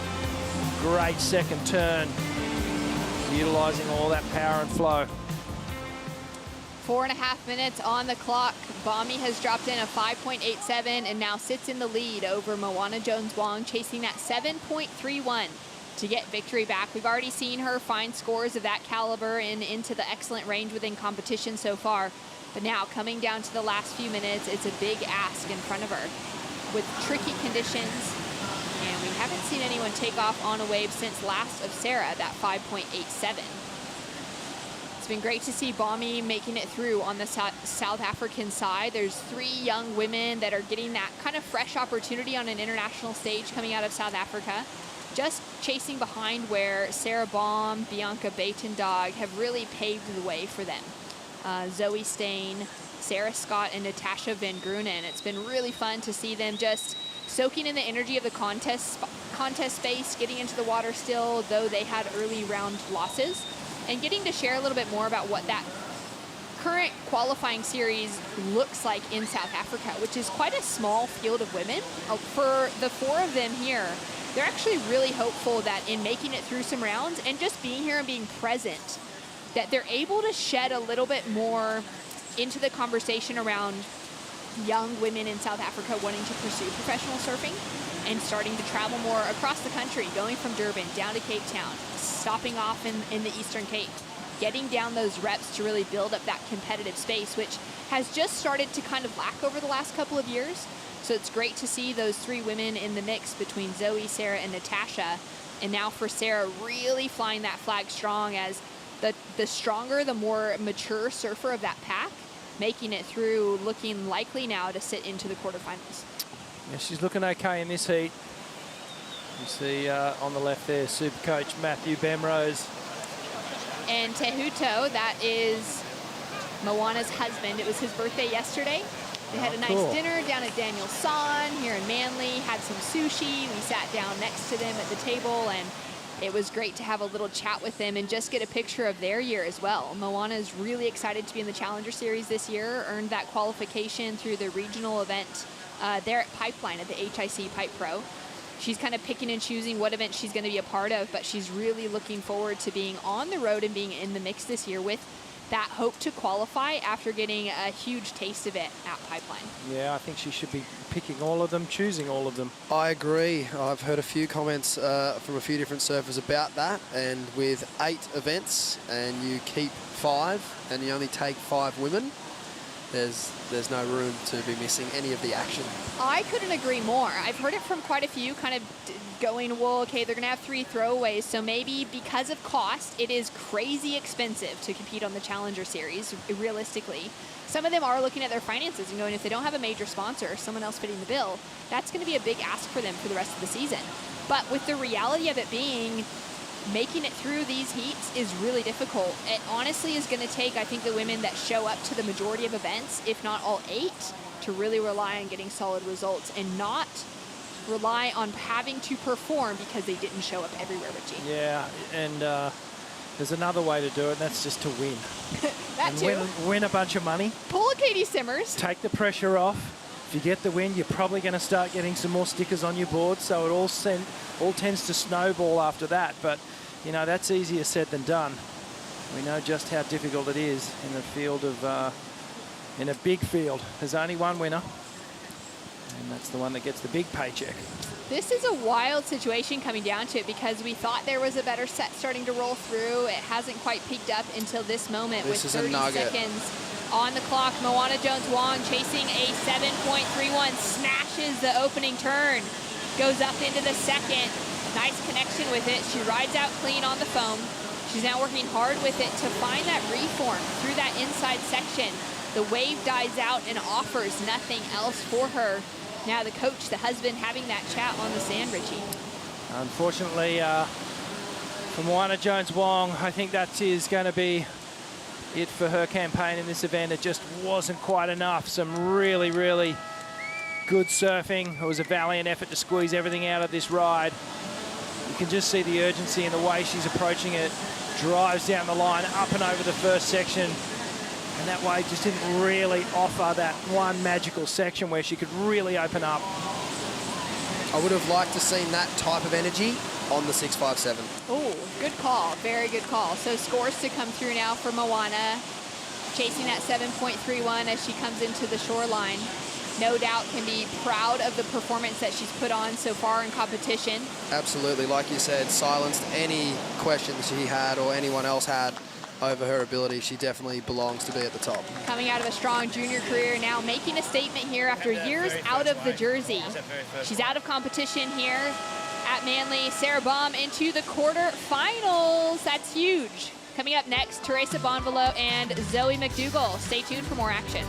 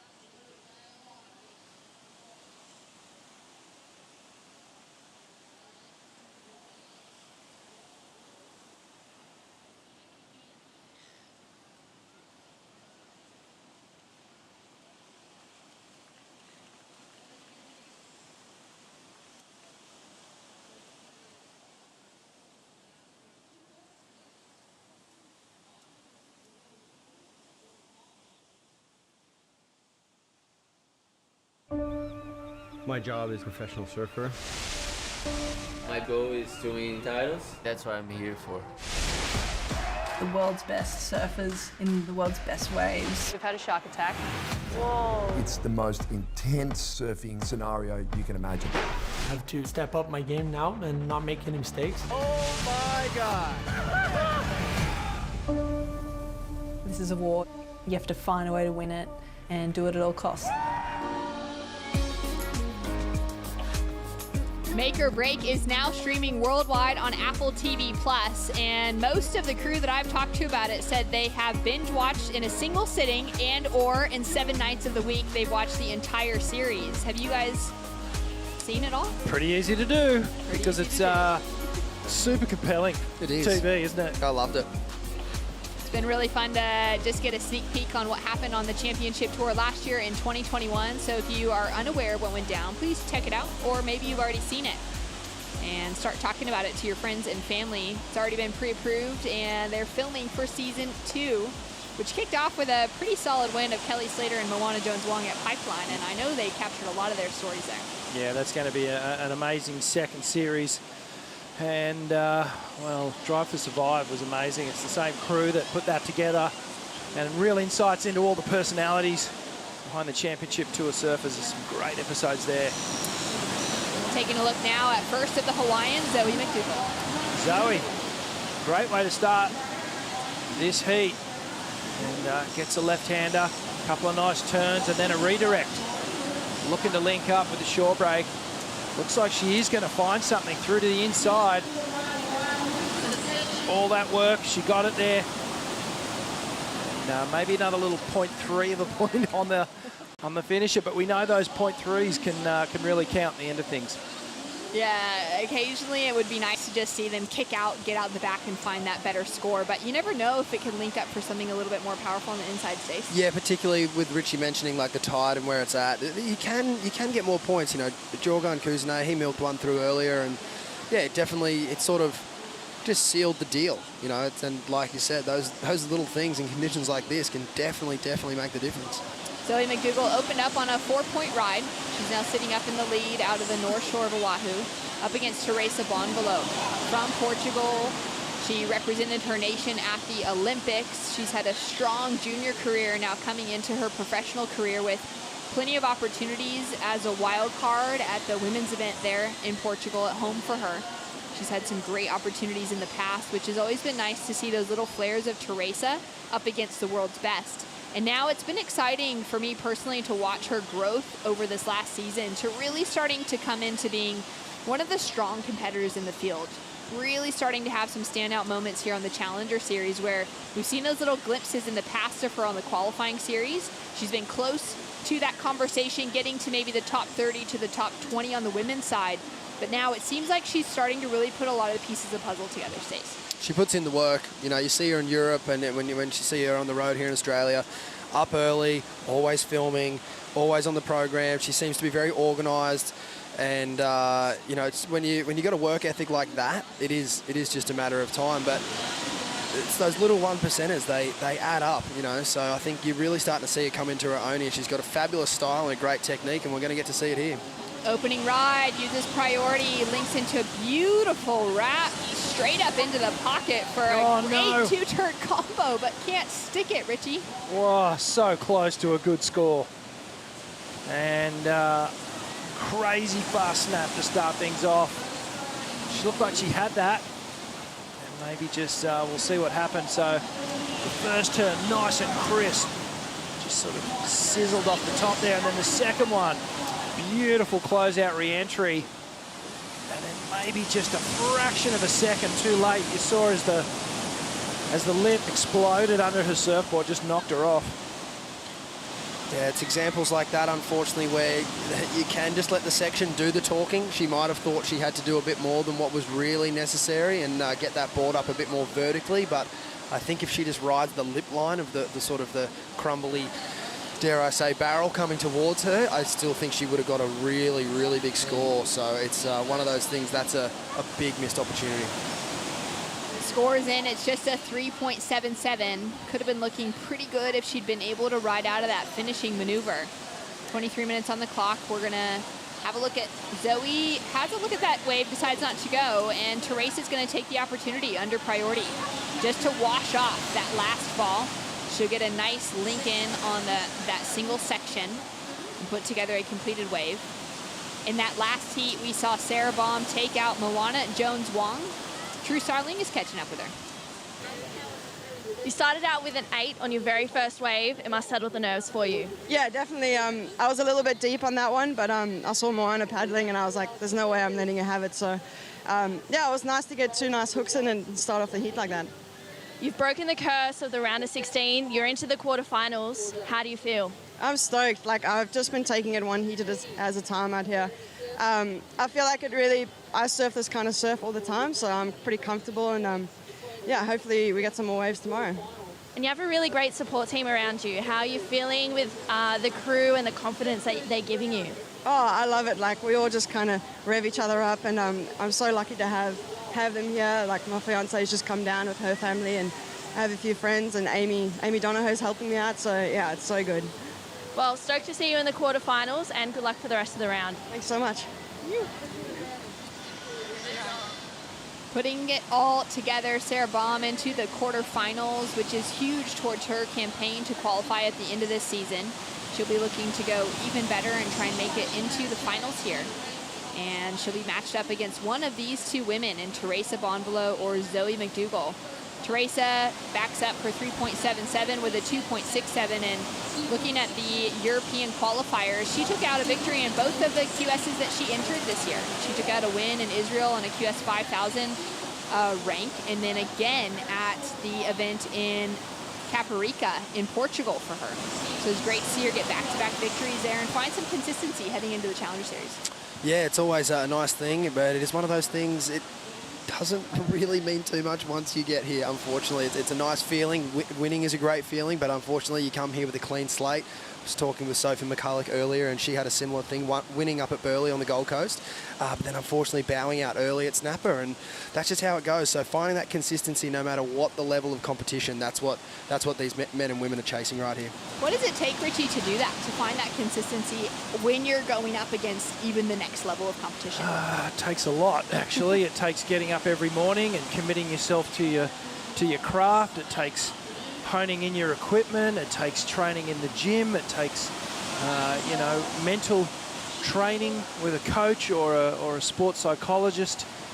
And it's just that commitment to your craft and always improving not only your surfing but the way you compete. So it's a pretty open-ended question, that one, because it takes so much. You know, this is your career, and you've got to formulate a way to win. And it's not just one thing that you can rely on. You need to make sure all those little boxes are checked off, and even then it's hard, because then you paddle out into this ocean that's completely inconsistent with what it delivers you.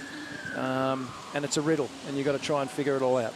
So no guarantees once you tick off all those boxes, unfortunately. That's the point. What a shame. It is a shame. In saying that, look at the greats. They Absolutely. seem to find a way to win all the time. The Kelly Slater of the world, Tom Curran, Mick Fanning, the list goes on and on. Carissa, Steph, the real greats, Lisa Anderson, the list goes on and on. They find a way to win consistently. So they tick all the boxes and more. They are just incredible surfers in their own right, but then they have a way to get in sync with the ocean. It reminds me as well of Lane Beachley. She's such a proprietor of the positive mindset. 100%. And in bringing all of that together, but also having that bit of self-belief and that positivity to it. It took her to 7 world championships, which is pretty dang impressive. I think, Stacey, you probably talk to this a lot better, but being a coach, you're probably managing confidence a lot. Yeah, and it's actually a bit of a myth, particularly with morning free surfs is probably the easiest example I can give.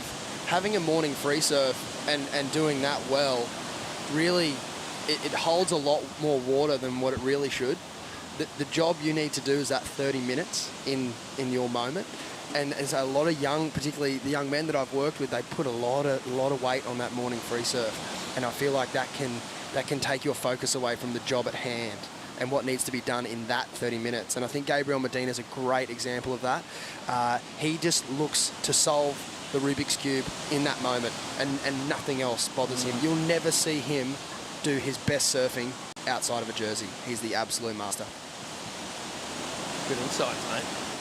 But everyone's different, and I'm not saying it's a bad thing to want to have a good free surf, but it's the ability to manage what happens if you don't. Yeah, what happens if you fall on your first waves. Exactly. I think the free surf's more of a way to just familiarise yourself with the conditions and your surfboard, and just it's almost like a quick checklist of, yep, this is the right board, I'm going to ride it, feels good under the feet, I know what wetsuit I'm going to wear, getting familiar with the break, and then bang, bang, bang. It's not necessarily about, oh, I just had a great free surf and I connected and got the best waves out there and there was 50 other people on, hassling me. It's just getting in sync with the day. It's almost a little bit of that muscle memory as well. Just getting out, whether it's that little bit of brain knowledge of where to be sitting in the lineup or your body just feeling good, knowing what it has to do in the type of conditions that they're surfing in. But yeah, I really like that thought process on looking at what Gabby does when he is in a jersey. It's absolutely unbelievable. And really taking it into that heat in that moment, not getting too far ahead of yourself or outside of that. And also, I think even within that, Gabby knows, and he has that bit of self-belief, like you said, Richie. Gabby knows he can do that when he's in the jersey. And so when he goes out and he does it, it's just like, yeah, of course. He had that confidence within himself as well. But he's also just insanely talented. I also believe he would have doubts. Yeah. He's human. Yep. It's his ability to overcome those that what really set him apart. And like I said earlier, I have so much respect for anyone that puts themselves in this arena, whether it be sports or music or anything like that, because I made the joke earlier about guarantees, and it's obviously there are none. And it just takes so much. You see these men and women coming in, bawling their eyes out, and why wouldn't you? Like, they pour their heart and soul into these events, and you can see how much it means to people. And, win, lose or draw, I just have so much respect for all these competitors. It's a big deal. Two of those dealing with that right now are in the lineup. Teresa Bonvalot and Zoe McDougall. Zoe sitting with that 4-point ride, got her campaign started. Teresa found that 3.77 but fell on the in section Richie, and that has just set herself up now, waiting for another opportunity like that. Both of these women just getting caught inside on the section. Yeah, it's a bit of a waiting game at the moment. We're halfway through this heat. Not really a significant score on the board. With priority, it's going to go to Zoe McDougall. She's a little bit far behind that section, though, paddling into it. Here's the ball. I'll just pass it to you. Well, this is a great situation. If we could tap into the self-talk that's going on right now with Teresa and Zoe, I guarantee it would be pretty spicy. Teresa's first opportunity went begging, and now Zoe McDougall's just gone and done this. So, for Zoe on that wave, that was equally her wanting to ride that wave as much as keeping Teresa off it. So I guess she did one part of that, but not the best version of it. So now how do they flip it around? There's still 15 minutes to go. Zoe actually has the best start. And so how can you build on that and not let that little mistake define the next 15 minutes? Yeah, it's all about that reset at this stage. 15 minutes on the clock. We're going to go to a Bonsoy brew break, and we'll bring you back with more action right after this.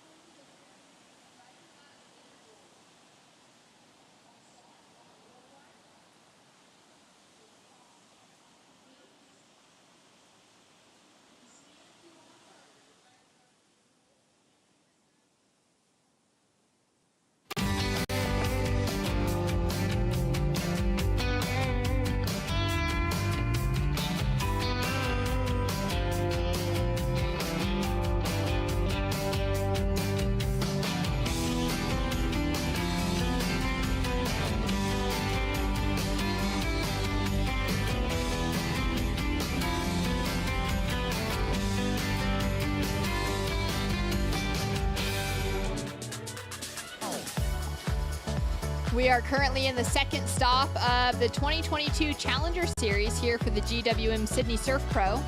Up next, we'll be heading to Ballito, South Africa, then the U.S. Open in Huntington Beach, California. Back it up with two great events in Europe, one at Ericeira in Portugal, one in Hossegor, France. Then heading down to Brazil for the Saquarema Pro, and finishing it all off in the proving grounds of surfing at Haleiwa. I love that it finishes in Hawaii. I think it's a great event. I love it. In particular, I love that event. Say no more.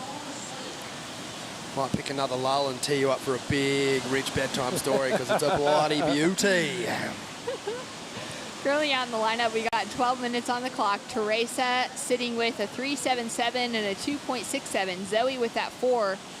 And a priority mistake possibly on that last opportunity, coming in at just a 0.43. We got a little bit of a line starting to roll through, and we can see Zoe having a paddle for it. She's sitting under priority, and she's going to have a go on this corner. She's looking to the left, to the right. She's going to opt to go on her forehand. Straight up into the lip, connects through. Just a single turn, and she will kick out. Scores to come through now for Zoe McDougall. Just chasing that 2.44 at the moment to move herself into the advancing position. And out and about around the contest site. We'll get back to that in a second because Teresa now on her backhand. Little snap into the lip, connects through for a second turn, rides out complete, and that could be the game changer for this heat. Well, that's the first significant wave of this heat, and the two-turn combo on the backhand, and it was a good one. Stace? I mean, well, the first thing that comes to my mind here is just how well she adjusted. You see the entry line here on this closeout hit. She didn't try to overcook it. She did a great turn just to get it there and ride the tail through the foam. And it's going to be a great score because the section was a good section. She, you know, at this point in the heat, unlike Moana in the last heat, who probably did need to push it, Teresa at this point just needs to get that score on the board, which she did. So I think beautifully strategically surf wave there. Scores to come through now for Teresa Bonvalo. Last of blue, Zoe McDougall, a 3.6, increases the requirement narrowly on Teresa to a 3.84. And scores are in. It's a 6.5 for the Portuguese woman in Teresa. Jumps up into the leading position and now puts a proper requirement in that 6-point range onto Zoe McDougall. And as we wait for Zoe to get an opening ride, we're going to cross down to catch up with True Starling. Thanks, Shannon. I'm here in the Bonsoi athlete area with Honolua Bloomfield. Honolua, you surf in finals day, which is a few days away. What have you been doing in your downtime? Just pretty much watching Zoe surf. I'm super stoked to have the longboard and shortboard together. This time we usually don't get that, so it's been really sick being able to cheer my hometown friend on. And do you notice any differences in the way of competitive surfing and heat strategy between the longboarding and the shortboarding? Not really that I can tell. I feel like shortboarders might be a little bit more serious, so that's super. It's pretty cool to watch, take notes, you know. And what have you been doing in your downtime? There's been a few days since you last surfed your heat, so what have you gone up to around the northern beaches? Done a bit of shopping, and I've been just surfing a bit, hanging out with my boyfriend's here, so it's been fun exploring a little bit. We haven't gotten into the city yet, but hopefully this afternoon we might head over there, or maybe tomorrow. Thanks for having a chat, Honolua, and all the best on finals day. Always good to hear from one of the greats of a sport, the 3-time world champion in Honolua. She's a phenomenal shortboarder, Stace. I actually saw her getting out of the water yesterday morning, and I thought to myself, you know, you don't have 3 world titles for no reason. She's obviously super talented. But off air the other day, I don't want to give away too many of her secrets, but I'm not too sure about the longboarders being any less competitive than the shortboarders. They're very tactful. I would certainly agree with that statement. Teresa had this opportunity, Rich. Yeah, Teresa's found another one of these little running right-handers. This one's offering up a couple of different sections for her. Starts to fatten out a little bit here, and she's still trying to get some work done. So it didn't have that big finish like the wave before it. Drops in at a 4.83. But she's built a good score line here, and now she's out in front. That's it. She's put the pressure on Zoe McDougall now, and it's been in that back half of the heat where Teresa's had to tap into that different space, a different mental space possibly, really start to reset herself and know that she could get better scores on the board stays. Yeah, definitely. And, she's always looked solid on her board on every single wave, so there's not been an issue there. It's just been execution at the start of her heat that was a little off. So that's the rainbows and lollipops way of looking at the start of her heat. But it's understandable and also very normal for the surfers to, we were talking about mental sort of angles earlier, and it'd be more than okay for her to think that she's blowing it. But she wasn't. She just got a bit unlucky. Zoe with a good section up in front of her. She's now looking for a little bit more of that green face to connect with. It's just racing away from her, but she's doing well to hug the section. And now it begins to build up in front. She tags the finish. And she's looking for that 7.33, but maybe just chipping away at that scoreline, Rich. Yeah, it's not the 7.33. I think we can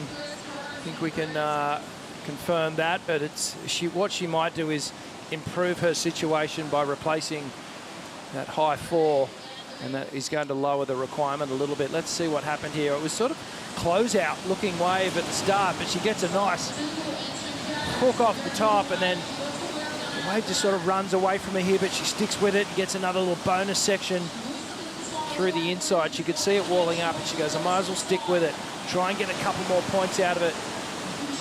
And gets another hit on the inside. And then Teresa just took off on this. 2-turn combo on the inside. She finishes off.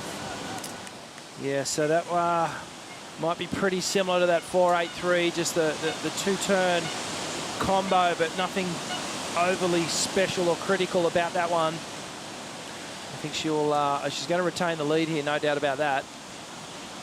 I guess the best thing about that wave was that it didn't go through to the shore break, and she was able to get back out the back and no doubt hold the lead, like Rich mentioned, and now priority. So I would be very surprised to see that gap remain between these two surfers in this last 6 minutes. A 5.33 drops through for last of Zoe McDougall on that 2 turns.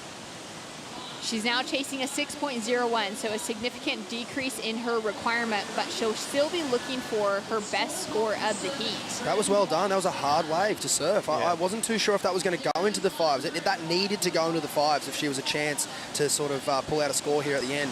And so that requirement now with Teresa's wave coming in, again, also a little surprising to see it go so high, but Zoe's requirement is now less than it was before. So she's doing the right thing. She is chipping away at it, and we see her another wave here. All right, little float past the section, goes up into the lip, finishes off, but Teresa's last wave is in. It's a 5.93, which means Zoe's back to chasing that 7-point plus requirement.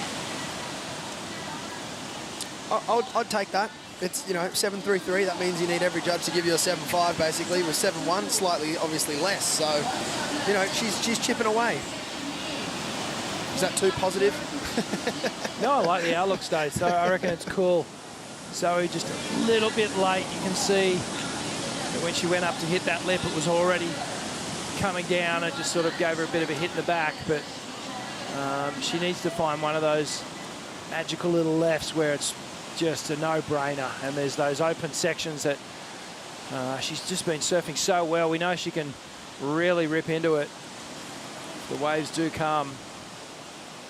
Down to 4 minutes, 20 seconds on the clock. Last of Teresa won't factor into her situation, but we're now waiting to see if Zoe McDougall with that backhand attack can increase that scoreline in any way. If it drops in above that 5.33, she's looking at a smaller requirement to chase down Teresa.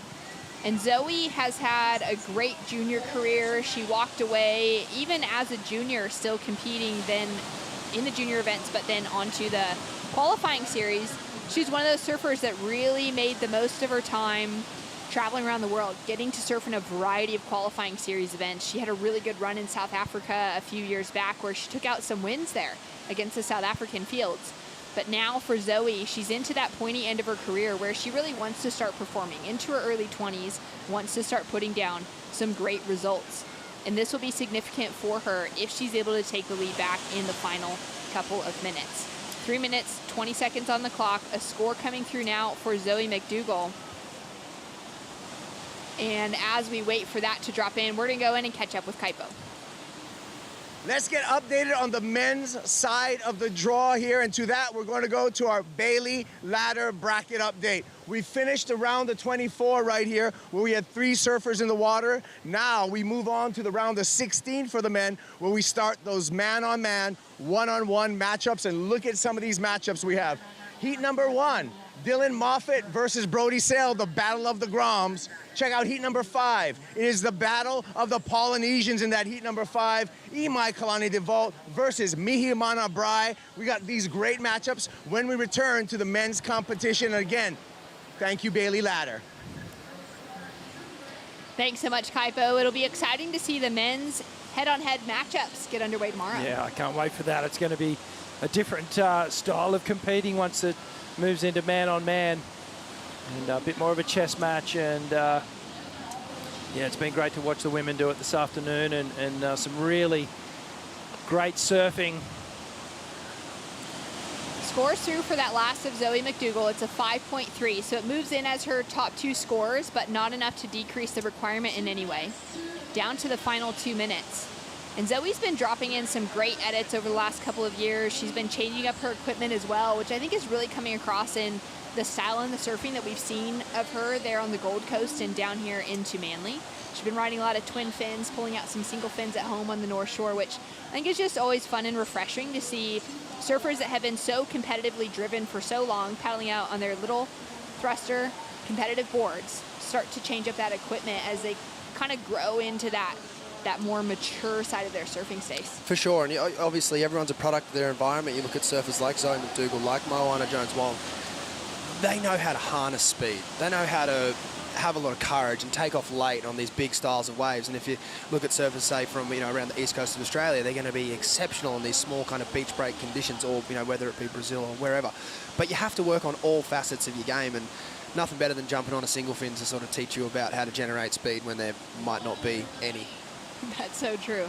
Down to the final minute here, and Teresa's got priority.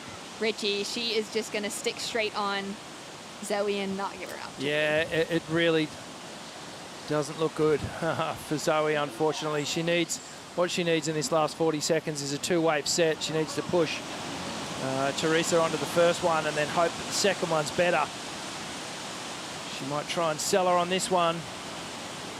All right. And she's done what she needed to do. Now she's just got to hope there's a second wave in this set, because that worked out perfectly. 20 seconds to go. Is there another wave? It's a little disappointing that Teresa went that wave. All right, Zoe with the chance. She's behind the section, though. Is there going to be that next wave behind that she can put herself in the right position? I think she's too far 10 in. seconds, and she's just too far on the inside. It was that second wave, and it broke out a little bit further. Needed to be fraction deeper, unfortunately. Some good surfing, but her run's come to an end. That was a stressful heat, guys. It was. Small scores, both of them just really doing their best to try and make the most of the situation, but just struggling to find that rhythm and momentum until Teresa locked into it in the back half. They both did great after a pretty shaky start from both of them, so a super entertaining heat there, and a big result in the making here for Teresa. Teresa Bonvalo with a 6.5 and a 5.93, caught in those back 15 minutes of the heat, walks through into the quarterfinals. Zoe McDougall bowing out of the situation. Coming up in that next heat, we'll have Macy Callahan and Alyssa Spencer. That'll be a very well-fought battle of 2 absolute powerhouses. But in this heat, we saw Teresa Bonvalo walk away with a win as we take a look at the Harvey Norman recap. Yeah, scrappy heat this one, and it was Teresa who well, she got some good waves, and Zoe as well came bouncing back with a couple of good manoeuvres, but Teresa was just finding the ones where she could get those linking turns, some nice radical surfing, and she'll be stoked to move through to the next round. And who won the bet in that one? Well, is it even? Even Steven. It's even all right. Stevens now. We need a decider, and we'll wait for the next heat when we're all together. Coming up next, Macy and Alyssa hitting the lineup. Stay tuned for more action. Bugged and Ronnie in the booth.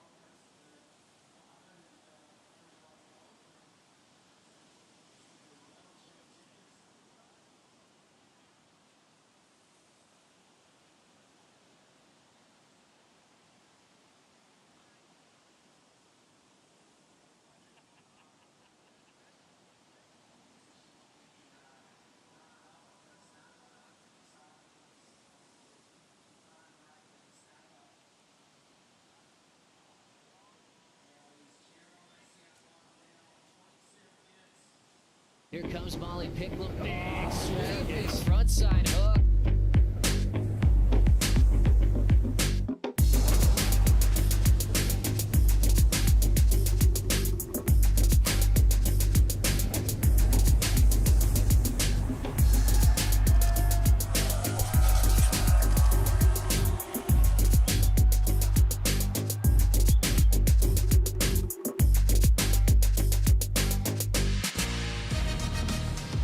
We're on the lookout for quarterfinalists here at Stop 2 on the Challenger Series, the GWM Sydney Surf Pro, presented by Rip Curl. Ronnie Blakey here on the Harvey Norman set with Wayne Rabbit Bartholomew and the best goofy footer of the three of us. Kaipo, great to see you, mate. Thanks for having me, Ron. Man, it's been a very tough day for our competitors, but still we're seeing some solid scores put up at this point in the comp. Everyone wants that spot in the quarters. Yeah, A for effort for all of the competitors today. Tricky conditions, but we've seen some excellent rides, Bugs. Yeah, it's been a day of punctuated by brilliant rides. There's been some downtime, but gosh, we've had some charging heats and some heats that came down to the buzzer, and others that just come out of the blocks and dominate. Yeah, it's definitely a day to get out there and get some work done. It feels like it's really hurt those competitors that have got overly selective in the opening stages of their heats. We got a good one here. Macy Callahan fell off the championship tour last season, looking to fight her way back on. She almost had a little bit of confusion there about what her next step was going to be, but glad she dominated the Australian regional qualifying series, and here she is. A reasonable performance up there at stop number 1 on the Challenger Series and looking pretty sharp here. Well, I see this as a challenge, really, because both Macy and Alyssa have got a really kind of nearly a similar story from last year. Just missing out. Yeah, Macy was incredibly consistent, Kaipo, through those 4 Challenger Series events last year, but not the kind of consistency she wanted. She had 4 9th place finishes in the 4 events. Yeah, you need to do better than that, right? And that's the story of today. I mean, you get through this round and you're into the quarters, and that's the equal 5th. You lose out of this round, that's the equal 9th. And an equal 9th and often, is just, it's not really a keeper when you're looking at the top 5 women qualifying at the end of the year. Yeah, there was surfers that had lower numbers or finishes in their scoreline that finished above Macy, but they had the big ones, the big wins, the runner-up finishes. But a 4.83 for Macy Callahan. She's up against Alyssa Spencer, who we've been seeing compete here in Australia since she won through in the trials at Bells Beach. Great talent, big explosive turns, a really solid backhand. Yeah, a very powerful surfer. That's why I'm really seeing this as a real showdown. Yeah, 19 years of age, Alyssa from Carlsbad. Yeah, great family. Yeah, and she's got a couple of cool little surf spots that she can tap into to get prepped for events like this, Kaipo. Swami's, Seaside. Swami's, Seaside, you got D Street, you got Ponto, you got all that little wave-rich region of North County, San Diego. Dad Paul's an avid surfer. And so Alyssa's just, she's really a shining star in surfing. Only now people are seeing the brilliance of Alyssa Spencer, so she's got a bright future. Yeah, comes in as the number 1 seed, so it's a clash of those surfers who won through in the 2 of the toughest QS regions here. 2 wins from 3 events for Alyssa Spencer. And yeah, she loves the contest. She loves to compete, and we'll see how she goes here against Macy, who had a 4.83 on her opening ride. Macy kind of, I feel like she's suffered a little bit from the same thing as maybe like a Kaloe Andino is a good person to reference. Just dominated as a junior, as an amateur surfer. She won just about everything. A World Junior title. She just looked like she was going to get herself onto the championship tour and start claiming wins straight away, but it wasn't the case, Bugs, and she had to kind of get her head around losing. And that's a real tough thing when there's this expectation that's built in through your junior career. It's really hard to accept losing, and it's how you adjust to that, because once you hit the big girls or the big guys and you start coming against them, you're going to lose more often than you win.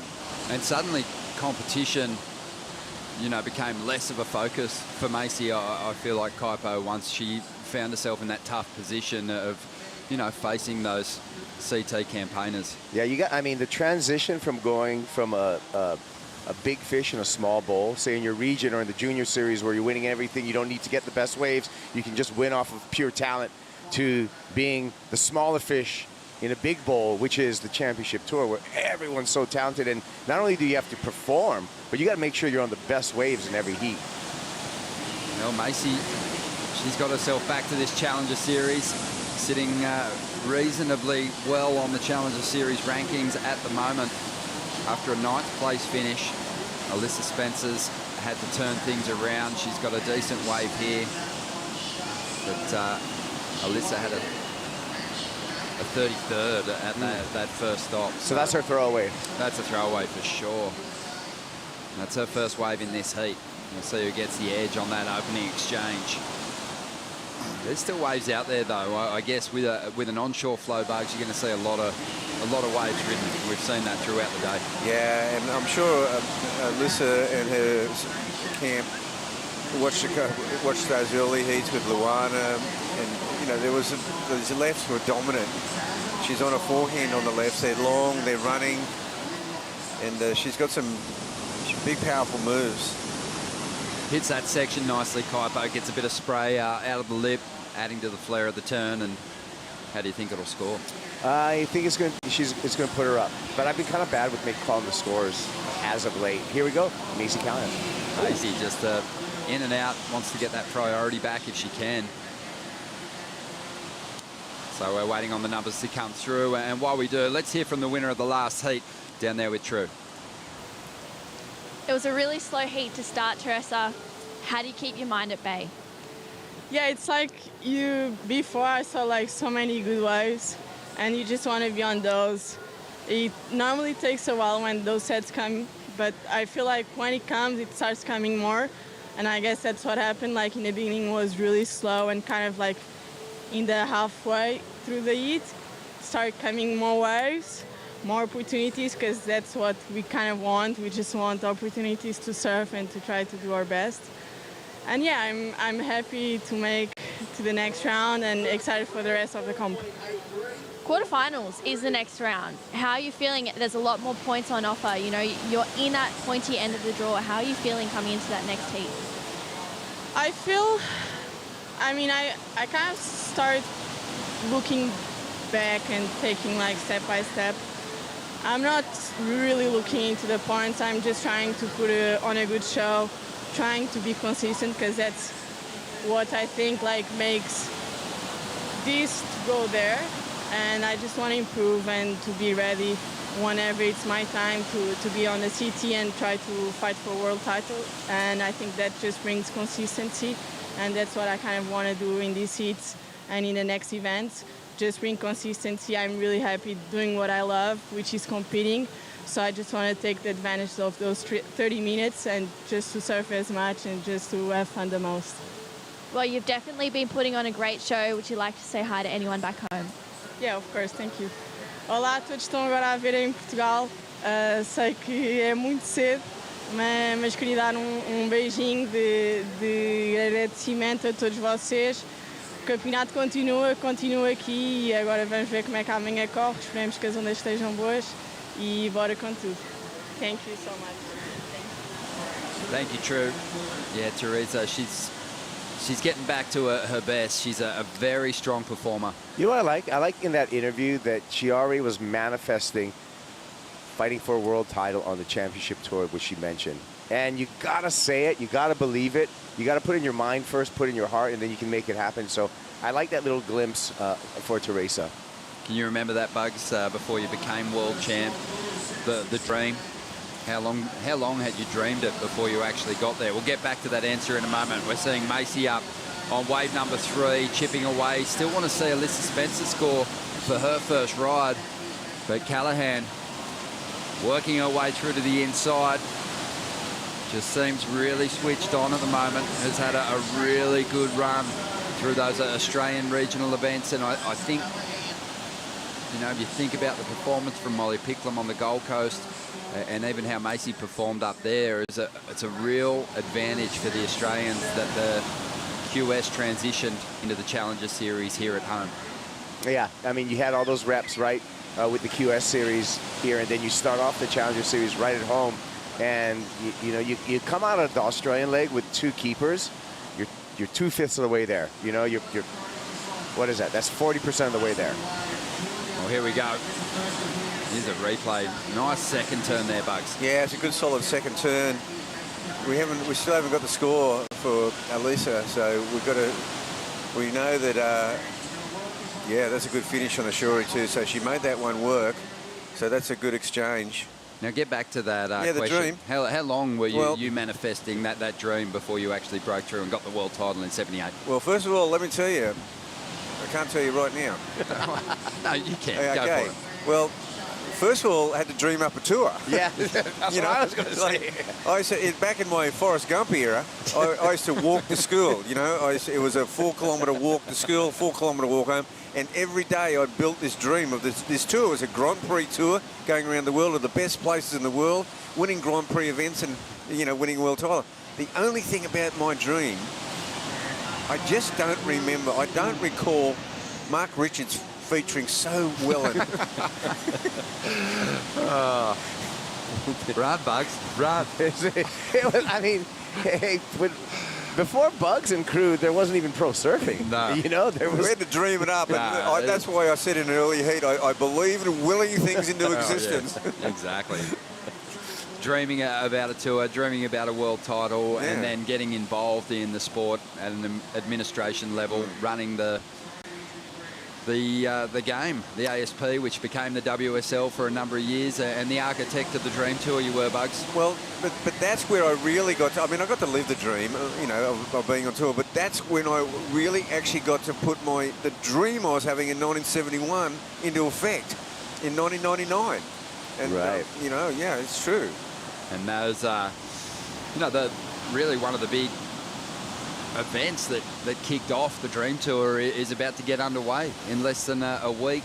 The Quicksilver and Roxy Pro, it was the decision from the ASP with the help of Quicksilver and people like Bruce Raymond that helped get that event running over there. And, it was beamed out. The fax machine was in full tilt, running order, and messages were being sent out each day, updating everyone around the world, the international media, about the results that had unfolded.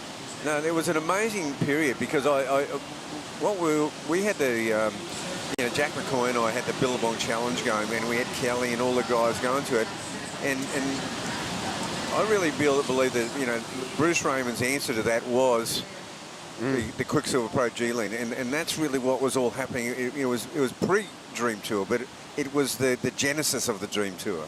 Oh, I love getting those stories. How good's Bugs? He started it all, as he said, a bit of a Forrest Gump. He was there for all the big moments in the sport, and he's here at Manly Beach for another one as Macy Callahan starts to light up here. And we do have those numbers through now. Alyssa Spencer a 7.67, so Macy had work to do, and this one's going to come through pretty nicely from the panel. 6.33, or actually that might have been her previous ride. She's got another score on the way, already hanging on to the lead, trying to get rid of a 4.83 here, Kaipo. Yeah, there you go. That's all the scores that are in so far, but the judges owe us 2 more scores to really set the situation, and we're a little over halfway through the heat. Of course, Forrest Gump didn't always get himself in. He got himself in some situation where he didn't want to be too. Yeah, but maybe right in the middle.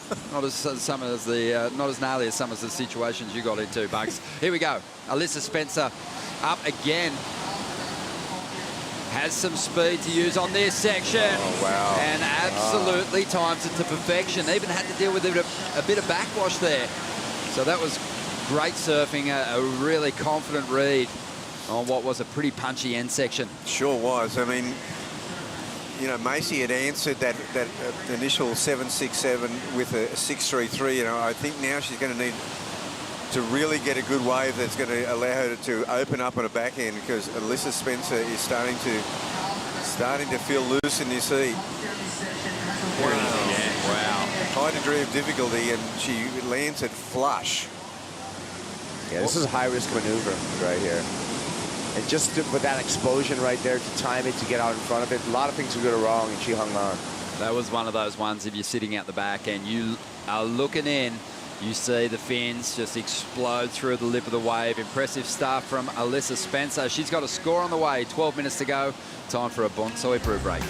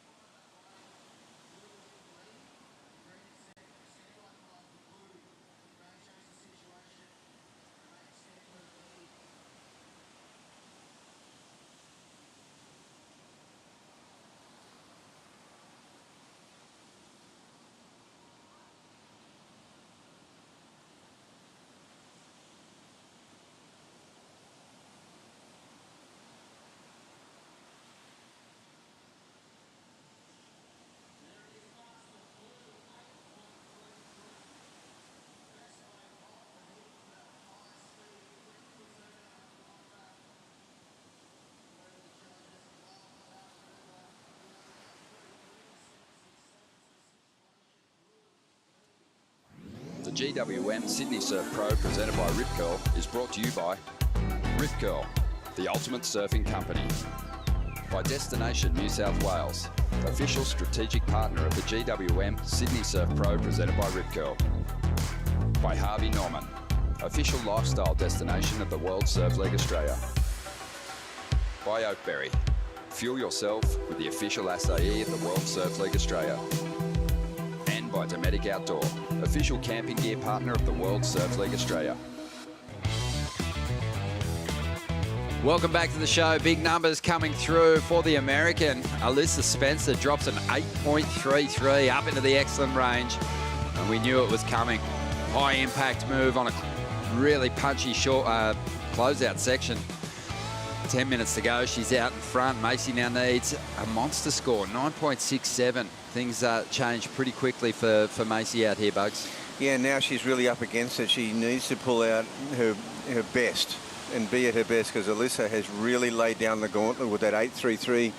That 7.67 backup now becomes a huge combined score. Yeah, it feels like she's going to need 2 rides to do it. Making a move now. Has an unbelievable backhand approach, but just overcooks that turn. 9.5 minutes to go here. Let's head out the back with Dometic and True Starling. Thanks, Ronnie. I'm here with Matt Myers. Matt, you're coaching Alyssa in this heat, and she's having an absolute blitzer. Yeah, no, she's looking really strong.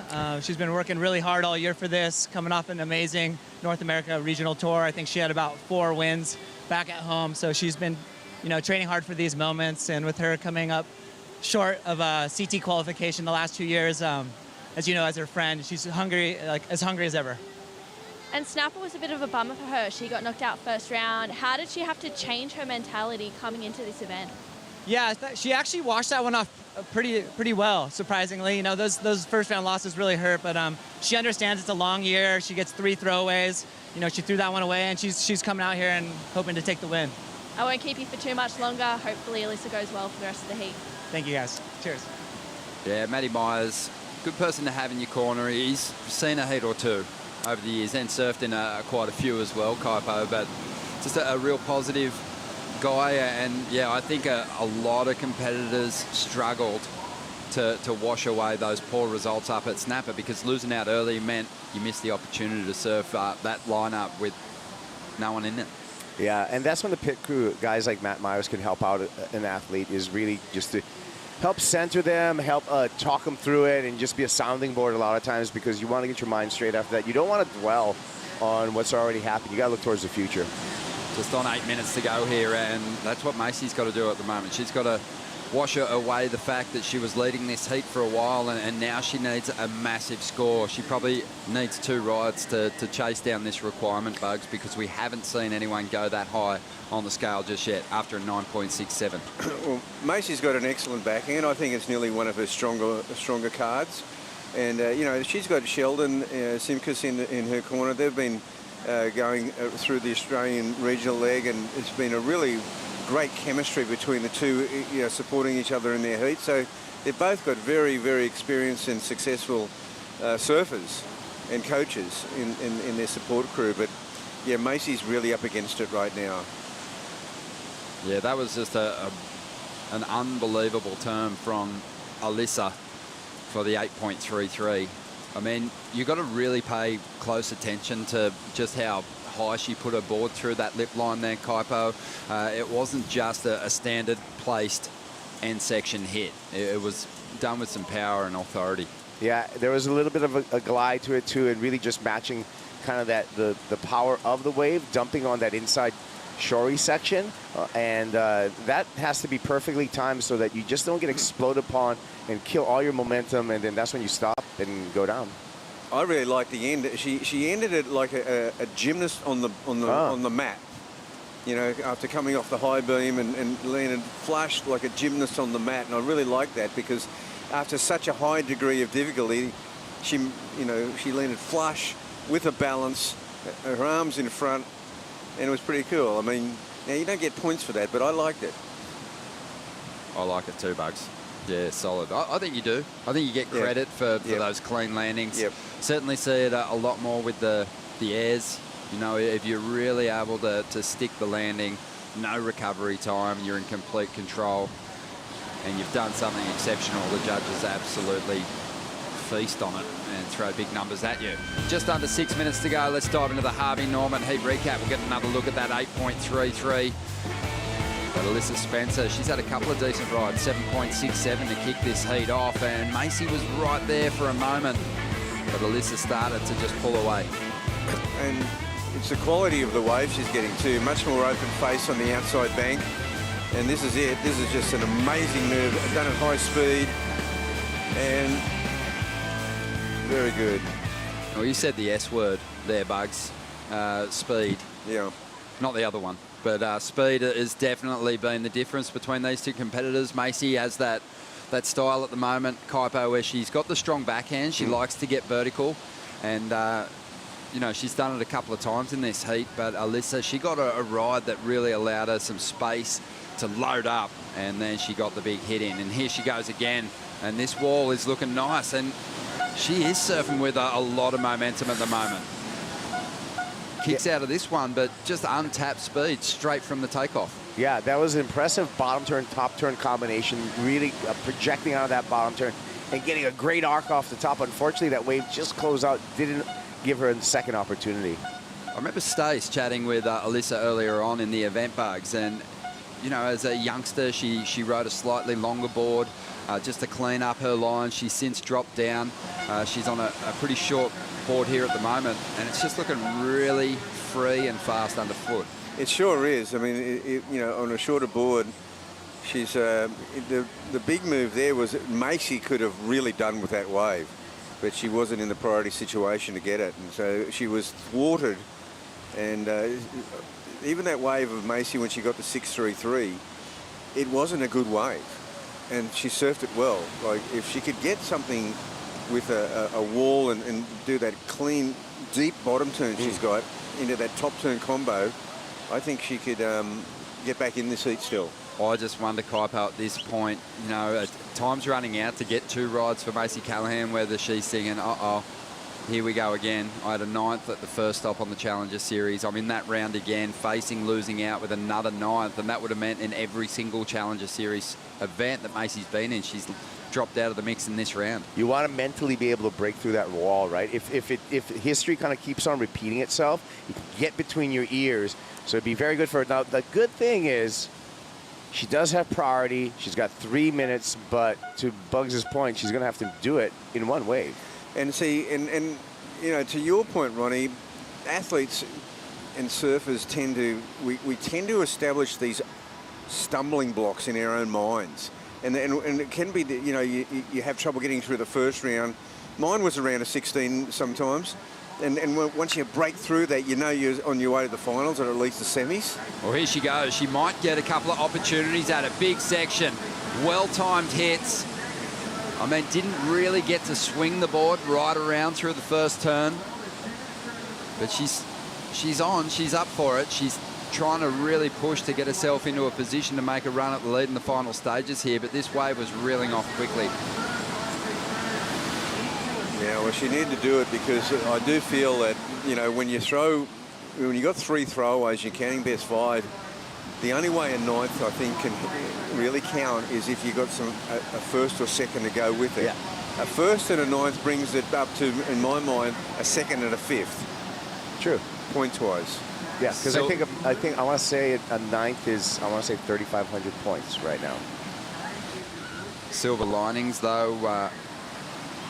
Yeah, you're spot on, by the way. Silver linings, though, I guess for Macy, when she gets to a Challenger Series event in the first 2 rounds, she goes, well, you know, this is where I can shine. I know I can progress through these heats. But this has been the stonewall right here. This last ride's coming through. It is going to be her best by the looks of things, and she's chipped away just marginally at the requirement. 6.83 for Macy on that last ride. She did surf it with plenty of speed, but she still needs a 9.17. She took a ½ a point off of the requirement, but she still needs way up into excellent range. And just take a look at that one. The clock's going to be her enemy. And I mean, the big question is, she's hit a red-hot Alyssa Spencer, but would a 6.83 and a 6.33 have got through any other heats? Possibly, yes. Yeah, it would have got her through the last heat. Yeah, there you go. But she wasn't in that heat, unfortunately. She's up against Alyssa Spencer here, and there's only 45 seconds to go. And like you said, the clock is the enemy, priority is the enemy. Yeah.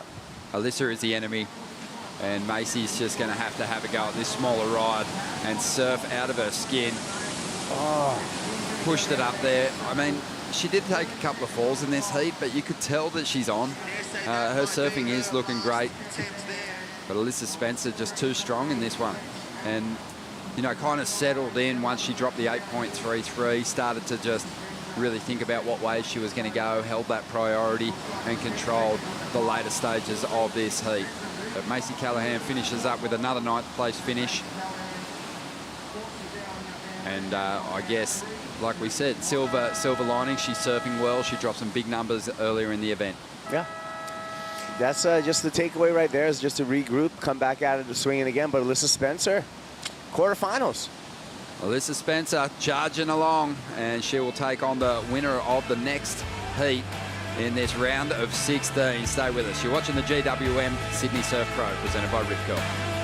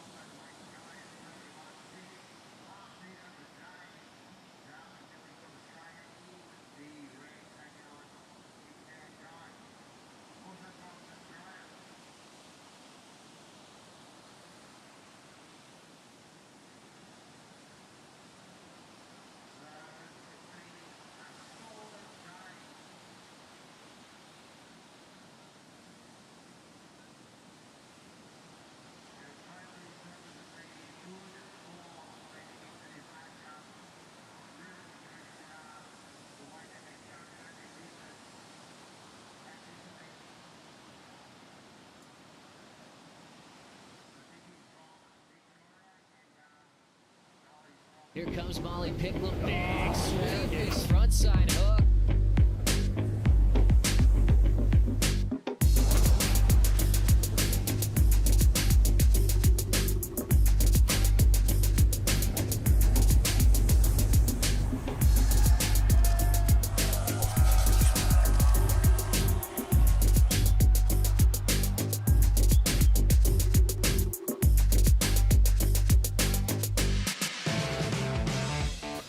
Welcome back to stop number 2 on the Challenger Series, the GWM Sydney Surf Pro.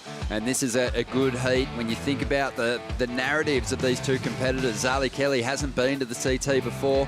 Nikki Van Dyke, a long and successful championship tour career, and she wants it back on. She wants to get back there. And look, we're all loving Manly Beach, but no one loves Manly Beach more than Nikki Van Dyke. 2 victories here in the past, Kaipo, and she's looking sharp again. Yeah, early advantage on paper to Nikki Van Dyke in this matchup. But one thing we've learned about surfing, Bugs, is you can look at all the stats that you want and write them all down on the paper, and then just throw them right out the window, because it doesn't mean anything once you're in the ocean. No, I'm chucking all my notes out.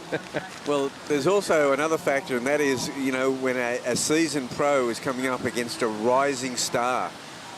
Yeah, Zali Kelly's just not your ordinary rising star. She is so confident, really does back herself, and her surfing is strong, very strong. And you know, when you're on the pathway and you're on the ascent, on you know, it is different to being on the rebound. Well, that's an interesting point. Nikki Van Dyke, though, she's been overcoming a bit lately. Not just the fact that she was knocked off the championship tour kipes, but also an injury. Yeah. And a lot of times, you know, talking with Nikki, having that injury and having to rehab out of it, it does make you hungrier, and it makes you hold so dear and appreciate what you had in surfing. So I think she's coming back with a renewed fire, Nikki Van Dyke.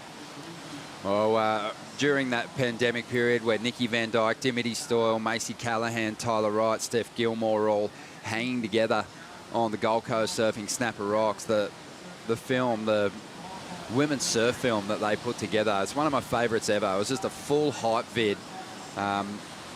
Great music and just next level performances. And Nikki featured heavily. She probably had my favorite song of the lot too, Missy Elliott. Ah, hey, nothing wrong with a little Missy Elliott. But yeah, I think they all reminded themselves that, you know, they're kind of like on another level. And Nikki was sort of hanging in a pack of surfers that have had this competitive edge over her throughout the years, and she was right there with them. Also, I think it was a great film. It's called Surfing. It's kind of hard to find for that reason, but Dan Scott filmed it, put it together. But I think it will be a really inspirational piece for a lot of the younger women coming up, because it was just awesome. Them snatching waves in that ultra competitive lineup up there and doing some great turns. Yeah. Hopefully we see a couple of them from Nikki in this heat. But, yeah, Zali, you know a bit more about Zali than we do, Bugs. You've seen her on those regional qualifying events. Yeah, I have. I've seen her, you know, coming through, surfing up in that Gold Coast, Tweed Coast area. I kind of feel in this heat that they're both looking to get that upper hand in the first exchange. And that'll put the pressure on their opponent. I just got to feel in this heat there's something in that, because Nikki won't want to be too far behind the 8 ball from the onset, and Zali will be under the examination there of can she hold a nerve against a really seasoned professional. Right, and there's no battle for positioning at this moment. Both are very calm and very content in their space right now. But it's almost like the first one, Bugs, I think the first one to flinch in a way, because the other surfer knows the first one that takes a wave, all of a sudden then you have priority, and then you kind of have a little bit of a heat control. Yeah. Yeah, and that's a good call, the flinch. You said what I garbled on about in one word. Zali Kelly, you know, it wasn't quite the Caitlin Simmers story. She didn't qualify for the championship tour, but she did qualify for the Challenger Series last year.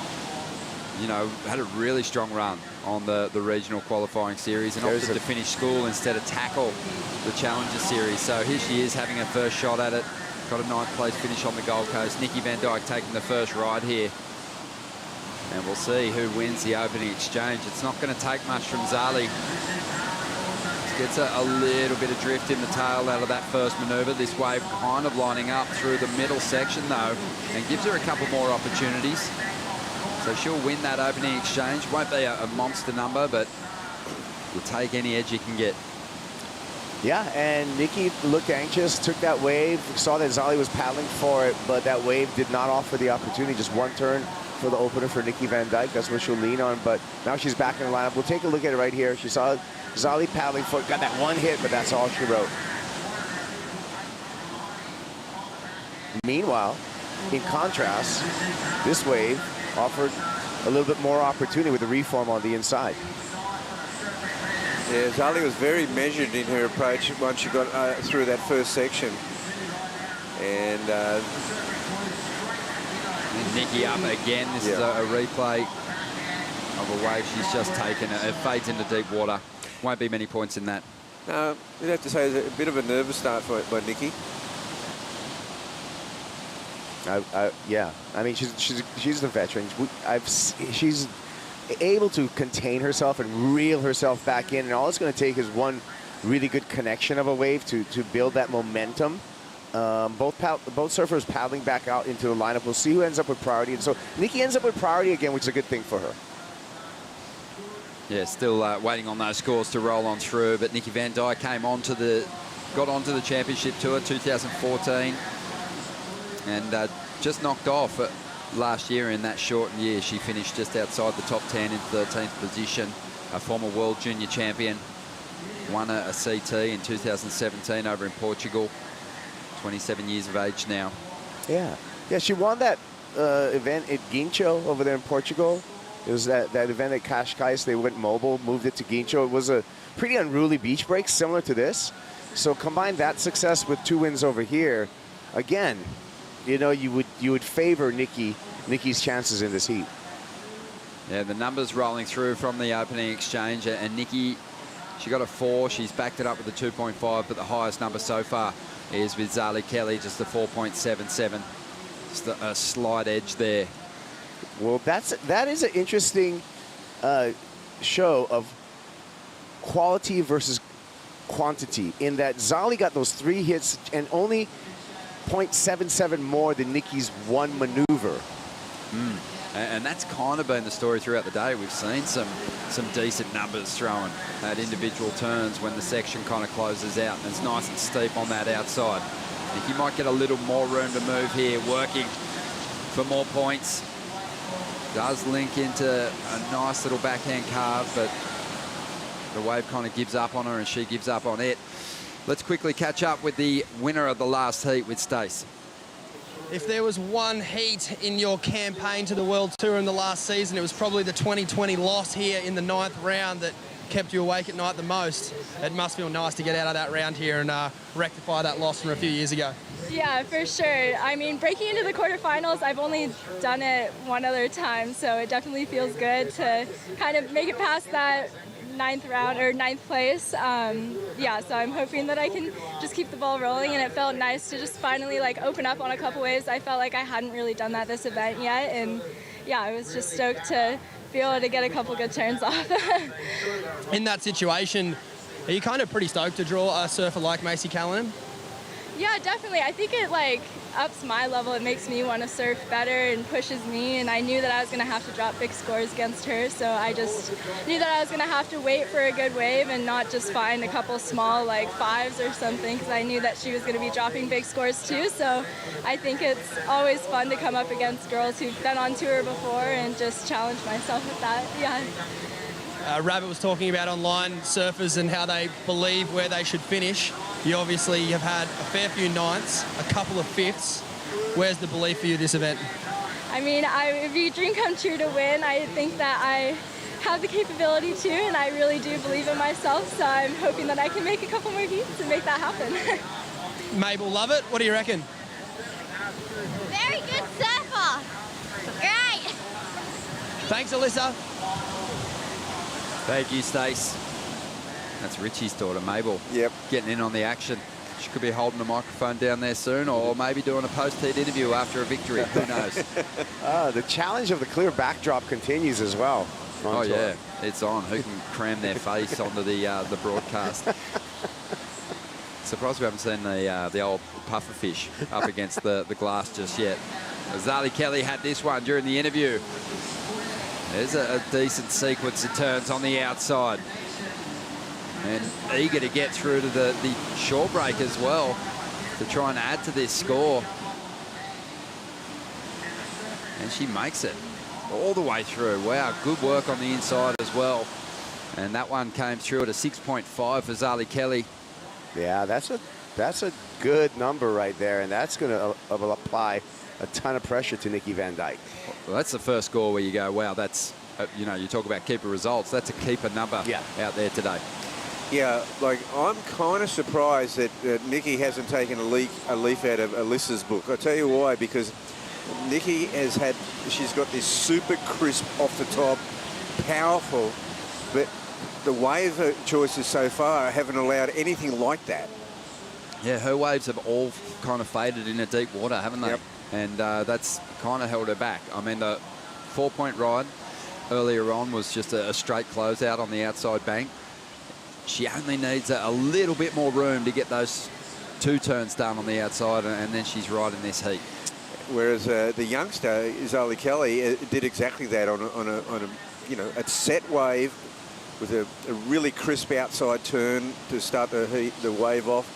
A 6.5, Kaipo, that's a pretty good keeper at this point. Yeah, that would be considered a keeper wave score in context of all of today's competition. So looking good. Nikki Van Dyke again with priority, but it just seems the rotation, even with that priority, has not worked in Nikki's favor.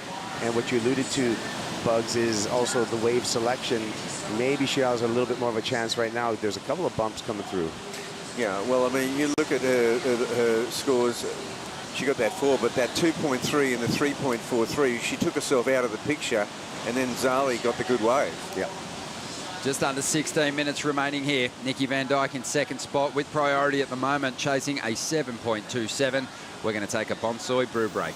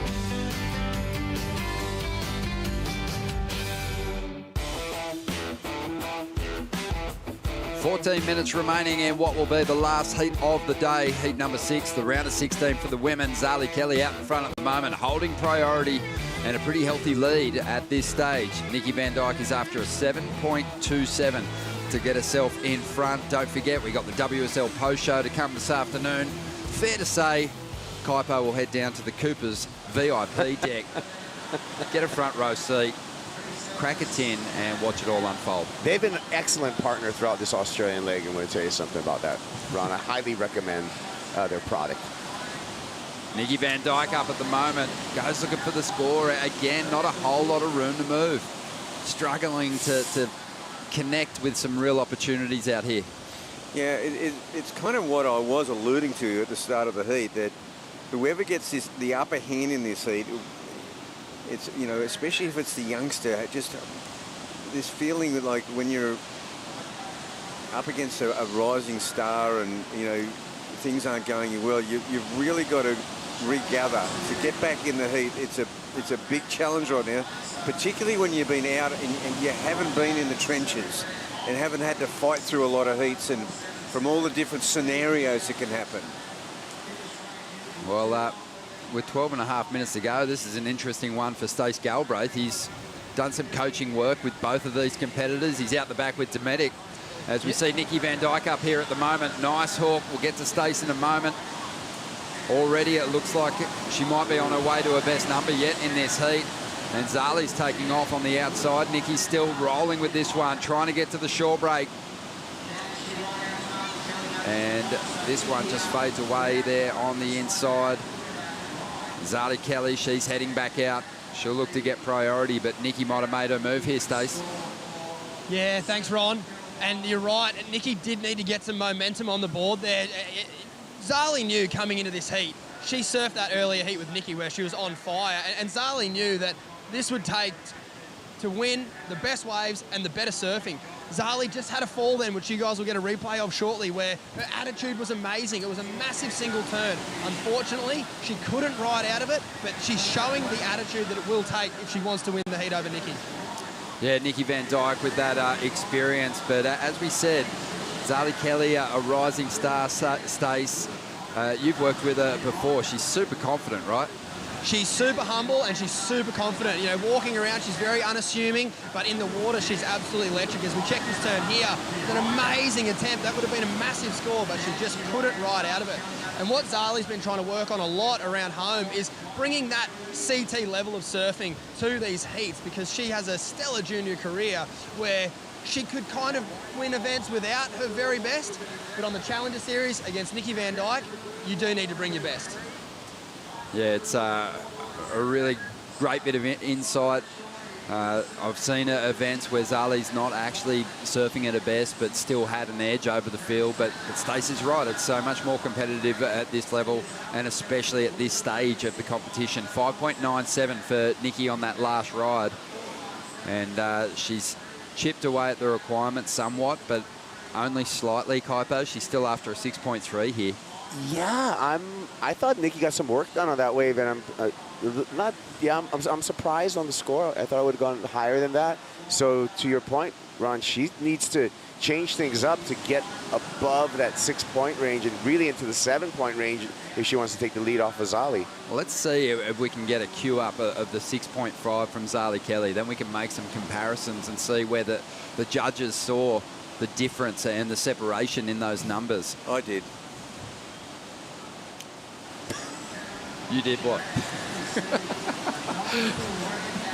Here we go. Here it is. This is the replay of the 6.5. First turn was really strong. The wave was quite tall at that point too. And that's what that is a reflection on how they've been judging all day. You've got to get one big turn in on the open face on the outside. Now, if we look at Nikki's wave, that she does this really good turn here. Yeah, I thought this turn was dynamic. That's dynamic, but that and then a nice cutback. It's already on the taper, isn't it? Yeah, at that point. Yeah. So now that we look at it, it really was the difference was a wave. Yeah, totally. It's been the waves all day. I mean, Nikki hasn't got a wave to be able to cut loose on yet. She was unbelievable in the round before this. Not a whole lot in it, just over 1.5 points. But after seeing it again, you could see that the energy was starting to wane a little bit through Nikki's ride. Oh, that's more like it. No, not that one. That's more like it. That's that one that we kind of felt like Nikki needed, something with just enough room for 2 turns. And she put it together there. So she might just chip away at this requirement here. You know, and then when you reflect on Zali's run so far, yes, she's had the lead, but she had an opportunity on that last ride to really drop the 4.77, replace it with something much greater, and put it almost out of reach for Nikki. But I think Nikki's going to be right back in the heat after this score drops. I concur. That was a combination, and she got to it really quickly. We'll take a look at it here. She gets this one setup snap there, comes off the bottom, and that was a stab. There's always, you know, just that extra anticipation for what a competitor's going to do out of the lip bugs when they hang on their bottom turn and give that a nice drawn-out line into that big manoeuvre, and the judges, they did like it. 6.07. Nikki now needs a 5.21, and I think for maybe the first time in this heat, she really feels like she's back on. Absolutely, she's back on, and she still hasn't had a wave where she can get 2 of those in, and so now I think the pressure goes back to Zali. Even though Zali's in the lead and there's 7.5 minutes remaining, that's a fair bit of time on the clock, Kaipo, and Zali's got priority, and she didn't ride out of that last attempt that would have given her a big score. So it'll be interesting to see how she plays this. Yeah, and if how long she sits on that priority, because priority sometimes can be shackles. If you're Nikki Van Dijk, you don't have priority. Get busy out there, see what you can manufacture on the next set that comes through, and just throw it at it. Just wanted to talk again about the confidence of Zali and the confidence of Caitlin Simmers in turning down her spot on the championship tour at the end of last year. You know, it's not easy to work your way through the Challenger Series. It's not easy to work your way through the qualifying series. But Zali had that confidence to say, no, you know what, I'll finish school. I've got plenty of time. I'll probably qualify for the Challengers next year. Huge decision to make. You know, faced with the same decision yourself as a young competitor, Kaipo, what would you have done? Finish school. I'm going to tell you, in the whole broad book of life, I mean, education is going to take you a long way. You know, surfing is a dream and always will be the dream. And sometimes you can milk it for a long time, like me and Bugs, but you need that education. Did you ever get in the position to make that decision? To choose between the championship tour and school, or competitive surfing and school? Well, I went straight into pro surfing out of high school, so I did not do any college studies, Great decision. Here we go, Zali Kelly trying to get rid of a 4.77.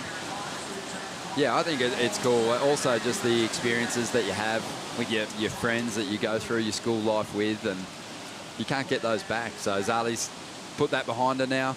That's in the bag, and she's focused heavily on chasing down that spot on the championship tour for 2023. Now look at what happened right here. Zali utilized priority, Bugs. Now, did she better her position with this wave? That's going to be the question. And the answer we already have, I'll answer myself, was no. So now Nikki has priority and the swing at it. And just prior to that, I thought Nikki was getting a bit desperate and going for more waves like her previous ones where she didn't get above the 5-point mark. So now we'll see how she plays it. This is a bit of a chess match. It sure is. It feels like just in that priority decision, Kaipo, it kind of went advantage Nikki somewhat, because the requirement since the 6.07 is very attainable on maybe a single turn. 5.21's the requirement. She's got plenty of time on the clock. Holding priority, just needs to make smart decisions right now when a quality wave comes through. Noticed a bit of a shift just in the approach to competition from Nikki Bugs in her post-heat interviews. In the past, she's been very bubbly, very light. There's, I think, a renewed focus competitively, and she's going after that 5.21 now.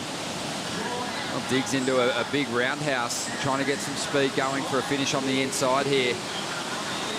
Just a transition hit there. She wants to find this shore break and throw something big on the beach. Needs a finish. Yeah, and she'll get it and throws the extras. Wow, got some work done there on the inside. She was working through those flatter sections on the outside, but the payoff was there when she got that momentum through the shore break. Well, you got to think those first two maneuvers, they're not huge scoring maneuvers. She absolutely needed this last maneuver. Yeah, you're right, because when you end the beginning right here, races down the line, and kind of a sleepy two-stage cutback, banks it right there, more kind of just like fat water to get through here. Little carve, and to your point, Bugs, really had to make it on the finish here. Yeah, she did. She had not got it done before this stage. So it's all up to that last maneuver. Now, it was on the shore break, but it was quite a solid little shorey session. Yeah. Now, this is where the judges are going to go. Do we favour out the back? Do we favour the shorey? It's really one big move. Yeah, obviously there's a bit more height in the waves on that outer bank, but that one had some body in it. With that deeper water, some of those swell lines are kind of standing up almost to a similar size on the shore break. So we're waiting on the numbers to roll through for Nikki. She needs a 5.2 out of that one. I mean, for what the wave served up, I feel like she kind of juiced every little bit out of it. My goodness, she gets it.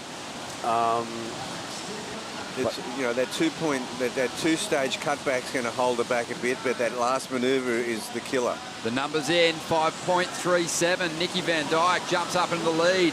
You saw her kick the water there. She only just got over the line. Yeah, 5.21 she needed, Ronnie? Yeah, well, Zali Kelly now, she's in a position with priority where she can make a run at the lead again. The requirement for her lower, seeing as though she has the single highest score of this heat, that's 6.5. She's after a 4.94. And I think the biggest factor for Zali is that she got those two scores in the first like 5 minutes of the heat, and really hasn't been able to improve on her position.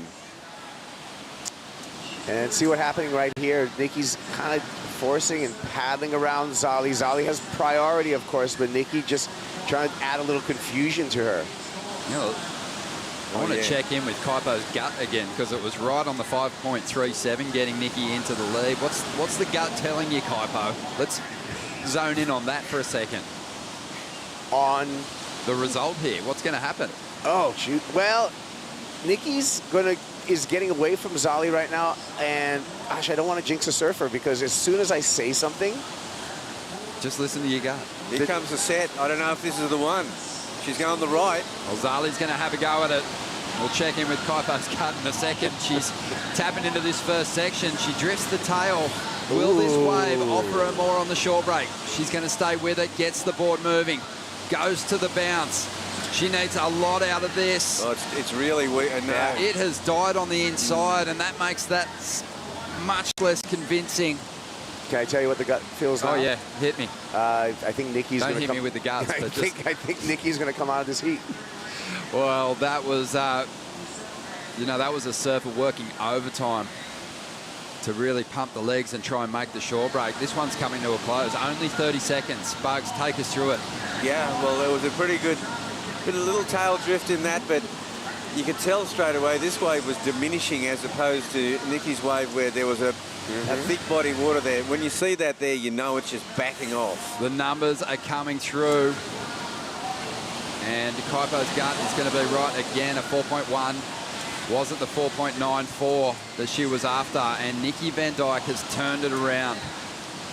She really kept her cool in this one. Yeah, she really kept it cool, but there was the desperation to get through that transition into that shore break was right there. She had not scored it before she made that shore break move. So, you know, a clutch performance. And a great heat. I mean, Zali Kelly, she did the work early on, but Nikki Van Dijk, she came back in a big way. Just a couple of rides at the end of that heat, she got herself back in it. A lot of effort put in the end, and well-deserved to move on into the quarterfinals for Nikki Van Dijk turning that heat. Let's have another look at it on the Harvey Norman recap, Bugs. Zali, those beautiful backhand snaps to kick things off. Yeah, she really got herself up there with that 6.5. And this is the move that just got Nikki back in the frame. But it was this desperation one. It might have been a 2-point cutback, two-stage cutty there. And kind of a small little stab at it here. But this last move, this is the money move, and she's over the dead section and she's keeping the speed. She gets right up into the lip line there, and their little finish, and just got over the line. She's looking so fit at the moment, Kaipo. Been training really hard, right into her yoga, just so much core strength. You could see it on show as she chased down that 5.21 on that last ride. Just a great effort. Took a lot of effort, and she was rewarded for that effort. There she goes. Good feeling hitting the beach. She's exhausted. Gentlemen, thanks for the fun day. Enjoyed the post show. It's just around the corner. Richie and Shannon will be joining me on the Harvey Norman host set.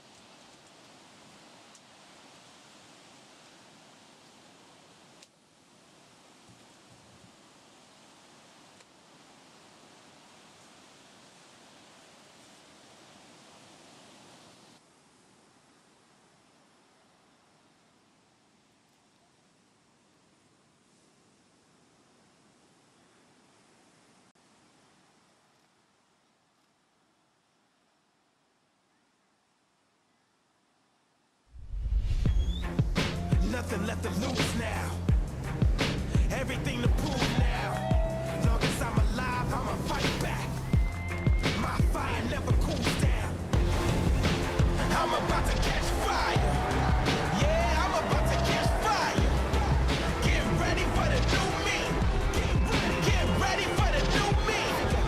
Try to hold me down and I go higher. Try to put me out and I go wilder.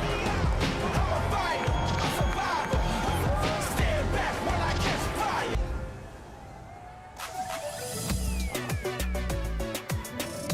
Great to have your company for the WSL Post Show here at the GWM Sydney Surf Pro, presented by Rip Curl.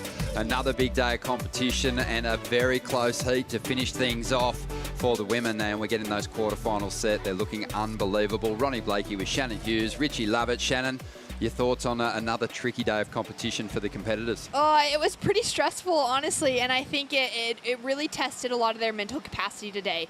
Knowing it was going to be a challenge to find the right waves, they had to perform. A lot of surfers falling in moments that were extremely critical, which made it, I think, stressful for us as viewers, stressful for coaches and family members. But to see the ones that really were able to tap into it and find some good ones was pretty phenomenal. We got into that head-to-head competition, Rich, and we saw some great heats unfold. The women's quarterfinals taking shape, as I mentioned. What did you make of that last heat? Oh, that was it was stressful to watch, as Shannon was saying. You know, it was a bit of a seesaw battle and some really good manoeuvres laid down. I just love that man-on-man format now in this Challenger Series as we get to the pointier end. It really emulates the Championship Tour format. And, yeah, it's been exciting from Heat 1 to the end of the day. It's been fantastic. Yeah, that head-to-head competition is awesome to see. And it was Nikki Van Dijk getting the edge in the last heat of the day. Let's hear from the winner. She's with Stace. Thanks, Ron. Nikki, you mentioned it's been a big day for the kids, but it's been a big day for the big kids too. It has. 3 sessions today. Yeah, I was feeling it out there. I actually had an acai right before my heat, and I had the biggest stitch, and I was like, oh no, just go, go, go. So, yeah, that was a nail biter, that one. It's a bit of a slow start, but yeah, pulled it together at the end. I don't know how. How is it coming off a heat where you're dropping excellent scores and then coming into a bit of a shootout like that? How do you adjust? Yeah, it was definitely pretty grindy. I watched Macy's heat, and yeah, there wasn't too many like surfable waves, so I just kind of wanted to get a corner with a bit of power, and yeah, I really struggled up until the end there. Even just that the 6 was kind of the only, good section I kind of felt like I had out there, and yeah, I'm just keen for tomorrow to come. That was really grindy, but stoked to make it through, and yeah, it was awesome to surf against Sally as well, because she's such a little feisty one. She's great to compete against, and yeah, wish her all the best because she's ripping. Thanks for your time, Nikki. Well done.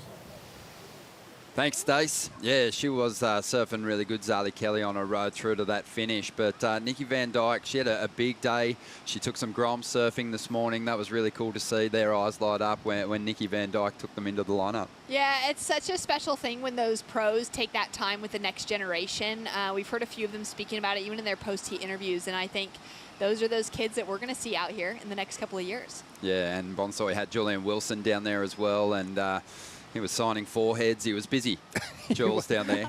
The kids were loving it. But let's dive into some of the biggest heats of the day. Luana Silva was looking fantastic again, but I want to look at this heat first. This was Alyssa Spencer up against Macy Callahan, and this was another heat that really could have gone either way. But Alyssa put the pressure on, dropping an excellent score in this one, Rich. Yeah, it was an interesting heat in that manoeuvre there. I can't help but just get really excited about it every time I see that manoeuvre. Big energy at the finish of it. Macy sort of found a couple to grind her way back into the heat. And she had a fantastic heat this morning. Just went about getting the win, Macy, and then, one of the final heats of today. But Alyssa was just on an absolute tear.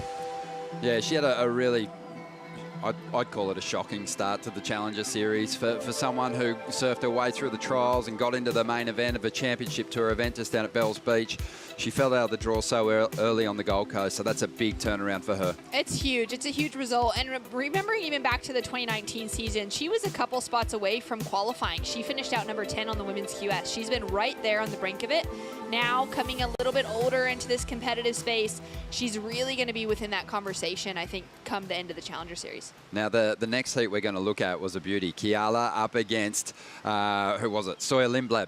That was so good. I love Sawyer's surfing, but Kiala's just taken things to a whole new level here. She had so many flares of Nikki Van Dyke within her surfing that heat that I literally turned around and was like, oh yeah, that was Nikki on a wave. And then I saw the scoreboard and went, wait, it was Kiala, which is incredible to just showcase the surfing that she's been doing, the work she's been putting in behind the scenes.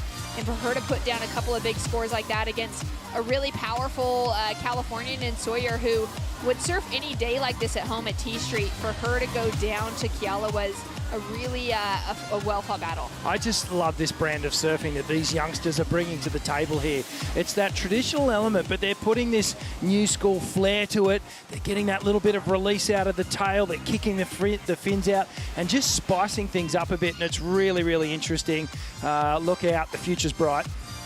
Yeah, there's the numbers, 7.5, 7.13, Kiala. I think warming up at the perfect time of the contest. You know, you think about her run through this event, she's been posting some solid numbers, but that's kind of closing in on that excellent range, and she's going to be hard to beat as she moves through. Let's have a look at the quarterfinal bracket. Of course, we've still got 2 heats to get through in the round of 16 for the women, and they're unbelievable matchups. You don't want to miss them, but this is what we can look forward to. This is going to be so fun to watch. Luana, again, I mentioned it earlier, I loved her surfing today. She just looks so confident at the moment. It's great to see her bounce back after falling off the championship tour. I think so. I think she's really taken it in stride, and she's going to come back even stronger this year. Looking at quarterfinal number 2, Sarah Baum out of South Africa, living here in Australia, up against Teresa Bonvalo. That's going to be a great matchup. Alyssa Spencer and Nikki Van Dyke. To me, they both have quite a similar approach to waves, so it'll be interesting to see who comes out on top. And then between Katie Simmers, Kira Pinkerton, Sophie McCulloch, and Sarah Wakita, those are some really good stacked names to battle it out for that last quarterfinal. Yeah, there's some really good action still to come in that bracket, and it's going to be interesting to see. It's really starting to sit well, isn't it, that whole bracket there, and the quarterfinals are shaping up really nicely. They sure are. Let's have a look at some of the great heats that we watched unfold in the men's division today. Michael Rodriguez, he looks like one of the guys to beat. Rich, you said that you can picture this guy going on to the victory this year. Yeah, I feel like he's really in that top 3 conversation when you think about favourites to win this event. But Brody, wow, this kid out of Hawaii, he's starting to make some really big statements with some very, very solid surfing. But just the speed of Emrod, it's kind of unmatched at the moment, and it's going to take a big effort to stop him. Yeah, it's some celebrations too, but the big story ended up being the battle for second spot in that heat. And Ramsey was just looking so strong in the clash as well, but Brody found the edge, and the Grom is still alive in the mix and chasing down his biggest finish in a Challenger Series contest yet. But there's the numbers. Big numbers. Super impressive from Michael. Excellent heat score. Yeah, that was some big heat totals there. And as you said, Ramsey, well, he was sort of one of the favourites too out of the goofy footers, definitely bringing that big power brand of surfing, and unfortunately just wasn't able to find that. Maybe a little mistake in wave choice during that heat. The first head-to-head matchups for the men are coming together, and they don't get much better than this, Shannon. It's going to be an incredible matchup. Rio Waida strung together some really good heats here. He's coming in hungrier than ever, wanting to get his name on. He also knows he's got that call-up to the Quicksilver Pro G-Land just next week as a wild card. But he's coming up against arguably the strongest competitor in the field right now in Michael Rodriguez. Yeah, I can't wait to watch that unfold. Yeah, that's kind of Mercedes versus Ferrari type stuff. They're just going to be zipping all over the place, aren't they? It's going to be awesome. Leonardo Fioravanti continues his amazing run through this contest. Talk about, you know, just switching gears and staying positive after falling off the CT. This guy's just come to Manly where he was victorious in 2020, and you know, he just keeps ramping things up with each performance.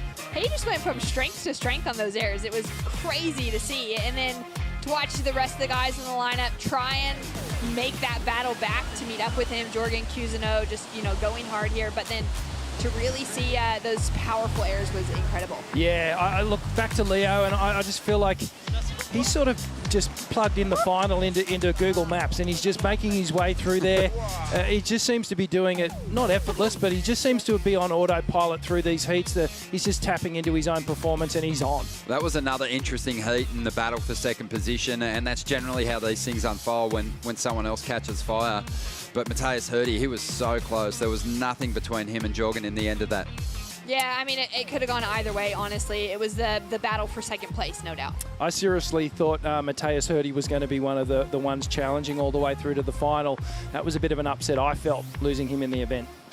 Yeah, so let's see what Leonardo is going to face in the round of 16. He's up against the Indonesian, Ketut Agus, and he was one of the great stories of today's action. Yeah, he made a real comeback within that heat. It was incredible to see Ketut, and now he's coming up against a very strong Leo Fioravanti. I mean, these head-to-head matchups are looking really solid so far. Well, we were lucky today. We saw the manoeuvre of the contest, and it is our Boost Mobile wave of the day. Ryan Callanan was on fire, Rich. He had a number of airs, but he found one of the biggest sections out there and threw this at us. Oh, this was just such a huge, fully corked out. Have a look at how high the tail gets. The full rotation, well, almost about 270, maybe 300 degrees on the rotation.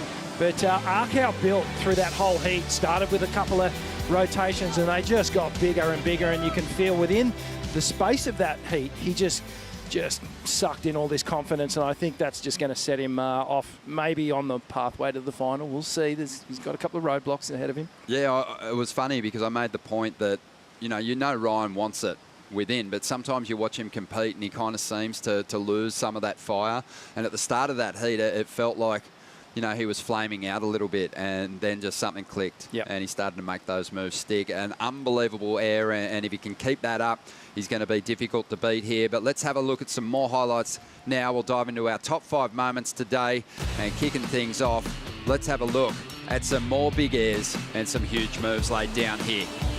Well, it basically turned into a bit of an air show this morning. Perfect surf for it. Just crispy little left-handers, and the onshore wind, that was Mickey Monabray, and this is just one of about 6 airs that Ryan Callanan did in his heat. He started to get the groove fingers going, but that was just a crazy tail high, full rotation, just so confident.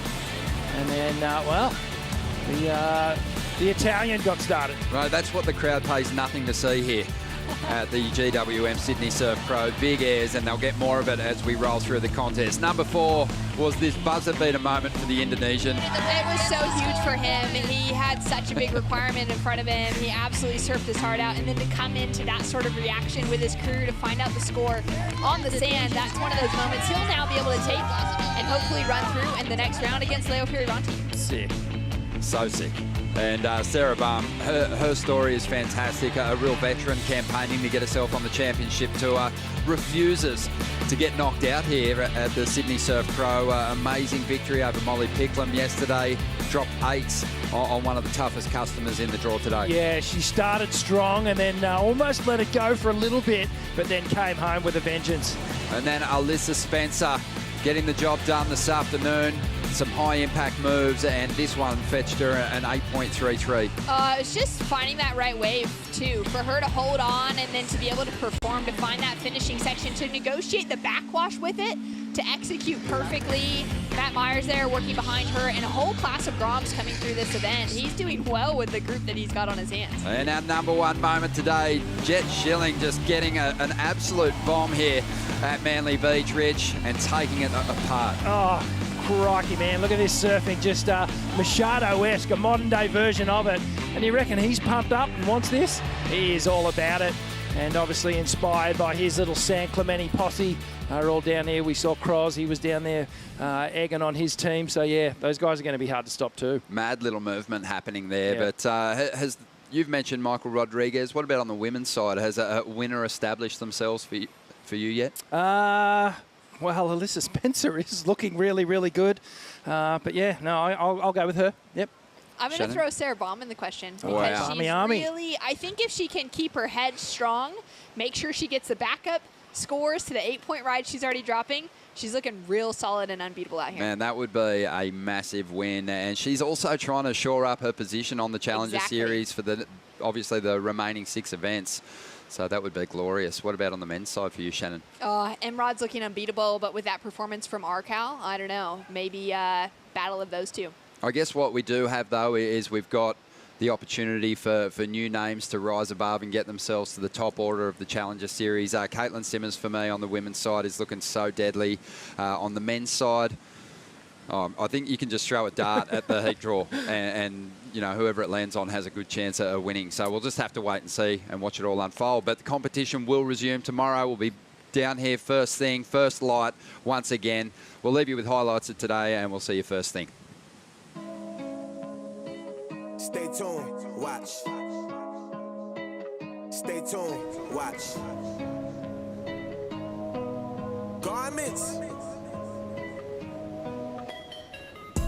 Get out my way, I'ma make my move. When I play the game, I never lose.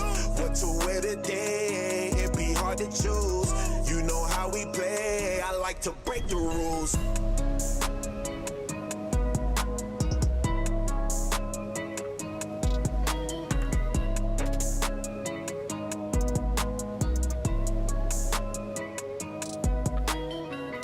Tell you like this. Geronimo plane, I'ma jump on the beat. You know how I step in, that's really concrete. I didn't mean to, but I'm blowing your mind. The further you fall, the higher you climb. I'm up 24 like a gym membership. I kill and I leave evidence. You be big mad, so sue me, no settlement. You are out of gas on irrelevant. Get out my way, I'ma make my move. When I play the game, I never lose. What to wear today, it be hard to choose. You know how we play, I like to break the rules. Stay tuned, stay tuned, stay tuned, watch. Stay tuned, stay tuned, stay tuned, watch. Stay tuned, stay tuned, stay tuned, watch. Stay tuned, stay tuned, stay tuned, watch. Nah, for real.